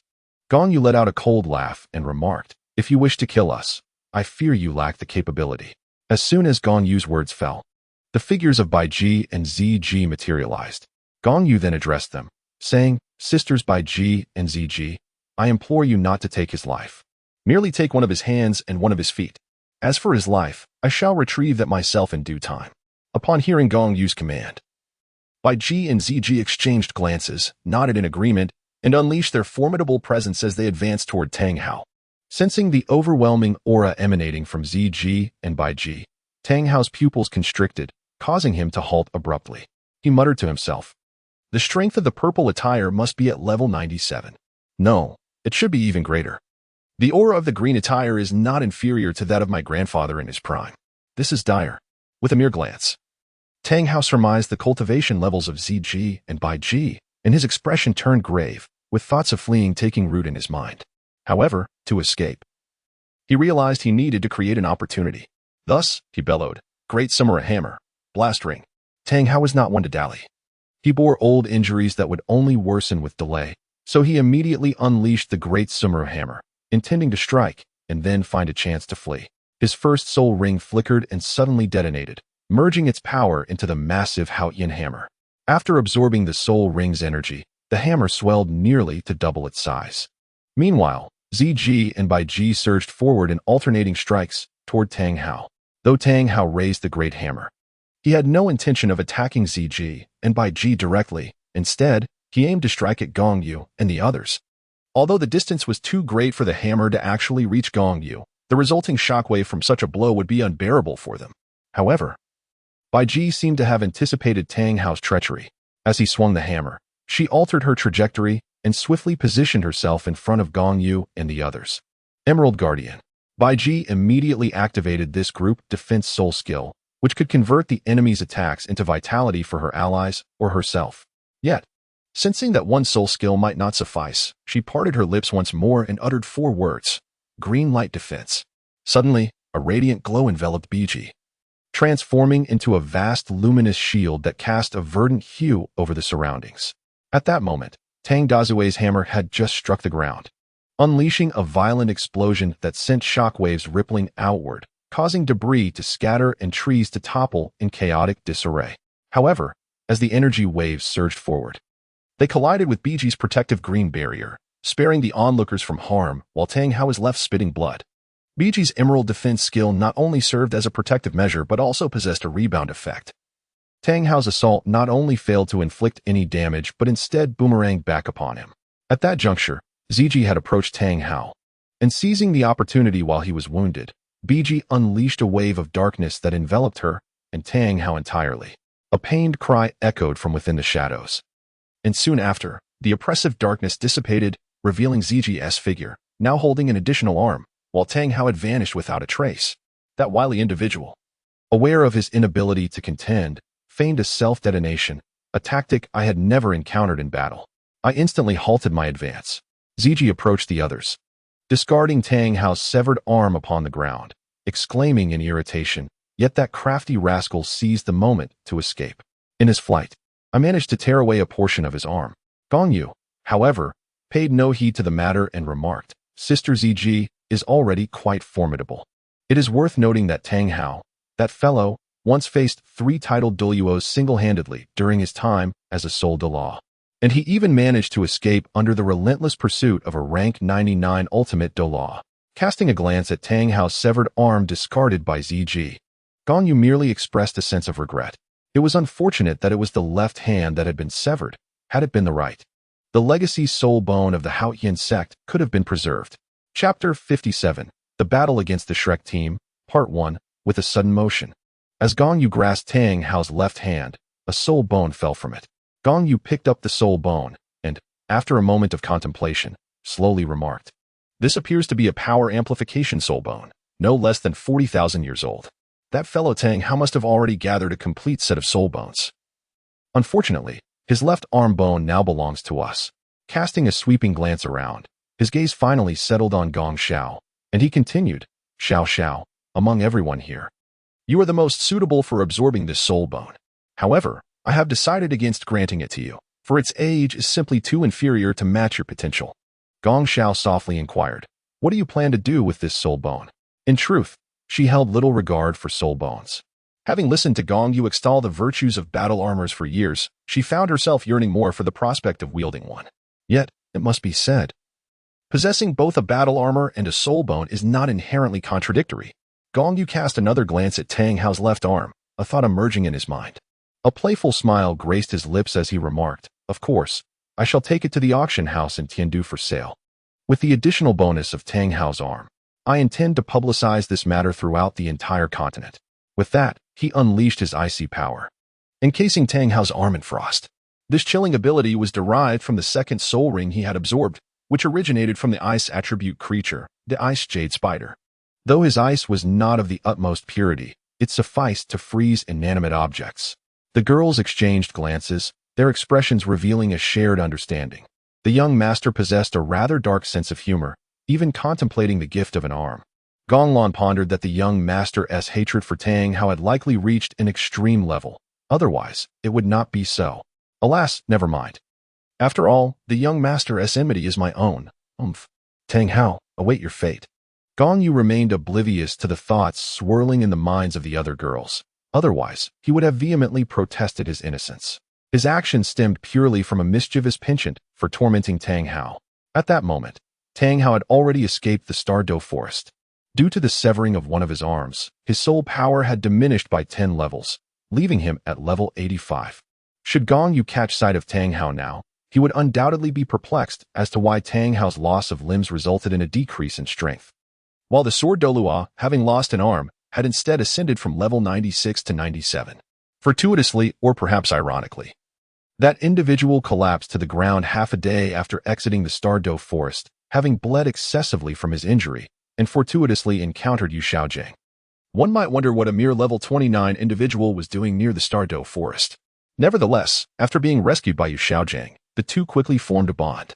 Meanwhile, after a half-day's search, Gong Yu and his companions finally located the Phoenix Crown Firebird, allowing Gong Shui to obtain her much-coveted third spirit ring.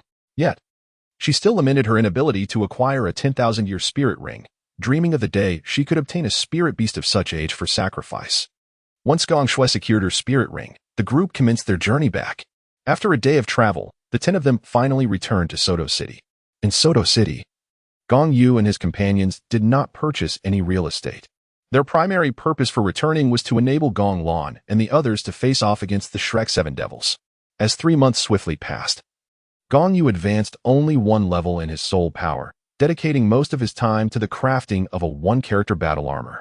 Typically, to forge battle armor, one must reach at least the 5th ring, as most soul masters can only create refined metals upon achieving that level. However, Gong Yu, possessing the bloodline of the Golden Dragon King, was endowed with strength far surpassing that of ordinary soul masters. Even during his time as a soul master, he was capable of forging refined metals, making the creation of a one-character battle armor well within his reach. Gong Yu busied herself crafting a singular battle armor, yet the others found no need for such endeavors. Thus, over the course of 3 months, Gong Lan and her companions devoted their time to the soul arena. During this period, they faced off against the renowned Frenzied Warriors team, and without a shadow of a doubt, the victorious team was Gong Lan and her cohort. On this particular day, they finally encountered the Shrek 7 Devils. The 7 members had recently completed 3 months of grueling training under Yu Xiaojing and were now entering the second phase of their regimen. As for Tang San, it remained a mystery how Yu Xiaojing had managed to influence him, for he seemed to have been thoroughly convinced of Yu Xiaojing's capabilities and began to adhere to his training directives. That evening, within the Grand Soul Arena of Soto City, on platform number 7, Gong Lan led her team, accompanied by Gong Shui, Gong Xiao, Gong Sierra, Gong Chanqian, Gong Nonyo, and Gong Miao Miao. They named their team the Rose Squad, inspired by the martial spirit of their 5th member, Gong Sierra, whose spirit was the pink rose. Gong Yu, whose 3rd spirit ring was black, was advised by Gong Yu to remain concealed for the time being, thus her appearances would be scarce.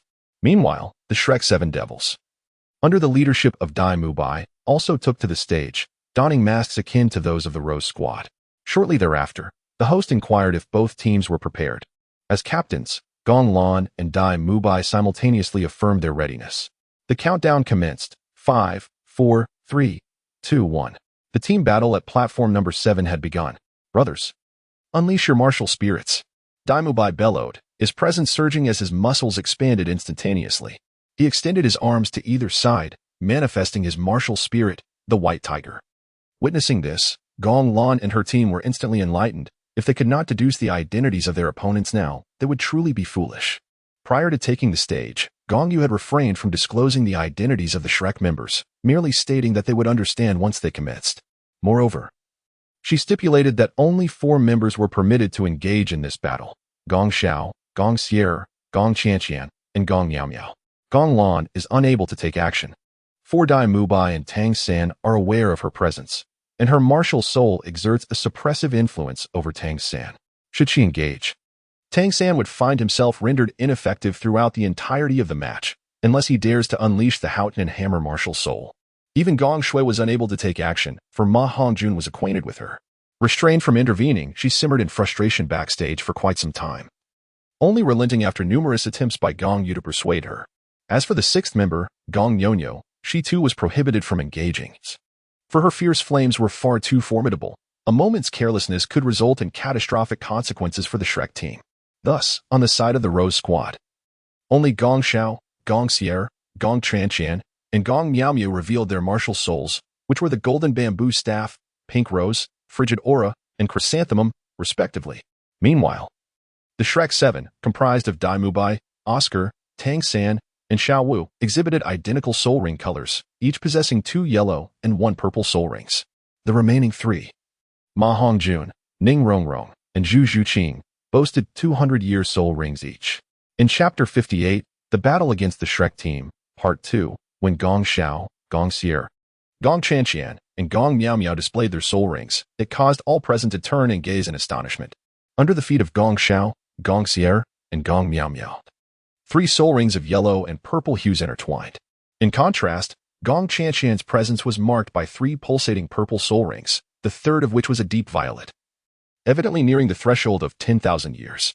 Impossible, utterly inconceivable. How could my theory be flawed? There should be no one capable of absorbing soul rings that far beyond the stipulated time frame at such an early stage. Within the private chamber of Shylake's faction, Yu Xiaojiang found himself in disarray, collapsing onto the ground in despair, which only served to irritate Zhao Wujia further.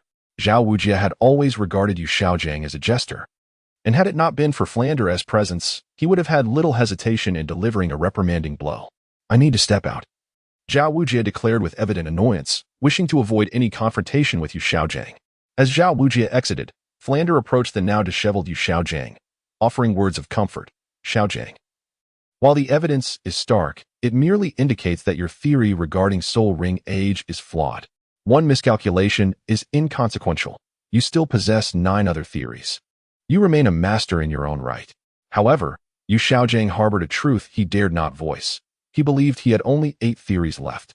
He had come to terms with the fact that several years prior, Gong Yu's counterargument had been correct, leading him to question his own lineage as the biological son of Yu Yuanjin.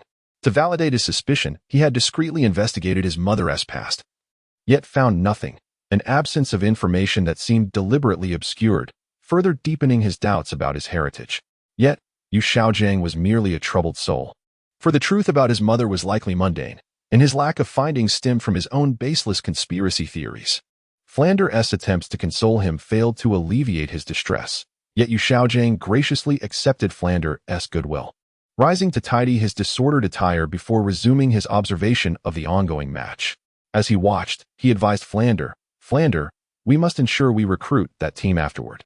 Even if we cannot secure the entire squad, acquiring just one would suffice. They are undoubtedly prodigies, and their ability to absorb soul rings suggests they possess secrets. If we could uncover the mystery behind their extraordinary absorption of soul rings. Before he could finish, Flander interrupted him. "Xiaojiang, hold on. Such prodigies are not within our control, and do you genuinely believe they lack formidable backing? Do you suppose that any random faction could cultivate such talent? Given your background, can you not discern this? So do not embark on a path of self-destruction." Flander, lacking a powerful ally himself, opposed Yu Xiaojiang's proposal outright, as he wished to live for several more years. "Alas, I acted impulsively," Yu Xiaojiang lamented. Yu Xiu sighed and remarked, "Flander, you are indeed correct. Those individuals are certainly not products of ordinary forces. Engaging in such perilous endeavors is unwise. However, sending them an invitation to visit our Shrek is entirely reasonable. Wouldn't you agree?" "Very well, I shall attempt to extend an invitation to them," Flander acknowledged, fully aware of Yu Xiao's tenacity. Nevertheless, merely inviting them for a visit was feasible, as the outcome was not solely in his hands. At that moment, upon the arena, the Shrek 7, having been momentarily awed by the soul rings of the Rose team, were the first to strike. Ning Rongrong's hands radiated with resplendent light as a vibrant, multicolored pagoda, standing over a foot tall, materialized in her palm. The luminous aura sparkled with opulence, and with a smile gracing her lips, the auxiliary soul master's incantations rang out melodiously. The 7 treasures are renowned. The first is power. The second is speed. The 2 soul rings swirling around Ning Rongrong ascended in unison, enveloping the 7 treasure glazed tower, unleashing 14 streams of colorful light that simultaneously bestowed enhancements upon herself and her 6 comrades. A sensation of lightness and warmth coursed through the bodies of the Shrek 7, augmenting their strength and agility by 30% instantaneously. Conversely, from the Rose team, Gong Chanqian boldly stepped forth, her eyes emanating a frosty chill. In an instant, a wave of cold surged from beneath her feet, enveloping her entirely in a mist-like shroud. With a mere flick of her toes against the ground, her first soul ring flickered, and an intense chill erupted from her center, radiating outward to encase the entire arena in a layer of ice. In that moment, the entire icy domain transformed into her personal realm. After executing a seamless series of movements, the frosty aura surrounding her was reabsorbed, revealing her form once more. The Shrek 7, now ensnared within Gong Chanqian's domain, felt their soul power suppressed by at least 25%. The 3 members below the soul master level experienced a freezing sensation within their soul power, while the remaining 4 soul masters were not spared, though their freezing was less rapid than the others. Fatty, bring the fire. Tang San immediately recalled that fire counteracts ice and called out to Ma Hongjun. However, upon turning back, he found Ma Hongjun huddled in a ball, trembling. "San Gu, my fire has extinguished," he stammered. Meanwhile, the remaining 3 members of the Rose team were visibly frustrated. The second member, Gong Shishao, twirled a golden bamboo staff in her hands, rotating it in circles before exclaiming, "Old 4, what are you doing? This happens every time. You never give us a chance to strike. If you continue like this, you will lose your friends." Gong Xie interjected, "Indeed, you should quickly disperse your domain. The opponent's 7 martial souls are rather ordinary. With your exceptional martial soul in play, it is already quite overwhelming. Now, by further activating your domain, are you leaving anyone a chance to survive?" However, Gong Chanqian was not easily swayed.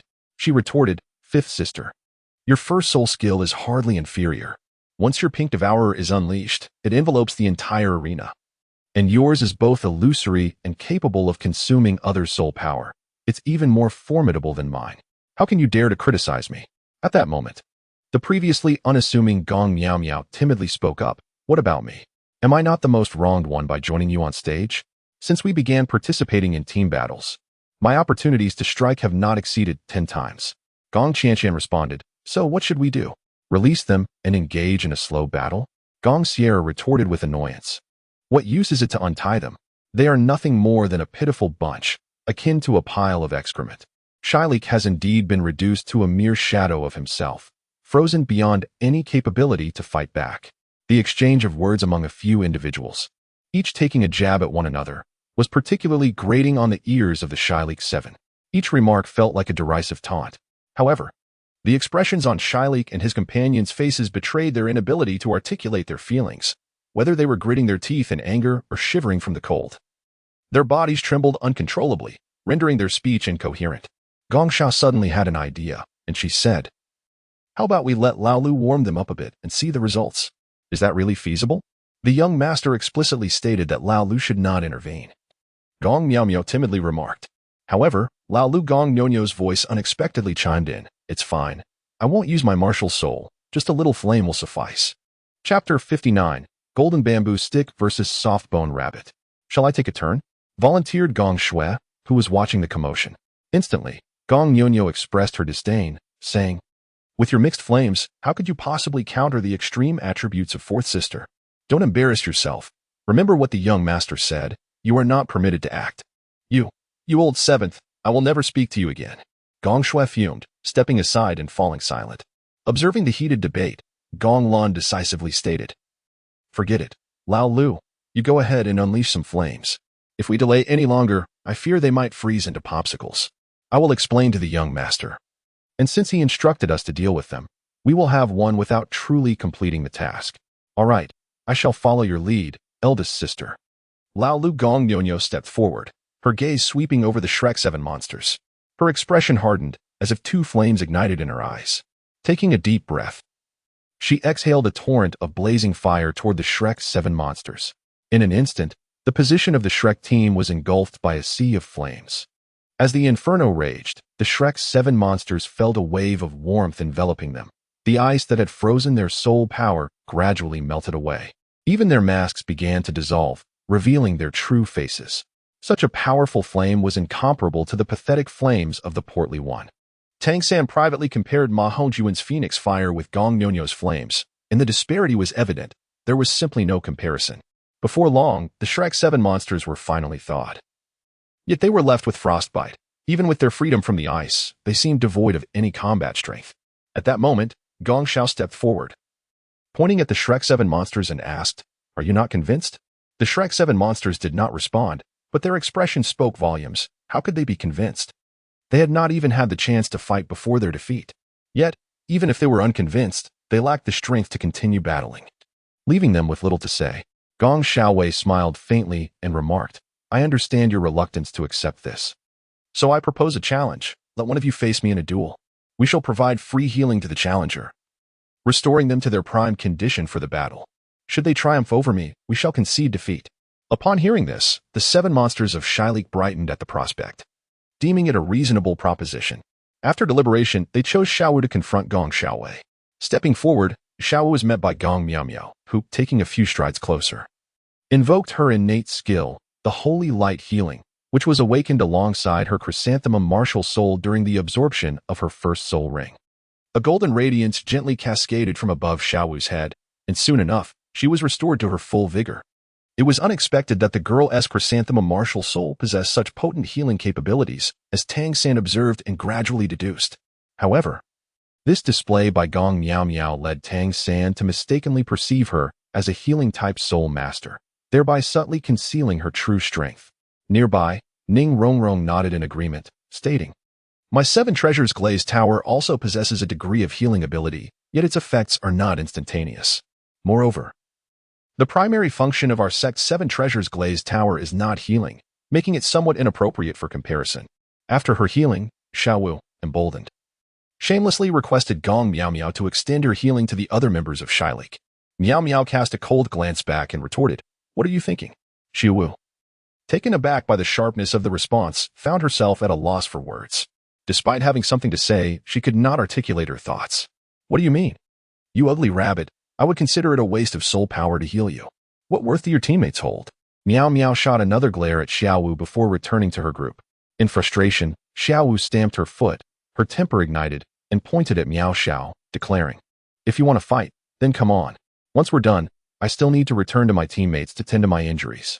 Observing Xiaowu, now unmasked and revealing her true appearance, Miao Xiao's brows twitched as she mused, "This audacious rabbit has quite the attitude. Soon enough, she'll see her reckoning. Yet, I have never encountered such an unsightly rabbit. I wonder how it managed to transform at all, as her face is far from pleasant." Little did Miao Xiao know that Xiaowu's appearance had been marred by an earlier incident involving Miao Yu, resulting in skeletal deformities and a paralysis of her facial muscles. Back in the junior academy, there were no advanced healing soul masters available. The few 2nd or 3rd ring healers could only mend Xiaowu's injuries. But they lacked the capability to rectify her facial deformities, which were not classified as injuries. How could one expect such a condition to be healed if it was not regarded as a wound? Gong Xiao stepped forward, facing off against Xiaowu, and thus commenced their battle. Both unleashed their martial spirits simultaneously. Gong Xiao wielded his golden bamboo staff, adorned with 1 yellow and 2 purple soul rings pulsating rhythmically around him, while Xiaowu, embodying a rabbit, displayed 2 yellow and 1 purple soul rings in a harmonious interplay. In the next moment, Xiaowu darted forward, charging towards Gong Xiao with remarkable speed. Gong Xiao wielded the golden bamboo staff, which twirled incessantly in her grasp, transforming into countless rods that gradually coalesced into a circle, astonishingly blossoming into a display of sticks. The sound of the spinning bamboo resonated through the air with a low hum, as Gong Xia danced upon her peculiar steps, gracefully twirling several times. Just as Xiaowu approached, she brought the golden bamboo staff crashing down upon the arena. With a resounding thud, the staff stirred a powerful wave of air, radiating outward from its center and splitting the arena in two. where a fissure of 3 to 4 meters emerged beneath the force of the strike.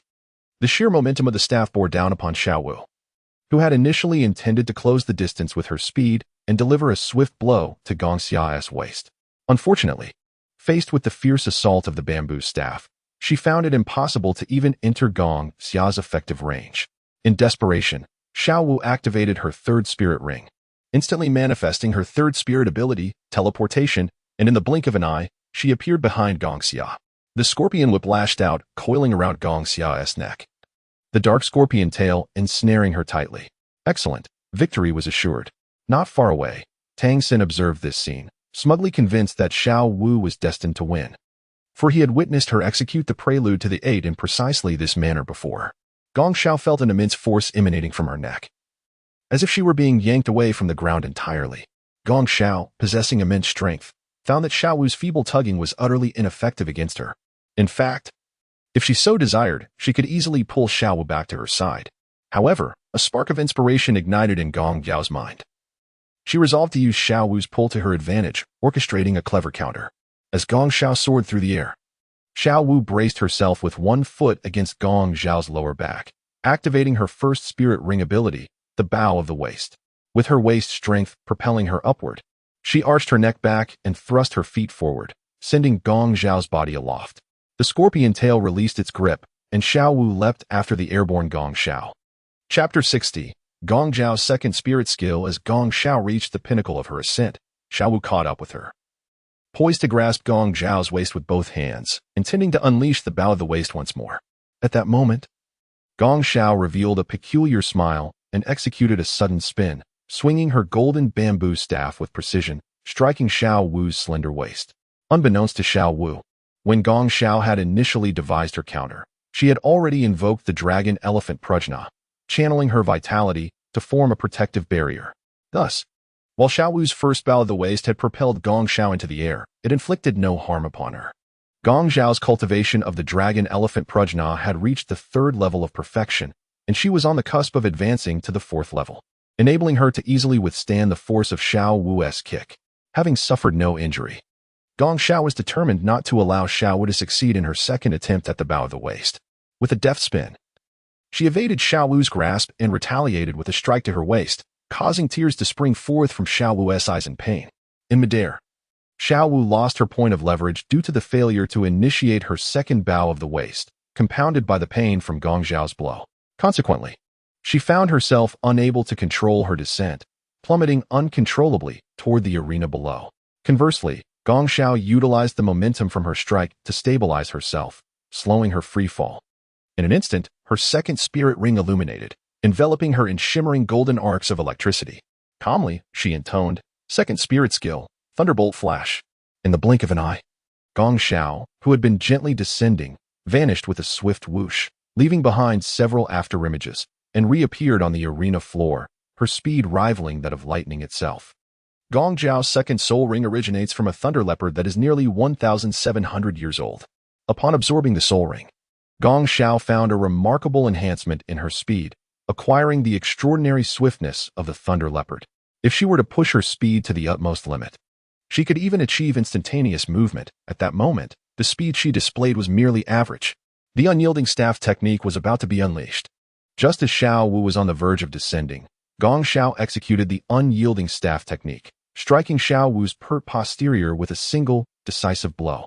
This technique had been imparted to her by Gong Yu, yet Gong Xiao had only recently mastered the first form, with the second form still under her diligent training.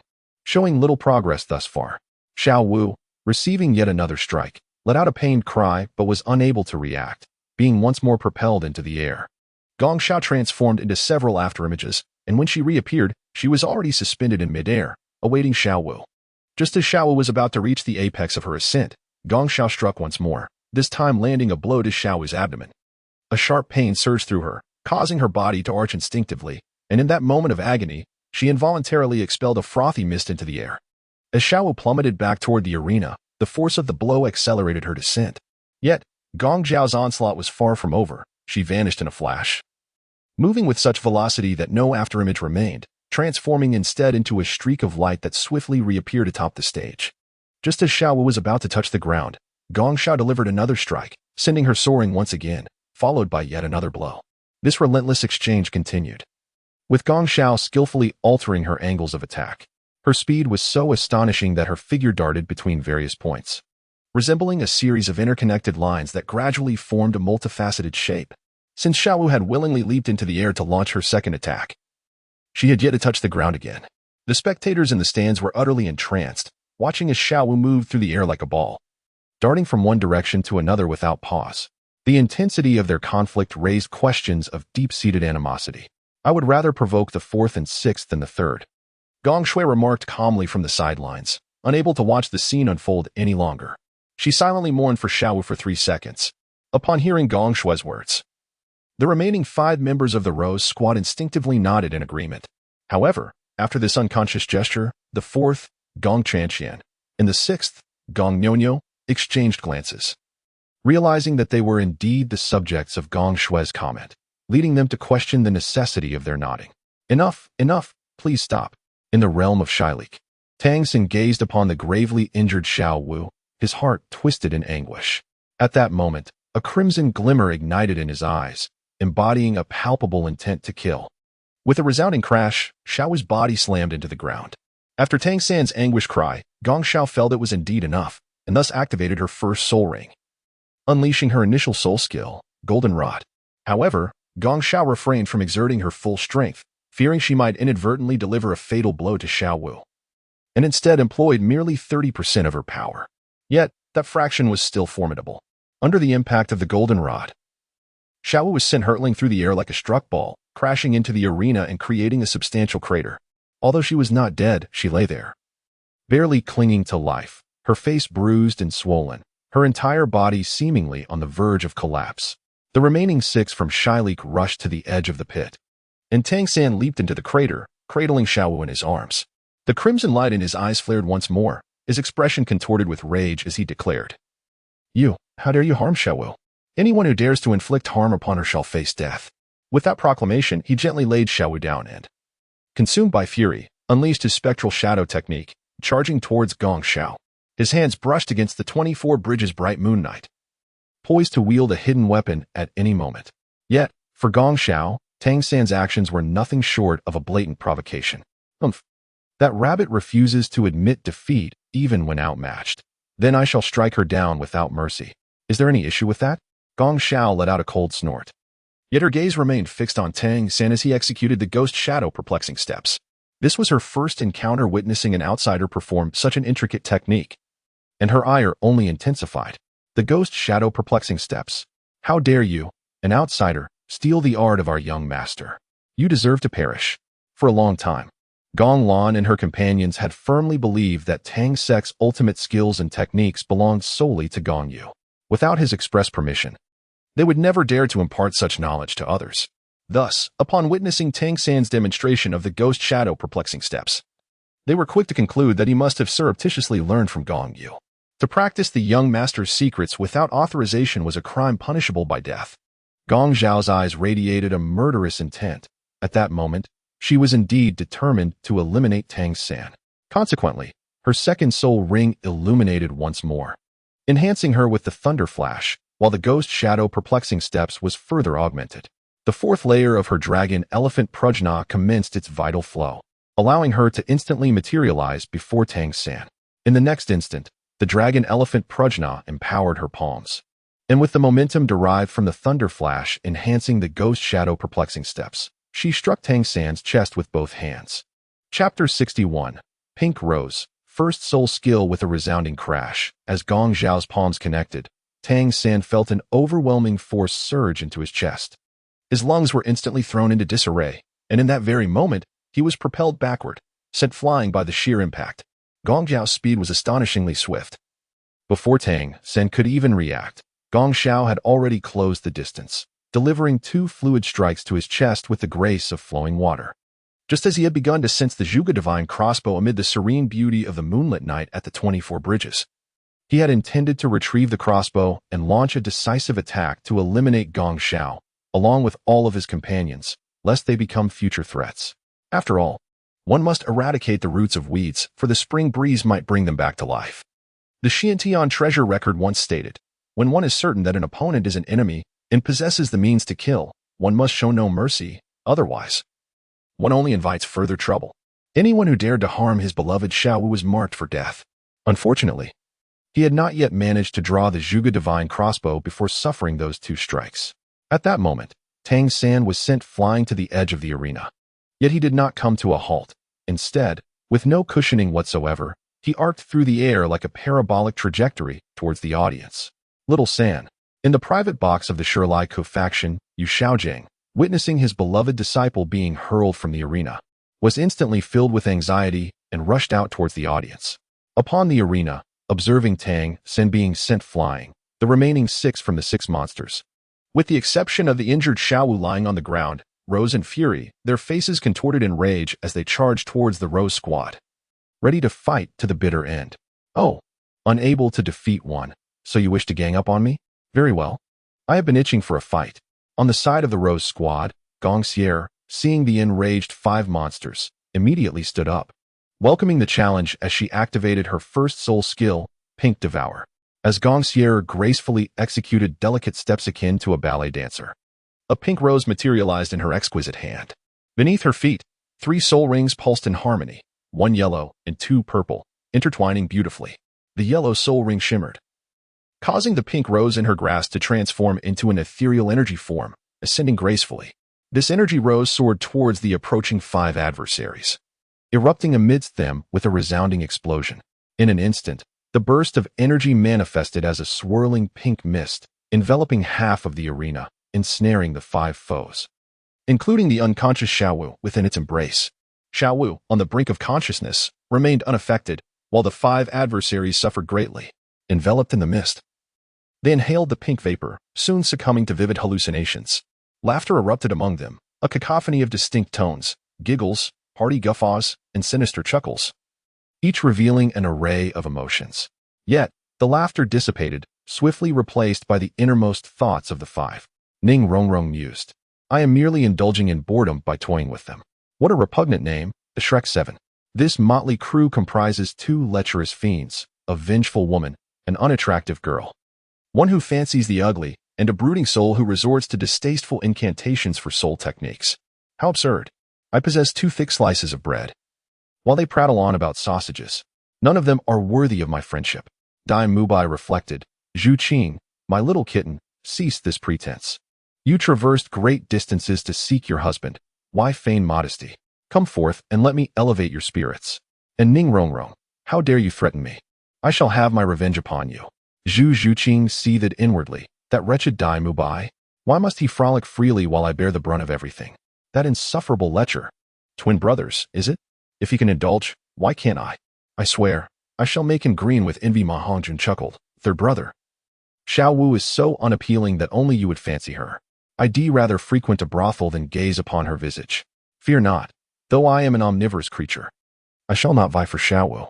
However, Ning Rongrong and Zhu Zhiqing are quite alluring, particularly Zhu Zhiqing's ample figure. Oscar sighed. Rongrong? My dear Rongrong. Ah, how intriguing. Just listen to the peculiarities of the Shrek 7. Gong Shui, nearby, couldn't he help but marvel at the unfolding spectacle. Gong Miao Miao spoke up, saying, the only one among them who seems somewhat normal is called Oscar, but do you not think he appears rather foolish? Indeed. He does seem rather foolish. The remaining women nodded in agreement. It seems they have almost exhausted their spiritual energy. At this moment, Gong Xiu inquired whether it was time to cease their efforts. Gong Lan nodded in agreement, saying, let this be the end. However, Gong Shui's voice rang out once more. Oh, wait. Look at that bald, plump fellow. He is starting to undress. Upon hearing this, the women turned their gaze, and indeed, they beheld Ma Hongjun, the chubby fellow, in the act of disrobing. Hey, Zhu Qing, why are you lying here? Are you unable to move? At that moment, Ma Hongjun found himself inexplicably beside the prone Xiao Wu, casting furtive glances to the left and right as he sought to ascertain whether anyone was observing this scene. Due to the effects of the illusion, Ma Hongjun perceived Xiao Wu as Zhu Zhiqing, leaving her as helpless as the little dragon girl struck by Ouyang Feng's pressure point. Then, a ripping sound echoed as Xiao Wu's dress was torn apart. Zhu Qing, your brother is coming. Ma Hongjun wiggled his hips, dancing in an odd manner. One might mistakenly believe he was performing the Yanga dance. Stop, enough. Lao Wu, dispel your mist. Gong Lan could no longer bear to watch and promptly urged Gong Sierra to lift the effects of the soul technique. Gong Sierra nodded slightly and snapped her fingers, causing the pink mist to transform into flowing light that returned and merged with her martial soul. With the mist's disappearance, the fog inhaled by the 5 monsters dissipated, awakening them from their stupor, though they were left weak and collapsed on the ground due to their soul power being nearly devoured. Ma Hongjun gazed in horror at the fallen Xiao Wu, exclaiming, "What am I doing? This is terrifying. How could I possibly want to engage in such acts with Xiao Wu? Absolutely impossible. Though I am an omnivorous eater, I am also quite selective. I could never bring myself to consume something so grotesque." Chapter 62, Xiao Wu's Fortuitous Misfortune. Hey, are you all right? Are you going to fight or concede? What exactly do you intend to do?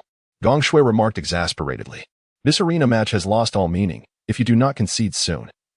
We will have no choice but to throw you off the stage one by one. On the side of Shilik, upon hearing Gong Shui's inquiry, the 5 monsters exchanged glances and, in silent agreement, nodded.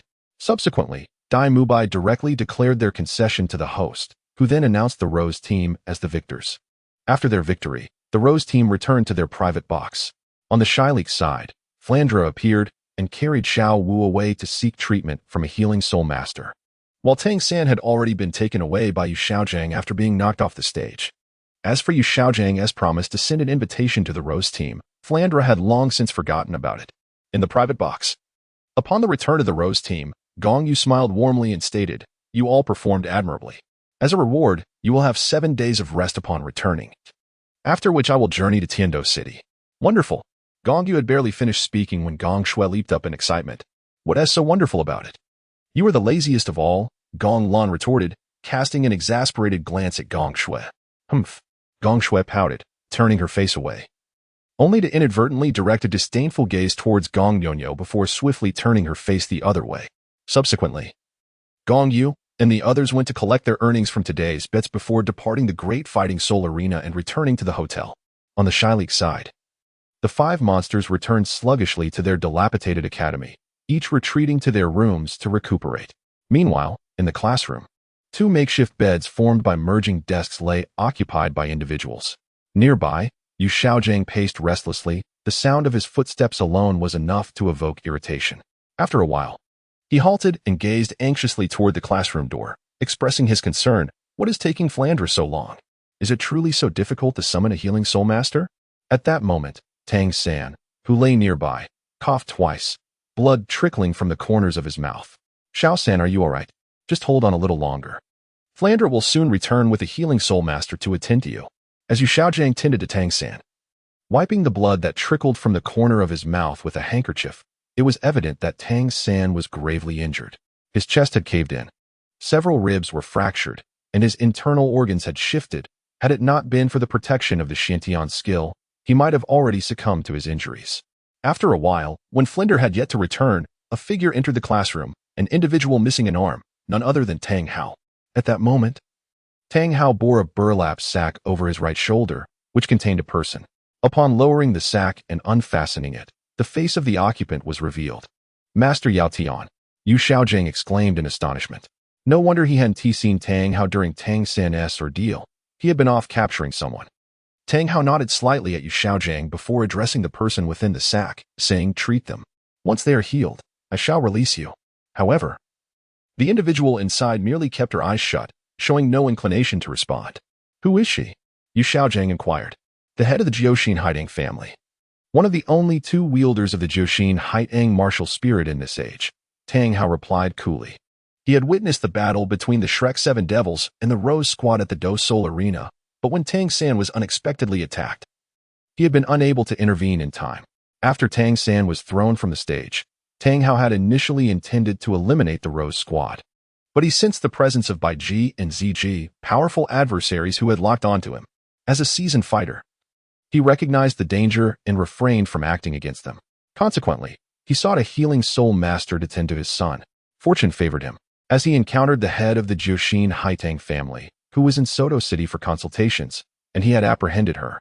Upon hearing the name of the Jiuxin Haitang martial spirit, Yu Xiaojiang was puzzled, for he had no knowledge of it and had never studied this particular martial spirit. Had Tang Hao not mentioned it, he would have remained oblivious to its existence. How can you be unaware of the renowned immortal Jiuxin Haitang martial spirit?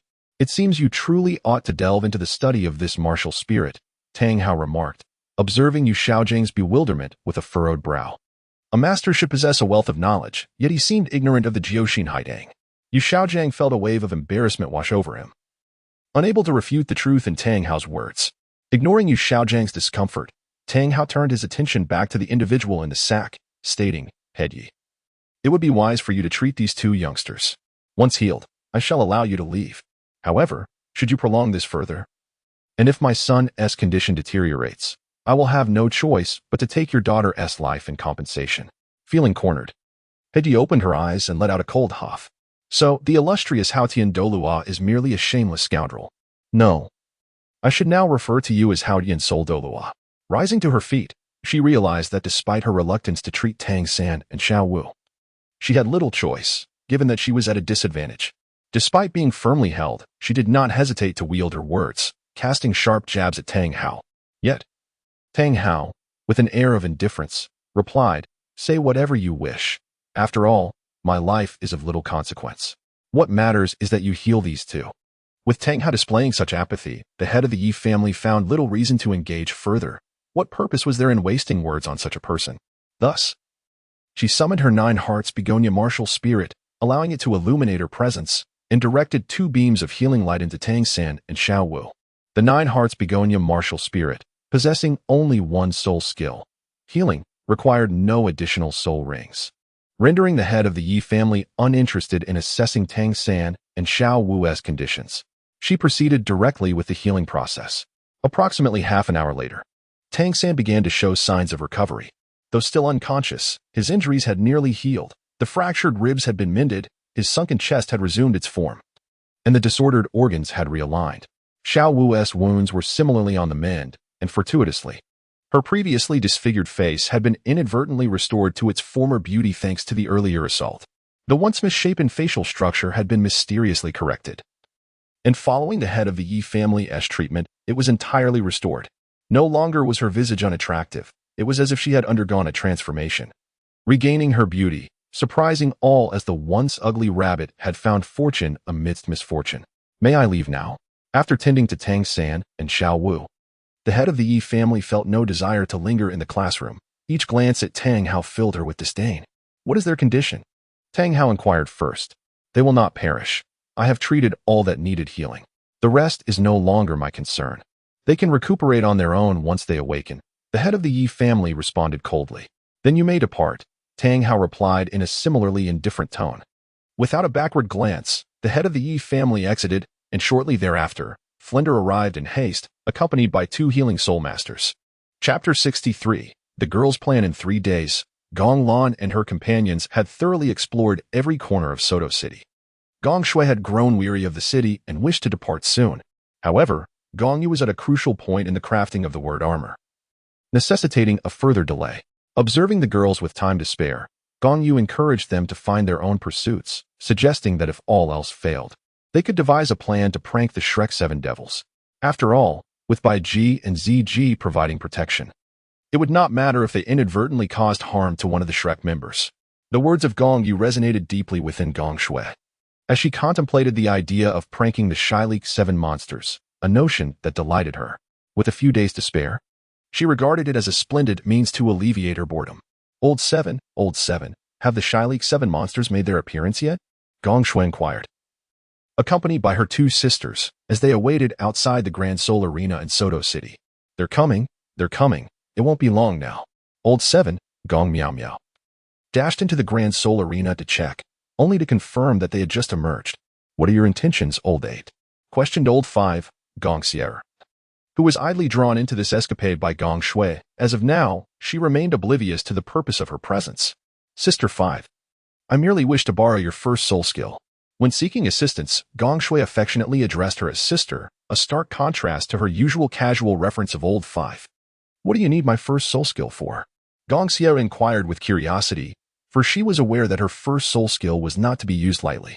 Gong Shui wore a mischievous grin and remarked, "That day, I noticed that chubby fellow harboring certain feelings for the girls on his team.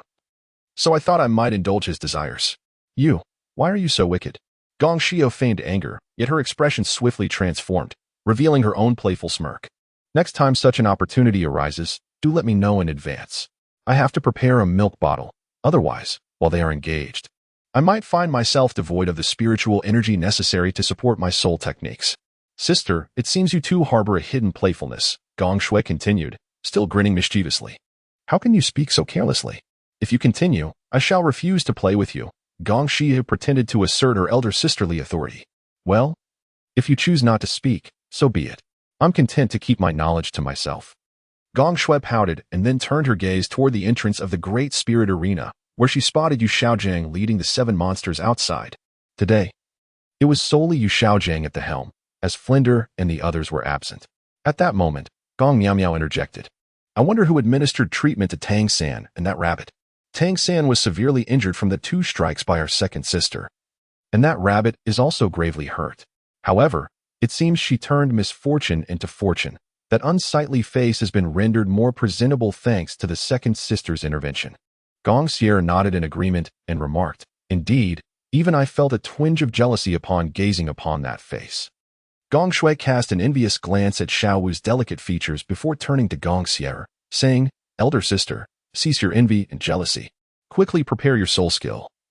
They are about to reach the center of the plaza. Gong Xiu was momentarily taken aback, then, with a hint of surprise, inquired, Are you suggesting that the Shrek 7 monsters conduct their affairs in the plaza? Why not? Gong Miao Miao chimed in, expressing her approval of the plaza's spaciousness, deeming it quite suitable for the likes of Shrek's group. Well, it's not entirely out of the question, though it will certainly be exhilarating. Which I find appealing, Gong Xiu responded, her excitement palpable. They're coming, elder sister. Quickly unleash your soul skill. Gong Shui urged Gong Xiu without delay. Gong Xiu nodded slightly, and then summoned her martial soul. The first soul ring illuminated, and a rose suddenly soared into the midst of Shyleek and the others, bursting into bloom. Instantly, a pink mist enveloped the 7 companions and Yu Xiaojiang, who all inhaled the ethereal vapor. Logically, given Tang San's mental strength, he should have been able to resist the hallucinogenic effects of the pink mist. However, having never encountered such a situation before, he was unprepared and, upon inhaling the mist, felt his soul power being devoured. Thus, he did not consider it a mental attack, and as a result, his purple extreme magic eyes remained unutilized, leaving him vulnerable. Consequently, a grand spectacle unfolded in the square. Within the pink haze, Xiao Wu paired with Ma Hongjun, Oscar with Zhu Zhuqing, Tang San with Yu Xiaojiang, and Dai Mubai with Ning Rongrong. Unfortunately, the magnificent battle came to an abrupt halt when Gong Xiu's soul power was exhausted, rendering her unable to sustain the soul skill. Half an hour later, she had no choice but to retract the soul skill, and the 7 companions along with Yu Xiaojiang regained their senses. Many spectators had long gathered around, and when the 7 companions and Yu Xiaojiang awakened, their actions ceased, leaving them in a state of bewilderment. A passerby approached and patted Yu Xiaojiang's shoulder, saying, Brother, how old are you? You look like you're around 50, but you sure know how to have fun. Here is my business card. Come to my office later, and I'll introduce you to a job that guarantees your satisfaction. Yu Xiaojiang wished he could find a hole to hide in, and Tang San felt the same. However, upon turning his head, he noticed Ma Hongjun and Xiao Wu still paired together, which made him grind his teeth in frustration, yet he refrained from acting out due to the crowd. Meanwhile, Ma Hongjun, upon Xiao Wu's awakening, struggled free. Get away, you disgusting fatso, she exclaimed, grabbing her skirt and fleeing. Wait, Xiao Wu, since it's already a mistake, you might as well embrace it. And even if you want to run, at least wait until I'm done. Just days ago, Ma Hongjun would have found Xiao Wu's face repulsive, but now, regardless of the circumstances, he was willing to accept it. In the square, Ma Hongjun felt no embarrassment. After all, they were already the center of attention. Ning Rongrong wept nearby, while Dai Mubai cast a guilty glance at Zhu Zhuqing. Zhu Zhuqing, cold as ice, donned her coat and departed without offering Dai Mubai even a glance. Oscar remained in a daze, pondering. I remember being with Rongrong. So how did I end up with Zhu Zhuqing? After receiving no favorable reception from Zhu Zhuqing, Dai Mubai glared at Oscar with clenched teeth. Feeling Dai Mubai's gaze, Oscar looked back but shrugged, indicating he too was a victim of circumstance. Ning Rongrong, sobbing softly, clutched a piece of clothing to her chest as she ran away. Alas, what a bewildering situation this was. Yu Xiaojiang found himself in a perplexing situation. Was it not just moments ago that they had emerged from the Grand Soul Arena? How had they inexplicably ended up in the square attending to matters? It seemed they had fallen victim to a soul skill. Daimubai rose and donned his coat. Now that they were already the center of attention, he felt little shame in further thickening his skin. What is the situation? Yu Xiaojing inquired. For he was unaware of the developments following Tang San's ejection from the arena, as he had rushed to rescue him. Consequently, Daimubai recounted the events that transpired thereafter. Tang San, however, did not lend an ear to Daimubai's narrative. His thoughts were consumed by concerns regarding Ma Hongjun and Xiao Wu. Ma Hongjun had dared to lay hands on his Xiao Wu, and now that she had transformed into a more beautiful version of herself, Tang San felt a burgeoning wrath towards Ma Hongjun. Chapter 64. Choosing an academy. Although Tang San did not attentively absorb Daimubai's account, the name Pink Rose as a soul spirit etched itself in his memory. Thus, Gong Xier, the possessor of the Pink Rose soul spirit, unwittingly entered Tang San's list of targets. Though Tang San remained unaware of Gong Xier's name, he surmised that she was associated with Gong Yu, as the soul ring combinations were indicative of a peculiar alliance only found among Gong Yu and his companions. Therefore, Tang San even speculated that the events of the day might have been orchestrated by Gong Yu. If Gong Yu were privy to Tang San's thoughts, he would undoubtedly exclaim his innocence. For days, he had not ventured outside, remaining within the confines of a rented forge. Despite having proposed the mischievous idea of pranking the Shrek Seven Devils, he had certainly not intended for Gong Shui to engage in such audacious antics. In the subsequent days, within the Shrek Academy, a palpable air of mutual disdain enveloped the students. Training sessions were abandoned, and the arena went unattended. Only Tang San, persistently, was seen leaving early and returning late, as he scoured the city in search of Gong Yu and others, yet to no avail. Following the mischief orchestrated by Gong Shui and her companions, they had evaded detection by relocating, eschewing the Rose Hotel for a modest rented courtyard.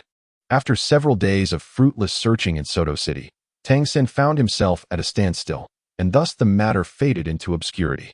On this particular day, Gong Yu finally completed the crafting of a set of one-piece battle armor and summoned the girls, preparing to journey to Tiando City. 2 days later, 2 carriages arrived at the gates of Tiando City and came to a halt. As the girls disembarked, they gazed around in wonder, aside from Naer. This was the first visit to Tiando City for the others, and everything felt remarkably novel to them. At that moment, Gong Yu stepped forward and declared, "Let us return to our residence. 2 years ago, I enlisted the help of the Blacksmith Association to purchase a courtyard, which is perfectly suited for our needs.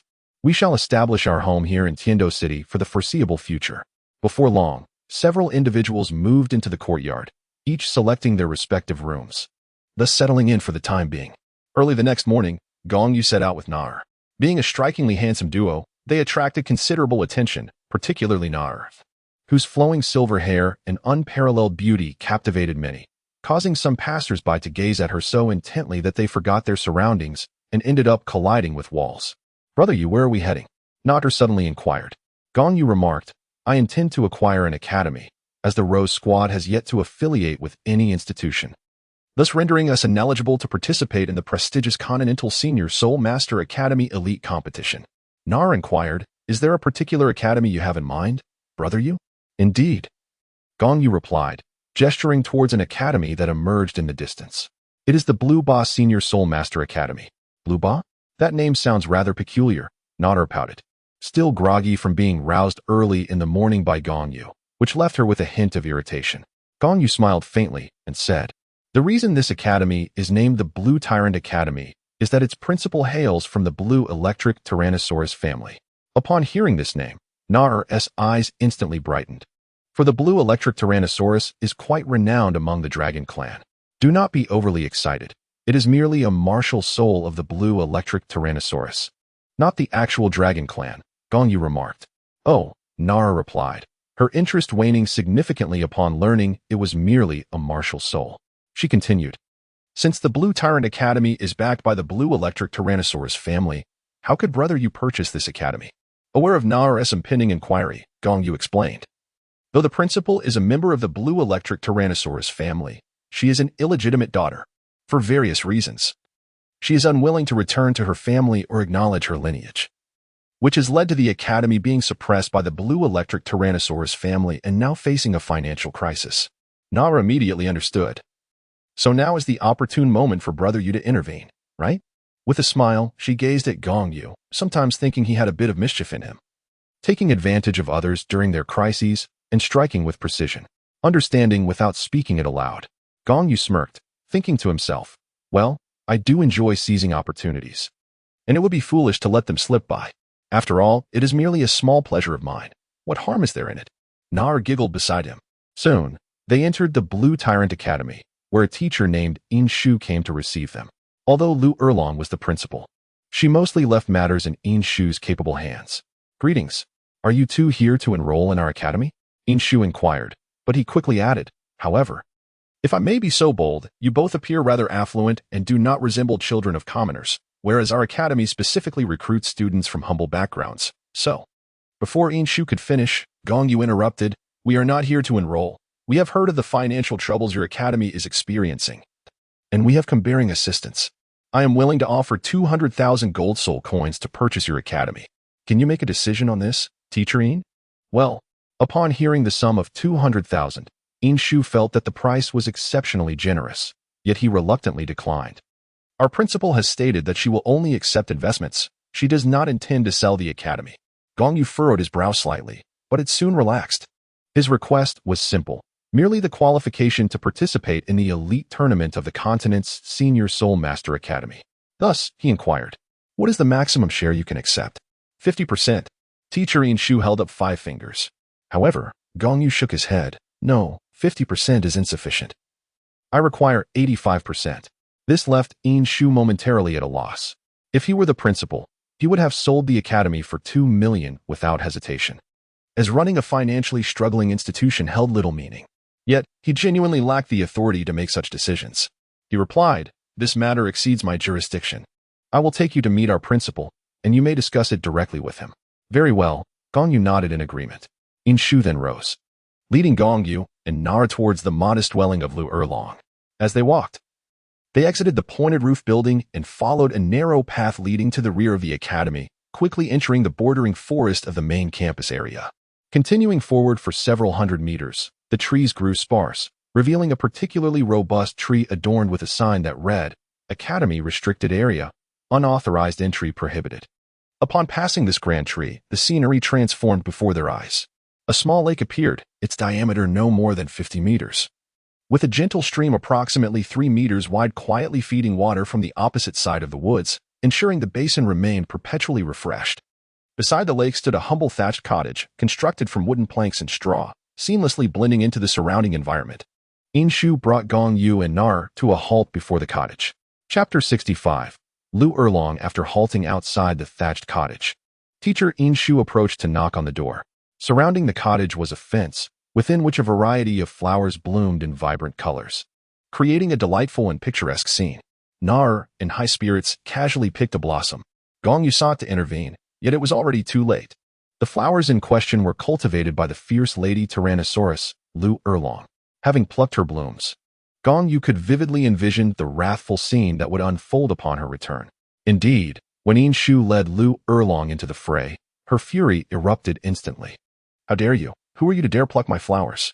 It seems you have lived too long. Without seeking an explanation, Lu Erlong's temper flared, and she hurled a punch forward. With no alternative, Gong Yu resolved to confront her directly. Without hesitation, he donned an entire set of battle armor, and under its enhancement, his power surged to the level of a soul emperor, bolstered by the vitality of the Golden Dragon King. He unleashed his utmost speed, swiftly positioning himself in front of Nar, and met Lu Erlong's blow with a counterpunch.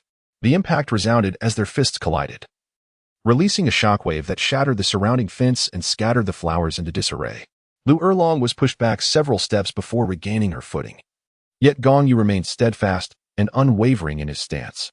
Although Gong Yu is currently only a member of the Soul Clan, upon absorbing the 4th soul ring of his martial spirit, the 4th blood soul ring of the Golden Dragon King has also been activated, endowing him with tremendous power, nearly reaching 100,000 pounds. Just moments ago, Gong Yu merely exerted a slight enhancement of the Golden Dragon King's vitality, hence he did not utilize his full strength. If he were to fully unleash his power, it would surely render Lu Erlong incapacitated. Based on the strength measurement units of Do-E, Gong Yu's current power is approximately equivalent to 0.95 of Poseidon for even Poseidon at full capacity. could only lift the sea god's trident weighing 108,000 pounds. In terms of sheer strength, Gong Yu wouldn't even require the augmentation of the battle armor to decisively surpass Lu Erlong. However, he wished to keep the essence of the golden dragon bloodline concealed. Thus he donned the battle armor as a form of cover.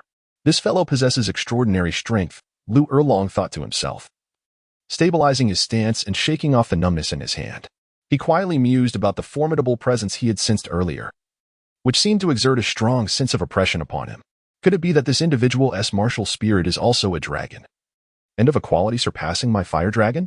At that moment, Inshu hurriedly approached, realizing that he had failed to introduce them before Lu Erlong had already engaged in combat.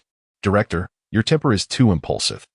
I hadn't even had the chance to make introductions before you started fighting with our guests, Inshu remarked, exasperated. You refer to them as guests. Are you certain they are not students? Lu Erlong responded, somewhat surprised. She had assumed Inshu's mention of guests would imply at least middle-aged individuals. Yet she found herself facing two tall, somewhat youthful boys. Nevertheless, Gong Yu's strength had reluctantly earned Lu Erlong's acknowledgement. Subsequently, Inshu proceeded to introduce both parties, allowing them to become acquainted.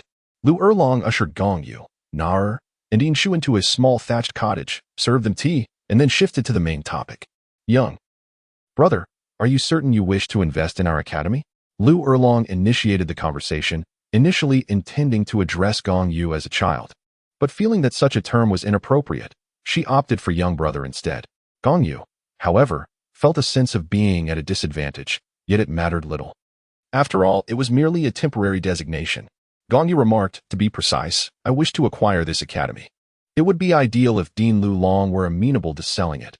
However, should that not be feasible, I am open to a partnership through shareholding. Yet, as this esteemed teacher Inshu mentioned, you are only offering 50% of the shares, which is rather insufficient. Dean Lu Erlong responded, selling is out of the question. This academy is the culmination of my efforts, and I possess my own principles. Therefore, I regret to inform you that I will only entertain a partnership.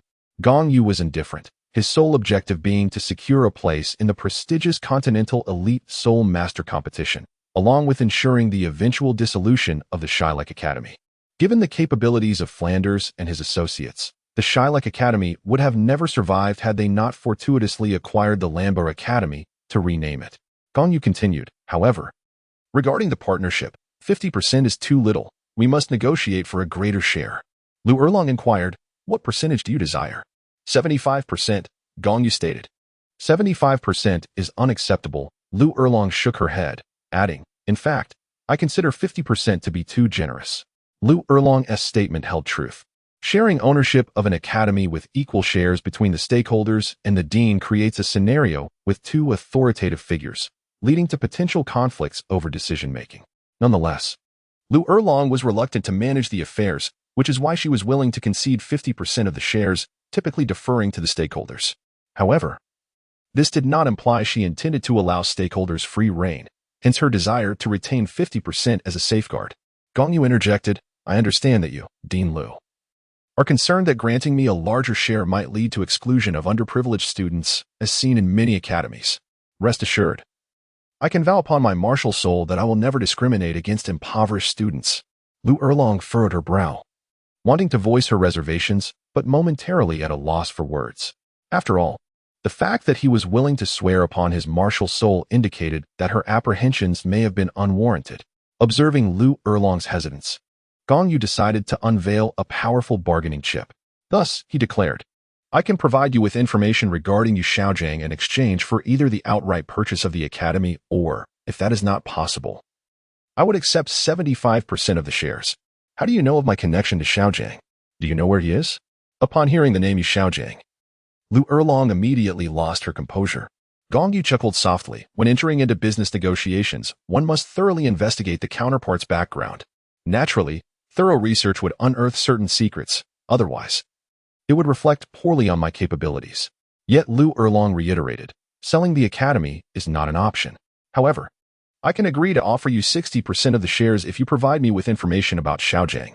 60% is still insufficient. Gong Yu shook his head once more, stating, how about this, 70%? Sell me 70% of the shares, and I shall furnish you with the information on Yu Xiaojiang. but you must also agree to 2 of my conditions. Relinquishing 70% of the shares was a compromise that Lu Erlong could reluctantly accept, provided that the academy did not reject the admission of underprivileged students. As for the 2 conditions, she deemed it prudent to hear them before making a decision, thus she inquired, "What are the 2 conditions?" Chapter 66. Academy of Gods. Gong Yu remarked, "The 2 conditions are not too demanding. First, the academy's name must be changed. I am not fond of Lan Ba. Second, there are still 2 to 3 years until the next Continental Advanced Soul Master Academy Elite Competition, and I shall have the final say on the participants for this edition." Upon hearing this, Lu Erlong let out a sigh of relief, having expected more stringent conditions. "Since I agree to sell you 70% of the shares, the matters of the academy will naturally be under your purview. Whether it is the name change or the selection of participants, I will not intervene." With that, Lu Erlong paused for a moment before continuing, "Moreover, I will also step down from the position of dean. So you will need to find someone to take on that role. Given that you hold the majority of shares, it would be unreasonable for me to continue occupying the position of dean, especially since I have no desire to be involved in the council." Listening to Lu Erlong's words, Gong Yu pondered for a moment, then had a sudden inspiration. Finding a dean is a simple task. He then called out into the air, "Sister Baiji, do make your presence known." Subsequently, a wave of energy rippled through the air, and a stunning beauty clad in a green dress materialized. This was a title Douluo. Lu Erlong was taken aback, not expecting Gong Yu to possess such a formidable background, with the title Douluo as his guardian. However, little did she know that Baiji was actually there to protect Nar, not Gong Yu. "Sister Baiji, from now on, you shall be the dean of our Academy of the Gods." Gong Yu smiled gently as he declared, "I have just thought of the new name. Lanba Academy shall henceforth be known as the Academy of the Gods." "Very well," Baiji replied, "but I shall only be a figurehead. You must assign someone else to handle the affairs." Lu Erlong and Inshu understood this quite well. After all, it was already remarkable for a title Douluo to hold a nominal position at the academy. It was unrealistic to expect a title Douluo to manage the affairs directly, for such a person would be of little worth if they were merely administrative. Lu Erlong then stated, "In that case, Inshu, please gather all faculty and students for an urgent assembly. Additionally, send someone to invite an official notary so that we can complete the formalities in the presence of the entire academy." "Understood. I will take care of it immediately." Inshu nodded and promptly departed. Lu Erlong then turned her attention to Gong Yu, saying, "Now, you may share the information regarding Shaogang with me." "Of course. That was part of our agreement." Gong Yu nodded. "Yu Shaojiang is currently in Suatua City, where Flinder has opened an academy named Shirlai Ke, and Yu Shaojiang is teaching there." At this point, Gong Yu smirked and jested, "Why don't you, Dean Erlong, transfer the remaining 30% of the shares to me and go teach at Shirlai Ke Academy? It would be a good way to reassemble the legendary Golden Iron Triangle." However, Lu Erlong shook her head with a smile. "Let's not dwell on the past. Those events are merely ancient history. Besides, I could never abandon an academy with a title Douluo in its ranks to go receive that meager salary at Flinder's miserly establishment." Regarding Gong Yu's suggestion for her to attend the Lake Academy, she felt a flicker of interest. However, upon recalling how Yu Shaojiang had deliberately avoided her, she relinquished that notion. Now that she has learned of Yu Shaojiang's whereabouts, it will be considerably easier for her to keep an eye on him in the future. Approximately an hour later, the faculty and student assembly at the Blue Tyrant Academy convened. Following a series of transitions, the Blue Tyrant Advanced Soul Master Academy was officially renamed the Academy of the Gods. Lu Erlong stepped down from the position of principal, which was then assumed by Baiji, marking her as the inaugural head of the Academy of the Gods.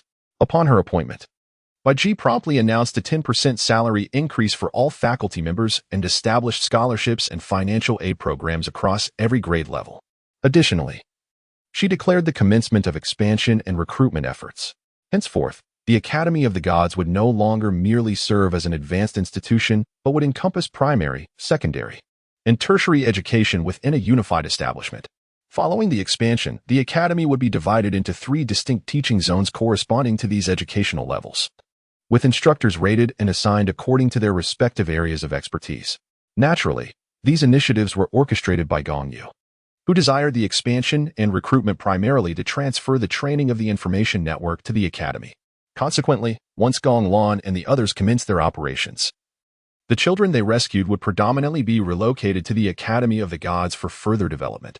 Upon the conclusion of the faculty and student assembly, Gong Yu swiftly affixed the principal's seal to the enrollment documents for himself and Nar, ensuring that Gong Lan and the others had their admission formalities completed as well. He then returned home with Nar, entrusting the affairs of the academy to Yin Shu, who was promoted to the position of vice principal. With a salary increase and a higher rank, Yin Shu was more than willing to oversee the management of the Academy of the Gods. In the blink of an eye, several days passed. Gong Yu and his companions spent their time either at the academy or training at home, maintaining a routine. One day, before he knew it, Gong Yu's level ascended once more, reaching level 45. He gathered his energy, a subtle smile gracing his lips as he murmured, "It is time to prepare for the matters concerning the Eye of Ice and Fire." Gong Yu rose and summoned all the women. "We have an undertaking ahead," he announced, "a journey to the Sunset Forest." Gazing at the gathered women, he continued with a measured tone, "This time, however, we shall not be hunting soul beasts, but rather retrieving some items." "What exactly are we to retrieve?" inquired Gong Shui, interjecting as was her custom, a habit familiar to all. Gong Yu remarked, "Take some items that may prove beneficial to you. However, their utility for Nair and myself is likely minimal. Nevertheless, these items possess the potential to fundamentally enhance your abilities." The prospect of truly transformative items stirred even the typically composed Gong Lan, who, upon hearing Gong Yu's words, exhibited a flicker of excitement. Yet, following her martial soul's evolution into the Blue-Silver King, her aptitude had already surpassed that of the majority on the continent. Indeed, such items exist. Let us converse as we proceed. Gong Yu smiled gently and casually retrieved a booklet from the soul guiding device. Its cover emblazoned with the prominent title The Compendium of Renowned Herbs. This compendium was acquired during Gong Yu's years in Gingxin City, where he encountered an individual from the Paji clan and, at a modest cost, persuaded them to procure a copy of a renowned herbal record from their lineage. Aside from Tang San, perhaps only the inhabitants of Juhua Pass and the Paji clan possessed knowledge of the divine herbs surrounding the ice and fire yin-yang eyes. Juhua Pass is of no surprise, as its custodian is endowed with the extraordinary Juhua martial soul, rendering him particularly attuned to such rare flora. As for the Paji clan, their roots lie in alchemy, and they have extensively studied the myriad herbs of the continent. Consequently, their clan maintains a compendium detailing various herbs' properties, toxicities, and effects, complete with corresponding illustrations for easy comparison. Gong Yu, accompanied by the ladies, set forth from Tiando City. After approximately an hour, they arrived at the outskirts of the Sunset Forest. Before entering the forest, Gong Yu approached Nar and inquired, "Nar, we cannot ascertain whether we will be under the watchful eyes of the gods within. Are you certain you wish to accompany us?" Nar nodded and replied, "It is of no concern. I am human now. She has actually split away and is currently slumbering beneath the lake of life." Gong Yu expressed his surprise, inquiring, "Has she split? When did this occur?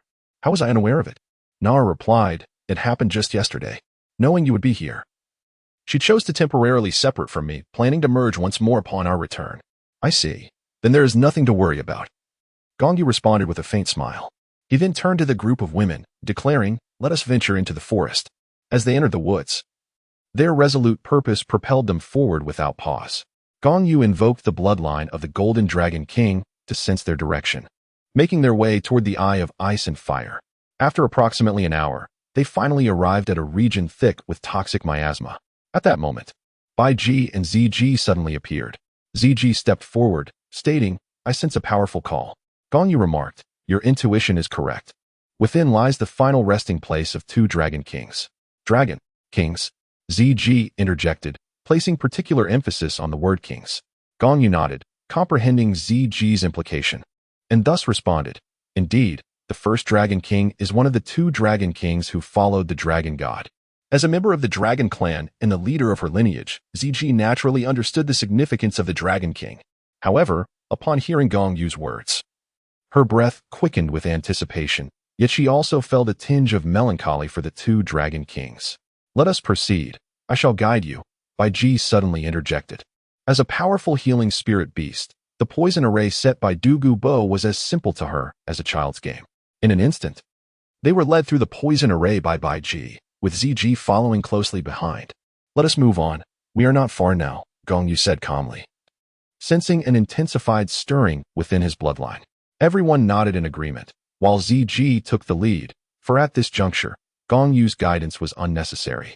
She could navigate to the Eye of Ice and Fire guided solely by the summons of her bloodline. Ascending a hill approximately 500 meters high, they continued onward towards a steep cliff. Possessing an external spirit bone, Gong Yu could soar over it effortlessly, prompting a wave of envy among the women. Particularly from Gong Shui, whose eyes sparkled with admiration. Gong Lan extended the 8-spider spear behind her, and for her, traversing such steep cliffs was not a daunting task. Bai Ji, standing nearby, could only smile wryly and shake her head, uncertain of what to say in response to the envious gazes of the girls. Surely, she could not suggest they hastily cultivate to the titled level to gain the ability to fly. She waved her hand, summoning the remaining girls to soar into the sky alongside her. However, Gong Yu swiftly swooped in, whisking Na air away, which caused Gong Shui to puff her cheeks in frustration. Upon crossing the cliff, they arrived at a small valley, where the scent of sulfur reminiscent of a hot spring wafted through the air. As they ventured deeper into the valley, they soon beheld a hot spring. The spring was modest in size, yet it was divided into two distinct sections, with one oval pool exhibiting milky white water and the other a deep crimson hue. Remarkably, despite being within the same pool, the two waters remained separate, each maintaining its own territory without encroaching upon the other. The billowing steam rising between them was a result of their proximity, ascending until it gradually dissipated at the mountain's mouth. The ice and fire dual eyes were indeed a spectacle to behold. "Young master, what is the ice and fire dual eyes?" Gong Lan inquired, her curiosity piqued. And the other girls shared her intrigue. How to explain this? Gong Yu pondered briefly before responding. The ice and fire dual eyes is a treasure land where ordinary plants cannot thrive due to the unique climate. However, it serves as a nurturing ground for rare plants and is favored by spirit beasts. The growth period of these extraordinary plants is remarkably shortened. To illustrate, if one were to plant a blue silver grass here, it would transform into a 10-year spirit beast in just 1 year, and in 10,000 years, it could reach the level of 100,000 years. Hiss! Bai Ji gasped upon hearing Gong Yu's words, exclaiming, "If the king of 10,000 beasts were to dwell here for 10,000 years, could he not ascend from 500,000 years to 600,000 years?" "Indeed, that is possible," Gong Yu affirmed, but added, "However, the corresponding tribulation for such a 600,000-year being would also arrive prematurely. Thus, every gain is accompanied by a loss. Rapid cultivation comes at a cost. If one cannot withstand the impending tribulation, death awaits." Bai Ji nodded in agreement, a wave of sorrow washing over her. The longevity of spirit beasts was a blessing, yet they were equally subject to the whims of fate. "Very well, I shall commence gathering herbs now," Gong Yu declared. Turning to the girls, "You must stay clear of the spring. Falling in could be fatal. Additionally, there are many poisonous herbs around, so do not touch anything unfamiliar. Especially you, Xiao Shui." With that, Gong Yu pointedly warned Gong Shui, for the girl was rather unreliable, and a caution was necessary to avert mishaps. "I understand. But you need not single me out every time," Gong Shui retorted. Gong Shui, filled with indignation, felt a deep sense of injustice. "Humph. What do you know? Last time in Soto City, you were utterly unaware of the mischief I committed." The mischief Gong Yu referred to was, of course, the incident where Gong Shui and Gong Shi'er had tricked the members of the Shilak 7. However, Gong Yu remained oblivious to the full extent of Gong Shui's actions. He had only heard the notifications echoing in his mind, indicating the acquisition of additional simulation attempts. Since he had previously suggested that Gong Shui and her companions could play pranks on the Shilak 7, the consequences of their actions inadvertently fell upon him, resulting in a surplus of simulation attempts. Later, when he inquired whether Gong Shui and the others had indeed engaged in any wrongdoing, they chose to conceal the truth from him. Thus, at that moment, he remained unaware of the events involving the Shilak 7 and Yu Xiaojiang in the square. Upon hearing his words, Gong Shui, Gong Shi'er, and Gong Miao Miao exchanged furtive glances, feeling a twinge of guilt. After their prank on the Shilak 7, they reflected on the situation and realized it had been rather excessive, while the boys and Xiao Wu were tolerable. The reputations of the two remaining girls had been irreparably damaged. "Humph. Anyway, you are not allowed to cause any more trouble." Gong Yu reiterated his warning, then picked up the compendium of famed herbs, meticulously comparing each specimen one by one. Gong Yu's attention was first captured by a magnificent, fluffy chrysanthemum. The flower displayed a resplendent shade of purple, and curiously, each petal appeared delightfully fuzzy, forming a cohesive whole that surprisingly exuded no fragrance. The central stamen rose a good half a foot above the petals, its apex shimmering with a subtle golden radiance. After comparing it with the herbal compendium in hand, A faint smile graced the corners of Gong Yu's lips as she remarked, "This is the celestial fluff chrysanthemum." Chapter 68, Distribution of Divine Herbs. Following the harvesting method recorded in the herbal compendium, Gong Yu carefully plucked the celestial fluff chrysanthemum and then made her way outside to join Gong Miao Miao. Gong Yu remarked, "Miao Miao, your martial spirit is the chrysanthemum, hence this extraordinary celestial chrysanthemum is well suited for you. Young master, what is the significance of this celestial chrysanthemum?" Gong Miao Miao inquired first. As the others were equally captivated by the plant that Gong Yu had brought forth, Gong Yu offered a faint smile and explained, "This wondrous heavenly chrysanthemum is a neutral celestial grade herb. Consuming it will invigorate your limbs and enhance the circulation of your blood through the 8 meridians, enabling the cultivation of an indestructible body. However, that is not the primary significance. The main reason lies in the fact that your martial soul is a chrysanthemum. Ingesting it may facilitate the evolution of your martial soul." At this, Gong Miao Miao's eyes sparkled with curiosity. "What will my martial soul evolve into?" she inquired. Just then, Gong Shui interjected, "What a ridiculous question, seventh sister.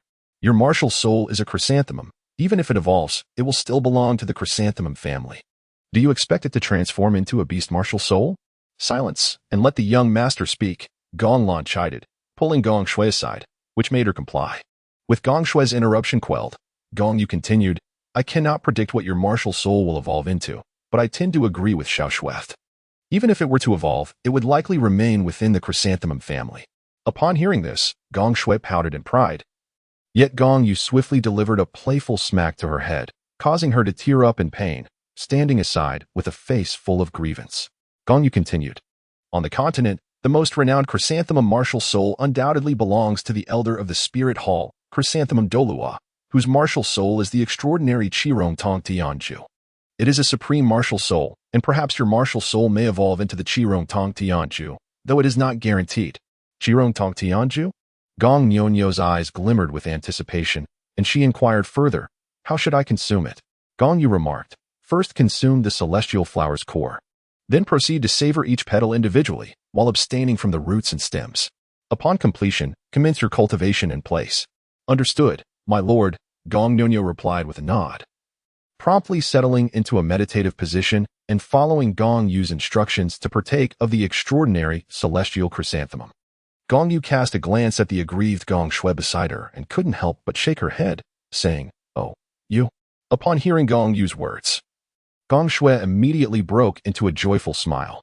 Gong Yu approached a vibrant plant, its soft, delicate form quivering gently. This botanical specimen appeared deceptively simple, composed solely of crimson grass-like leaves, the tips resembling a coxcomb.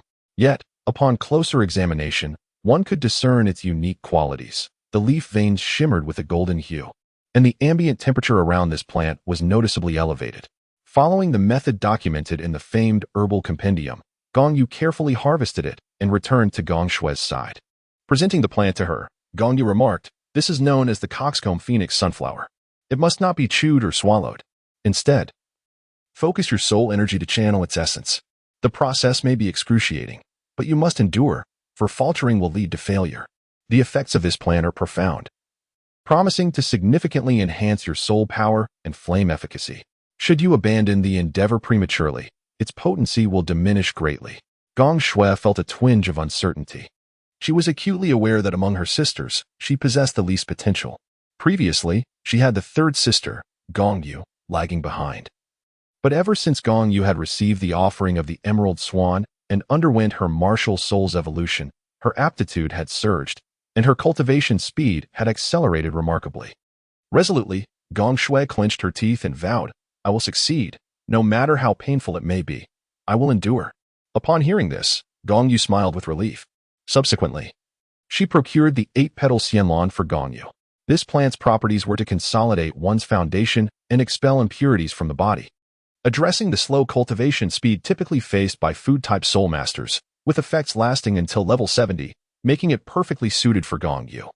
Gong Yu then fetched the ink jade bamboo for the second sister, Gong Xiao, as it was undoubtedly the most fitting weapon for her bamboo-type martial soul. Finally, she retrieved the Qilua tulip for the sixth sister, Gong Nyonyo. Gong Yu remarked, "Nyonyo, your martial spirit already possesses the ultimate attributes of fire and light. Thus I truly find it challenging to identify a celestial herb that could further enhance your attributes. However, your 9-colored purple crystal lantern is indeed a treasure of sorts, making me believe that this exquisite Kira tulip is most suitable for you.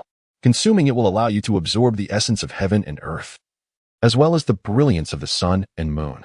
Your 9-colored purple crystal lantern, being a treasure-class martial spirit, will benefit greatly from the presence of this Kira tulip, achieving a harmonious synergy. There is a secret that you may not be aware of. This celestial herb can facilitate the evolution of the 7 treasures glazed tower into the 9 treasures glazed tower. I wonder if consuming the Kira tulip will elevate your martial spirit even further. Upon hearing the name of the 7 treasures glazed tower, Nyo involuntarily shuddered, and a fleeting glimmer of resentment flashed in her eyes, albeit momentarily, yet it did not escape Gong Yu's notice. It seems that Nyo's background may be related to the 7 treasures glazed sect. However, I sincerely hope that the 7 treasures glazed sect is not Nyo's adversary. For if they are, not only would the spirit hall annihilate you, but I would also seek to obliterate you. As these thoughts lingered in his mind, Gong Yu instinctively glanced at Gong Xier, only to discover that her expression was somewhat amiss. Xier, what troubles you? Gong Yu inquired. Gong Xier raised her hand, pointing towards a large blossom of delicate pink hue. Gong Yu gazed over and discovered that the magnificent flower bore no leaves. Its stem extended approximately 3 feet, and the blossom was exceptionally large, boasting a diameter of nearly 1 foot. Each petal appeared to be as clear and translucent as crystal, while the stamens shimmered in a delicate lavender hue, reminiscent of purple diamonds embedded within. Gong Xier remarked, I sense a thrilling resonance emanating from the pink rose martial soul, as if it is beckoning me. Very well, please wait a moment, responded Gong Yu.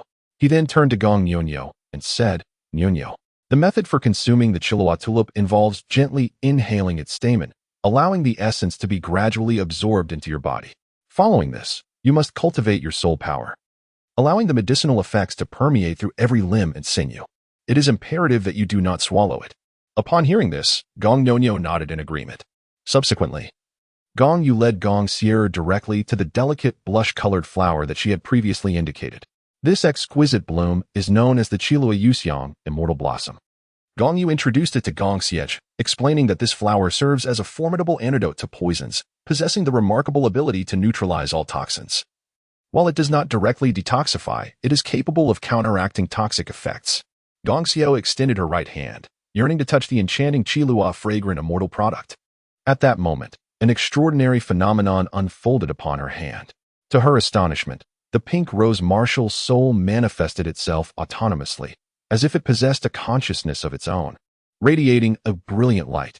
Although it was indeed a radiant display, the soft pink glow was remarkably gentle, evoking no sensation of harshness. A delicate fragrance emanated from Gong Xier's pink rose martial soul, imparting a refreshing and invigorating sensation. At that very instant, another marvel occurred. The petals of the Chihuahua fragrant immortal product unfurled and folded repeatedly, seemingly in response to the presence of Gong Xier's pink rose martial soul. Gradually, a purple aroma began to waft from the Chihuahua fragrant immortal product, intertwining and merging with the fragrance released by the pink rose, until they ultimately became one harmonious essence. In a moment of transcendence, the ethereal Chihuahua immortal product detached itself from its stem and seamlessly integrated with Gong Xier's pink rose martial soul. Instinctively, she sat down in a meditative posture, entering a state of cultivation. Gong Yu remained silent and chose not to intrude further. Instead, she gracefully approached the remaining 3 young ladies, namely Gong Lan, Gong Chanqian, and Nar, who had yet to obtain the celestial herb. Upon reaching Gong Chanqian, Gong Yu remarked, Chanqian, your martial soul is exceedingly formidable. The chill it emanates is akin to a celestial phenomenon, a manifestation of the laws of nature itself. Thus, your martial soul is indeed extraordinary. Consequently, selecting a celestial herb for you poses quite the challenge. In fact, I find that none of the herbs here seem worthy of your prowess. Therefore, I have several options for you to consider. Please, take a moment to listen. Gong Chanqian merely offered a graceful smile and nodded in acknowledgement. Subsequently, Luo Han opened the renowned herbal compendium right beside her, elucidating several esteemed herbs he had identified. The first was the water fairy jade bone flower, known for its remarkable properties of nourishing tendons and fortifying bones, harmonizing the flow of energy through the 7 meridians and 8 vessels. Upon ingestion, it is anticipated that your soul power could increase by approximately 7 levels. Currently, At level 33, consuming this flower might enable you to venture forth and procure your fourth soul ring today. Gong Yu's conjecture was merely speculative, after all. The novel from his previous life documented that Zhu Zhiqing had also consumed the water immortal jade muscle bone, resulting in an immediate elevation of 7 levels in her soul power. Gong Yu believed that if Gong Qianqian were to ingest the water immortal jade muscle bone, the enhancement she would receive would likely be no less significant than that of Zhu Zhiqing. The second option was the primordial immortal herb, renowned for its ability to augment a soul master's power while assisting in the compression of soul energy and the condensation of the soul core. Its potential to elevate one's soul power level should not be underestimated. The third choice was the Douluo spirit pearl, a mystical object intertwined with celestial phenomena. Upon fusion with a soul master, it could eventually transform into the soul core of a human soul master. Given that your martial soul is a celestial phenomenon, it is evident that such occurrences are inextricably linked to the stars, thus you should comprehend my implication. If the octagonal mysterious ice grass could be consumed independently, it would be advisable for Gong Qianqian to take it. However, it regrettably requires the simultaneous consumption of the fiery apricot blossom to be effective.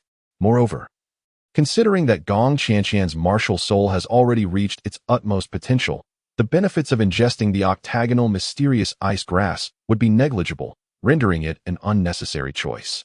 Having introduced these 3 types of immortal herbs, Gong Yu urged Gong Qianqian to reflect on her options, recognizing the uniqueness of her martial soul and his limitations in offering further counsel. Yet, without hesitation, Gong Qianqian declared her choice. I select the Douluo spirit pearl. Have you not considered your decision at all? Gong Yu inquired, taken aback by her promptness. Gong Qianqian smiled serenely and said, I trust you, young master.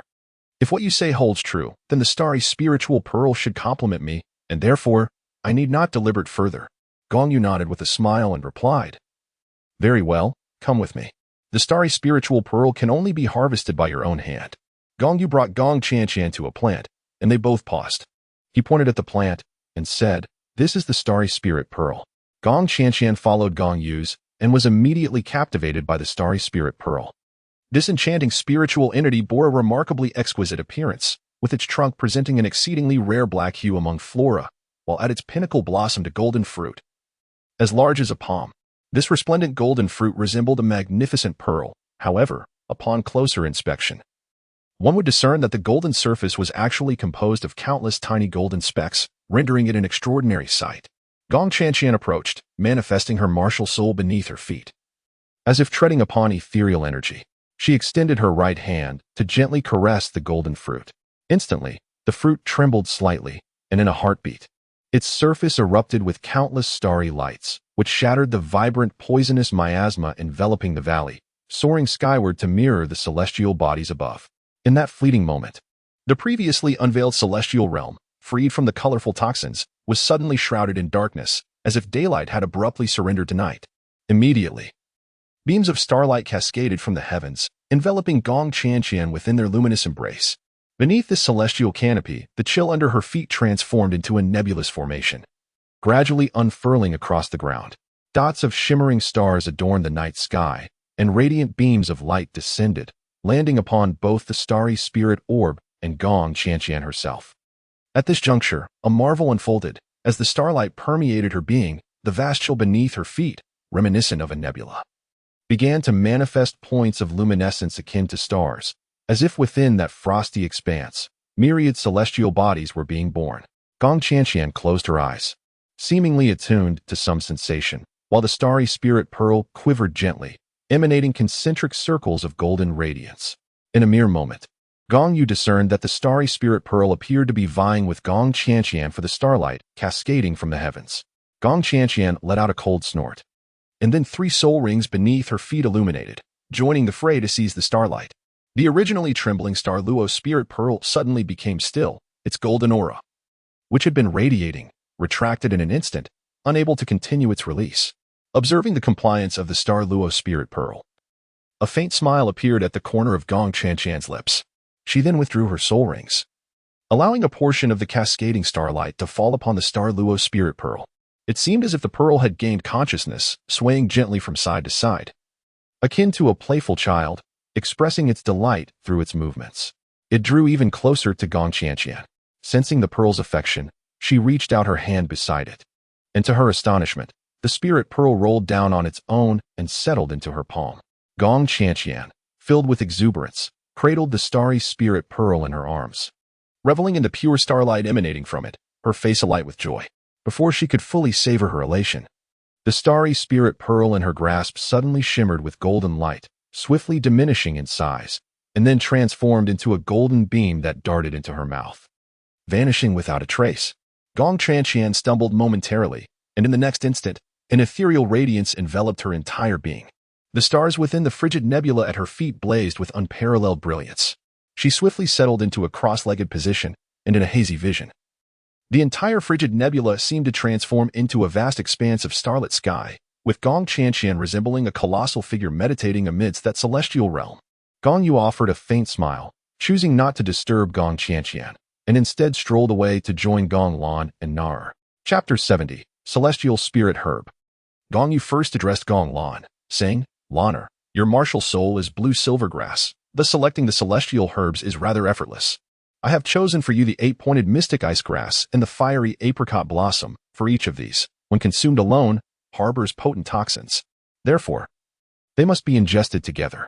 While these celestial herbs are also suitable for my own use, I have ultimately resolved to bestow them upon you, enabling your cultivation of the ice and fire forging body, and granting you the abilities of ice immunity and fire immunity. Young master, your martial soul is likewise blue silvergrass. What is fitting for Laner is naturally also appropriate for you, so perhaps you might consider consuming them yourself."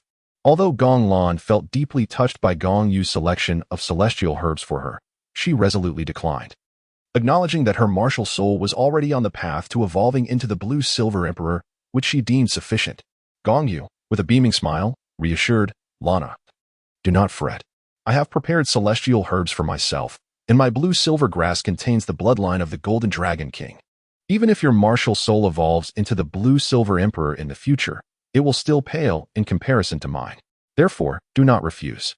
"Well then, I shall listen to you," Gong Lan replied with a nod.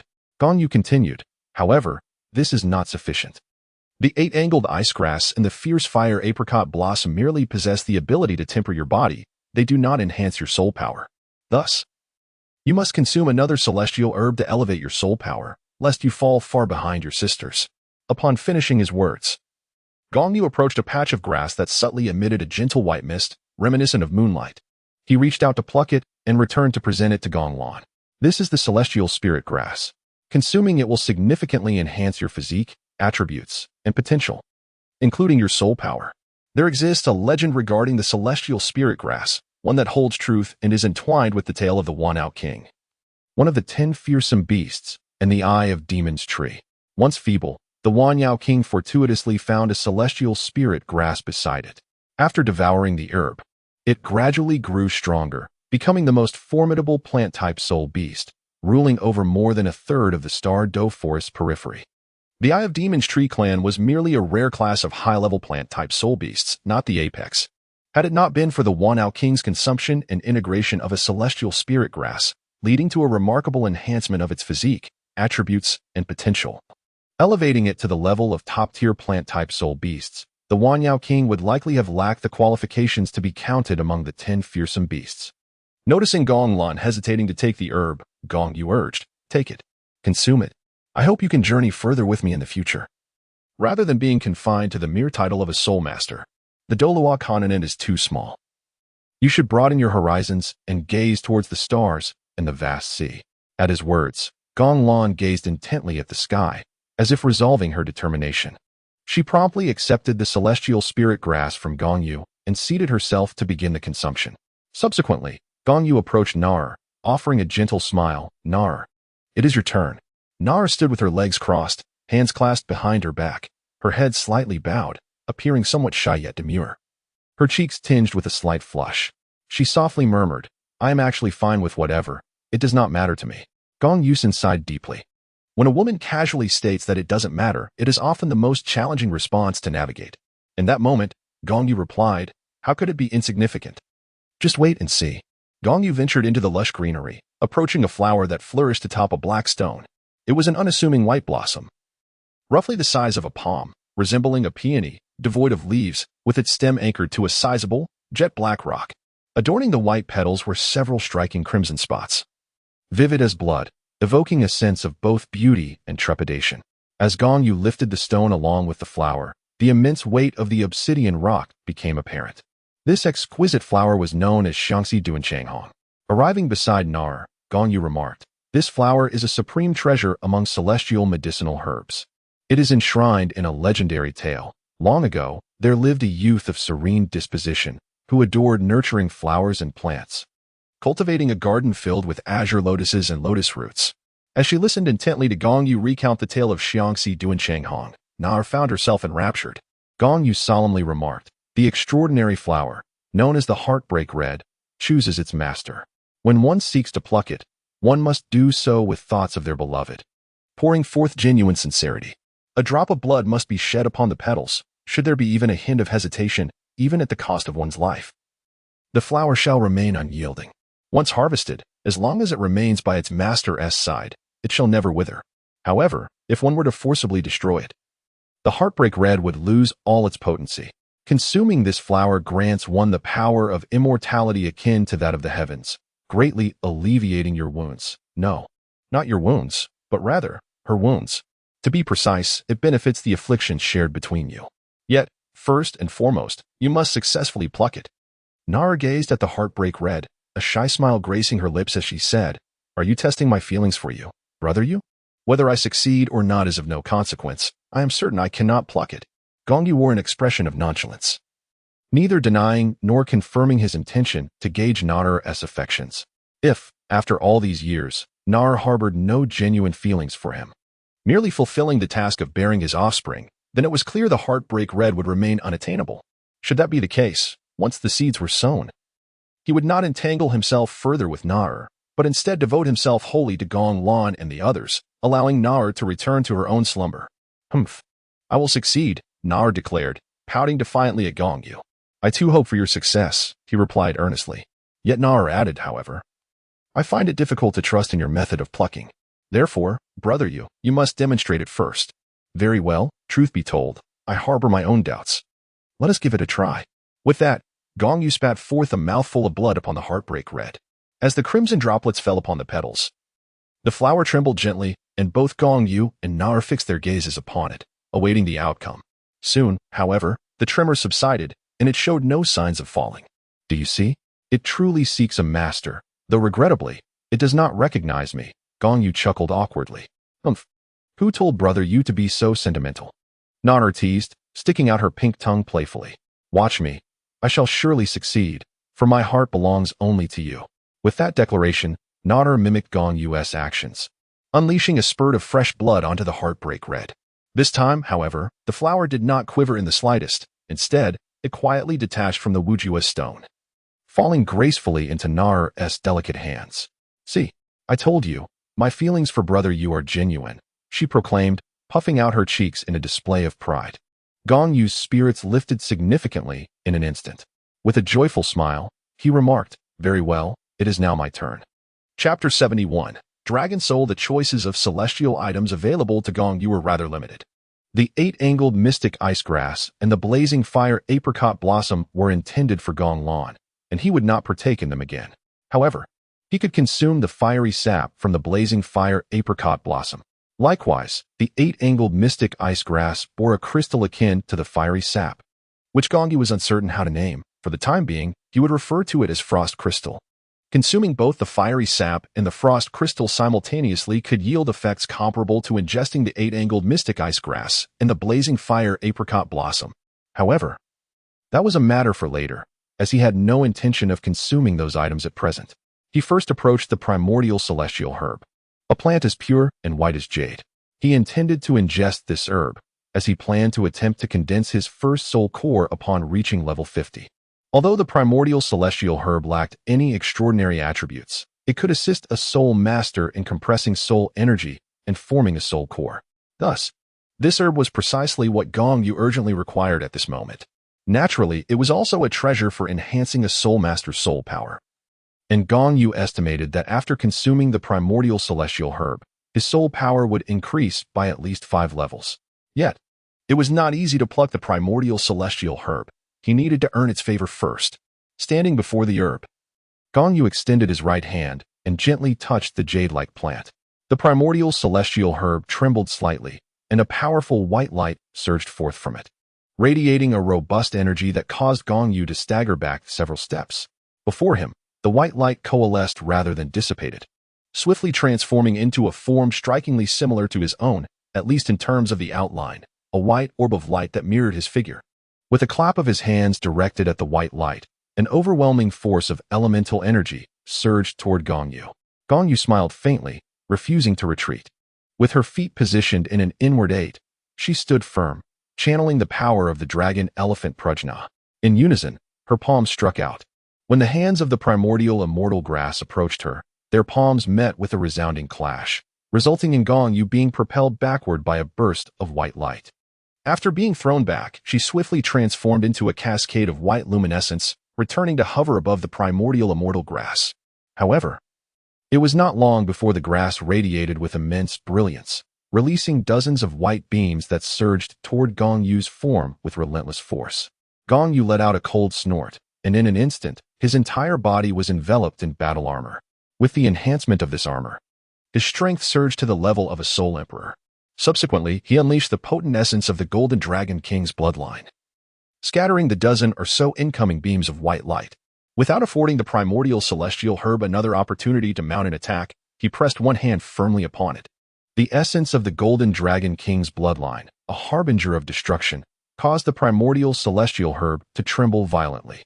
Observing this, Gong Yu revealed a faint smile, then raised his hand to retract his battle armor and suppress the aura of the Golden Dragon King's bloodline. At that moment, the primordial celestial herb detached itself, leaving behind a diminutive sprig that remained in place, akin to the previously encountered starry spirit pearl.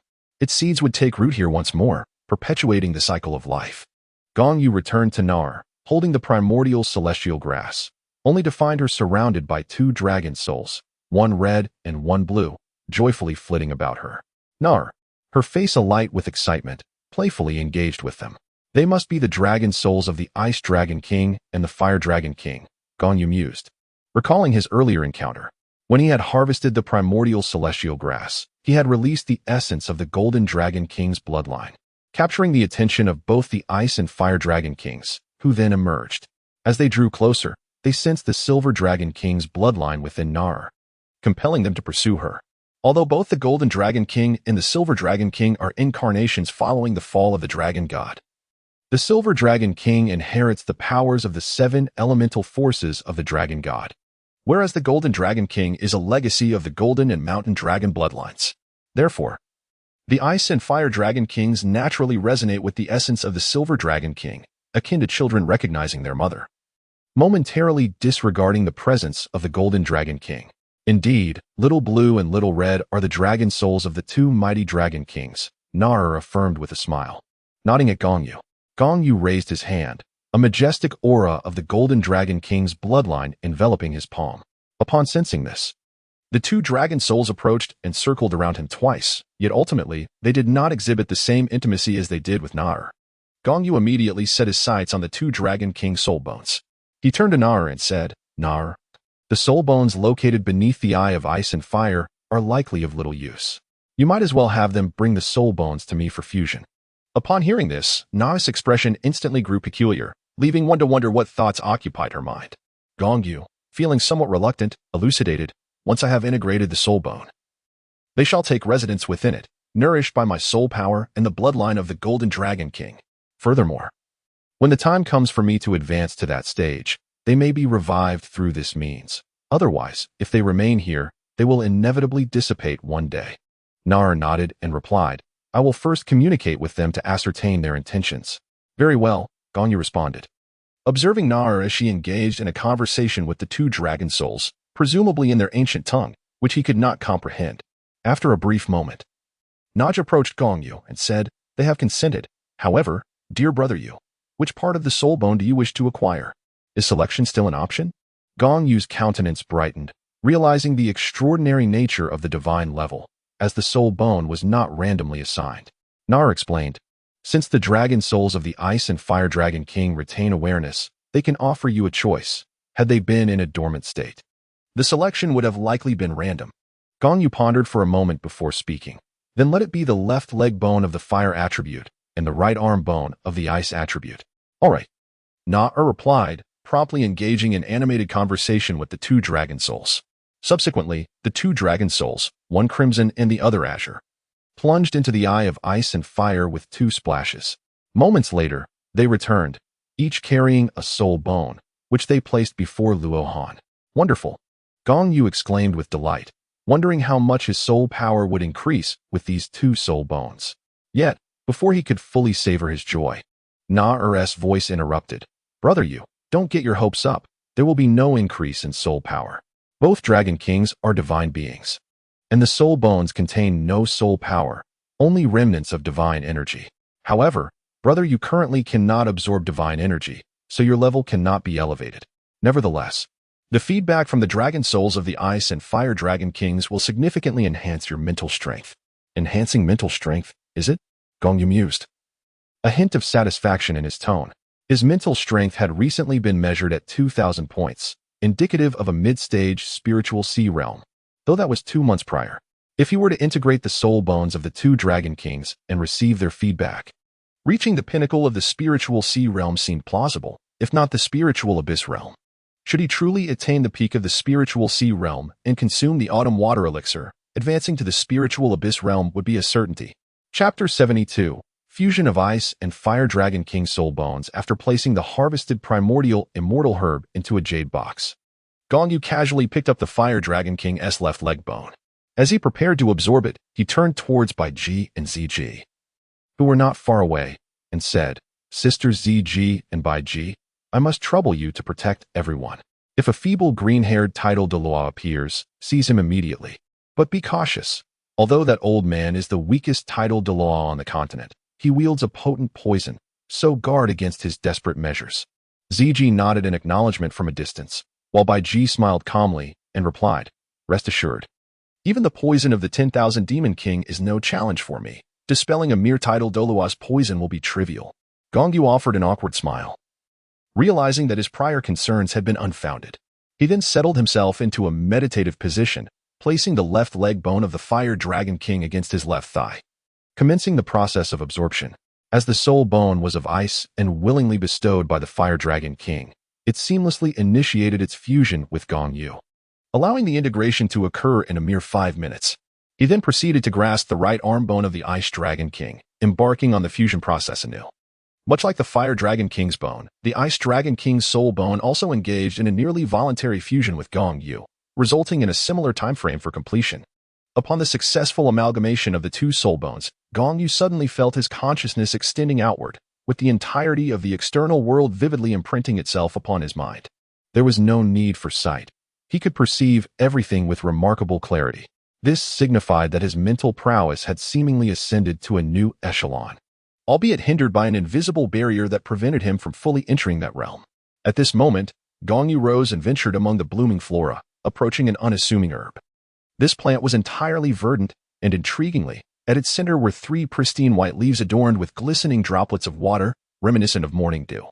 This is it, Wang Chuan Qiu Shui Lu, Gong Yu mused, crouching down to meticulously harvest the herb according to the methods recorded in the Compendium of Renowned Botanicals. He then returned to his previous seated position and resumed his meditation. The Wang Chuan Qiu Shui Lu, when consumed, could enhance one's fiery vision, granting the ability to perceive extraordinary wonders across the realms. Murmuring softly to herself, Gong Yu raised the dew of autumn eyes to her lips, tilting it slightly, and a few drops of the transparent liquid immediately fell into her mouth. As those droplets departed from the grass blade, the entire plant of autumn eyes withered completely in her grasp, transforming into dust that scattered through her fingers in an instant. Subsequently, she assumed a meditative posture with her palms facing the heavens and began her cultivation in silence. Observing Gong Yu seated in meditation, Na-er, feeling somewhat bored while the Ice Fire Dragon King had already settled within the soul bone, also took a seat, holding the heartbreak red in her hand. Despite her initial reluctance, she ultimately gritted her teeth and began to consume it bit by bit. Once finished, she too embarked on her cultivation journey. Time gradually slipped away, and before long, 6 hours had passed. As the effects of the celestial grade herb took hold, The girls began to exhibit varying degrees of transformation. The sky had darkened significantly, and it was at this moment that a green-haired old man appeared around the duality of ice and fire, revealing himself as the poisoned Douluo. Upon witnessing the young ones seated around him, all approximately the size of his granddaughter, he was on the verge of an outburst. However, before he could erupt, the poisoned Douluo was swiftly subdued by Ziji, who then sealed his soul power. Shortly thereafter, inexplicably, Ziji produced 2 vines and bound Douluo tightly, suspending him from a tree while stuffing grass into his mouth. The venomous glares directed at Ziji from the poisoned Douluo were filled with malice. Yet she paid him no heed whatsoever. About half an hour later, Gong Miao was the first to awaken. Her chrysanthemum martial soul manifested spontaneously from the palm of her right hand without summoning, and the 3 soul rings adorning her body began to shimmer with astonishing brilliance at an incredible pace. Gong Yu sat quietly, yet she emanated a distinctive fragrance unique to the 8 immortal orchid, a delicate white mist rising from her skin, enveloping her form in a shimmering haze. Although she was originally the most unremarkable in beauty among her sisters, in this ethereal mist, she was imbued with an enchanting aura that elevated her presence to an otherworldly realm. Gong Shui requires no further introduction, due to her absorption of the coxcomb phoenix flower. Her entire being radiated a vibrant crimson. After a few breaths, a melodious bird call resonated through the air, reminiscent of a phoenix yet distinct in its own right, echoing across the heavens with a sound that rivaled that of the legendary bird. Shortly thereafter, a resplendent, multicolored bird soared from Gong Shui's form, circling gracefully twice in the sky before returning to nestle within her. At this moment, Gong Shui slowly opened her eyes, while Gong Yu, sensing the intense fiery essence emanating from Gong Shui, gently followed suit, allowing her own eyes to flutter open. The transformation of Gong Yu is the most resplendent, as the 9-hued amethyst lamp, shimmering with 9 colorful halos, gracefully hovers before her, its brilliance accentuated by a rich golden glow. This golden radiance emanates from Gong Yu herself, imbued with the lush fragrance of tulips, as the crystal light flows around her, reminiscent of a celestial fairy descending to the earth. With each surge of golden light, the 9-hued amethyst lamp appears even more dazzling and captivating. Gong Xiao, not far away, stretched languidly, her skeletal joints cracking as she rose. Hearing her movements, Gong Yu, nearby, raised her right hand and placed her index finger to her lips, signaling for silence. Unfortunately, her gesture seemed a moment too late, as Gong Chanqian, approximately 5 or 6 meters away, slowly opened her eyes. Following her, Gong Xier and Gong Yonyo also sequentially awoke. After a brief interval of around 10 minutes, Gong Lan finally stirred. Upon witnessing the evident transformations in her sisters, their energies now significantly more profound, a gentle smile graced Gong Lan's face. Turning her head, she noticed that Gong Yu and Nara were still in slumber, prompting Gong Lan to gesture for quiet among her sisters. After another 10 minutes or so, Nara woke, exuding a newfound aura that was indescribable yet inexplicably inviting. A few moments later, Gong Yu, still deep in meditation, suddenly emitted 2 beams of light from his eyes, startling those around him. One beam was red, the other blue, instinctively shot forth without Gong Yu's control, striking a stone wall approximately 20 meters away. Chapter 73. Left Eye of Flame, Right Eye of Ice. The stone wall shattered upon impact, fragments cascading down. However, the debris was peculiar. The rocks struck by the blue light were encased in ice, while those hit by the red light were reduced to ash. Gradually, Gong Yu opened his eyes, revealing patterns of fire and ice within his irises, his left eye ablaze with flame, and his right eye cold as ice. Glancing left and right, he soon realized he was the last to awaken. Rising, he approached the group of girls, offering a gentle smile as he inquired, "How are your gains?" At that moment, the most vivacious among them, Gong Shui, eagerly jumped forward, declaring, "Let me go first." Everyone was already accustomed to Gong Shui's enthusiasm, and Gong Yu nodded in acknowledgement. Gong Shui continued, "Ahem, first of all, my soul power has reached level 38, and my martial spirit has also evolved. Allow me to demonstrate my prowess, martial spirit manifestation." Before her arrival, Gong Shui had already attained level 33, and after consuming the coxcomb phoenix flower, she ascended an additional 5 levels, directly reaching level 38. As her words faded, a thought crossed Gong Shui's mind, and in an instant, a magnificent bird, resembling a phoenix yet distinctly different, soared from her being with a resounding cry. It circled the sky twice before returning to her, merging with her essence. Following this union, the vibrant bird's form vanished, leaving behind a pair of resplendent wings upon Gong Shui's back. Your martial spirit has evolved into a phoenix, yet why does it appear more like a chicken? Inquired Gong Miao Miao, who stood nearby, her curiosity piqued by the peculiar sight of Gong Shui's colorful martial spirit, which seemed less like a phoenix and more akin to an unknown vibrant long-tailed fowl. Upon hearing this remark, Gong Shui felt a surge of indignation and retorted, "You are the chicken. Your martial spirit is the true chicken." Miao Miao displayed a look of disdain on her face and promptly diverted the conversation, saying, "I wonder who is so foolish as to forget that they possess a flight-type martial soul while traversing the cliff during the day. They even had Sister Bai Ji carry them, claiming it wasn't a chicken martial soul. Chickens are far superior to you. You." Gong Shui was momentarily at a loss for words, and in her frustration, she repeated her earlier remarks, "You are a chicken, you are the chicken, and your entire family." Before she could finish her insult, Gong Lan shot her a warning glare. If you dare utter the phrase your entire family again, I will not hesitate to teach you a lesson." I won't say it then." With that, Gong Shui looked at Gong Yu with a rather aggrieved expression. Gong Yu, with an awkward smile, found himself in a dilemma, realizing that it was unwise to take sides. So he tactfully suggested, "Let us focus on the matter of martial souls and set aside other topics for now." He then proceeded to discuss Xiao Shui's martial soul, clarifying that it had not evolved into a phoenix, but rather into a Luin bird. "What is a Luin bird?" Gong Shui inquired with a look of curiosity, as she herself was unaware of the nature of her martial soul. The other young women, upon hearing this, turned their attention to Gong Yu, eager for enlightenment. Gong Yu suddenly recalled the description of the Luan bird in the ancient text Shan Hai Jing. 300 miles to the southwest lies the mountain of the woman's bed, where the sun is abundant in red copper and the shade is rich in stone soot, inhabited by tigers, leopards, rhinoceroses, and rare creatures. Among them is a bird, resembling a pheasant adorned with 5 colored patterns, known as the Luan bird. Its appearance heralds peace across the realm." He then addressed the ladies, saying, "The Luan bird is an auspicious creature. Its emergence signifies tranquility in the world." Upon hearing Gong Yu's account, Nar interjected, "Isn't the Luan bird akin to a divine beast, comparable to the imperial auspicious beast of the soul beast realm, the 3-eyed golden lion?" "One could indeed make that comparison," Gong Yu elaborated. "The Luan bird resembles a long-tailed wild chicken, yet is adorned with vibrant, multicolored plumage. The Luan bird shares intricate connections with the phoenix. Some say it is an immature phoenix, others claim it is merely a different name for the phoenix, while yet another belief posits that the Luan and phoenix are distinct types of auspicious birds." At that moment, Gong Shui inquired, "Which is mightier, the phoenix or the Luan bird?" "Without a contest, who can say?" Gong Yu replied with a sidelong glance at Gong Shui, then continued, "There is an intriguing tale regarding the Luan bird." Upon hearing this, the ladies perked up, their ears attentive and silence enveloping them. Gong Yu recounted, "Legend has it that long ago, a king captured a Luan bird, which he adored immensely. However, since its capture, the bird remained mute. The king and his courtiers tried every conceivable method, even crafting a cage of gold and providing exquisite delicacies. Yet after 3 years, the Luan bird still did not sing. Eventually, the queen suggested that the Luan bird might only vocalize in the presence of its kind, proposing they place it before a mirror.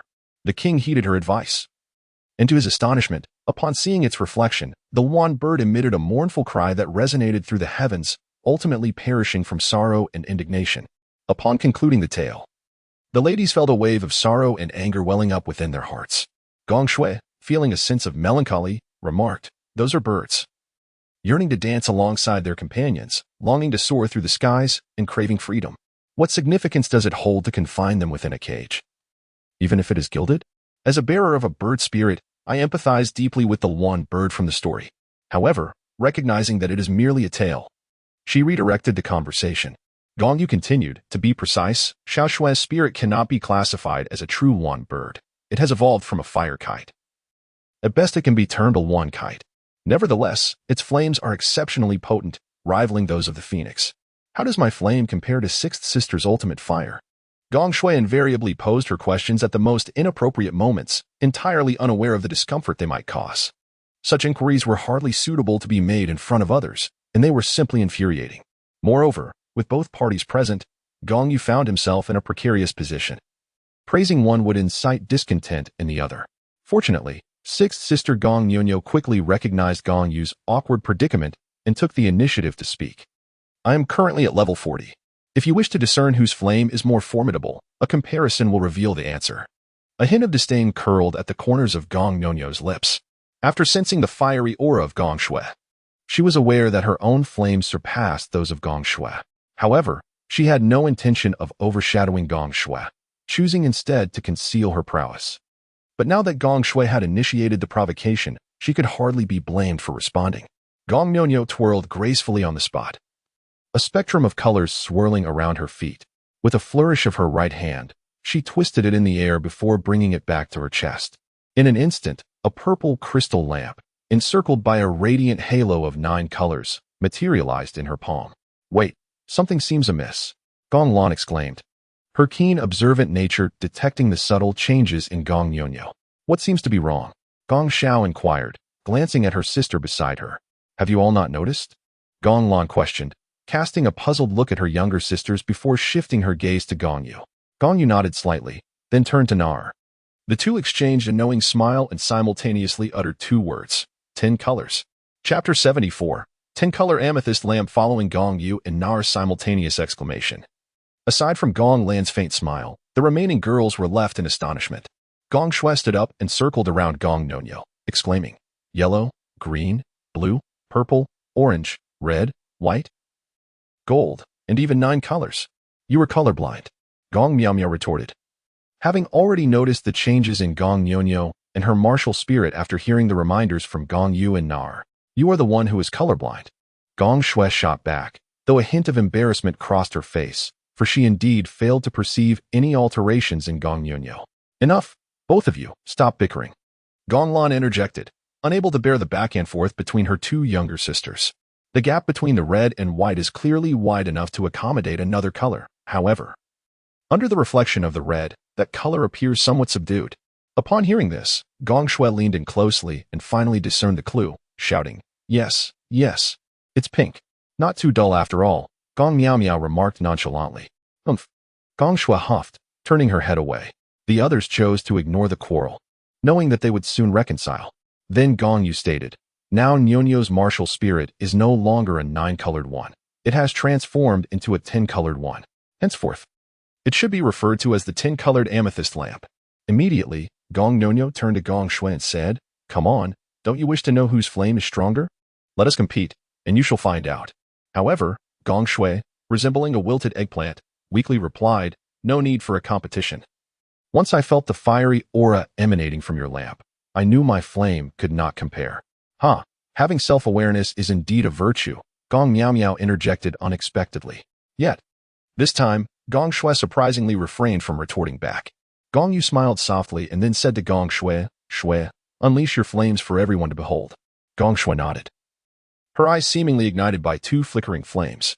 As her thoughts surged, a fierce blaze enveloped her, transforming her into a being reminiscent of a fiery figure adorned with resplendent, colorful wings, with even her wings subtly radiating a fiery aura. Although your martial soul has evolved and your flames have undergone a degree of purification, the effects of the rooster-crowned phoenix sunflower seem insufficient to completely refine your flames, leaving a trace of impurities within them, Gong Yu remarked calmly. With a flicker of her thoughts, the domain of fire emanated from beneath her feet. What a formidable fire attribute! This must be a domain, Gong Shui exclaimed, her eyes glistening with excitement upon sensing Gong Yu's domain. Indeed, it is the domain of fire, which grants me mastery over the ultimate flame. Gong Yu replied with a serene demeanor. She exchanged a glance with Nar, both of them understanding the origin of that fiery domain. It was bestowed upon Gong Yu by the left leg bone of the Fire Dragon King, just as the Ice Dragon King had granted him the domain of ice. Both Dragon Kings had been first-tier deities in their lifetimes, nearing the status of divine rulers, each possessing their own distinctive domains. It would have been abnormal not to acquire a domain upon absorbing their soul bones. Concerned that her fire domain might harm the surrounding flora, Gong Yu refrained from expanding its range too extensively, choosing instead to envelop only those gathered around her. Gong Shui instinctively sighed, lamenting, alas, even my elder brother, who possesses a plant martial soul, has mastered the utmost fire attribute, while I, who inherently possess the fire element, find my flames to be rather mediocre. It leaves me at a loss for words. Observing her sister's discontented demeanor, Gong Lan shot her a disapproving glance and remarked, your flames are no less than those of the phoenix. To call them mediocre is simply absurd. The majority of fire attribute soul masters possess merely mixed flames. If everyone were as ungrateful as you, it would be better for them to perish. However, Gong Yu merely smiled faintly and said, "Fear not. For I possess a means to elevate your flames further. Just wait." With that, Gong Yu rose and made his way toward the Eye of Ice and Fire. Halting 2 meters away from a plant resembling a cabbage, yet entirely enveloped in fiery red. It was not that he wished to refrain from approaching further, but the intense heat emanating from the plant made it impossible for him to draw near in his ordinary state. In an instant, the domain of fire manifested beneath his feet, and the searing heat radiating from the plant seemed to vanish, allowing him to finally escape the oppressive warmth. The fire apricot blossom, while toxic when consumed alone, yielded a non-toxic resin that, when ingested, could also enhance one's flames. Murmuring softly, Gong Yu extended his right hand, imbued with the essence of pure fire, and extracted several crystalline chunks of the resin from the fire apricot blossom. Turning back, he approached the group once more, presenting 2 pieces of the resin to Gong Shui. Consume these 2 pieces and meditate. It should cleanse the impurities from your flames, enabling them to evolve into pure fire. All right, Gong Shui replied, beaming as she took the resin and moved to a corner to sit down in meditation. Gong Yu here handed 2 pieces of blazing resin to Gong Yu, saying, "Yu, your attributes have already reached their zenith. So I am uncertain whether these 2 pieces of resin will still be beneficial to you. Nevertheless, do give it a try. Who knows, it might indeed prove advantageous." "All right. Thank you, young master," Gong Yu replied as she accepted the 2 pieces of resin. She then stepped away from the group and found a secluded corner to sit cross-legged. Gong Yu gazed at the 2 remaining pieces of fiery resin in her hand, casting a glance around at the other women present. With a gentle shake of her head and a smile, she remarked, "You do not possess the fire affinity, so this would be of little use to you. I shall search for something more beneficial for you shortly." However, Gong Xiao interjected, "I shall pass. This is already the pinnacle for me. Even if I were to consume another type of celestial herb, its efficacy would be minimal. Furthermore, I have reached level 40. Yet I have not acquired my 4th spirit ring, thus my exact level remains unmanifested." Gong Yu gazed at Gong Xiao, only to discover a golden mark upon her brow. And instantly comprehension dawned upon him. Na seemed to have noticed as well, exchanging a knowing smile with Gong Yu, both aware of the implications. Nearby, Gong Xiao, Gong Yu, and Gong Miao similarly expressed that they required nothing further. Gong Yu and Na then turned their attention to the trio's foreheads, where they too perceived the golden insignia, prompting another shared smile between Gong Yu and Na. At that moment, Gong Qianqian raised her hand, much like a student inquiring in class, and remarked, I suppose I do not require it either." Before she could finish her thought, Gong Yu also observed the mark upon Gong Qianqian's brow, which was a striking blue-gold emblem. With a contented smile, Gong Yu remarked, "Excellent. I am aware that you all have gained something, and there is no need for you to disclose it to me. Moreover, remember not to reveal such matters lightly until you have matured." Chapter 75, The Blessing of the Gods from Gong Yu's words. Gong Xiao, Gong Yu, Gong Miao, Gong Nyo, and Gong Qianqian comprehended that Gong Yu truly understood what they had attained. However, for some, harboring secrets within their hearts felt burdensome. Only by articulating their concealed truths could they find solace. Miao clearly embodies such a character. Thus she immediately raised her hand and said, "However, I feel an uncomfortable pressure. Could you, my lord, allow me to reveal my secret? I shall speak of it only here, and once it is spoken, it will no longer remain a secret, which would bring me some relief." The corners of Gong Yu's mouth involuntarily twitched as memories of Lu Ziqiao's aunt, Tang Yu, suddenly surfaced in his mind. Tang Yu, burdened with the knowledge of Hu Weifei's secret, yearned to speak yet found herself unable to do so, leaving her in a state of distress. Casting a glance around, he noticed that Bai Ji and Ziji were quite a distance away, and that Douluo Bo was suspended from a tree, also far removed from him. Upon first laying eyes on Douluo Bo, Gong Yu felt a flicker of surprise, but he quickly regained his composure. Gong Yu lightly tapped his foot against the ground, and a wave of spiritual energy radiated outward, forming a soundproof barrier that enveloped them all. At that moment, he spoke, "Very well, you may begin. Since we are to converse, I would like each of you to share which deity has taken an interest in you." Deity? Gong Lan was taken aback. Previously, the concept of a god had merely been an ethereal notion in her mind. She had never considered the possibility of divine beings truly existing. It seems the young master is indeed aware of such matters. Gong Xier offered a somewhat awkward smile. Gong Yu nodded and said, "All right, then you may speak." I am quite curious about which deity has favored you. Meow Meow, why don't you go first? You seem to be bursting with anticipation. Uh-huh.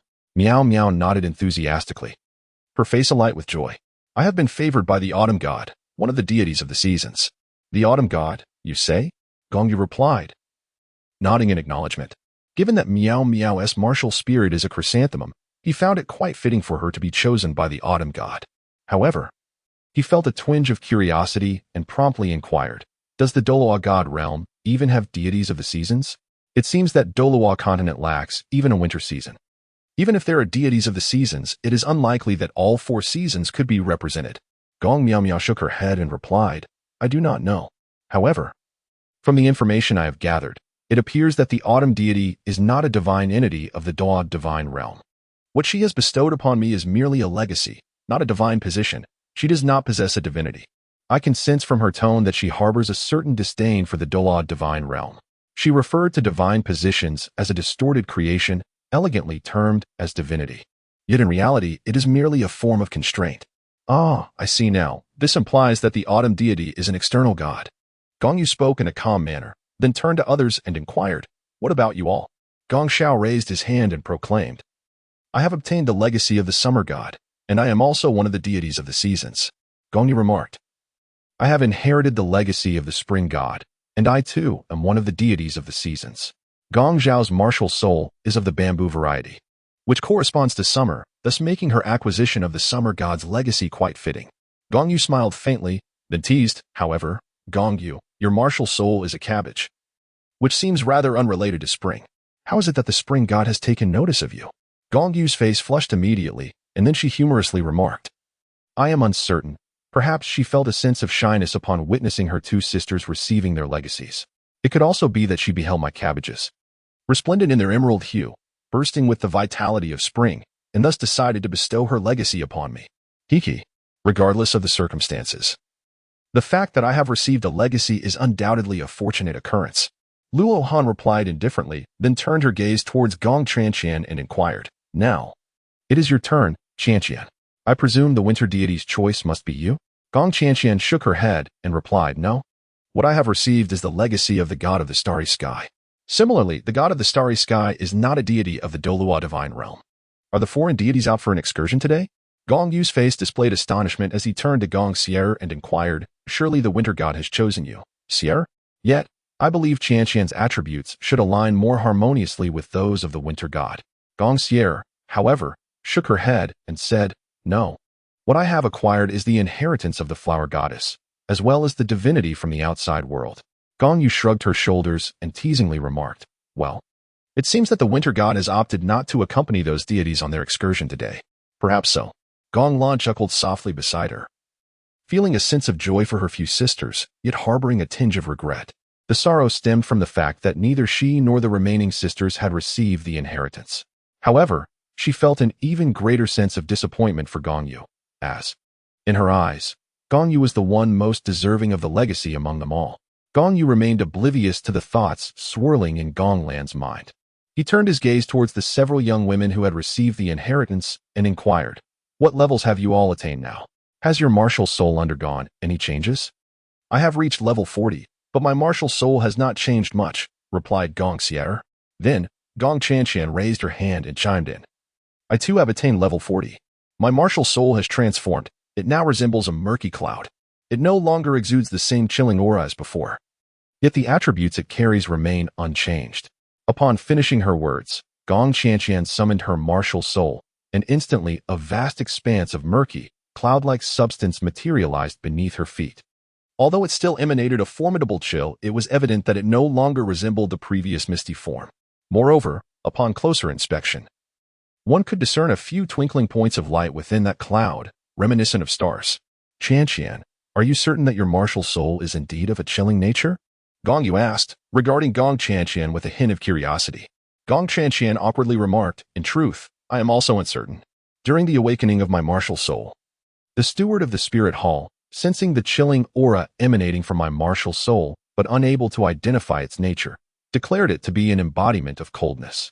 Thus, I have held this belief ever since. Gong Yu's expression stiffened for a moment. Then he covered his mouth and chuckled. The enforcers dispatched by the Spirit Hall to awaken people's martial souls are woefully inadequate in their knowledge. What do they truly understand?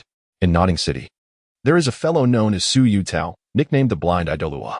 He awakened Tang San's innate full spirit power blue silver grass, yet dismissed it as a useless martial soul. What about my martial soul? Gong Qianqian inquired. I cannot say for certain, Gong Yu replied, shaking his head. But I perceive your martial soul to resemble a nebula in the vast expanse of the cosmos. What is a nebula? Gong Qianqian asked again, piquing the curiosity of the other girls. Their inquisitiveness was understandable. After all, Douluo Continent was still at least 30,000 years away from entering the interstellar era, making comprehension of anything beyond Douluo Star quite challenging. However, Luo Han was momentarily taken aback by Gong Qianqian's question, unsure of how to proceed with an explanation.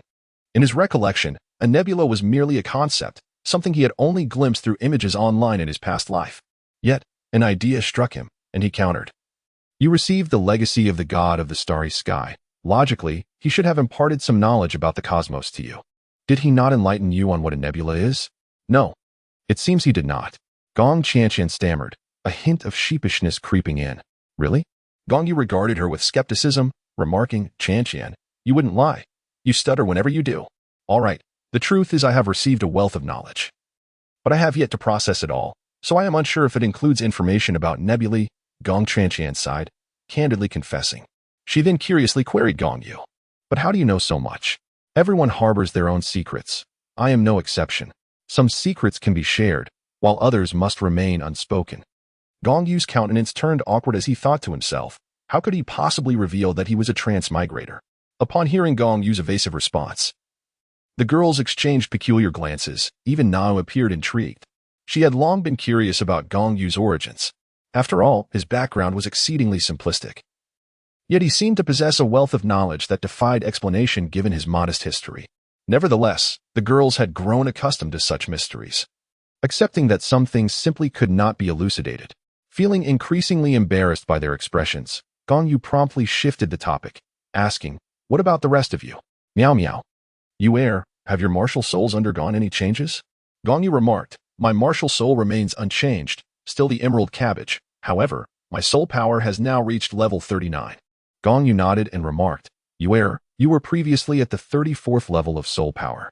After consuming the 8-petal immortal orchid, you have ascended by 5 levels. Wait, the 8-petal immortal orchid, that is to say, the orchid itself. Orchids symbolize spring. Now I comprehend why the spring deity has chosen you. It is unfortunate that we lack the plum blossom, which represents winter. Thus, the winter deity passing through Douluo Continent did not bestow a legacy. This explanation seems plausible. Beside them, Gong Lan also concurred with Gong Yu's reasoning. Gong Yu smiled and turned her gaze towards Gong Miao Miao. My soul power has also reached level 40, and my martial spirit has evolved, Gong Miao Miao declared as she prepared to manifest her martial spirit. With a mere thought, a multitude of golden petals began to cascade around her, gradually carpeting the ground beneath her feet. In an instant, a delicate fragrance of chrysanthemums wafted through the air, refreshing and enchanting. Following the fragrant breeze, the petals that had settled at Gong Miao Miao's feet suddenly danced in the absence of wind, swirling around her in a mesmerizing display, akin to a rain of blossoms. Subsequently, she gestured with her right palm in front of her, and the floating petals gracefully converged into her hand, ultimately merging into a blossom resembling a golden crown of chrysanthemums. The way she summons her martial spirit is truly impressive. If her 8th sibling were to witness this, she would undoubtedly be consumed by envy, remarked Gong Xier, her tone calm, yet insightful. The onlookers nodded in agreement, recognizing the truth in her words. For Gong Shui, that girl not only enjoyed sparring with Gong Miao Miao but also relished competing against her.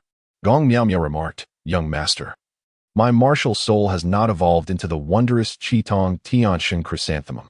Although it remains within the chrysanthemum family, I truly cannot ascertain the name of this flower. Gong Yu let out a light chuckle and remarked, fortunately, your martial soul has not evolved into the extraordinary mushroom of heaven. Otherwise, the autumn deity might not even take notice of you. What do you mean? Gong Miao Miao inquired with curiosity.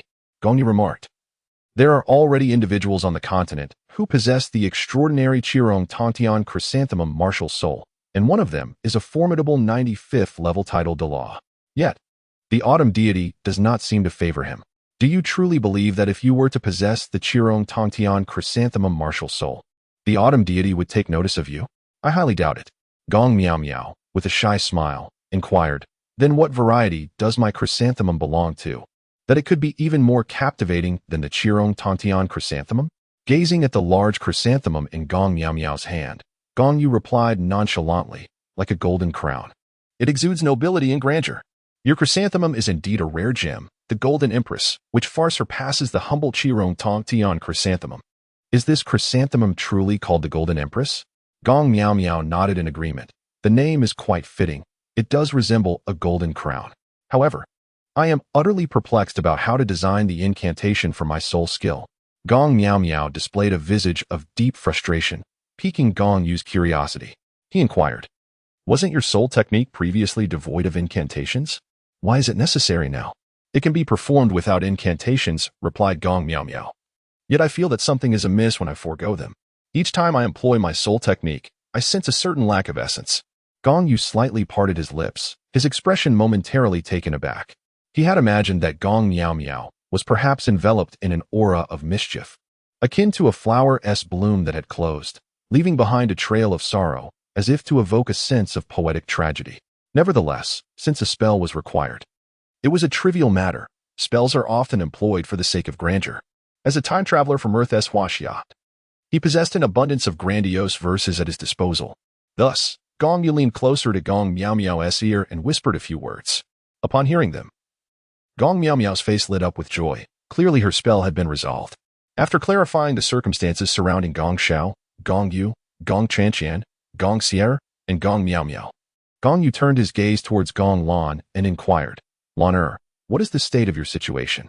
Gong Lan revealed a faint smile and slowly spoke. My soul power has reached a bottleneck at level 40, but I feel as though I cannot progress further. I simply sense that my condition is vastly improved compared to before. The effects of the fairy spirit grass will gradually manifest in the future. So it is entirely normal that you do not perceive them yet. After understanding the situation, Gong Yu remarked, now, let us proceed to the next step. It is inevitable that your 5 younger sisters will ascend to divinity, and as their elder sister, you must not lag behind. Upon hearing this, Gong Lan's mouth fell open, her face a portrait of astonishment. After a moment, she managed to regain her composure and asked, are you suggesting that I too can attain divinity? Indeed. Why should it be otherwise? Gong Yu nodded. Let us not set our expectations too high. While we may not be able to become deities from beyond the realm, securing a position among the gods of the Douluo divine realm should pose no significant challenge. What about you? Gong Lan was more concerned about Gong Yu. If you were unable to become a god in the future, then the divine position would hold no meaning for her. Seeing her concern, Gong Yu felt a surge of emotion and replied, do not worry about me, Lana. I too shall strive for divinity, and none of us shall be left behind. Reassured by Gong Yu's words, Gong Lan smiled and said, then let us proceed. I cannot afford to fall behind. What shall we do? Follow me. Gong Yu instructed with a nod, rising to his feet and pulling Gong Lan along towards the ice and fire yin-yang eye. Upon reaching the vicinity of the ice and fire yin-yang eye, Gong Yu set Gong Lan aside temporarily. He approached the octagonal ice grass and carefully harvested several crystals resembling the octagonal shape. These crystals, akin to the fiery jelly of the fiery apricot, possessed attributes that were entirely contrary to those of the jelly. Returning to Gong Lan's side, Gong Yu explained, in a moment, I will combine the octagonal ice grass with the fiery apricot and form a concoction for you to consume. However, be forewarned that it will be an excruciating experience, and you will need to immerse yourself in the spring to neutralize the medicinal potency. Prepare yourself mentally. Chapter 77, The Refinement of the Body in Ice and Fire, Part 1. After hearing Gong Yu's words, Gong Lan instinctively gazed at the ice and fire yin-yang eye, swallowing hard in trepidation. Do I truly have to enter the spring? She thought, momentarily lost in a daze. Feeling a sense of unease merely from gazing at the ice and fire yin-yang eye, Gong Yu remarked, you need not enter if you choose not to. Having consumed the celestial spirit herb, your potential has already become substantial. However, your physical strength remains inadequate. Many deities, in addition to valuing a soul master's potential, also consider whether their physical constitution is capable of bearing the weight of divine power. It is evident that your bodily resilience falls short. Nevertheless, I shall not pressure you. Whatever choice you make, my support will always be with you. Gong Lan gazed at Gong Yu, then glanced at the Eye of Ice and Fire. Clearly still wrestling with her inner turmoil, Gong Yu then remarked, with your current potential, if some second-tier gods were to notice you, they might choose you. However, to put it plainly, second-tier gods merely serve as messengers for others. Only by ascending to at least first-tier godhood does one achieve true significance. Upon attaining first-tier status, one can eventually bring two individuals to the divine realm, even if those individuals are merely ordinary mortals. Once in the divine realm, they would be granted the gift of eternal life. Yet, to inherit the position of a first-tier god, or even a god king, one must exhibit exceptional qualities. Only those who are truly outstanding will be acknowledged. As it stands, you are not yet sufficiently remarkable, which means you must strive to enhance yourself. Upon hearing this, Gong Lan's eyes lit up. Initially hesitant, the prospect that Gong Yu could become a god and she, a first-tier deity, could bring him to the divine realm ignited a determination within her. Very well, my lord. She exhaled deeply. I shall persevere. Have you made up your mind? Gong Yu inquired once more, seeking confirmation from Gong Lan. Gong Lan nodded firmly, declaring, I have made up my mind. Very well, then wait here, replied Gong Yu, who immediately propelled himself forward, leaving only fleeting shadows upon the ground, and in an instant, he arrived beside the eight-angled ice grass. Channeling the energy of the ice domain bestowed by the Ice Dragon King's soul bone into his right hand, he deftly plucked the eight-angled ice grass. With a swift motion, he then reached the fire apricot blossom, similarly enveloping his left hand with the essence of the fire domain, and subsequently harvested the blossom. Under the influence of both domain energies, the two celestial herbs did not inflict the slightest harm upon his hands. Even more astonishingly, the two herbs showed no signs of losing their potency under the protective aegis of the dual domains. Typically, once harvested, these celestial herbs must be consumed within 10 breaths. Failure to do so would result in the complete loss of their efficacy. Gong Yu approached Gong Lan, holding two celestial herbs, one white and one red. She spoke. The white one is the eight-pointed ice grass, a rare flower of frigid nature, capable of instilling a chilling coldness in the heart and numbing the central nervous system. Within a 10-meter radius, it exudes an overwhelming aura of frost, and remaining nearby for an extended period may lead to an incurable heart affliction from its icy poison. The red herb, on the other hand, is the fiery apricot blossom, a supreme toxic celestial plant imbued with potent fire venom. Possessing attributes that are in stark contrast to those of the eight-pointed ice grass, Gong Yu placed two celestial herbs together, their energies intertwining in a remarkable convergence. At the very moment of their union, astonishingly, the extreme heat and extreme cold energies vanished simultaneously. At this juncture, a faint red glow enveloped the eight-pointed ice grass, while a delicate white mist shrouded the fiery apricot blossom. It appeared I had long been mistaken. The term 10 breaths referred to the fleeting 10 breaths allowed during the confluence of their effects, leaving no time for delay. After reminding himself of this, Gong Yu swiftly amalgamated the two celestial herbs into a swirling mass of blue and white energy. Opening his mouth, Gong Yu called out to Gong Lan, who instinctively parted her lips. He then flicked his fingers, and the entwined blue and white energy soared into Gong Lan's mouth, where it was swallowed with a soft gulp. Channel your energy, then leap into the Eye of Ice and Fire, Gong Yu instructed once more. However, just as it was time to jump, Gong Lan hesitated momentarily. Within mere breaths, her body began to tremble violently. Immediately, a layer of icy blue surged from beneath her feet, and in the blink of an eye, she transformed entirely into a hue of blue. Following this, another layer of red emerged, causing Gong Lan to resemble a freshly cooked shrimp. The alternating blues and reds on her face created an extraordinarily bizarre spectacle. Gong Yu further remarked, now you have no choice but to leap. After consuming the two varieties of celestial herbs, if you do not enter the Eye of Ice and Fire to harmonize their potent effects, it will not be long before you are ravaged to death by their combined forces. Gong Lan gritted her teeth, closed her eyes, and then leaped into the abyss with a thud. She hadn't even had time to remove her garments. Gong Yu, observing from the side, sighed, lamenting her own lack of fortune. However, with such a plunge, it was inevitable that her clothing would dissolve upon resurfacing, as with the sole guiding device in her hand. At that moment, immersed in the Eye of Ice and Fire, Gong Lan felt little of her surroundings. For the sensations induced by the eight-sided Xianbing grass and the fierce fire apricot blossom had rendered her perception of the external world non-existent. The Eye of Ice and Fire augmented the potency of the two toxic herbs she consumed. significantly enhancing her absorption of their energies and facilitating the transformation of their ice and fire attributes into her own essence. Yet, the terrifying potency inherent in the celestial-grade herbs was overwhelming. The conflict of ice and fire unleashed a sudden surge of energy, leaving Gong Lan with no opportunity to resist with her will. Moments after her descent into the frigid and searing depths of the eye of ice and fire, she succumbed to unconsciousness. As Gong Lan plunged into the spring within the eye, the waters churned momentarily, and before long, she had quietly submerged beneath the surface. The water regained its tranquility. The milky white and crimson hues remained distinctly separate, and the mist still lingered in the air as all returned to a state of silence. At that juncture, Gong Yu seated himself upon the ground, retrieved a box containing the primordial celestial grass from his soul-guiding device, extracted a leaf, placed it in his mouth, and began to chew. He then commenced his cultivation method to absorb the herb's potent energy. The method of consuming the primordial celestial grass involved taking one leaf at a time, meditating to assimilate its essence, thereby gradually enhancing one's soul power. Gong Yu consumed the mystical Hunyuan immortal herb leaf by leaf, dedicating a full 7 hours to the complete refinement of the entire plant, ultimately reaching the pinnacle of level 50 in his soul power. Observing that Gong Lan had yet to emerge from the ice-fire duality eye, he enveloped his body in the ice-fire domain and leapt into the depths of the eye. The ice-fire duality I was born from the divine powers of the ice and fire dragon kings, and since Gong Yu possessed both ice and fire domains, he was impervious to harm from either the yang spring or the cold spring.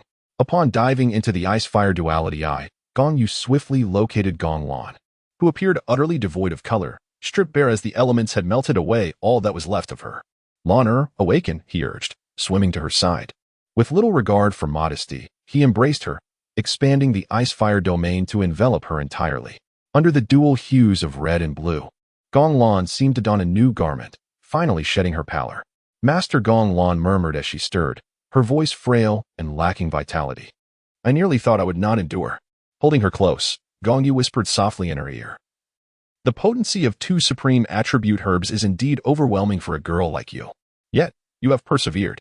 However, the medicinal energy within you remains unrefined, and thus, I am here to assist you."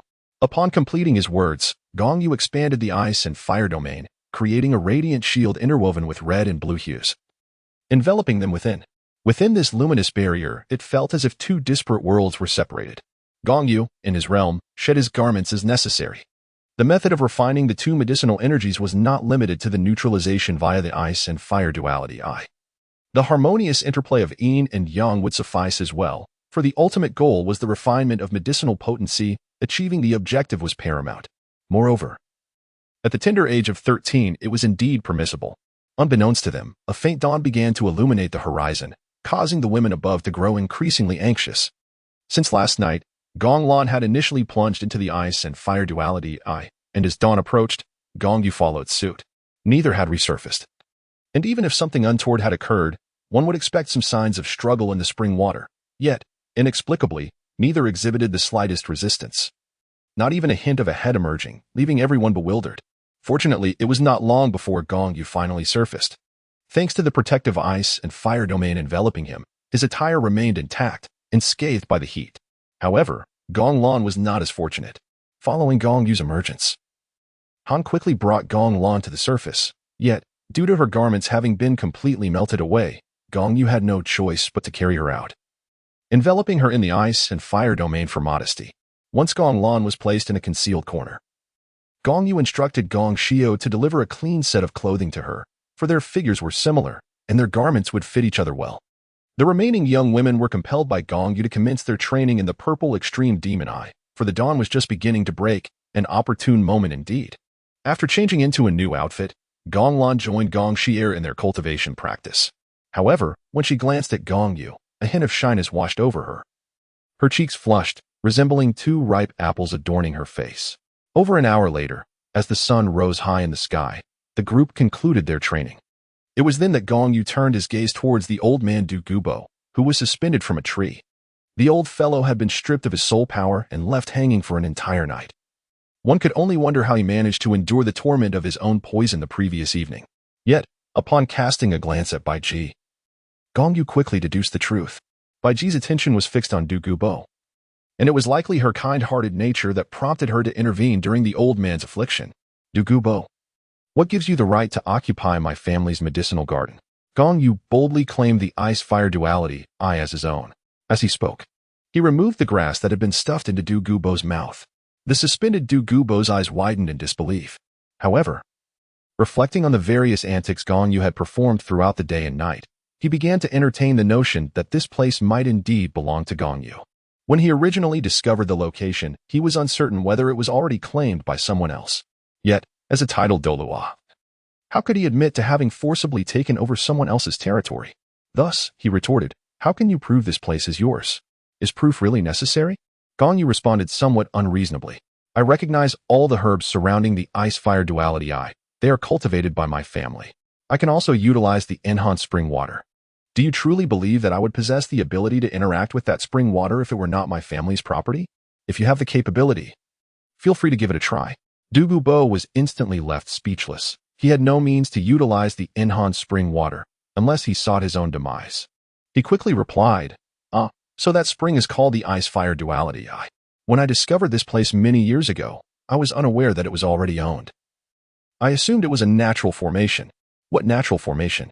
The ice-fire duality I was constructed using two divine dragons, one embodying ice and the other fire, both possessing extreme attributes.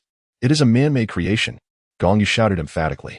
Douluo stammered, Then I shall vacate this place in the future. As long as you set me free, I vow never to set foot here again. Gong Yu let out a disdainful laugh and said, If you do not step foot here, how will you suppress the poison coursing through your veins? Without the restraint of the ice and fire duality eyes, you will surely perish within a few years. Your death is of little consequence. Yet I have heard of your granddaughter, Douluo.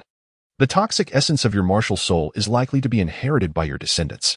I cannot believe your granddaughter will escape unscathed. Even if her affliction is not severe at present, posing no immediate threat to her life, what of the future? At the mention of Douluo instantly deflated. Since the death of his son, she had become his sole companion, and he held her life in higher regard than his own. Thus, Douluo responded, Then tell me, what is it that you wish for me to do? Seeing Douluo yield, Gong Yu replied, I can guide you in mastering the control of the poison within you. But the condition is that you must serve as my gardener, safeguarding this place. It need not be for long, just 10 years. What do you think? Upon hearing this, Douluo was taken aback. You possess a method to control the poison within me? Indeed, Gong Yu affirmed resolutely. Douluo seemed to arrive at a significant decision. Exhaling deeply as he said, Very well. As long as you can help me manage the poison within, I swear by my martial soul. I would not hesitate to dedicate myself to this place for a lifetime, let alone 10 years. However, the task of tending the garden will be mine alone and shall not involve my granddaughter. Seeing Douluo's compliance, Gong Yu smiled with satisfaction and replied, As you wish. My only requirement is indeed 10 years. Should you wish to remain here after that time, you are free to do so. Douluo then inquired, How do you intend to aid me in controlling the poison within my body? Gong Yu smiled faintly, first channeling a stream of soul power to sever the rope that held Douluo captive. With a resounding thud, Douluo fell to the ground. Sister Ziji, please release the soul power seal on this old man. Gong Yu called out to Ziji, who stood a short distance away. Ziji nodded and walked over, tapping various points on Douluo's body, and at last, he regained his soul power. Subsequently, Gong Yu addressed Douluo. There are 3 methods to control the toxins within you. One is a symptomatic remedy, while the other 2 address the root cause. Which will you choose? However, I must caution you that each method comes with its own price. Chapter 79. The Art of Poison Control, please. Enlighten me, Douluo replied, fully aware that the poison coursing through his veins was no ordinary toxin. If there were a way to control it without any cost, he would find it hard to believe. Gong Yu nodded and said, Let me first share a method for symptomatic relief. This approach is rather simple. You need to find a soul bone to absorb, and then gradually drive the toxins within your body into the soul bone. As for future use of the poison, you can simply draw it directly from the soul bone. Upon hearing this, Douluo immediately slapped his thigh, exclaiming with excitement, What a brilliant method! Why did I not think of this all these years? Alas, had I realized this sooner, my unfortunate son would not have met his untimely demise. Subsequently, Douluo turned to Gong Yu and inquired, This method is quite commendable. Why is it merely a symptomatic solution?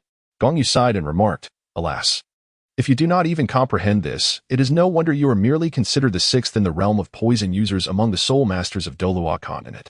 This statement ignited a spark of indignation in Douluo, who retorted vehemently, "How can that be? I, an adept in the art of poison, would be second to none on this continent." However, Gong Yu pointed to a small pit nearby and said, "Why don't you relieve yourself there? And then take a good look at your own character? How can you dare to claim the title of the greatest poison user when you resemble a frog confined to the bottom of a well, perceiving the sky to be no larger than the well's opening?" Faced with Gong Yu's scathing critique, Douluo's defiance only intensified. He challenged, "I refuse to believe my skills with poison are so inadequate that I cannot even rank among the top 5.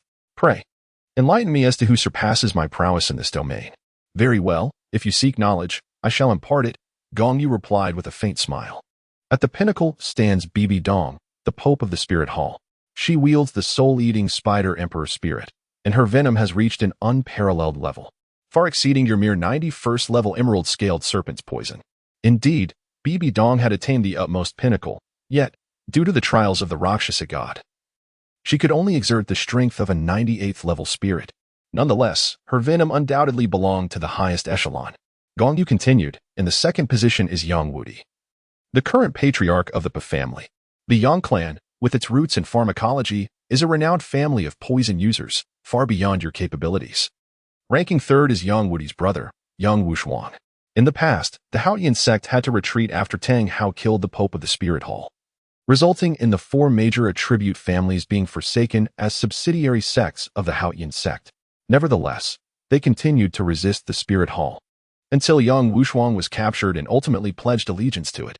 The potency of Yang Wushuang's poison was evident in the body of the Snow Knight Emperor, and it was only through Yang Wudi that the poison was finally neutralized, illustrating that Yang Wudi's expertise in poison far surpasses that of Yang Wushuang. Upon hearing this, Douluo muttered, "So, this is how the Haotian sect chose to retreat. I never imagined that scoundrel Tang Hao would dare to slay the Pope of the Spirit Hall. Humph. Indeed, one who wields a hammer as their martial spirit cannot be particularly astute." Gong Yu continued, stating that in 4th place was Tang San, the son of the Haotian Douluo Tang Hao. This individual possesses the body of Tang San, yet his soul belongs to a man in his 30s. Although he shares the same name, he is not the original. He has forcibly usurped the flesh of Tang Hao's son. This is precisely why he is not truly Tang Hao's offspring. He carries the memories of his past life, where he devoted himself to the study of poison. Now, with the fusion of 2 lives, his mastery of toxic arts has undoubtedly ascended to new heights, enabling him to control the toxins within you. Tang San's ranking in poison usage, placed after Yang Wushuang, is due to his inability to assist Shui Yi in detoxifying, ultimately relying on Yang Wudi instead. Is it truly possible for someone to forcibly occupy another's body? Douluo's eyes widened in astonishment, as if he had just uncovered a monumental secret. Suddenly, Gong Yu heard a chime resonate in his mind, realizing it was likely a consequence of revealing Tang San's identity, prompting the simulator to grant him additional simulation attempts. However, having grown accustomed to life without the simulator over the past years, he felt disinclined to examine its data. Indeed, Tang San is precisely that. A knowing smile graced Gong Yu's face as he continued, "Yet we are currently discussing the matter of toxins, thus it is unnecessary to delve into irrelevant details."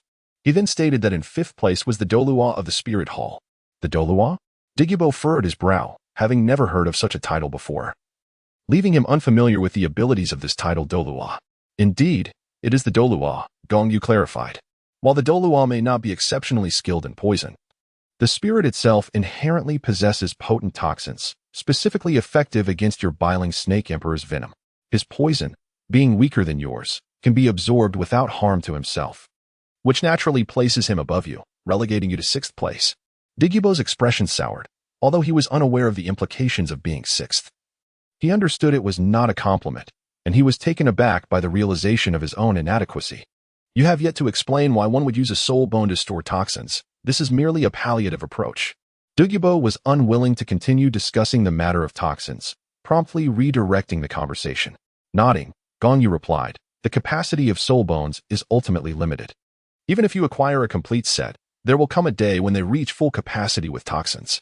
At that point, the toxins will still invade your being. Unless you can find an external soul bone with growth potential to serve as a vessel." "That does seem to hold some merit," Douluo conceded. Although he did not fully grasp this realization, a wave of embarrassment washed over him. He then inquired, "What is the fundamental solution?" "There are two methods for addressing the root cause," Gong Yu explained. "The first involves providing you with a rare treasure capable of purging all toxins from your body. Upon consumption, all poisons within you will be eradicated, sparing you from the torment of toxin outbreaks in the future." "And the cost?" Douluo inquired. Fully aware that there could be no gain without sacrifice, Gong Yu remarked, "The price you must pay is that once the toxins within your body are thoroughly cleansed, your mastery of poison will inevitably be dismantled. Furthermore, as a consequence of this, your strength will experience a certain regression, necessitating a gradual return to your former prowess through diligent practice." Douluo shook his head, clearly unwilling to accept such a method, and replied, "Please, speak of an alternative." Yet, Gong Yu responded, "Patience, first let us discuss your granddaughter. I believe she is quite suitable for this approach." Douluo inquired, "Why is that?" Sighing, Gong Yu expressed his exasperation. "Oh, you old fool, why not engage your intellect? Consider this, your granddaughter is merely a three-ring soul master. The impact of detoxifying her body would be minimal, as she is still young. The absence of poison holds little significance for her. Moreover, once the toxins from her martial soul are eradicated, they will not be passed on to the next generation. Consequently, from her onwards, your descendants shall no longer suffer from the affliction of the green-scaled serpent's venom. However, this hinges on the assumption that the green-scaled serpent martial soul can be inherited. I fear that after your granddaughter, it may cease to exist." Chapter 80. The Method of Poison Elixirs. Upon hearing Gong Yu's words, Douluo fell into deep contemplation. Yet, recalling the latter part of Gong Yu's statement, he quickly asked, "What do you mean by that? Why will the green-scaled serpent martial soul no longer exist after my granddaughter? Old man, are you truly so oblivious?" Gong Yu said with a hint of mockery on his face, then added, "Let me first inquire, what is your opinion on the theory of the 10 core competitive advantages of martial souls proposed by Douluo?" Douluo, however, replied with a look of disinterest, "What of it? It is nothing more than the theory of a clown. Those so-called masters are simply jesters." Gong Yu raised his thumb in agreement with Douluo's words, exclaiming his profound concurrence. However, he added, "That fellow is indeed a master of folly. Yet one must concede that he has accurately appropriated certain concepts, such as the notion that martial souls are inherited from the more formidable and exceptional parent. This point, I must admit, holds merit." Douluo replied calmly, "Yet, this is not his original theory." Gong Yu remarked, "Let us set aside the validity of his theory for the moment. Since you acknowledge it, let us discuss the situation concerning your granddaughter. Your granddaughter has become involved with Yu Tianheng from the Blue Lightning Tyrant Dragon clan. If they were to have children in the future, which lineage do you believe the child would inherit in terms of martial spirit?" Douluo's eyes widened in astonishment. It was an obvious question. Although that theory might not be entirely accurate, Douluo had to concede that if his granddaughter, Douluo, were to unite with Yu Tianheng, the probability of their offspring awakening the Blue Lightning Tyrant Dragon martial spirit would undoubtedly surpass that of the Emerald Line Snake martial spirit. After all, the quality of the Blue Lightning Tyrant Dragon was superior to that of the Emerald Line Snake. If he wished for the Emerald Line Snake martial spirit to continue, Douluo would have to bear numerous children to enhance the odds, or perhaps one day, she might betray Yu Tianheng and seek a partner of lower martial spirit quality, which could potentially yield a child capable of awakening the Emerald Line Snake martial spirit. Douluo's gaze turned fierce as he vehemently declared, "No, Yin must not be with Yu Tianheng. I shall take it upon myself to separate them, and if necessary, I shall poison Yu Tianheng to render him incapable." Upon hearing this, Gong Yu inwardly cursed, recognizing Douluo's ruthlessness. His readiness to resort to poison was indeed chilling. "Very well, that is your own affair. And how you choose to address it is entirely your prerogative." Gong Yu continued, "Now, let us return to the matter of toxin control."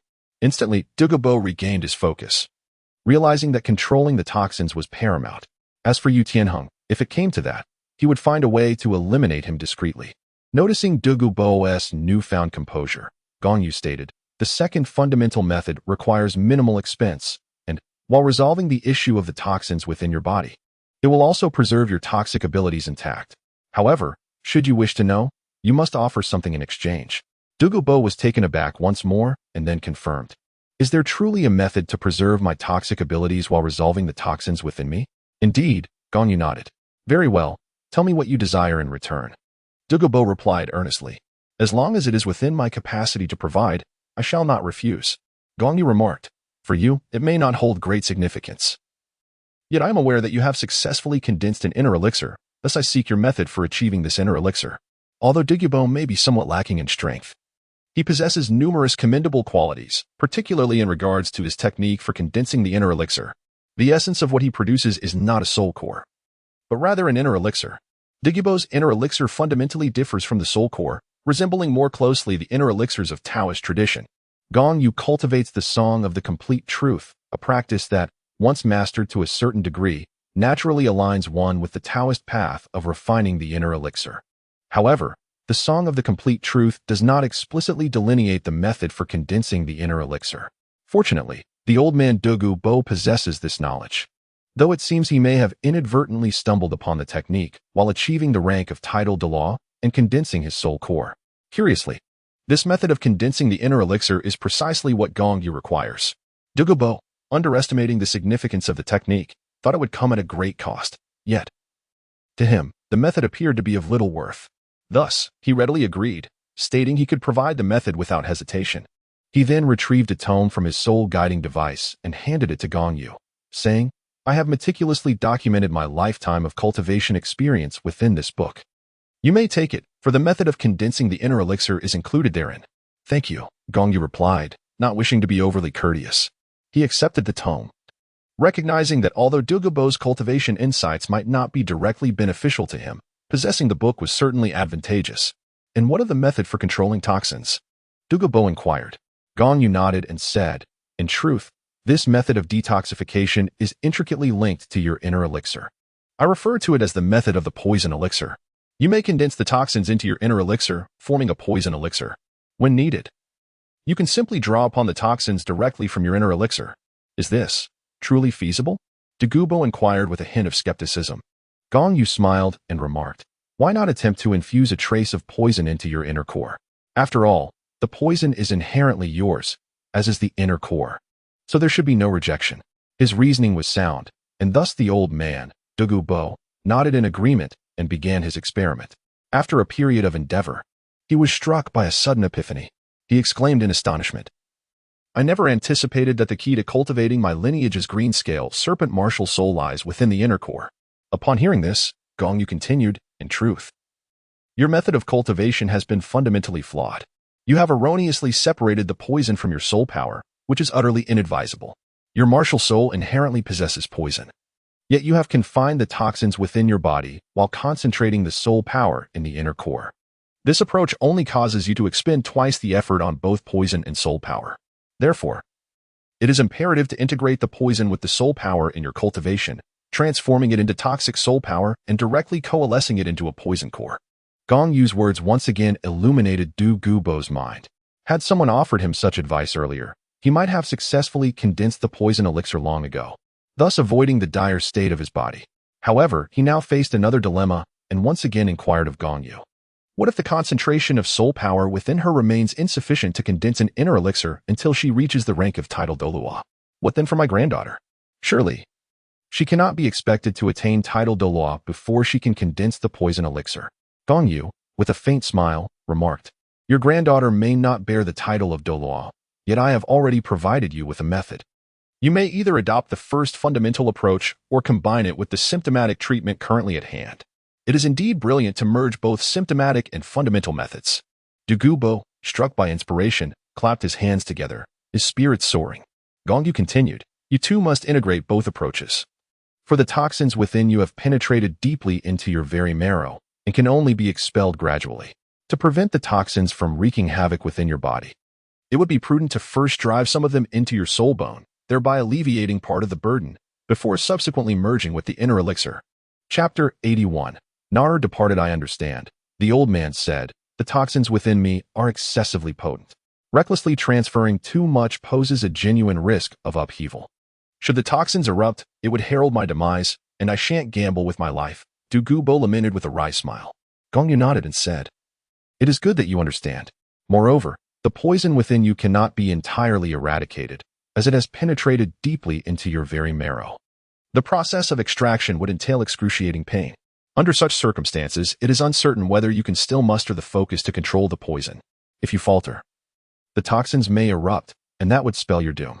Douluo nodded in agreement, responding calmly, "Indeed, it is as you say. The toxins within me are not something that can be completely mastered in a single day. It requires a gradual approach.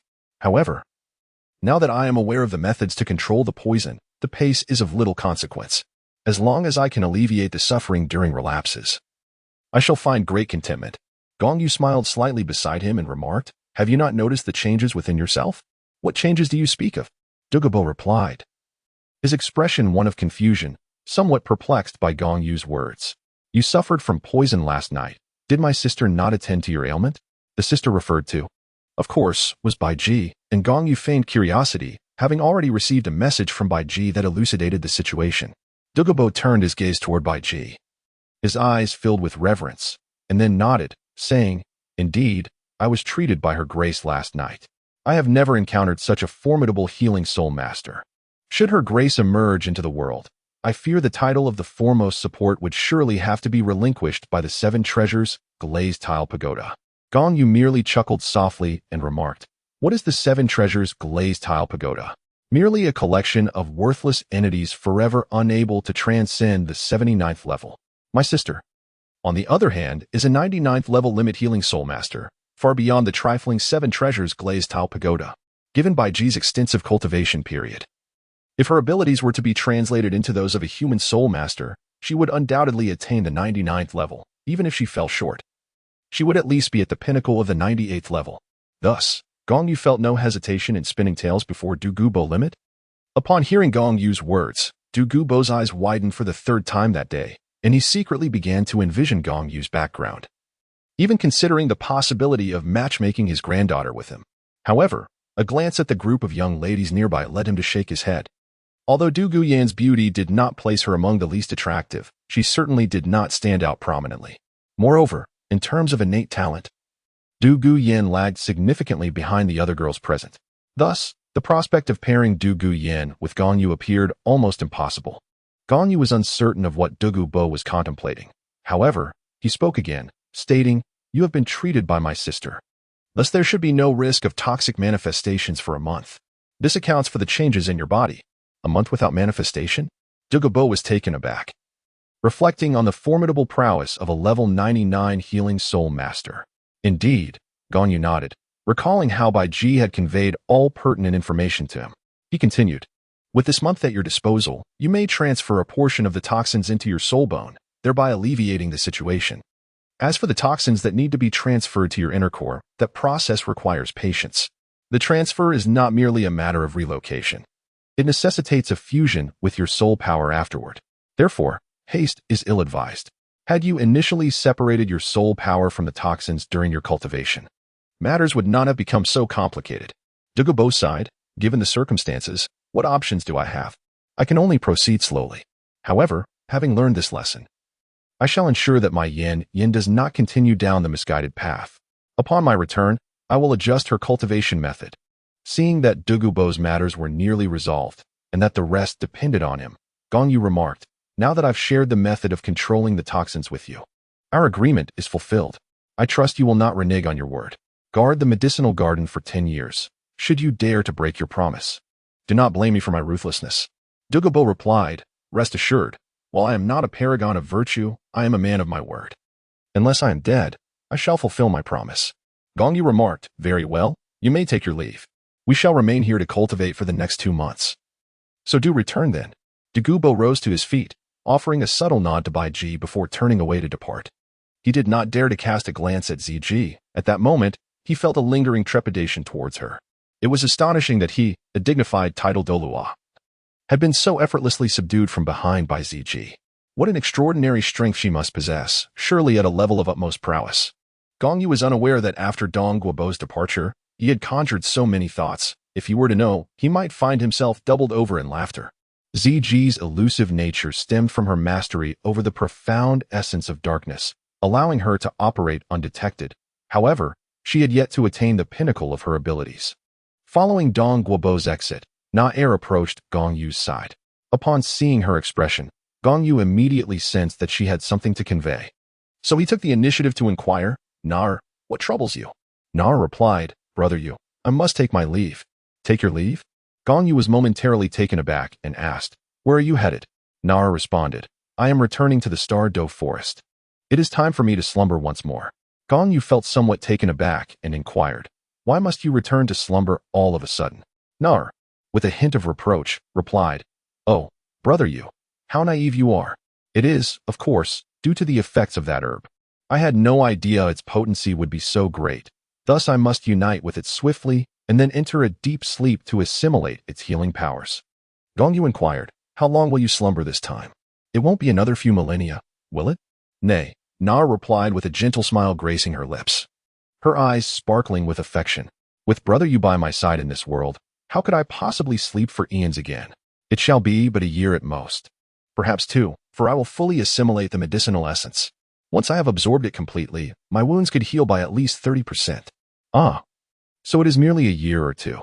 Gong Yu exhaled with relief, finding comfort in the thought. If Nara were to fall into a slumber lasting a millennium, he would not be able to wait that long. With a smile, he reassured her, "Then rest easy, I shall await your return." Nara nodded in agreement and added, "I shall leave by G behind, while ZG will escort me home and then return to safeguard you." "Brother," Gong Yu remarked, "very well. There is no cause for concern. You may proceed without worry. I should be in no peril for the time being.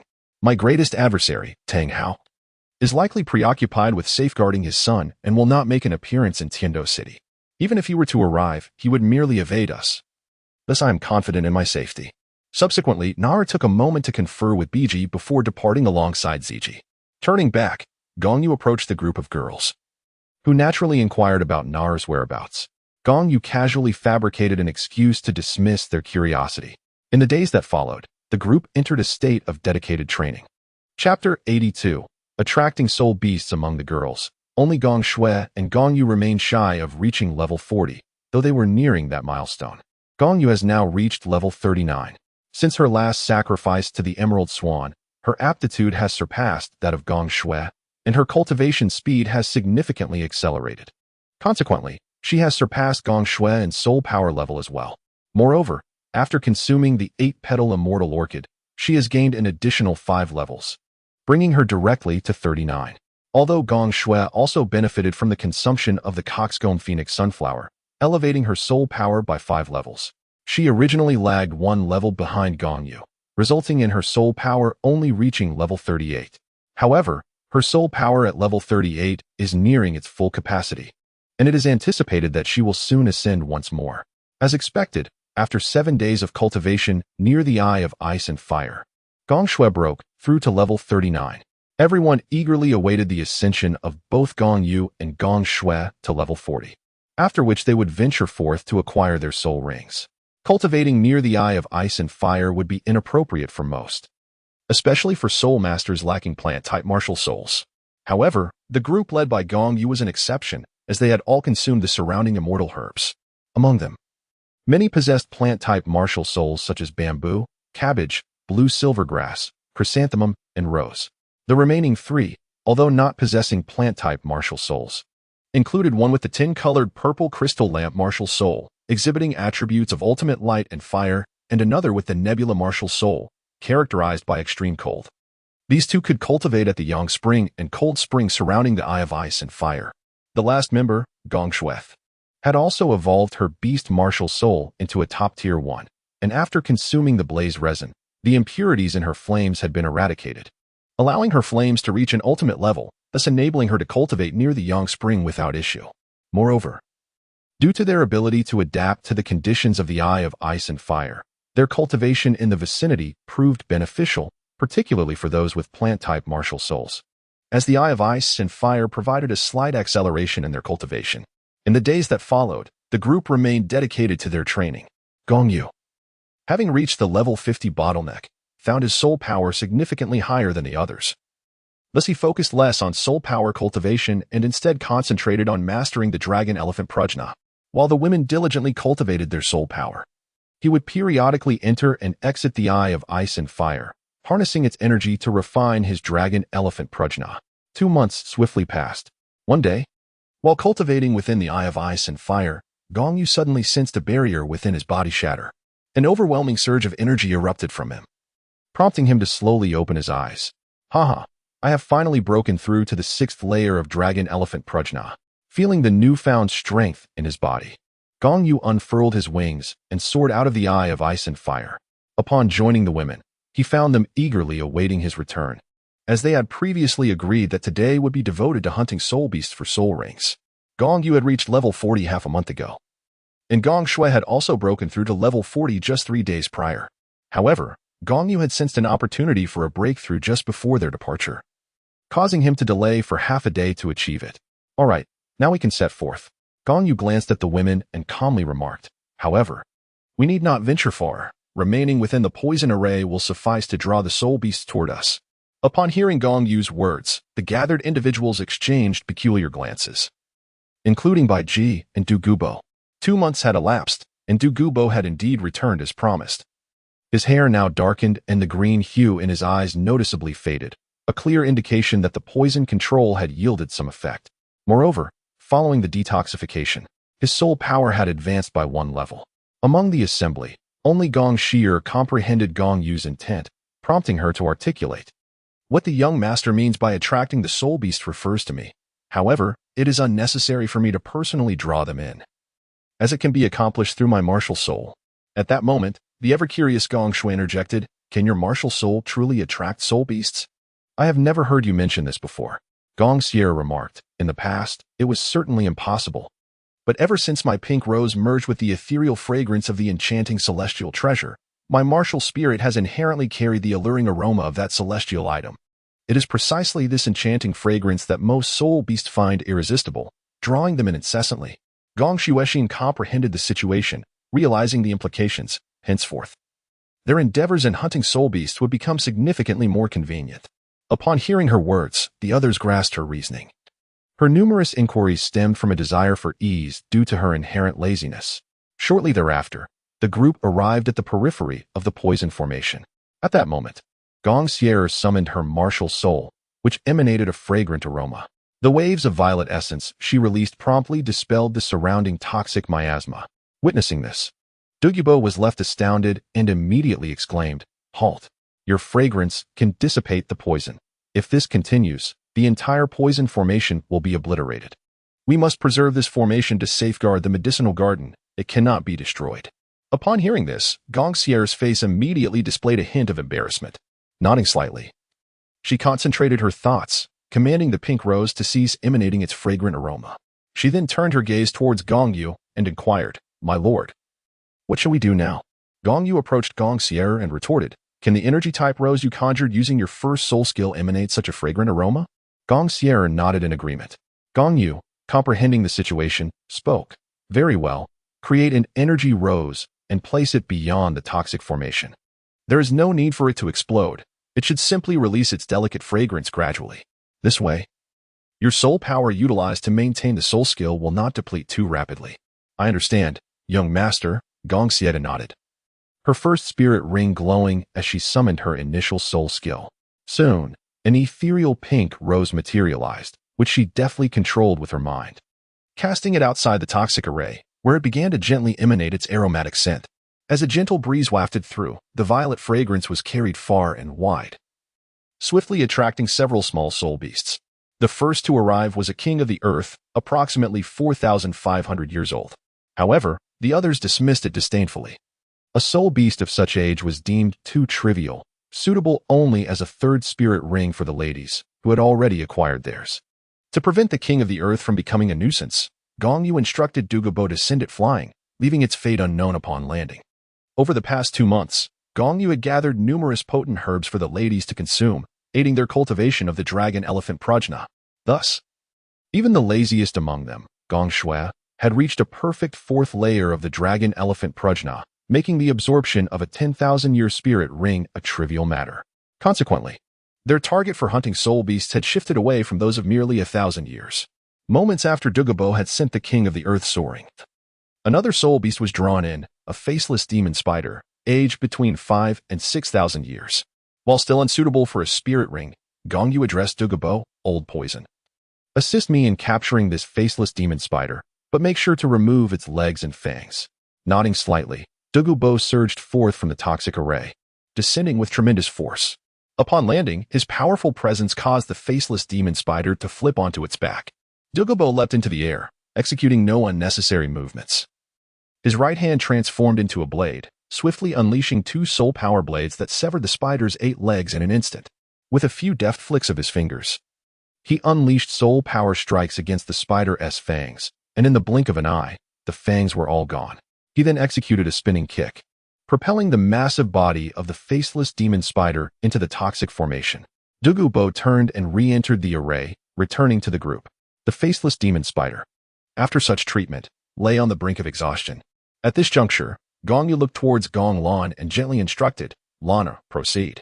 Use your 8 spider spears to pierce the body of the faceless demon spider and devour its energy, evolving your 8 spider spears." 2 months ago, due to her entry into the Eye of Ice and Fire, Gong Lan's 8 spider spear underwent a remarkable evolution, transforming into a vibrant hue adorned with a mesmerizing aura of red and white. Gong Yu recollected that the novel had once depicted how Tang San had devoured a face demon spider at this very location, a creature that posed a threat to Xiaowu. The age of the current face demon spider closely resembles that of the one Tang San had consumed.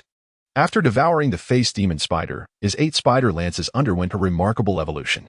Such soul beasts as the face demon spider are generally met with disdain in the realm of soul beasts, leading to their swift demise upon encounter. Hence, they are quite rare.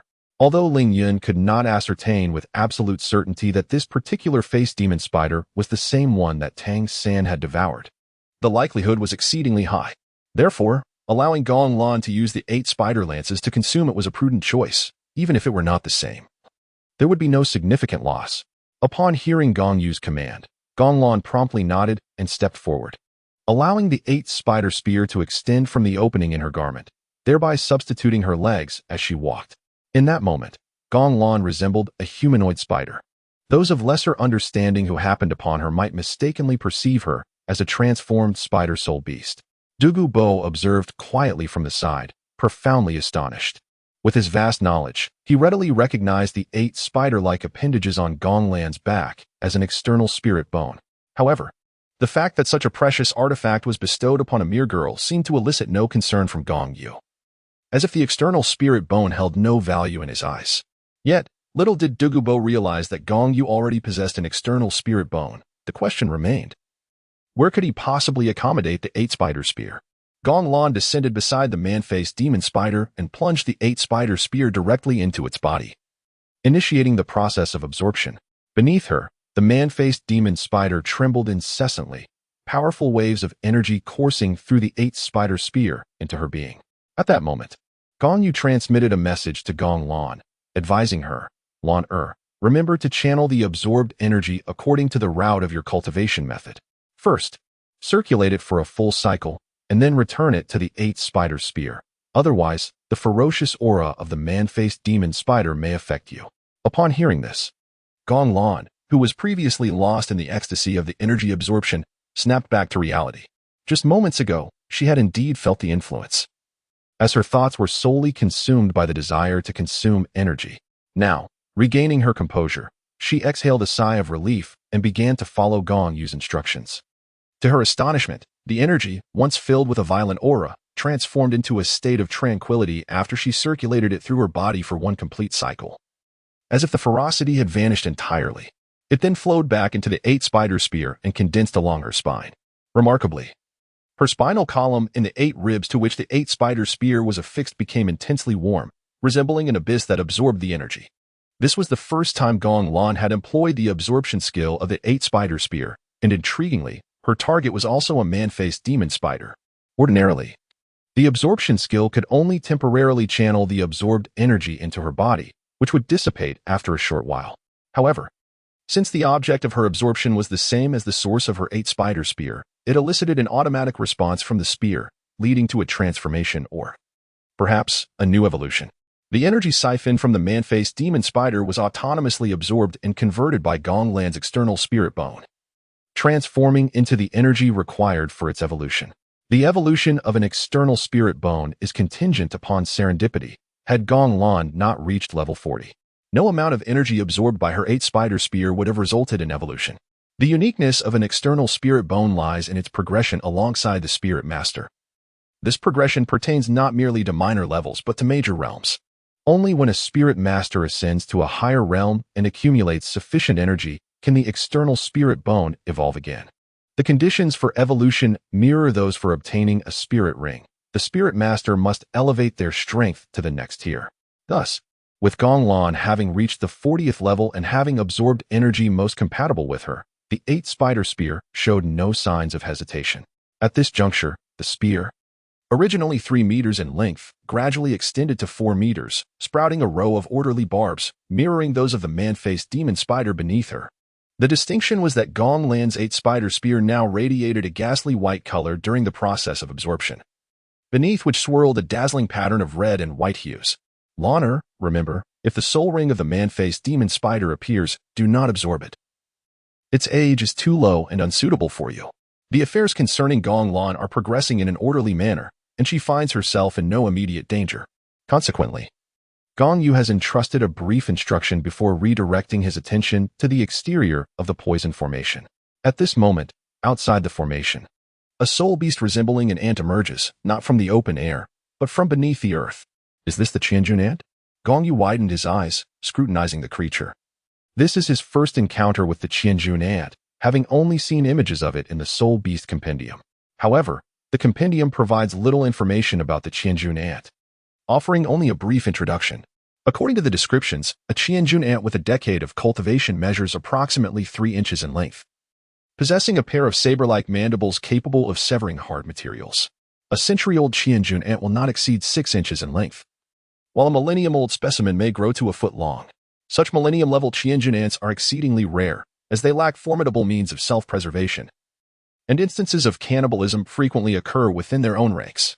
The compendium does not feature entries on 10,000-year soul beasts, yet in the writings of Yu Shaojiang, there are speculations concerning the Qianjun ant reaching such an age. Should a Qianjun ant attain 10,000 years of cultivation, it might grow to approximately 2 feet in length, with 3,000-year specimens potentially surpassing 1 meter. Chapter 84. The Death Spider King. The Qianjun ant currently before them has evidently undergone mutation, measuring slightly over 2 feet in length and sporting a pair of transparent wings. Its saber-like mandibles are exceptionally pronounced, and its entire body is enveloped in a golden exoskeleton. Additionally, it possesses 2 robust forelimbs, resembling the pincers of a scorpion, albeit with a distinct appearance akin to 3 sharp spikes converging together, swaying on either side, radiating a golden glow interspersed with a light green hue. At this juncture, Bai Ji interjected softly, suggesting this should be classified as a Qianjun ant king. Its age is approximately 12,000 years. However, as the ant species is typically gregarious, it is perplexing as to why this particular Qianjun ant king has found itself isolated here.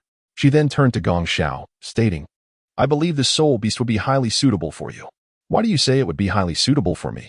Gong Xiao retorted, as far as I know, the Qianjun ant possesses no exceptional abilities.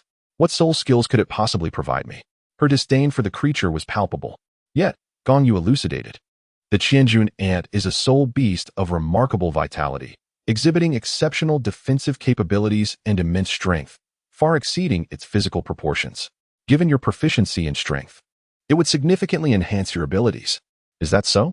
Gong Xiao pondered thoughtfully. Then I shall absorb its soul ring. I prefer the straightforward approach of dispatching foes with a single blow, simplifying matters considerably. Upon hearing Gong Xiao's words, Douluo smirked slightly, pondering that this young girl harbored quite a fierce aura. Nevertheless, he chose not to voice his thoughts and promptly exited the poison formation, swiftly engaging with the 1,000-gene ant. However, despite being a title Douluo, Douluo found himself at a disadvantage when confronting the 10,000-year-old 1,000-gene ant. Although the Ant King's power was not particularly remarkable, its defensive capabilities were extraordinarily formidable, rendering it resilient against attacks. As a title Douluo who specialized in poison, Douluo was somewhat lacking in sheer strength. Ultimately, he was left with no choice but to employ his poison, incapacitating the 1,000-gene ant to the point where it lost its ability to resist. Subsequently, Douluo forcefully kicked the 2-foot-long Ant King into the inner circle of the poison formation. Gong Yu pointed at the already incapacitated 1,000-gene Ant King and said to Gong Xiao, Xiao, proceed. Your 3rd spirit ring has absorbed approximately 5,000 years of essence. And with the addition of the celestial herb, your body has grown considerably stronger. Furthermore, your dragon elephant prajna has reached the pinnacle of the 4th level.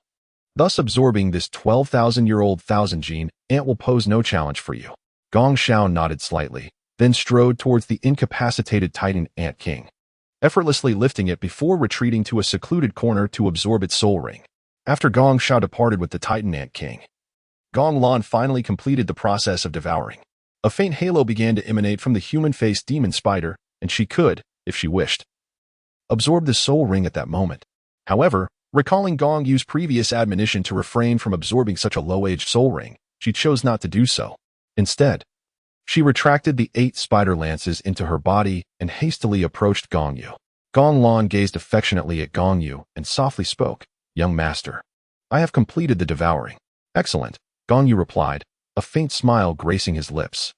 He then raised his hand to gently wipe away a smudge of green liquid from her face, a remnant of the blood that had splattered when the human-faced demon spider was pierced, inadvertently leaving its mark on Gong Lan's visage.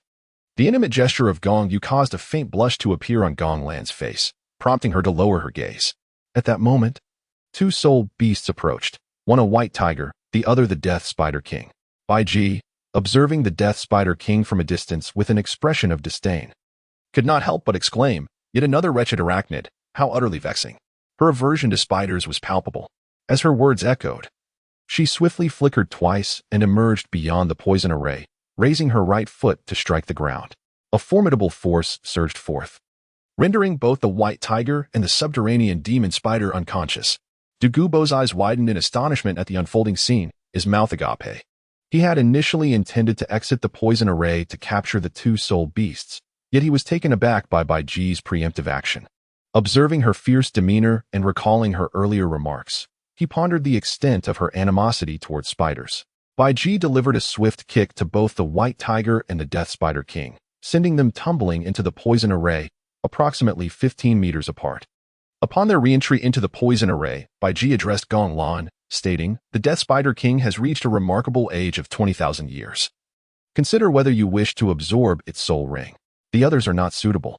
As for the white tiger, approximately 13,000 years old, you may allocate it as you see fit." However, before she could finish her sentence, another soul beast appeared, a ghostly tiger of around 20,000 years. Bai Ji remarked, "Another tiger has arrived. It seems distribution is unnecessary this time." Yet, she refrained from intervening, casting a glance at Du Gubo, who sighed and stepped out of the poison array. Moments later, he returned, having nearly incapacitated the ghostly tiger with poison. Gong Yu cast a glance at the 3 soul beasts, then turned his gaze towards Gong Lan, Gong Yu, and Gong Miao Miao. He first addressed Gong Lan, saying, "Laner, I believe you are capable of absorbing that Death Spider King. When the Death Demon Spider reaches the age of 10,000 years, it is referred to as the Death Spider King. Upon reaching 100,000 years, it is called the Death Spider Emperor. The martial soul of the Death Spider Emperor is also one of the martial souls possessed by the Pope of the Spirit Hall, Bibidong." With confidence instilled by Gong Yu's words, Gong Lan resolved, "Since you have said it is possible, I shall proceed to absorb the soul ring of the Death Spider King." She had always placed her trust in Gong Yu during their encounters. Gong Yu smiled gently and remarked, "When I say you are capable, it is based on sound reasoning. You have cultivated the dragon elephant prajna to the 5th level and have tempered your body within the eye of ice and fire. Furthermore, the blue-silver Emperor's soul bone enhances your physique, and you possess an external soul bone to alleviate the pressure. Most importantly, your spiritual power has reached 3,000 points, placing you in the mid-stage of the spiritual sea realm, surpassing that of many soul saints. Thus, absorbing the 2,000-year-old soul ring will pose no challenge for you." "I understand, my lord," Gong Lan nodded and said, "I shall take my leave now." "Very well, go ahead," Gong Yu replied. "If you experience any discomfort during the absorption process, simply direct the soul pressure towards the external soul bone to share the burden." Gong Lan turned to face the Death Spider King, while Gong Yu gazed at Gong Yu and Gong Miao Miao, saying, "Where Miao Miao, come here." Gong Yu and Gong Miao Miao, hearing the sound, hastened towards Gong Yu. Chapter 85, The Flame Dragon Bear. Gong Yu first turned to Gong Yu and inquired, "Yuer, to what extent has the seal of your 3rd ring been lifted?" After the Emerald Swan made its sacrificial offering to Gong Yu, she found herself unable to withstand the overwhelming soul power, which led to a tumultuous eruption within her. Ultimately, Bai Ji intervened and imposed several layers of seals upon her. These seals would gradually dissolve as Gong Yu's physical strength increased. With each layer that is unsealed, The lifespan of the soul ring would extend by 10,000 years, and this pattern would continue accordingly. Gong Yu's face graced a gentle smile as she spoke. Young master, I unlocked the second seal of my third soul ring a few days ago when I cultivated the dragon elephant Prajna to the 5th level. Her physique had undergone remarkable enhancement following the sacrifice of the 6,000-year-old emerald swan, and with the augmentation of the dragon elephant Prajna, she was able to swiftly unseal the second layer of the seal. Gong Yu, fully aware of the situation, spoke calmly. Have you already unraveled the second layer? This implies that you can now withstand the soul pressure emanating from a 20,000-year soul ring, thus absorbing such a soul ring poses no difficulty for you. Consequently, the allocation of the 2 soul beasts will proceed as follows. Meow Meow shall absorb the luminous white tiger, while you will take in the ghostly tiger. Meow Meow's martial spirit is particularly suited for the absorption of luminous soul beasts, and it should be entirely feasible for her to endure the strain of a 13,000-year soul ring. Gong Yu and Gong Meow Meow nodded repeatedly, expressing their approval of Gong Yu's allocation of the soul beasts. Gong Meow Meow possesses a clear self-awareness, despite bearing the legacy of the autumn deity. This inheritance currently offers little in the way of assistance. It is utterly incapable of aiding her in forcibly transcending the vast temporal divide required for the absorption of soul rings. Consequently, she harbors no expectations of successfully absorbing a 20,000-year soul ring. Regarding the 2 individuals, Gong Yu expressed his satisfaction with a nod, stating, "Very well. Proceed with the absorption of the soul rings. Should you encounter a spiritual impact from the soul beast during the process, remember to activate the purple extreme demonic eyes to counteract it." Gong Wei, "Very well, my lord." Gong Meow Meow, "Indeed, I am aware, my lord." Gong Yu and Gong Meow Meow responded briefly before turning and heading towards the soul beast they intended to absorb.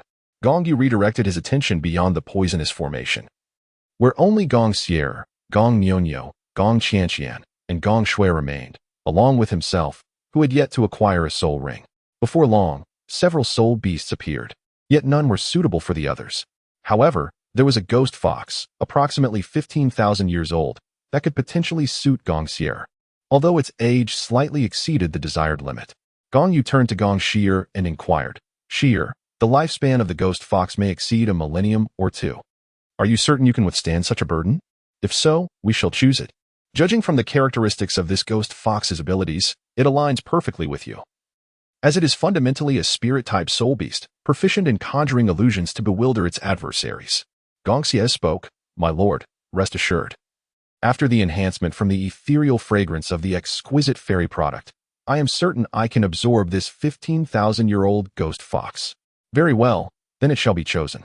Gong Yu lightly nodded and then turned to Douluo, saying, "Old poison master, I must trouble you once more." "Not a problem, merely a trifling matter," Douluo replied, then promptly exited the poison formation.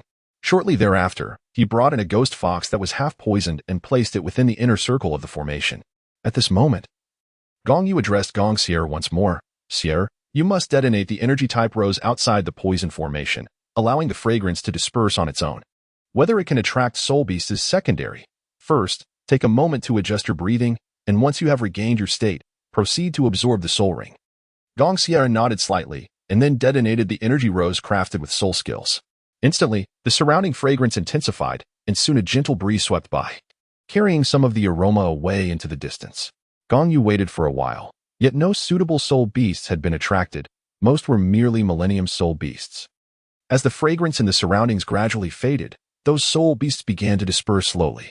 Subsequently, Gong Yu addressed the remaining individuals, stating, "It seems we are unable to attract any soul beasts for the time being. I shall first check on their conditions." With that, Gong Yu turned and set off, initially seeking the aura of Gong Xiao, who was the first to absorb a soul ring. Nearly 2 hours had passed, and if all proceeded smoothly, she should be nearing the completion of her absorption. Upon locating Gong Xiao, Gong Yu discovered that she had indeed completed her absorption. At that moment, she was in meditation, solidifying her realm while acclimating to her newly acquired soul ring. He then sought out Gong Lan, who was absorbing the soul ring of the 2,000-year-old Death Spider King, which likely would not be completed as swiftly as anticipated. Upon reaching Gong Lan's side, Gong Yu found her still engaged in a battle against the soul pressure emanating from the Death Spider King's soul ring. At that moment, the 8 spider spears on her back had been unleashed, firmly embedded into the earth like stakes, supporting her body. It was evident that Gong Lan was already diverting the soul pressure, transferring a portion to her external soul bones for sustenance. Seeing that Gong Lan bore no expression of pain, Gong Yu discerned that the 2,000 years of soul ring posed no peril for her, and thus he departed first. He then cast a glance at Gong Yu and Gong Miao Miao, who were also proceeding steadily with the absorption of their soul rings. Gong Yu's condition appeared not only superior to that of Gong Miao Miao, but also better than that of Gong Lan, who was likewise absorbing a 20,000-year soul ring. This can be easily elucidated, as she had already unlocked 2 seals on her 3rd ring, thereby enduring the intensity of a 20,000-year soul ring. Consequently, the additional absorption of another soul ring of the same age would not impose significant strain upon her. Observing that Gong Miao Miao's absorption was proceeding smoothly, Gong Yu returned to the crowd. Upon his return, however, he discovered a severely poisoned flame dragon bear positioned not far from the others. While Gong Yu was preoccupied with assessing the circumstances of those around him, the flame dragon bear was drawn to him. Yet it was the sole creature of its kind in the vicinity, after which the surrounding fragrance dissipated entirely. The flame dragon bear, a sub-dragon-type soul beast, possessed the bloodline of a fire dragon, endowing it with inherent flames and categorizing it as a power-type fire attribute soul beast. Upon Gong Yu's return, Gong Shui hurriedly approached him, exclaiming, "Elder brother, may I absorb that flame dragon bear?" Gong Yu contemplated while gently resting her chin on her hand, then nodded and remarked, "Indeed, judging by the faint crimson markings on the forehead of the flame dragon bear, it appears to be merely a single line, and of a light red hue. Therefore, it should be just slightly over 10,000 years old. I estimate around 12 to 13,000 years. You should have no trouble absorbing it."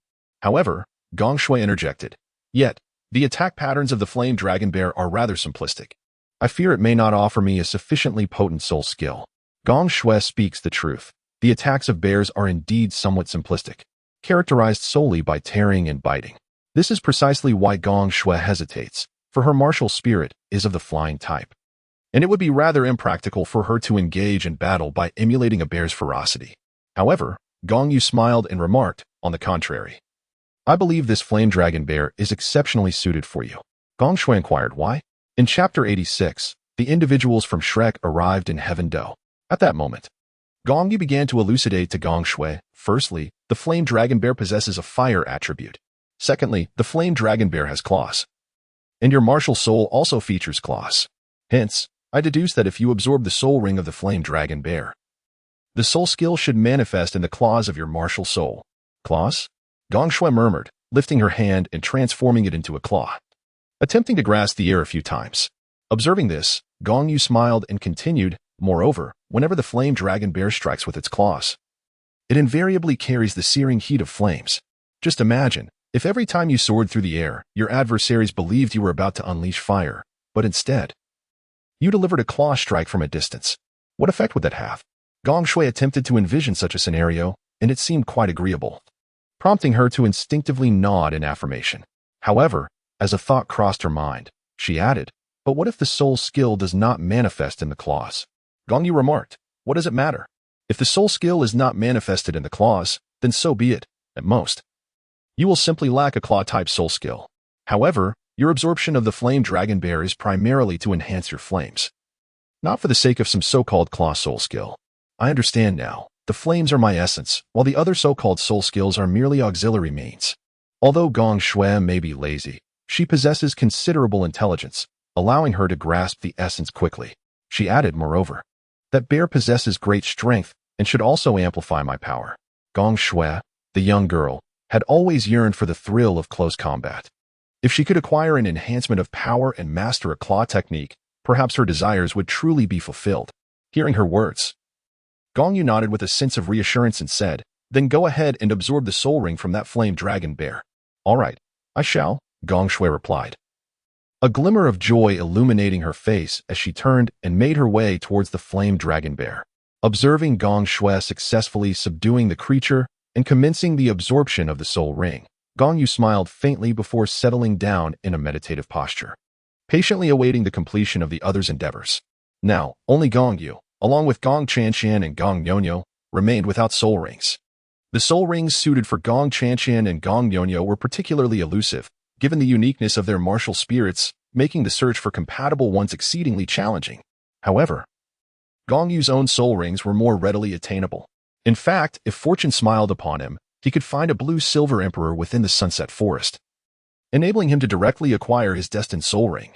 Gong Yu firmly believed that, with the overwhelming power of his Golden Dragon King bloodline, seizing the throne of the Blue-Silver Grass clan would be an effortless endeavor. However, should he acquire the fateful soul ring, Gong Lan's martial spirit would lose the opportunity to evolve into the Blue-Silver Emperor, for there can only be one Blue-Silver Emperor. Nevertheless, he sighed, reflecting that his Golden Dragon King bloodline far surpassed the Blue-Silver Emperor's lineage by an immeasurable degree. It would be better for Lan to assume the role of the Blue-Silver Emperor. His yearning for the soul ring was solely to awaken the Blue-Silver domain. Yet, possessing both ice and fire attributes within his domains, which are inherently divine, these realms would gradually strengthen as Gong Yu ascended in rank. Should he evolve to the divine level, both domains would undergo a similar transformation, and there is even a possibility that upon reaching the quasi-divine stage, they could mature to the divine level. Time flowed steadily, and in this moment of inactivity, Gong Yu and his companions found themselves idly waiting. An hour prior, Douluo had brought the flame dragon bear to Gong Shui, stating he had matters to attend to before departing. Meanwhile, the Tiando Royal Academy was graced by a group of individuals. Had Gong Yu been present, he would have recognized them immediately as the students and faculty of Shrek Academy. They appeared weary, having traveled for several days to reach the Tiando Royal Academy. Notably, although Tang San did not acquire the 8 spider lances, he utilized every means at his disposal during the battle against the Tiando battle team, ultimately leading the Shrek 6 monsters to victory. Thus, under the auspices of Yu Xiaojiang, the Shrek group staged a scene to join the Tiando Royal Academy. However, they encountered difficulties with the avalanche. The avalanche was once again soundly defeated, and subsequently, the Shrek group was welcomed into the Tiando Royal Academy. A similar scenario unfolded within the academy, where Tang San remained the subject of evaluation. To his fortune, he inadvertently opened one of the meridians. Yet, a tragic repeat occurred when Prince Xuesheng arrived with Douluo. Under Xuesheng's formidable pressure, the Shrek group departed in indignation. Initially, they traveled to Tiando City, ultimately arriving at the Divine Academy, where Flander led the faculty and students. Lu Erlong and Yu Xiaojiang finally reunited. Following Lu Erlong's persistent requests and Flander's repeated feigned refusals, nearly leading to a confrontation, Flander eventually consented to keep the faculty and students. However, Lu Erlong found herself without the authority to relinquish the academy. At this juncture, perceiving the opportune moment had arrived, Flander remarked, "It is indeed acceptable for you to let us stay, but I have one condition that you must fulfill. Otherwise, we shall have no choice but to depart." After many years apart, Lu Erlong, being forthright, naturally could not refuse the terms proposed by Flander without first hearing them. Thus, she replied, "Old Flander, is there anything between us that cannot be discussed? Whatever conditions you have, as long as I am capable, I shall certainly agree." "Very well, dear Erlong," Flander said with a cunning smile. "We may join the Academy of the Gods, but the candidates for this year's Elite Soul Master Tournament must consist of my students from Shrek. I happen to have a team of 7 prodigies." Upon hearing this, Lu Erlong's expression faltered. After all, she had promised Gong Yu not to interfere in the matters of this year's Soul Master Tournament. Therefore, she truly lacked the authority to decide on the participants. Noticing the change in Lu Erlong's demeanor, Flander continued, "Dear Erlong, it is not that I insist on including my students in the competition. Rather, my students are genuinely exceptional. If you do not believe me, take a look." With that, Flander turned to the 7 Shrek monsters and instructed, "Quickly, summon your martial spirits and announce your levels." One by one, they displayed their martial spirits: the evil-eyed white tiger, sausage, blue silver grass, soft-boned charm rabbit, evil fire chicken, 7 treasure glaze tile, and the nether cat. Each one appeared rather unimpressive, lacking any extreme attributes. They then began reporting their levels: Daimu Bai at level 38, Oscar at level 31, Tang San at level 32, and Xiao Wu at level 32, while the remaining 3 were all at level 29. Lu Erlong nodded subtly from the side. Flander, seeing Lu Erlong's reaction, believed that the situation was promising, yet unexpectedly, Lu Erlong did not agree outright. She said, "Old Flander, it is not that I do not wish to accept your students as candidates. I know they are all talented. However, I truly cannot make that decision. I am merely a vice principal now, and the current principal is a title de law, leaving me without any real authority. Nevertheless, I believe the principal is a reasonable person. If you truly wish to secure a spot in the tournament, You must demonstrate your true abilities and compete against those chosen by the principal. If you possess the capability to defeat the team selected by the principal, then I believe you will have a chance. Upon hearing this, Flander stroked his chin thoughtfully and glanced at Yu Xiaojing, who nodded confidently in response. Thus, Flander agreed, "Very well. We shall remain for now and compete against the principal's chosen team. If we emerge victorious, then claiming our spot in the tournament would indeed be justified, and others would have no grounds for objection." Chapter 87. Nyonyo's domain. Gong Yu was unaware that the individuals from Shilak had already enrolled in the Academy of the Gods.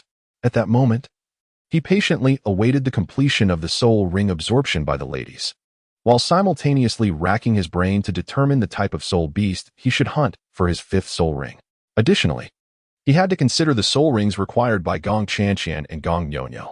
As he pondered, Gong Yu silently mused, "Thus far, my first 4 soul rings have been derived from soul beasts embodying the elements of thunder, ice, fire, and darkness. It would be prudent to continue gathering elemental affinities. After all, I lack no means of attack." With a plan forming in his mind, the search for soul beasts became significantly less daunting. If he were to continue collecting elemental affinities, Gong Yu would prioritize the selection of either light or wind attribute soul beasts, as these 2 types were currently the most accessible. As for Gong Qianqian and Gong Nyonyo, if necessary, he would venture into the Stardow Forest to seek out soul beasts. In the event that he could not locate the soul beast required by Gong Qianqian, he would have to journey to the frigid forest of the extreme north. Contemplating this, Gong Yu turned to Gong Qianqian and inquired, "Qianqian, is your nebula martial soul truly solely of the cold attribute, or does it possess other attributes as well?" Gong Qianqian's complexion flushed slightly as she remarked, "It is merely a cold attribute, an extreme form of cold, rendering even the utmost ice insufficient before me. After all, ice is merely water, and it is only when water encounters cold that it freezes." She was acutely aware that Gong Yu's inquiry stemmed from the dilemma of selecting an appropriate soul beast for her, yet she found herself powerless, as her martial soul was simply as it was. However, a sudden thought crossed her mind, prompting her to add, "Young master, if it proves challenging to find a suitable soul beast, one might consider those of the wind or spiritual attributes. I would have no issue absorbing the soul rings from either of those wind or spiritual attributes." Gong Yu pondered while stroking his chin, murmuring to himself, "The combination of cold and wind could indeed give rise to a chilling tempest or even a frigid current. It is quite an intriguing option.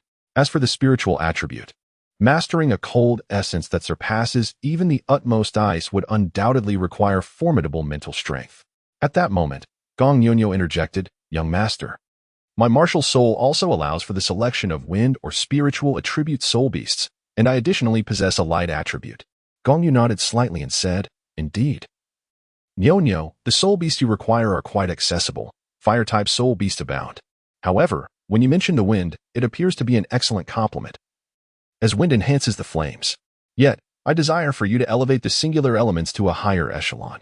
But the elements we command have already reached their zenith. What higher realm can we aspire to?" Gong Qianqian, perplexed, could not grasp the meaning behind Gong Yu's words, nor could Gong Nyonyo, who stood beside her. Observing their bewilderment, Gong Yu elucidated, "When a particular element reaches its utmost pinnacle, the next step is the domain. As the domain ascends, when it attains perfection, the subsequent advancement is the law." At that moment, Gong Nyonyo suddenly comprehended, "I see now. No wonder after absorbing the blazing resin bestowed by the young master, I acquired a flame domain. It seems that my flames evolved into a domain after reaching their ultimate state." Hearing this, both Gong Yu and Gong Qianqian regarded Gong Nyonyo with astonishment. "Your flames truly evolved into a domain?" Gong Yu inquired. "Indeed. I had intended to unveil it during our next encounter to surprise everyone, but I inadvertently let it slip," Gong Nyonyo replied, her expression somewhat embarrassed. She then stood up, and with a mere thought, a vibrant, fire-infused domain enveloped an area of approximately 5 meters around her. Gong Yu nodded in satisfaction and remarked, "Indeed. Although it is somewhat weaker than my domain of fire, it will undoubtedly strengthen in the future, since your flames have already manifested a domain. If the light attribute can also reach its zenith, it may very well evolve into a domain of its own."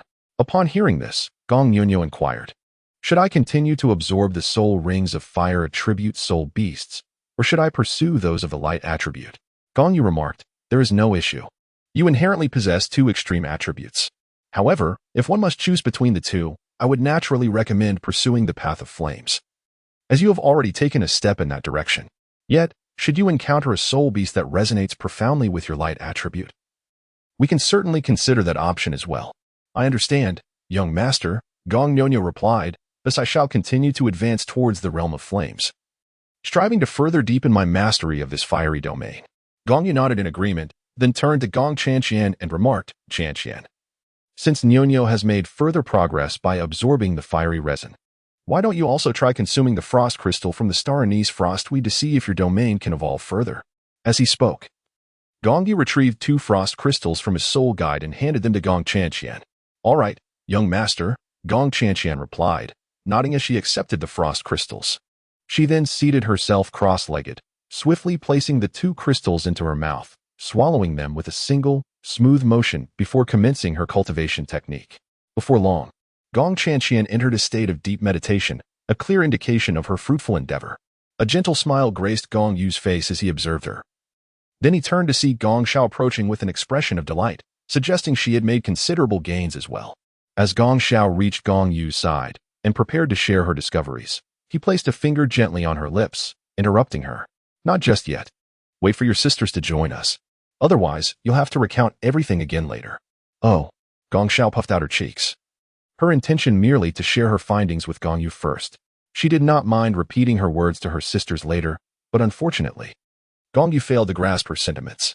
Hours slipped away, and after another 3, Douluo returned, mentioning that the group of Shilek and his students had arrived in Tiando City. This revelation surprised Gong Yu, albeit only slightly, for he anticipated this occurrence sooner or later. Moments later, Gong Lan returned, having absorbed her soul ring. Following her, Gong Yu and Gong Miao Miao also completed their absorption and rejoined the group, leaving only Gong Sierra and Gong Shui behind. Approximately an hour later, as dusk settled into night, Gong Lan roasted the corpse of the white tiger.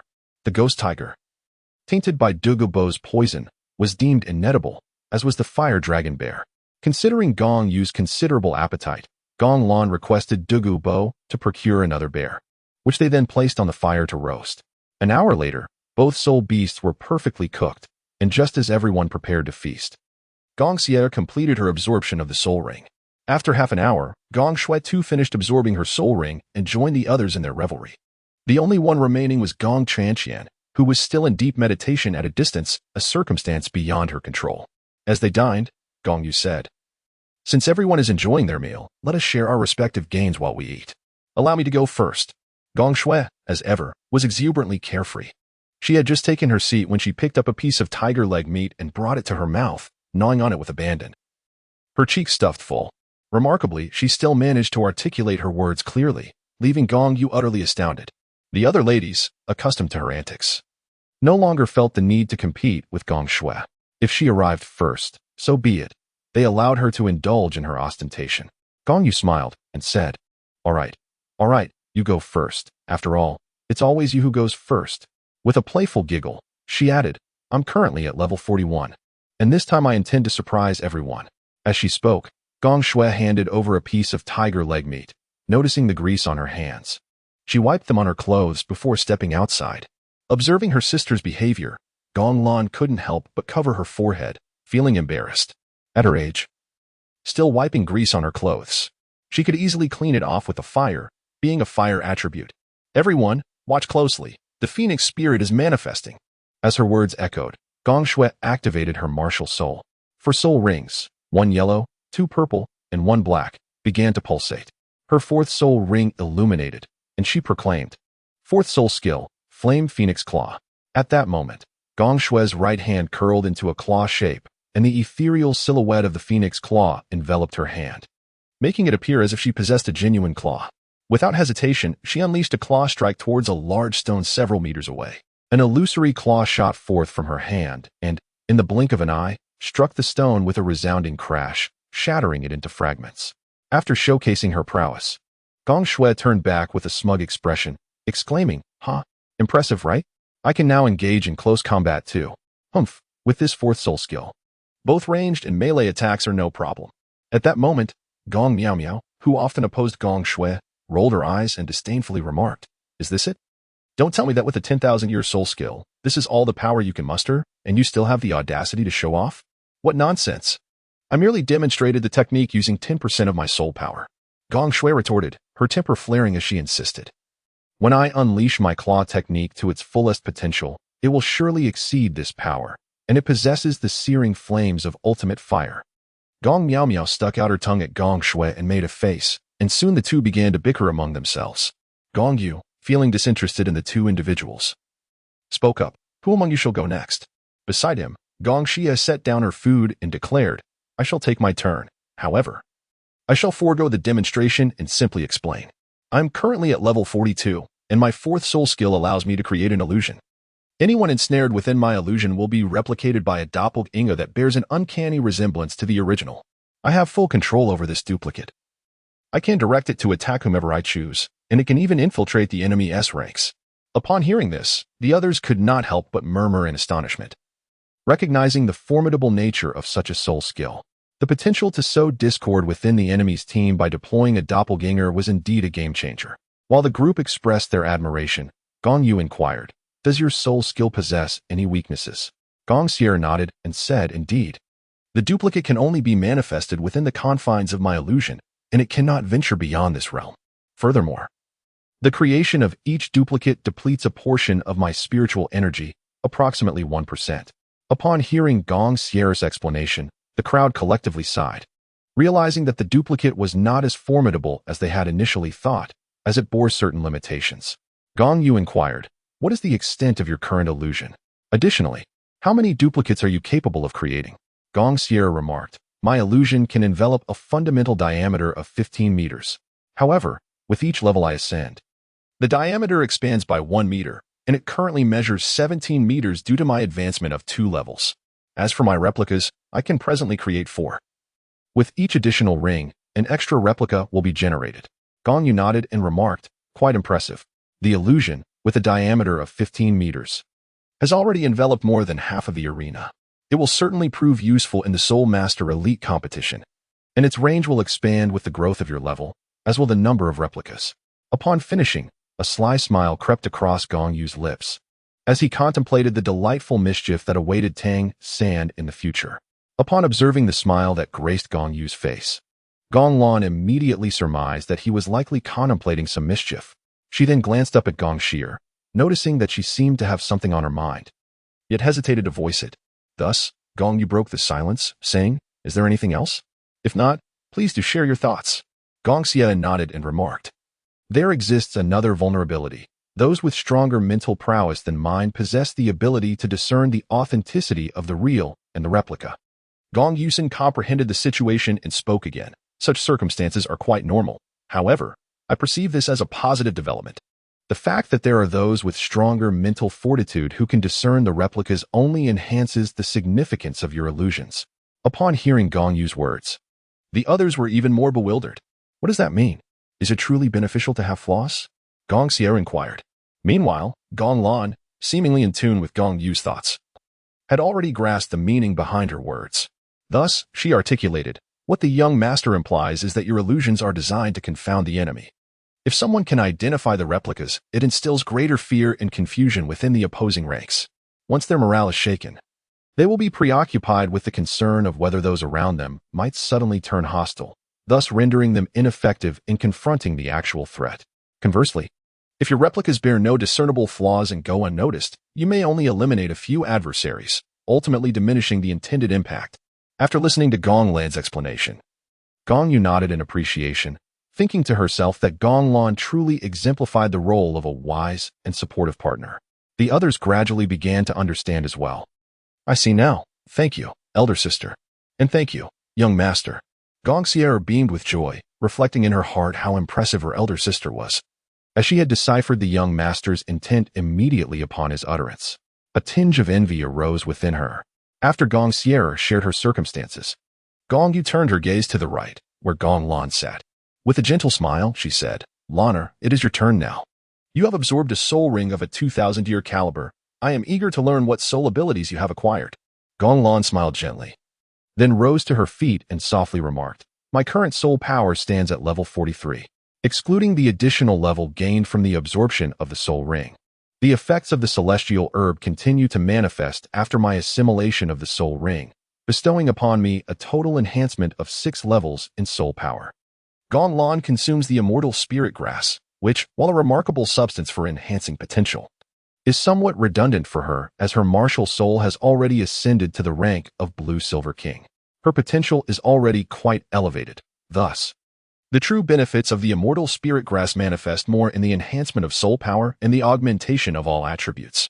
Chapter 89. Gong Xiao, my cabbage has turned into cooked food. Gong Yu silently nodded beside her. In truth, everyone was somewhat similar.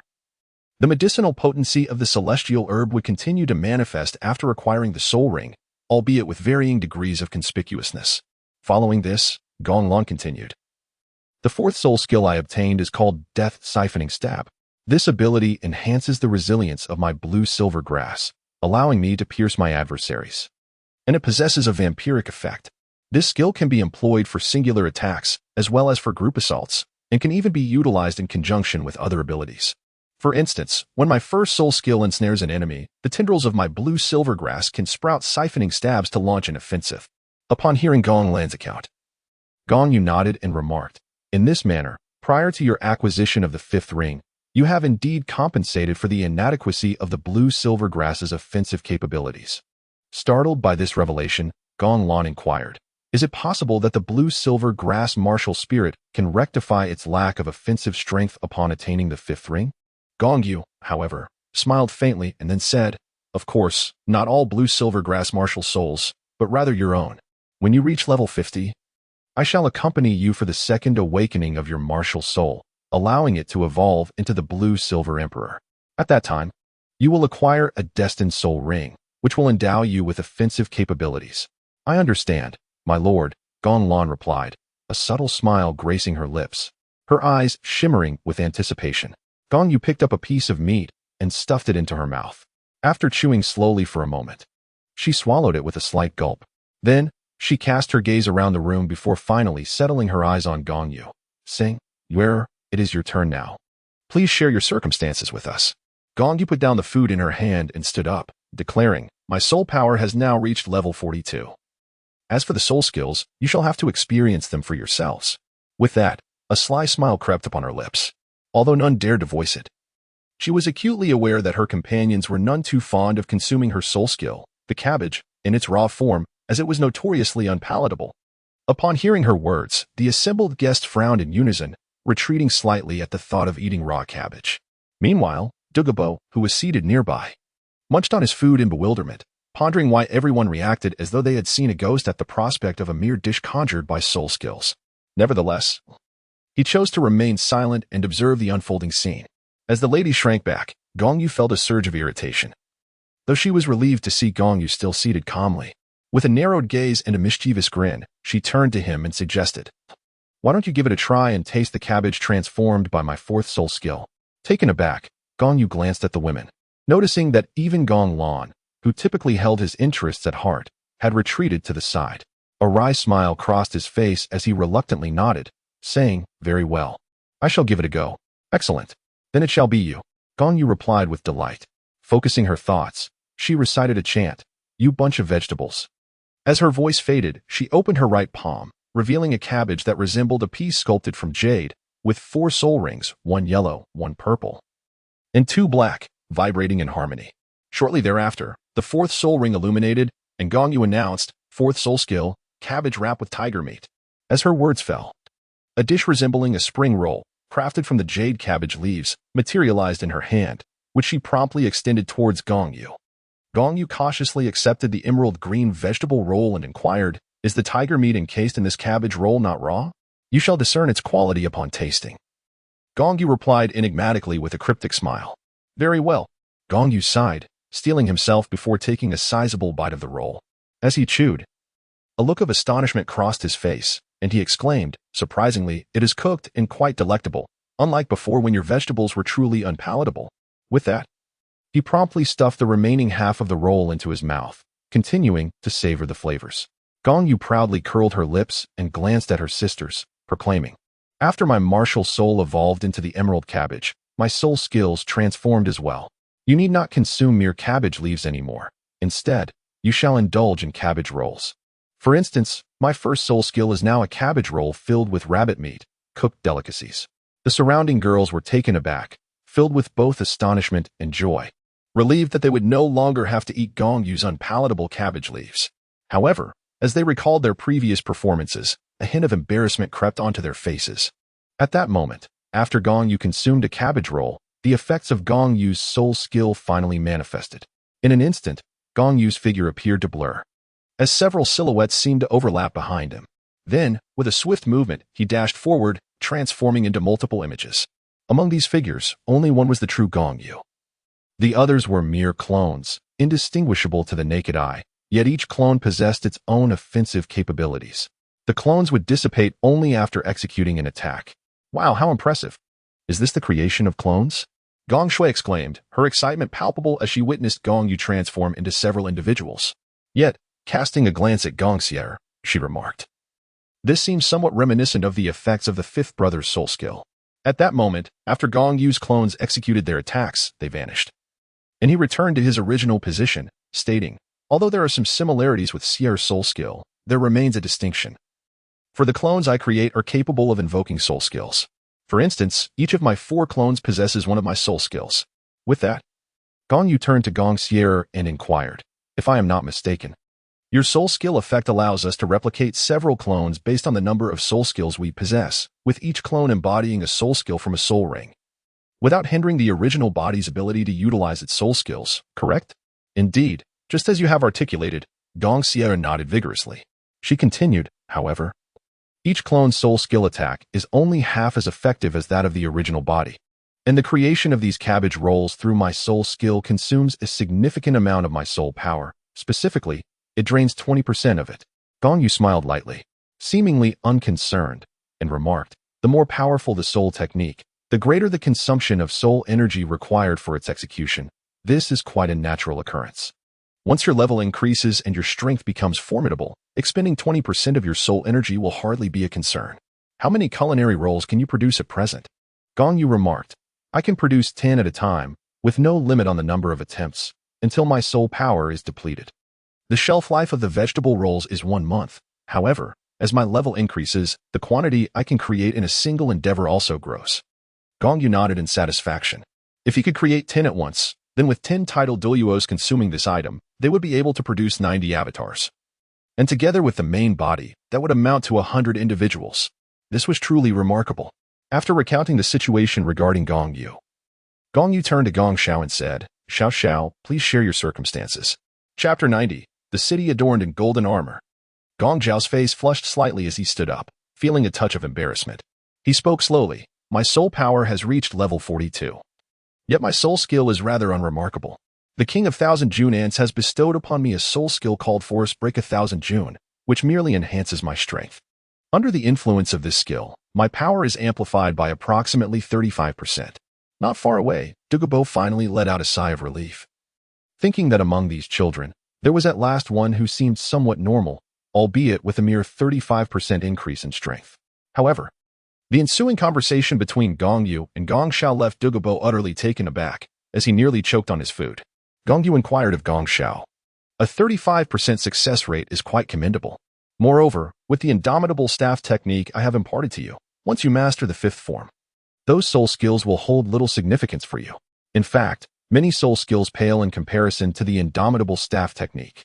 Furthermore, as your strength increases, so too shall the potency of the staff technique."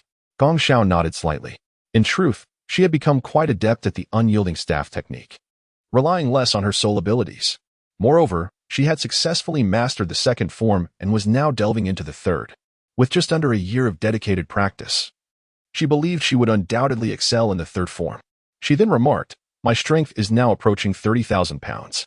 If I utilize my 4th soul ability, augmenting it by 35%, my power could potentially reach 40,000 pounds. I am at a loss as to which soul ring to choose next."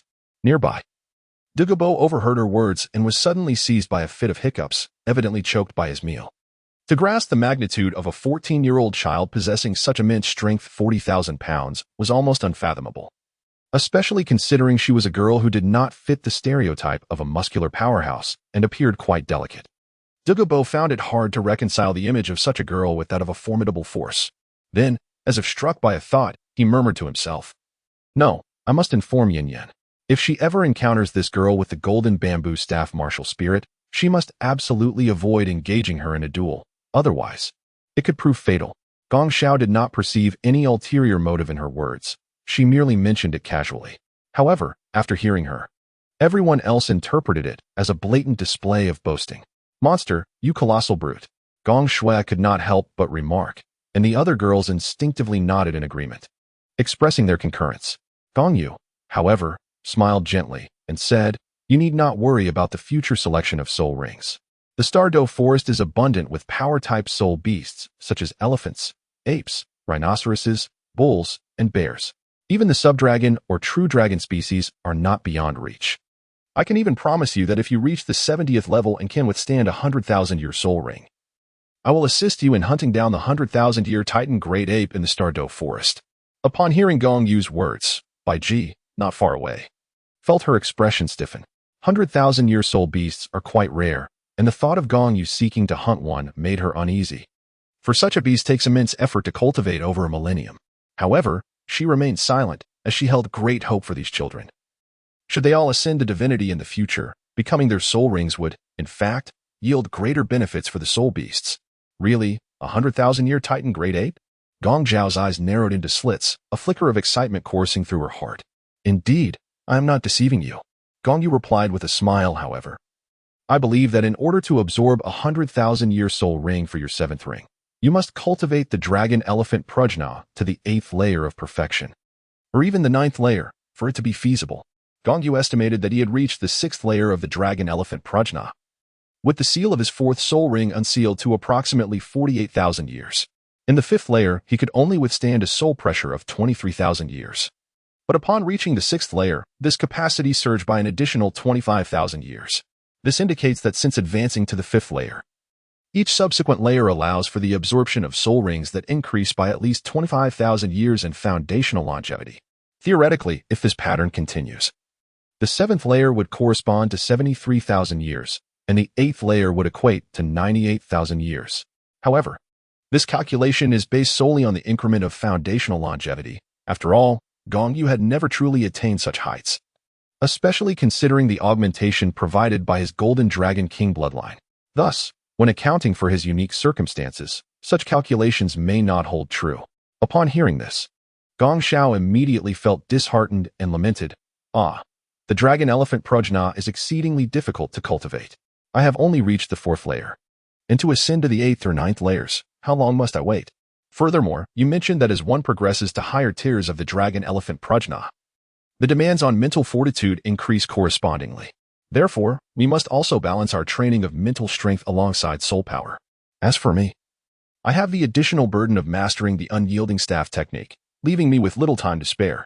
Thus, you must exert double the effort after all."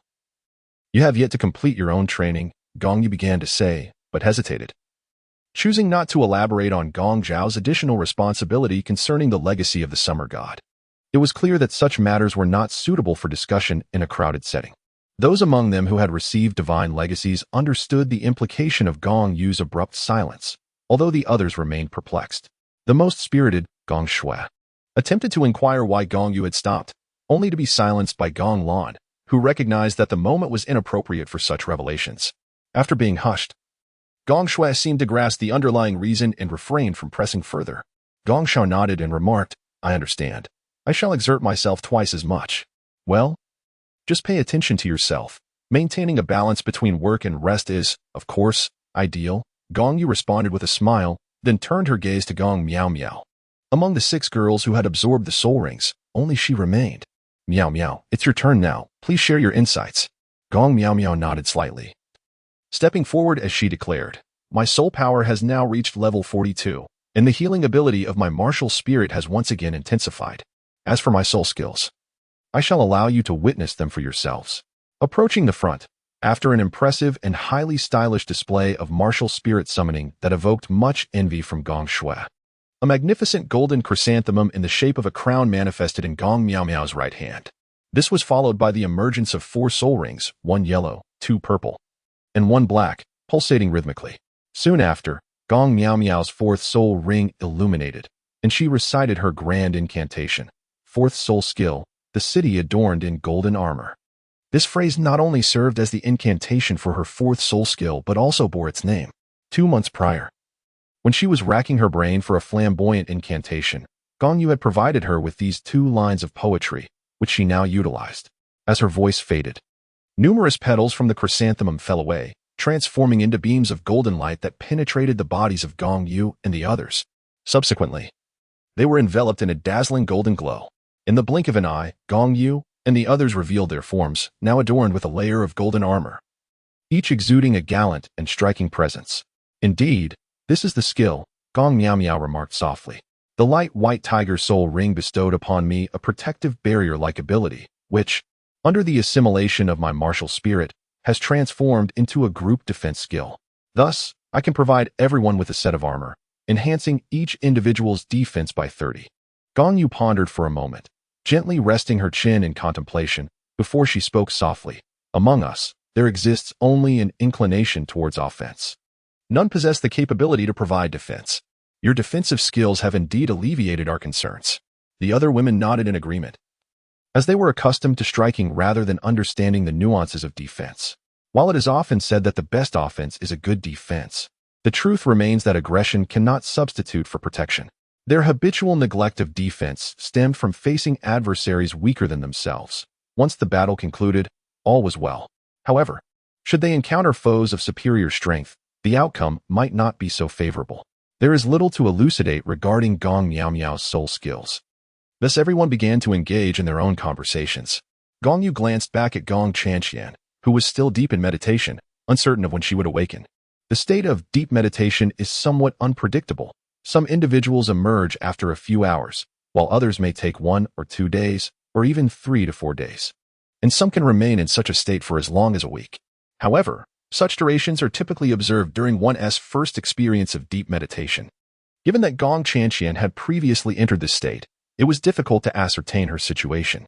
Soon, the meal concluded, and after a brief moment of digestion, Gong Yu instructed everyone to engage in their own meditative practices, while she remained by Gong Chanxian's side. The night passed swiftly.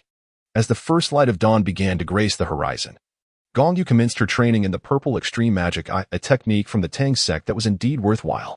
As for the other formidable skills of the Tang sect, Gong Yu had seldom practiced them since embarking on her own cultivation journey.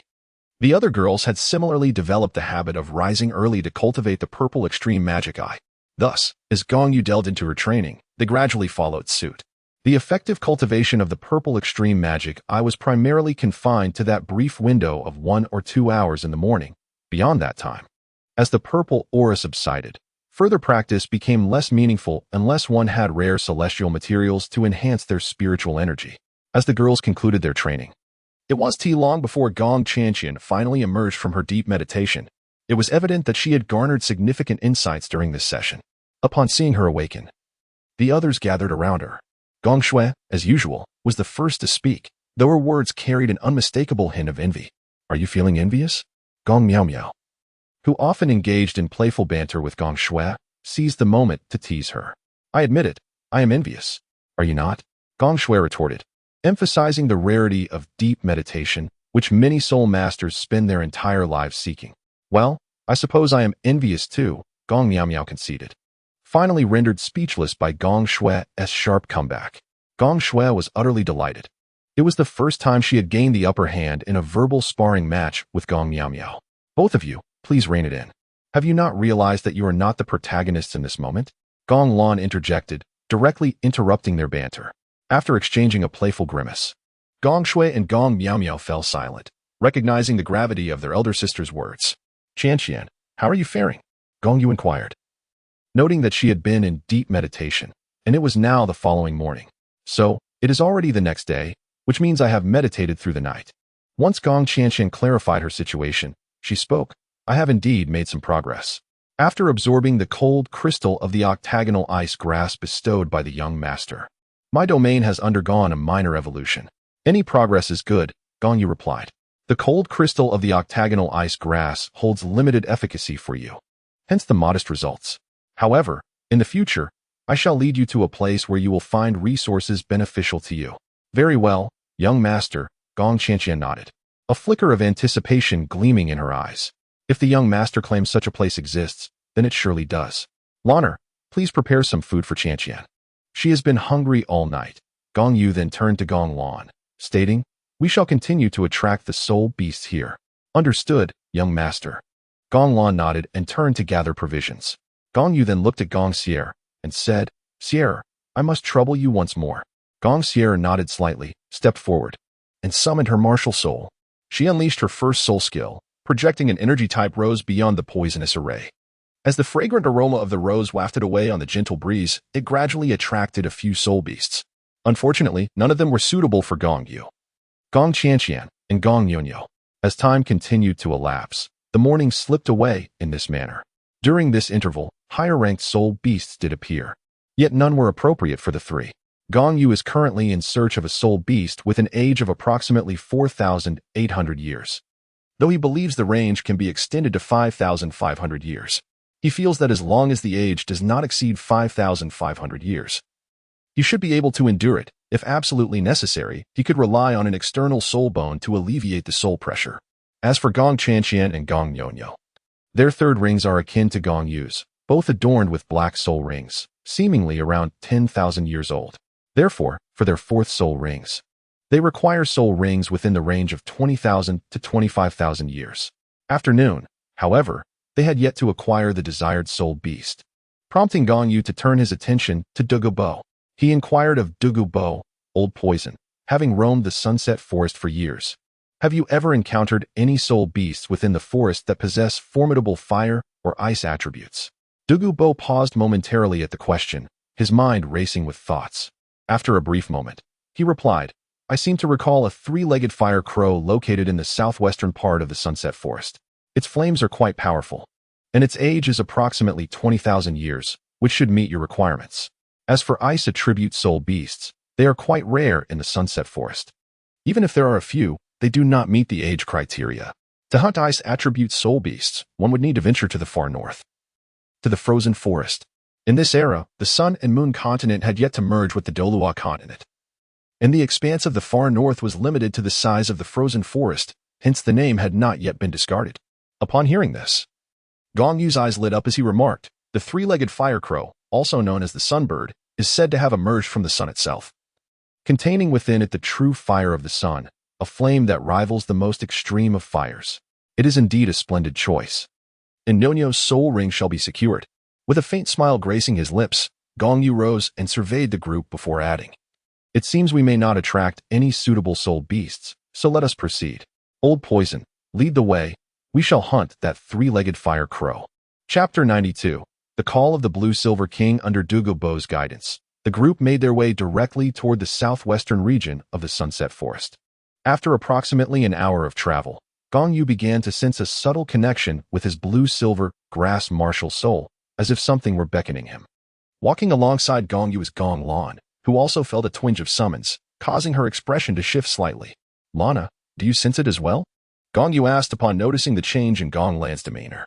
Gong Lan nodded and said, indeed, I sense a profound familiarity. No, to be more precise, it is my martial spirit that perceives this sense of intimacy. Gong Yu smiled faintly and remarked, it appears that the Blue-Silver King is calling. He then turned to the others and said, we must first head to a certain location. It seems my soul ring has come to seek me out. Should the Blue-Silver King indeed summon him, Gong Yu would not mind acquiring an additional Blue-Silver King soul ring. While blue-silver grass predominantly belongs to the wood element, there are also variants like Ain that embody the essence of life. Naturally, obtaining a soul ring with a life attribute would be ideal. However, he would also accept one of the wood attribute, as he was already in the process of collecting various attributes. If the Golden Dragon King's bloodline could assimilate the attributes of the 9 great dragon kings, who knows if it could lead to the creation of a new dragon god. As for the notion of producing a dragon god bloodline as suggested by the Silver Dragon King, that might take an eternity. What if the Silver Dragon King were unable to conceive? Thus, Gong Yu felt that if he could ascend to the status of dragon god himself, there would be no need to consider his descendants for such a role.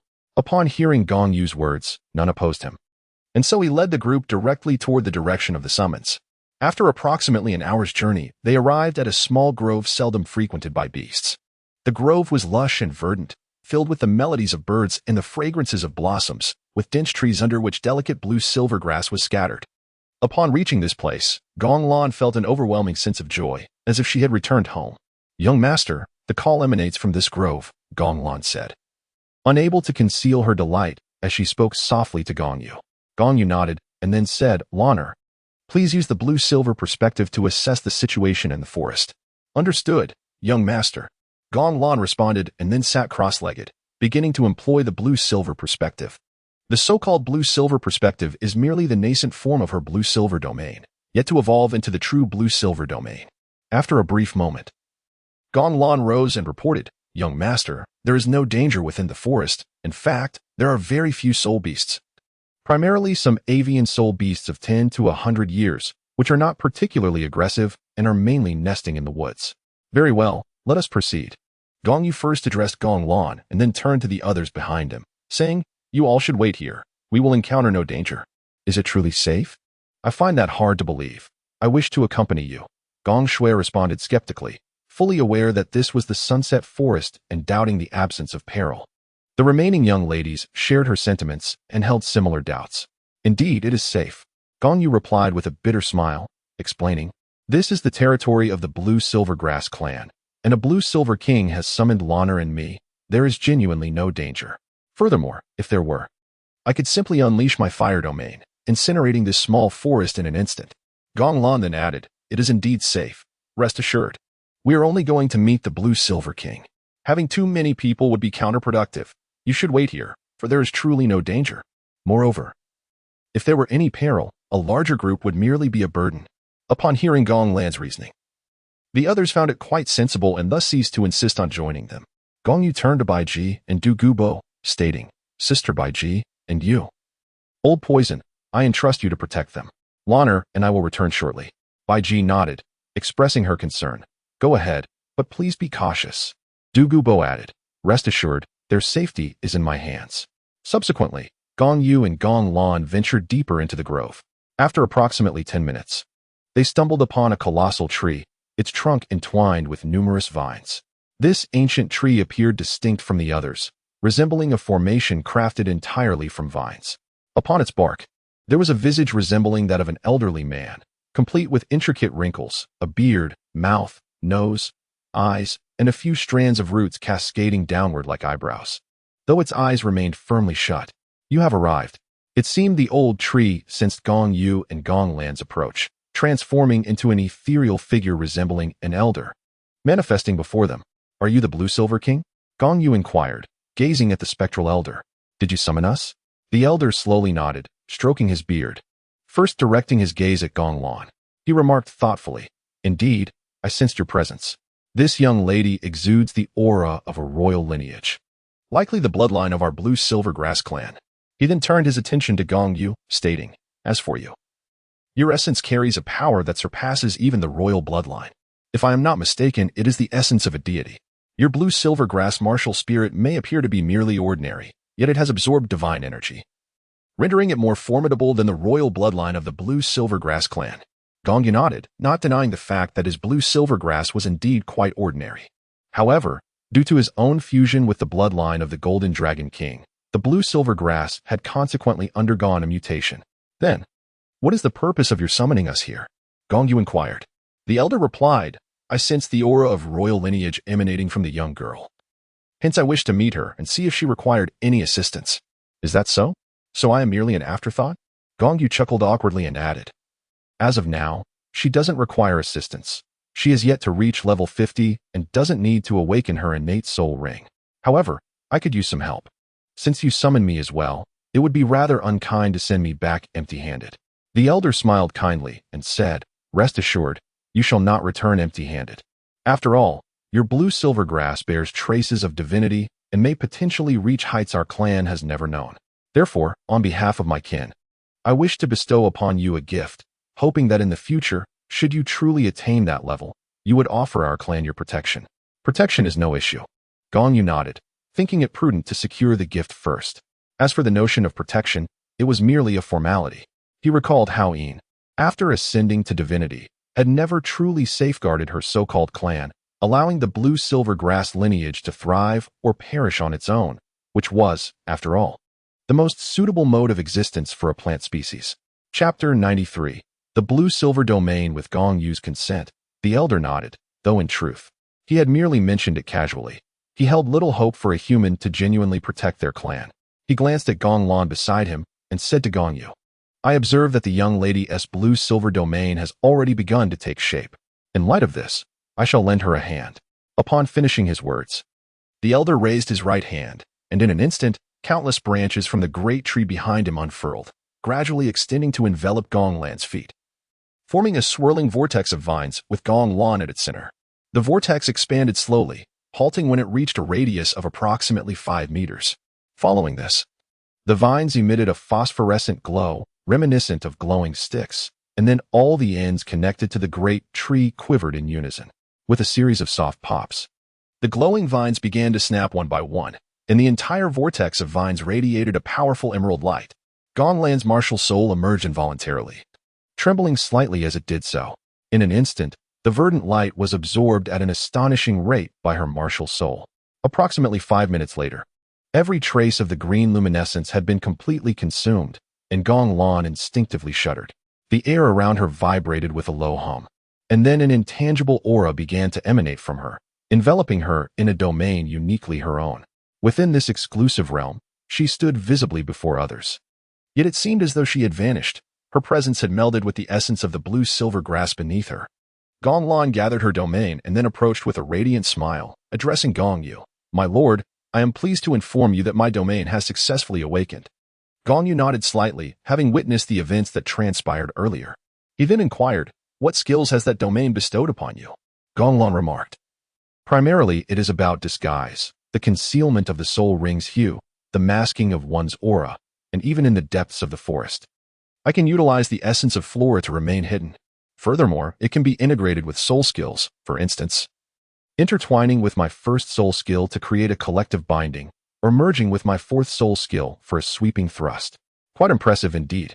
Gong Yu nodded thoughtfully and replied, should this skill manifest in the arena, it would take less than a minute to incapacitate all adversaries. In the theater of battle, a single expansive thrust from you could decimate a significant number of foes. If you find it commendable, then it is well. Gong Lan smiled gently and turned to the elder, inquiring, is it not now time for my lord to take his turn? The elder, with a warm smile, nodded and said, certainly, we had intended to present him with a gift as well. Very well then, please unveil your blue-silver grass martial soul. The elder cast a glance at Gong Yu, who nodded in affirmation. With a mere thought, a golden blue-silver vine, as thick as an arm, unfurled from his right hand, slithering forth like a serpent. Once the golden vine ceased its expansion, the elder smiled faintly and raised his hand again, causing a vine from the towering tree behind him to extend slowly and tap gently at Gong Yu's feet. It was as if the serene surface of a lake had been disturbed by a single droplet, and at the spot where the vine made contact, a glimmering green light emerged. The green light pulsated, sending ripples through the air, radiating outward in transparent circular waves from its epicenter. The waves expanded until they reached a size comparable to the soul rings coalesced by soul beasts before finally coming to a halt. At that moment, the elder raised his hand once more, this time pointing toward the heavens, and proclaimed loudly, arise, my subjects, offer your strength, even if but a fragment. Let us forge a deity, a divine being for our blue-silver clan. Hearing the elder's proclamation, Gong Yu could not help but smirk, finding the blue-silver king somewhat absurd. Does he not possess a modicum of self-awareness in his aspirations to create a god? Be wary of a thunderbolt descending from the skies to reduce you to ashes. As the elder's voice echoed, every blue-silver grass in the grove began to shimmer with a faint glow, varying in intensity, gradually shedding these luminescent particles from their leaves, converging towards the elder's fingertip in a mesmerizing display. The spectacle was truly magnificent. As the luminous particles amassed, the elder's fingertip formed a colossal sphere of light. This radiant orb emanated a gentle glow, so resplendent that if seen by night, one might mistake it for a full moon. Subsequently, the elder gestured towards the transparent circular ripples beneath Gong Yu's feet, and the luminous sphere slowly descended into them, merging seamlessly with the circular waves. Gong Yu meticulously observed everything around him, Every detail and every sensation he experienced were etched firmly in his mind. This was a method of conjuring a soul ring seemingly from thin air, which might prove invaluable in the near future. Turning his gaze to the circular ripples beneath his feet, which had now taken on color and structure after merging with the luminous sphere. They resembled a soul ring's frame perfectly. However, the hue of this soul ring was white at present, yet as the energy from the luminous sphere gradually melded, the white began to transform. The once pallid soul ring slowly underwent a metamorphosis, transitioning to a pale yellow, then to yellow, deep yellow, and suddenly, a surge of yellow radiance erupted before retracting in an instant, as the rampant golden light receded into the soul ring. The deep yellow hue began to reveal faint traces of purple, which swiftly overtook it. With the passage of time, the light lavender deepened into a rich purple, which then shifted to an even darker shade, eventually darkening to a grayish black. Yet this gray-black continued to deepen, striving towards true black. Before long, the energy of the luminous mass completely fused with the ring, culminating in the formation of a black soul ring. However, upon sensing the strength of the soul ring, Gong Yu furrowed his brow and inquired, "Old man, is your so-called gift merely a soul ring of approximately 25,000 years?" The elder, appearing somewhat embarrassed, replied, "I sincerely apologize. My territory encompasses only this modest grove, and with few subjects, the energy I could provide has reached its limit. Nevertheless, I intend to take a gamble." With that, the elder raised his hand once more, causing the myriad vines from the great tree behind him to stir and extend towards Gong Yu's soul ring. Subsequently, the tendrils pierced into the soul ring, initiating the transmission of the Blue-Silver King's own energy. As the age of the soul ring became apparent, with the infusion of the Blue-Silver King's energy, it began to swell. Gong Yu, who had been standing, promptly settled into a meditative position, his internal true path song commencing its circulation, leading him to gradually enter a state of tranquility. Observing Gong Yu's condition, the Blue-Silver King suddenly revealed a sly smile and began to murmur, "Kid, are you not satisfied with a growth-type soul ring? Clearly, the age of the soul ring is low.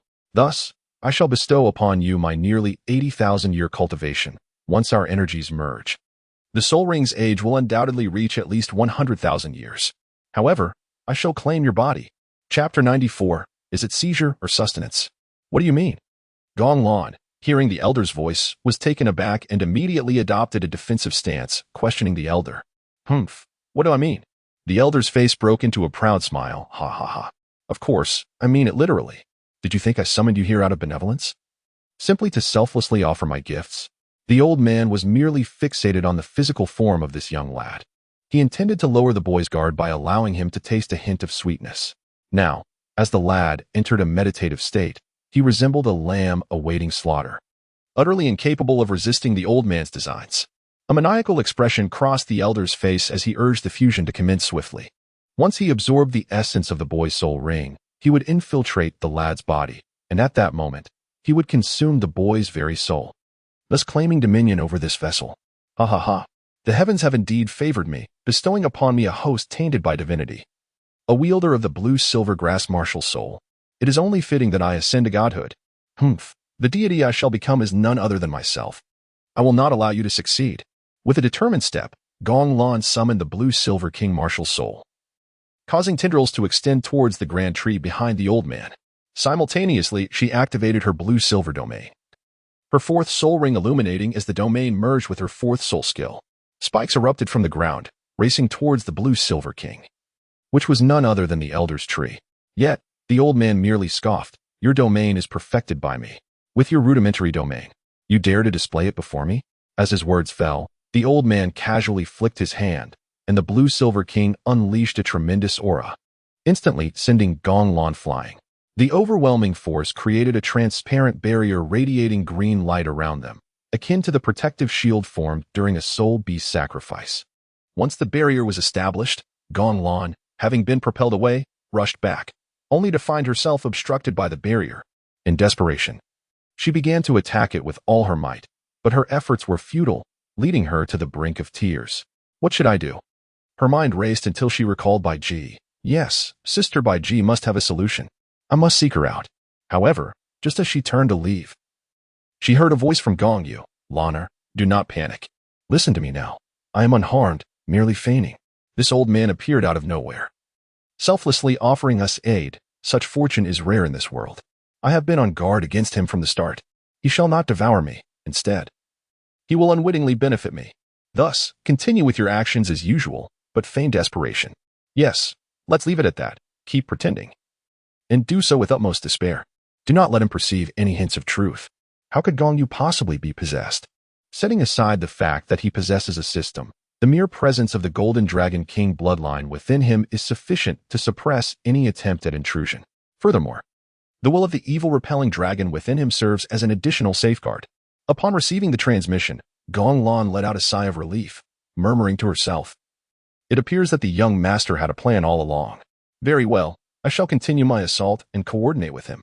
Thus, Gong Lan resumed her fierce onslaught, attacking relentlessly for approximately half an hour before collapsing to the ground in tears, portraying an act of utter despair. The elder observed her performance with satisfaction, nodding in approval, convinced that his scheme was unfolding perfectly. At that moment, the energy of the Blue-Silver King's essence had already been integrated with more than a third of Gong Yu's spirit rings, merging with the previously combined orb of energy. Consequently, the age of his soul rings had reached around 53,000 years. However, at this level, Gong Yu seemed to be struggling. Consequently, the external soul bone, the wind and thunder wings, unfurled dramatically, beginning to share the burden of the soul pressure generated by the continued fusion of energies. Simultaneously, the excess energy was absorbed by the wings, which began to evolve as they assimilated the surplus energy. This external soul bone, indeed, this young man possesses quite a collection of treasures, yet ultimately, all of these will belong to me. Observing the wings on Gong Yu's back, the elder nodded in satisfaction once more.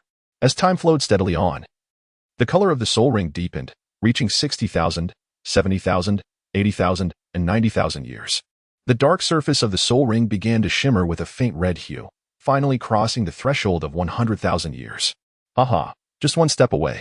Though much energy has dissipated, we have nonetheless reached this milestone. Excitement glimmered in the elder's eyes, intertwined with a hint of madness. It was the final step. All he needed was a soul. Once he entered the soul ring in a spiritual form and fused with its essence, he would attain the coveted 100,000 years, after which he would consume this young man's soul. The more he pondered, the more exhilarated he became. The elder transformed into a beam of light and dove into Gong Yu's soul ring.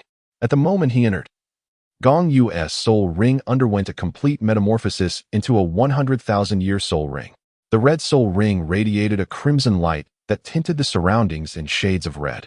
After being illuminated by this scarlet glow, Gong Lan, who had been feigning despair, lifted her head. Noticing that the elder's figure had vanished, a smile broke on her face. At last, she could cease her pretense. Meanwhile, upon the soul ring's ascension to 100,000 years, the elder seamlessly traversed into Gong Yu's spiritual sea. However, he was met with Gong Yu's triumphant smile. "Old fool, I have awaited your arrival for quite some time. Were you not in a meditative state? How is it that you are so alert?" The old man, upon discovering that Gong Yu was awake within the vast sea of his consciousness, couldn't help but feel a surge of astonishment. "Yet," he continued, "but even if you were conscious, what of it? With your mere status as a soul king, devouring you would be as effortless as flipping my hand." Gong Yu let out a cold snort and remarked, "Dare to covet this body of mine? Humph. What makes you think a mere blade of grass is worthy? You wish to devour me? Very well, let us see who ultimately consumes whom." Spiritual black hole, consume. As Gong Yu's voice echoed, a rapidly rotating black hole materialized within the sea of consciousness. The moment the black hole appeared, it began to voraciously draw in and tear at the soul of the elderly figure, causing the old man's essence to momentarily stiffen as he attempted to resist. Yet, Gong Yu merely snorted again, intensifying the suction of the spiritual black hole. This black hole was a manifestation of a soul skill awakened after Gong Yu merged with the dark demon evil god Tiger's soul rings, absorbing the attributes of darkness to develop a unique spiritual devouring ability, particularly effective against souls or psychic attacks. At this moment, employing this skill against the Blue-Silver King's soul proved to be exceedingly fitting. Chapter 95, Devouring the Soul of the Blue-Silver King. Old fool, enter. Gong Yu further amplified the suction of the spiritual black hole, swiftly drawing in half of the Blue-Silver King's soul. How is this possible? You, a mere soul king, possess such formidable spiritual power? Feeling half of his soul obliterated within the spiritual black hole, the Blue-Silver King was engulfed in terror. However, with the other half still intact, he struggled desperately, believing that as long as part of his soul remained alive, he would not be annihilated. Gong Yu let out a cold snort. Humph, old fool. Do you truly believe I am unprepared for your schemes? I merely played along with your ruse, fortuitously. Your primal energy and spiritual essence now belong to me. I must extend my gratitude, for with my current strength, absorbing a soul ring of 100,000 years would have been quite challenging. However, your voluntary fusion of primal energy alters the equation significantly. Thank you indeed. To express my sincere appreciation, I shall send you off to your demise. With that, Gong Yu unleashed the entirety of his spiritual power within the Spirit Abyss realm. Achieving this level of spiritual prowess signifies reaching the threshold of a title Douluo, and thus, how could the Blue-Silver King, with a mere 80,000 years of cultivation, hope to consume his soul? As Gong Yu's spiritual force surged forth, the gravitational pull of the spiritual black hole intensified severalfold, and soon enough, the remnants of the Blue-Silver King's soul were completely drawn in, torn apart by the chaotic forces of the spiritual black hole. The remaining fragments of the Blue-Silver King's soul were utterly shattered, transmuted into pure spiritual essence, and absorbed by Gong Yu. As time flowed onward, half an hour elapsed in the outside world, and Gong Lan began to grow anxious. Fortunately, witnessing Gong Yu's condition stabilize provided her with a modicum of relief. After another half hour, Bai Ji and the others, now worried about the well-being of Gong Yu and Gong Lan, sought them out. Upon their arrival, Gong Lan promptly pulled Bai Ji aside and recounted the circumstances they had encountered. Upon hearing this, Bai Ji merely smiled gently and reassured her, "Rest easy. For Xiaoyu's spiritual power has already attained the level of a title Douluo. The Blue-Silver King stands no chance against him. Observing his current state, it won't be long before he awakens." With Bai Ji's words, Gong Lan's previously anxious heart began to settle considerably. Moments later, as Gong Yu sat in meditation, he finally opened his eyes slowly. The instant he did, Gong Lan swiftly transmitted a message to him, asking, "Prove your identity by revealing something only you would know." Upon receiving the transmission, Gong Yu was momentarily taken aback, contemplating the girl's prudence. A slight smile graced his lips as he responded, "You have sustained injuries within the Eye of Ice and Fire. Later, you discreetly utilized the Blue-Silver Emperor's soul bone technique for your restoration. Rest assured, I believe in you." Before he could finish, Gong Lan interrupted him with another transmission, her face betraying a hint of unnatural redness. The matter of her soul bone technique's repair was known only to her, yet she had not anticipated that Gong Yu had noticed. Rising slowly, Gong Yu first approached the parched trunk of the Blue-Silver King, which had been drained of its energy source, and made several strikes. He discovered a fragment of a right leg bone and promptly stored it within his soul guide. He had no intention of using the soul bone himself or bestowing it upon the girls, as it was merely an inferior specimen, less than 80,000 years old. He deemed its age unworthy and had already formulated plans for the soul bones. In the future, all the girls would receive superior ones. Turning to observe the group and noting that dusk was approaching, Gong Yu smiled and addressed them. "The day is waning. Let us rest in this forest for the night and venture to the territory of the three-legged fire crow tomorrow. I shall procure some game." Just as he was about to set off, he heard Gong Lan say, "Young master, I would like to accompany you and test my new soul technique." Her desire to try out her technique was merely a pretext. Her true intention was to spend time alone with Gong Yu. Gong Shui, wishing to join them, was about to speak, but her sister had already claimed the opportunity. At that moment, Gong Yu interjected, "Very well. You both can gather firewood in the forest while Lanner and I hunt for some game." Gong Shui had no choice but to swallow her words and obediently accompany her sisters to gather firewood. Shortly thereafter, Gong Yu and Gong Lan successfully hunted a family of 4 wild boars 2 miles away. Once they had finished processing the boars, Gong Lan unexpectedly remarked, "Young master, I've been thinking." Upon grasping the implication of Gong Lan's words, Gong Yu was momentarily taken aback, then chuckled, "What are you thinking about? We are in the wilderness. Such thoughts can wait until we return. Young master, there are too many sisters back home. It is rare for us to be alone together." Gong Lan's tone carried a hint of melancholy, though her cheeks flushed a bright crimson. "That is still not advisable. We are in the Sunset Forest, where spirit beasts may pass at any moment. It is far too dangerous." Gong Yu firmly rejected her suggestion once more. Yet, Gong Lan persisted, "Young master, I possess the blue-silver domain, which allows us to conceal ourselves. Even if a spirit beast were to pass right by, it would not detect us." Gong Yu's expression first stiffened, then transformed into a smile. Glancing around, he found himself in the wilderness, which, surprisingly, felt quite pleasant. What was there to hesitate about? With a charming grin, Gong Yu thought that having already declined twice, a third refusal might truly seem unrefined. Soon after, Gong Lan also smiled with delight. And as the blue-silver domain unfolded, the two appeared to vanish partially from sight. 2 hours later, Gong Yu and Gong Lan leisurely returned with their catch. The prey had been prepared, ready to be placed on the grill. Eager to taste their meal, Gong Shui resorted to using the utmost fire to hasten the cooking process, only to scorch a smaller piece in the process. Observing this, the culinary experts, Gong Lan and Gong Yu, promptly shooed Gong Shui aside, fearing that if she continued, none would be able to enjoy a meal that day. After a considerable amount of time, the food was finally ready, and the group sat down to savor their feast before each retreated to meditate and cultivate. As dawn broke the following day, Gong Yu and the ladies resumed their training with the purple extreme demon eyes, followed by a casual breakfast. Shortly after, they set off on their journey. Their expedition proved to be smooth sailing, as they soon located the three-legged fire crow within its territory. The creature had reached an impressive age of 23,000 years, making it an ideal target for Gong Yu to absorb.